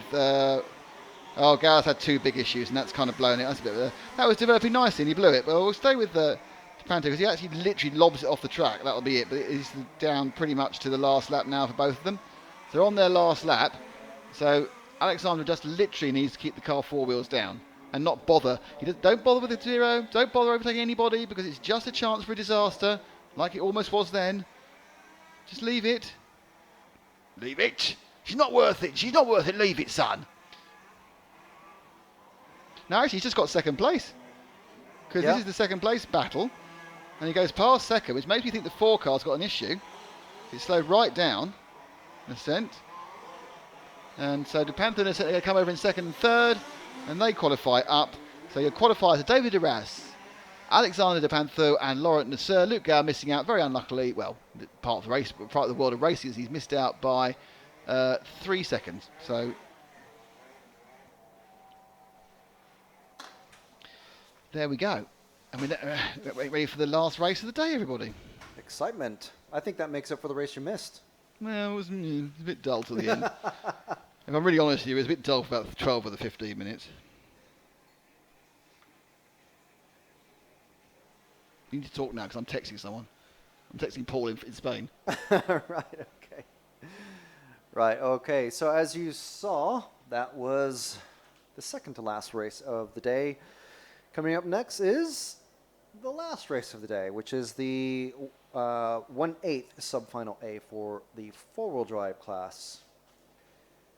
So that will be starting in about 8 or 9 minutes, and we'll wrap up at about 5:35 Central European time. At which point we'll say our goodbyes to you and come back. Don't know. I think 9 o'clock tomorrow. We think 9 o'clock I'm tomorrow. pretty sure 9 o'clock. I'm pretty sure they've got enough files they're going to start at 9, but not enough they have to start earlier. Yeah. So let's go with 9 o'clock. If we have to say anything different, then it'll be in the Facebook group, RC Racing TV on Facebook. Yeah, it might be 10:30. We get a line. What do you think? What do I think? I'd prefer that. Well, at least Paul's honest, in fairness. Yeah. Not Paul. Paul's not honest. You're honest. Yes. Paul's already got himself a 10:30 starting via the lead. Great. Because they got practice first. Oh, man. Then qualifying, then finals. It all happens in a very short, condensed time on a Saturday. Where are they? Valladolid, thank you, in Spain. I meant in 1/10 off road. Ah, yeah. I thought there was a person actually in the pool there, but it's just an optical illusion. I'm surprised, actually. They don't have safety trousers? rings. Sinking rings? Safety rings. Do you mean float rings or whatever? Life belts, do you mean? And water wings. I like sinking rings. They're good, they are. Okay, who's in this one? I hear you ask. Who is in this one? Oh, I like that. I was kind of living in a clever way. It's Gregory Jury from France in 1. Nick Visser from the Netherlands in 2. Loris Chesnu from France in 3. Ayaz Aslam from Britain in 4. Christian Williams from Denmark in 5. Rick Ashman from Britain in 6. Guy Page from Britain in 7. Pekko Ivonen in 8 from Finland. Matthias Stitch from Germany in 9. And Helbek Malek from Slovakia in 10. So pretty international there. We've got France, Germany, Britain, Finland, Slovakia. So you're going to have to be careful who you do cheering for. I'm cheering for Pekka. Above all the Brits. Because none of the Brits' mums are on the chat. What takes precedence over national pride? Mums. Get your mums on the chat and we'll cheer for you. Let's be really honest about that. Us cheering doesn't help in any way and possibly actually hinders. If I'm really honest. I've been watching the doubles with no name. Mm-hmm. You see the first double where this chap is just obscuring it from our view at the moment. But the profile of that first jump on our side has actually just changed throughout the day. It's actually become more of a slope instead of a kicker. Yes, you're right. Ace Aitington says, my ideal RC weekend would be being shrunk to 1/8 size and riding shotgun. Hashtag HPI Friday. Oh my God. You'd be dead. I know. You die of motion trauma. But, if that's what you want to do, if that's how you want to go out, that's, great. Aaron Perry says his idea of a great RC weekend is to pet with that Cole Ogden and Adam Drake. Helping me get my new Mugen ready. There's a lot of Mugen people here. Hashtag HPI Friday. I suppose this is as close, to the RC racing I've met Cole. life that they could get to. Have you met Cole Ogden? I've met Adam. I haven't met Cole. Cole's fabulous because he's got a fantastic southern accent. Oh, I think I saw him, but I haven't met him. He was at the. You were talking to him at the Neo, weren't Being you? English, I just love talking to him. He's a kind of a really polite southern gentleman. It's great. Go, Nicky Visser. Keep it clean and green, says Stevie Avgas. Well, Avgas. I'm guessing Avgas Stevie. I should call you Stevie Avgas. I don't know. It says Tara's backing us. Pekka's mum's backing us for backing him. He's not checked in again. He's doing the same. He's not taking any risks, is he? He's not doing one extra lap. Really setting He's his not car. doing one extra lap. Well, to be honest, what is he? It's not like he needs to relearn the track. So does he? Felix Rigby says there's too much Mugen advertising here. Well, Felix, write down what your HPI Friday is, hashtag HPI Friday, which I'm sure will involve serpents, but you need to write it first. You need to write down, I would like to be doing... Actually, I enjoy spending my Friday with serpents, but they're actually hog-nosed vipers and pythons and a rat snake. Like actual serpents. Actual serpents, yes. I have 9 snakes. Well, I say I. It's a kind of... My wife is a big snake, a big herpetologist. Is that what it's called? Herpetology, yeah. Study of reptiles. Herpetologist. Yeah, study of reptiles and amphibians. Studying or... Well, being an enthusiast. Right. Like if you're a philatelist, you like stamps, don't you?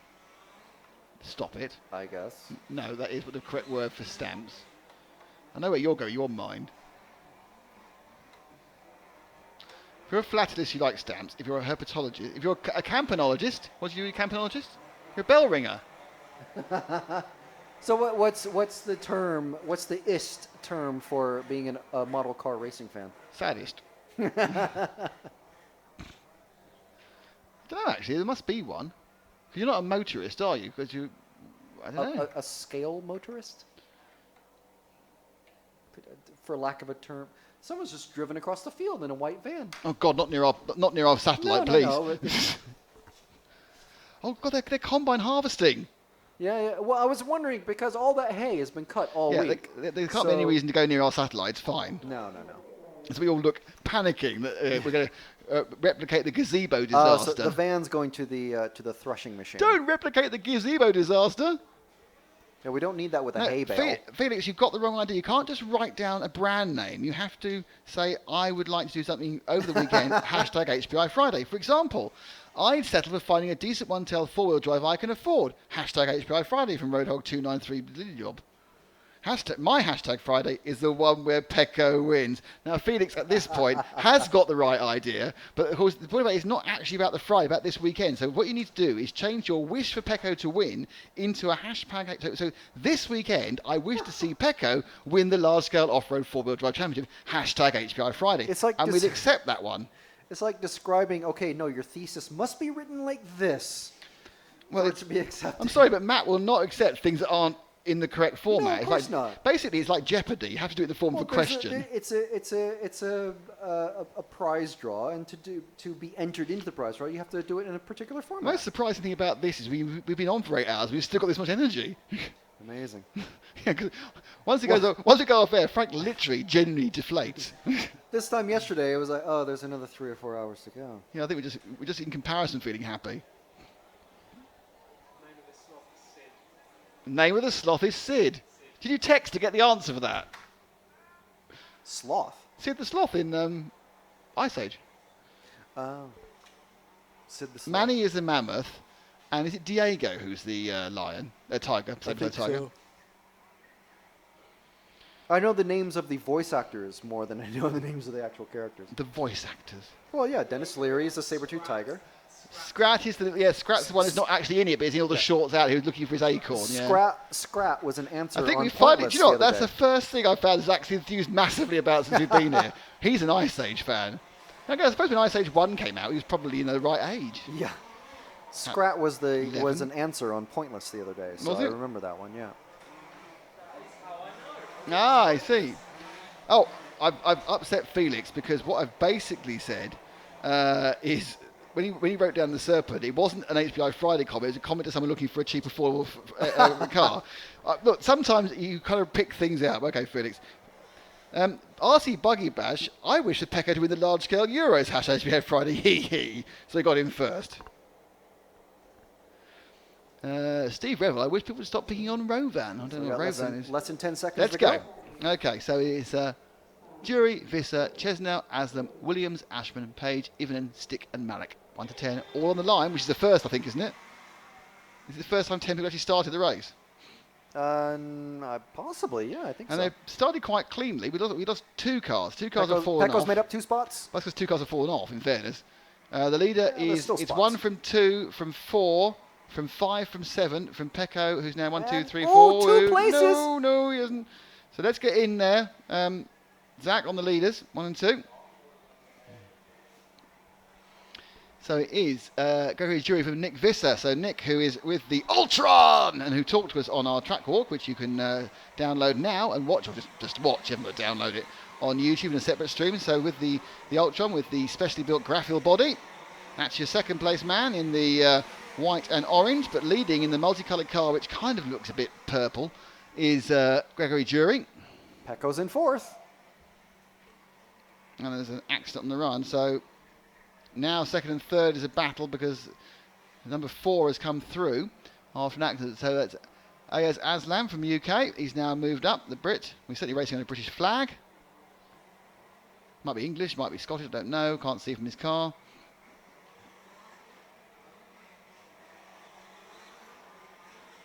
But he is now in second place. And actually what's happening is Visser's getting away in the lead now.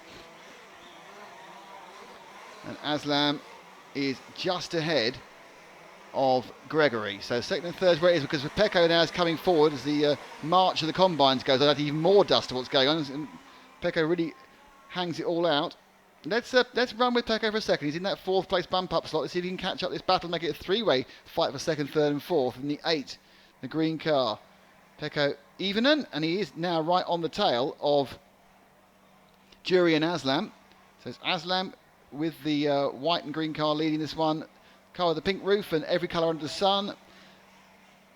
That is Gregory Jury, and behind them in the green car is Pecco. So Aslam from Jury, from Evening.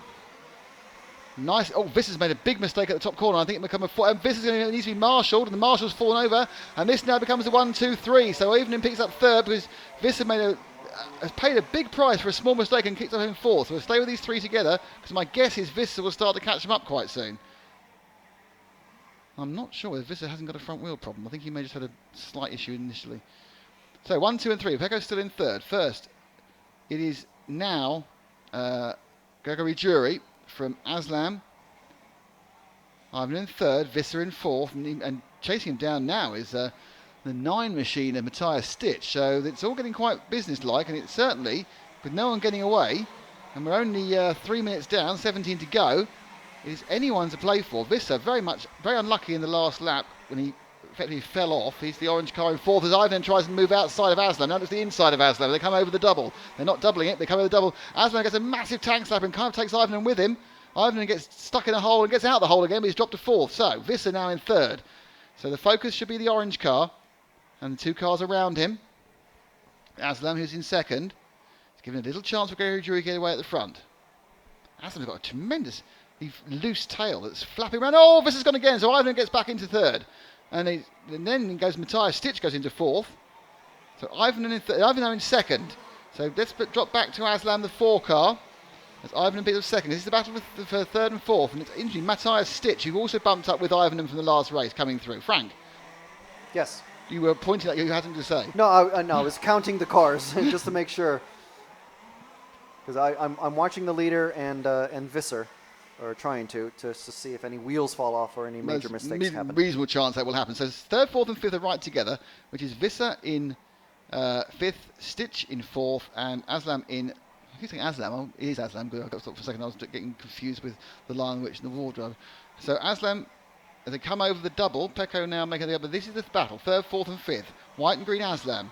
Stitch in the yellow and blue, and the orange and white is Nick Visser with the new Ultron. I think ahead of the Ultron is an impact for the Elcon. And Visser gets a light drive, got the inside, but he wasn't kind of chicken out getting up the inside of that one.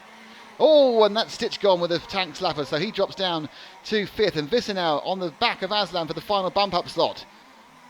So Visser, who's been in several positions during this race, including 1 by quite a long way, including 1st by quite a long way, now has to battle past Aslam. Aslam is actually just doing apex to apex and making his car as wide as possible. It's a completely fair policy in a final.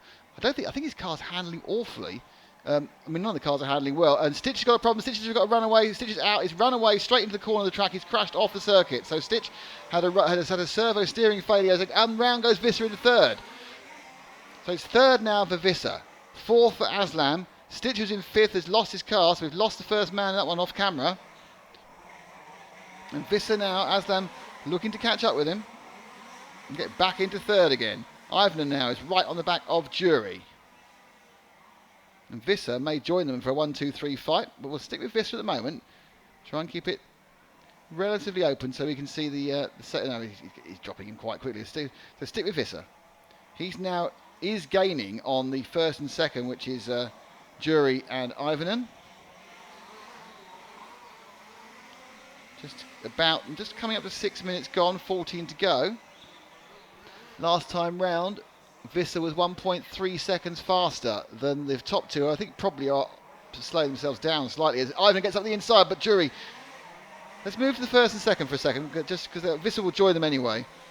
So Jury now running the apex to apex through the Samba S's, and Ivanen gets up the inside. Can he get the drive for the lead? No, he actually kind of got slapped by the rear of the car. It wasn't deliberate, just the car was there and then slapped him over the no-name doubles into the HPI hairpin.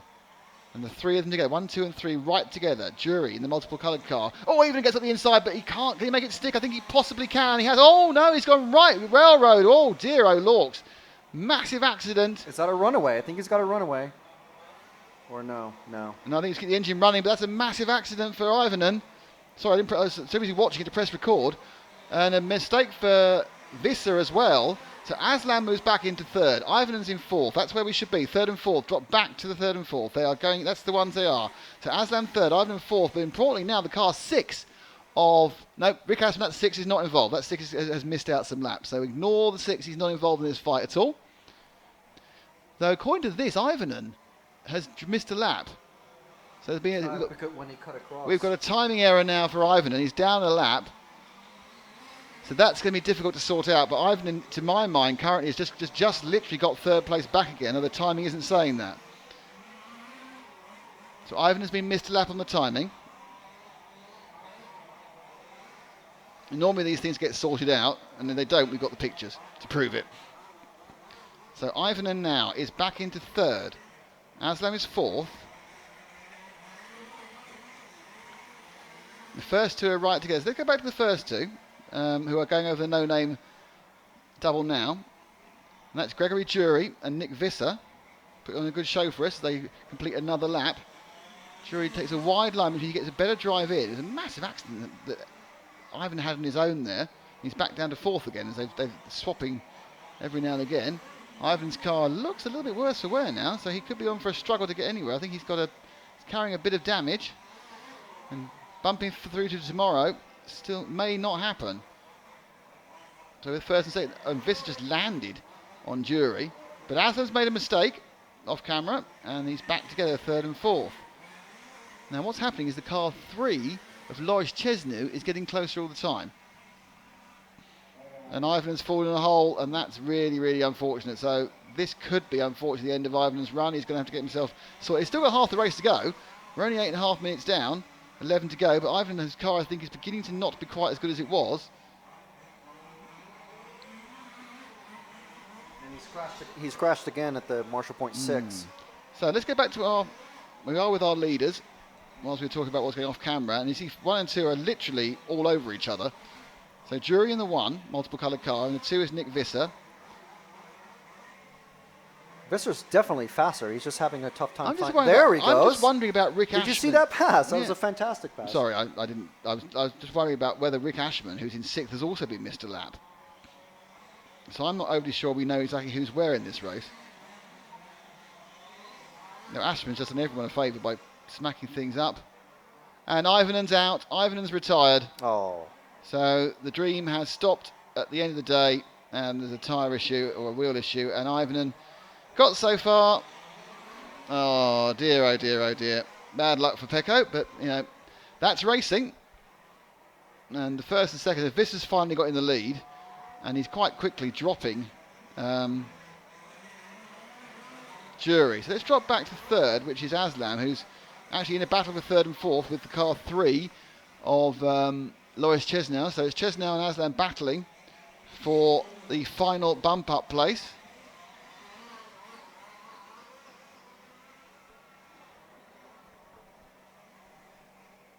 Oh, that's one way of not bumping up. You get bumped over. So, I guess Aslam, who's been third, fourth, third, fourth, with many different challenges during this race. We come down to just over, we're only halfway through, you know. Action-packed. Event-filled.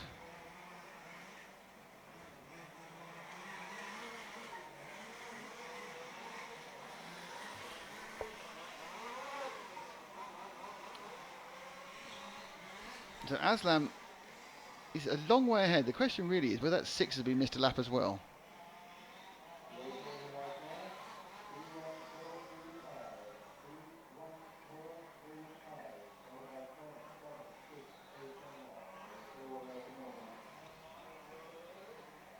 Oh, Mum says that's racing, love you, Pecco. He's actually on the phone. Probably to his mum. And the referee telling him he needs to get off the rostrum with the phone. So with Aslam now, now this is quite difficult to tell. 'Cause I just don't know the car 6 of Rick Ashman, who I don't remember having a problem, and I'm not quite sure how he'd be a lap down. And we have had other cars missed a lap, so I'm just wondering whether he's been missed a lap and he actually is in contention. Do you know, Frank? Because I don't. No, I definitely saw Pecco cut the finish line corner pretty tight, but I don't know with number 6. I mean, he's not really. His pace isn't that much slower than the car in front of him, but no, he could have been and in his the fastest pits. lap time is the same. Yeah, he So could have been in the pits he could for all we know. to lose exactly. Yeah, I mean, he'd be beating the round. He lost the lap really quite early. So, oh, that's not good. Although if he did that a few times early in the race, then it's easy to lose a lap that way. So the race is now, after a very exciting first few minutes, is completely spread out. Much as races are wont to do, to be honest. Well, if you combine the last race with this race, you have an exciting 20 minutes. Very good point, well made. Non-stop. Oh, no, hang on. Car 3, which was... Yeah, no, car 3's got problems, I think, is he? Looks like it. No. Where should we go? Let's go to our leader. Just going over the no-name doubles now. And round the HBI hairpin and round the Graffle grid. Orange car number 2, orange and white, Nick Visser. Had a chat with Nick about his car and the new Ultron, and it's on the grid walk video, which you can see by going to any of our parts of Facebook, be it the EFRA page, our RC Racing page, the RC Racing group, or you can just go to YouTube and go to RC Racing TV, and it's on there.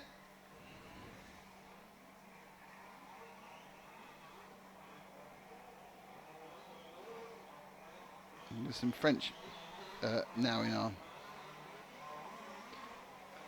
There's some French comments now in the thread, which as we worked out that between us we have no knowledge of French, apart from how to open the window and find where the station is.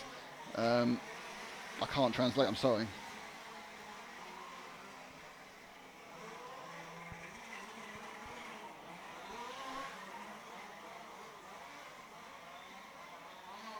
Now there's a car there which has got a suspension problem, which is car number too far away from my eyes to see at the moment. So if you look at car number 5, he's the orange car in the beginning of this Amber S's. He's got a rear suspension failure. And at this point we've got to the point where we just point out cars that aren't working. The right rear suspension is not in any way working as it should be. So He's battling with that car as well. Yeah. Let's look at cars that aren't working properly. So the rear right not having a good time, if you look at it. There's absolutely no damping on it. So I assume the shock's fallen off or collapsed. So looks like it's missing. The rear right for the 5, the Danish car. No, the shock's off, I can see it. So it's broken around. That's the 5 car of Christian Williams. And he's decided to call it a day. Even he could see it was broken. Another car. This track is killing cars. It really is. That's 3 of them are broken down. Is anyone close at the moment?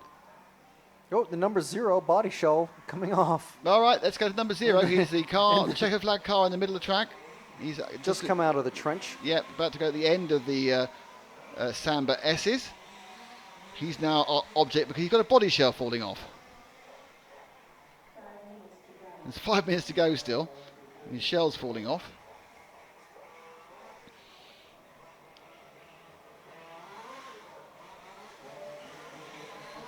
That's not going to last 5 minutes, but he's not in a he's going into the pits to get a repair, as he should. Oh, he's repairing. That's not much really sporting, is it?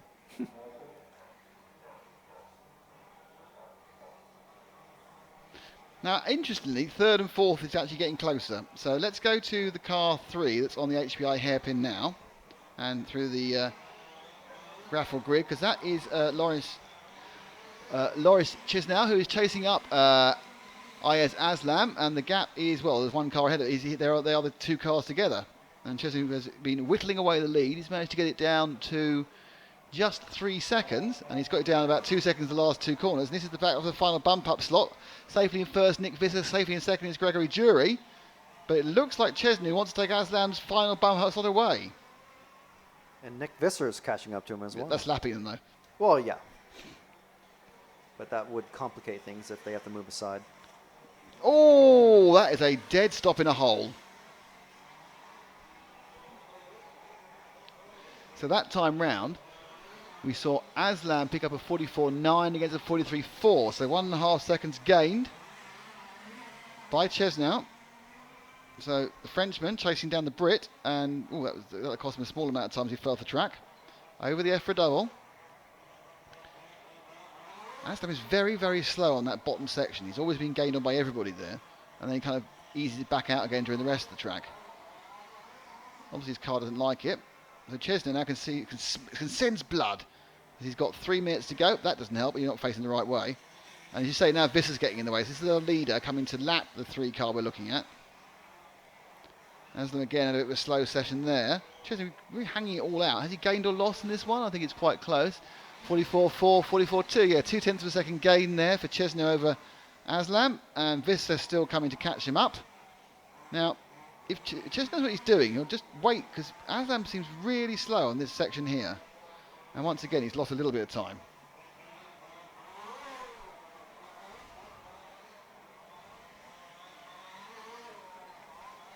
Oh, he's gone!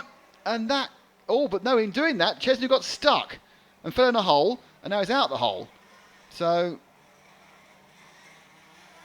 we are now with the man in 3rd, and Visser got through both of them that, and Aslam now needs to try to get 3rd back. He got stuck himself over the no-name double. So Chesnow, who's shown more speed over the past 5 minutes, now has a lead as well over Aslam, which is going to see him qualify for tomorrow. Though Aslam now is letting it all hang out. Do you notice that? Suddenly he just... To drop back to the chasing car, which is just half a car back, yeah, now he's just going for it. It's like, there's nothing I can do, I'm going to go for it. And he was running conservative. He just found out he's not bumping. Oh, now he's going to change it because Chesney's in a hole. Back out the hole again. And as soon as Aslam has started to push, you can see the car is all over the shop. Minute and a half remaining. Is only, 2-3 laps? He's got about, about a minute and a half or 2 laps of this. So, look, Aslam now has found a lot of pace because he's trying to push a bit. But it's literally a knife edge of impending disaster. But obviously, luckily, he's got the message that if he doesn't do it now, there's no point bothering doing it any other time. Oh, and they both crashed at the end of the butt. They both crashed there. Oh, who got... Oh! Close. What's Dallas telling him? I don't know about that, but that was pretty impressive. So much so that we had a replay of it. So they crashed, came off, and this is now Aslam also upside down. This Aslam goes off. Chesney gets up again. Aslam goes, I'm not having that. So he comes down the barrier, hops up again, and he's still ahead. Yay! 45 seconds to go. And what's happened is, whilst we weren't watching, he's made a mistake and dropped way back off. So, as you do. This will be the last lap. So they've got 1 lap to go. Aslam needs to make it up. He needs to try a bit more of the SOB and hope for the best.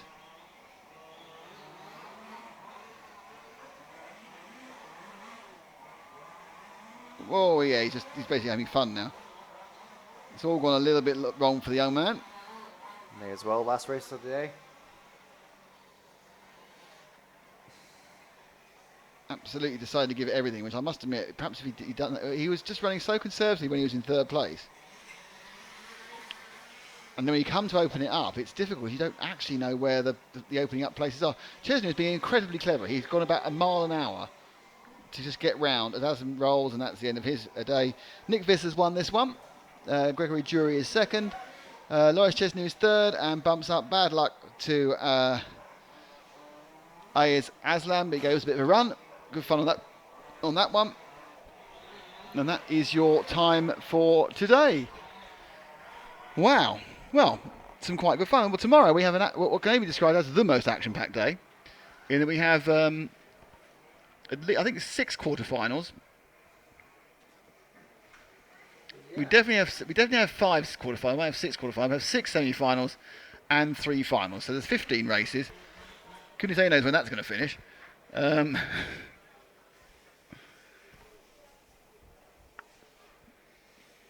So with the dust settling on the race day, I'd like to say thank you to young Zach to my right. And now he walks behind me, he's now to my left. To old Frank on my right as well. I'm Nick. We are RC Racing TV. Thank you to HPI Racing. Thank you to Samba. Thank you to Graphil Bodies. Thank you to EFRA, who we couldn't do without. Don't forget it's HPI Friday. Hashtag HPI Friday. What your ideal racing weekend would be. Mine is to find out who wins this thing tomorrow. My guess is one of them will get won by Valentin Puzio, but I could be wrong because the track's a bit of a killer. So we'll see you all tomorrow morning, 9 o'clock local, 8 o'clock in the UK. Bye bye everybody. Bye bye.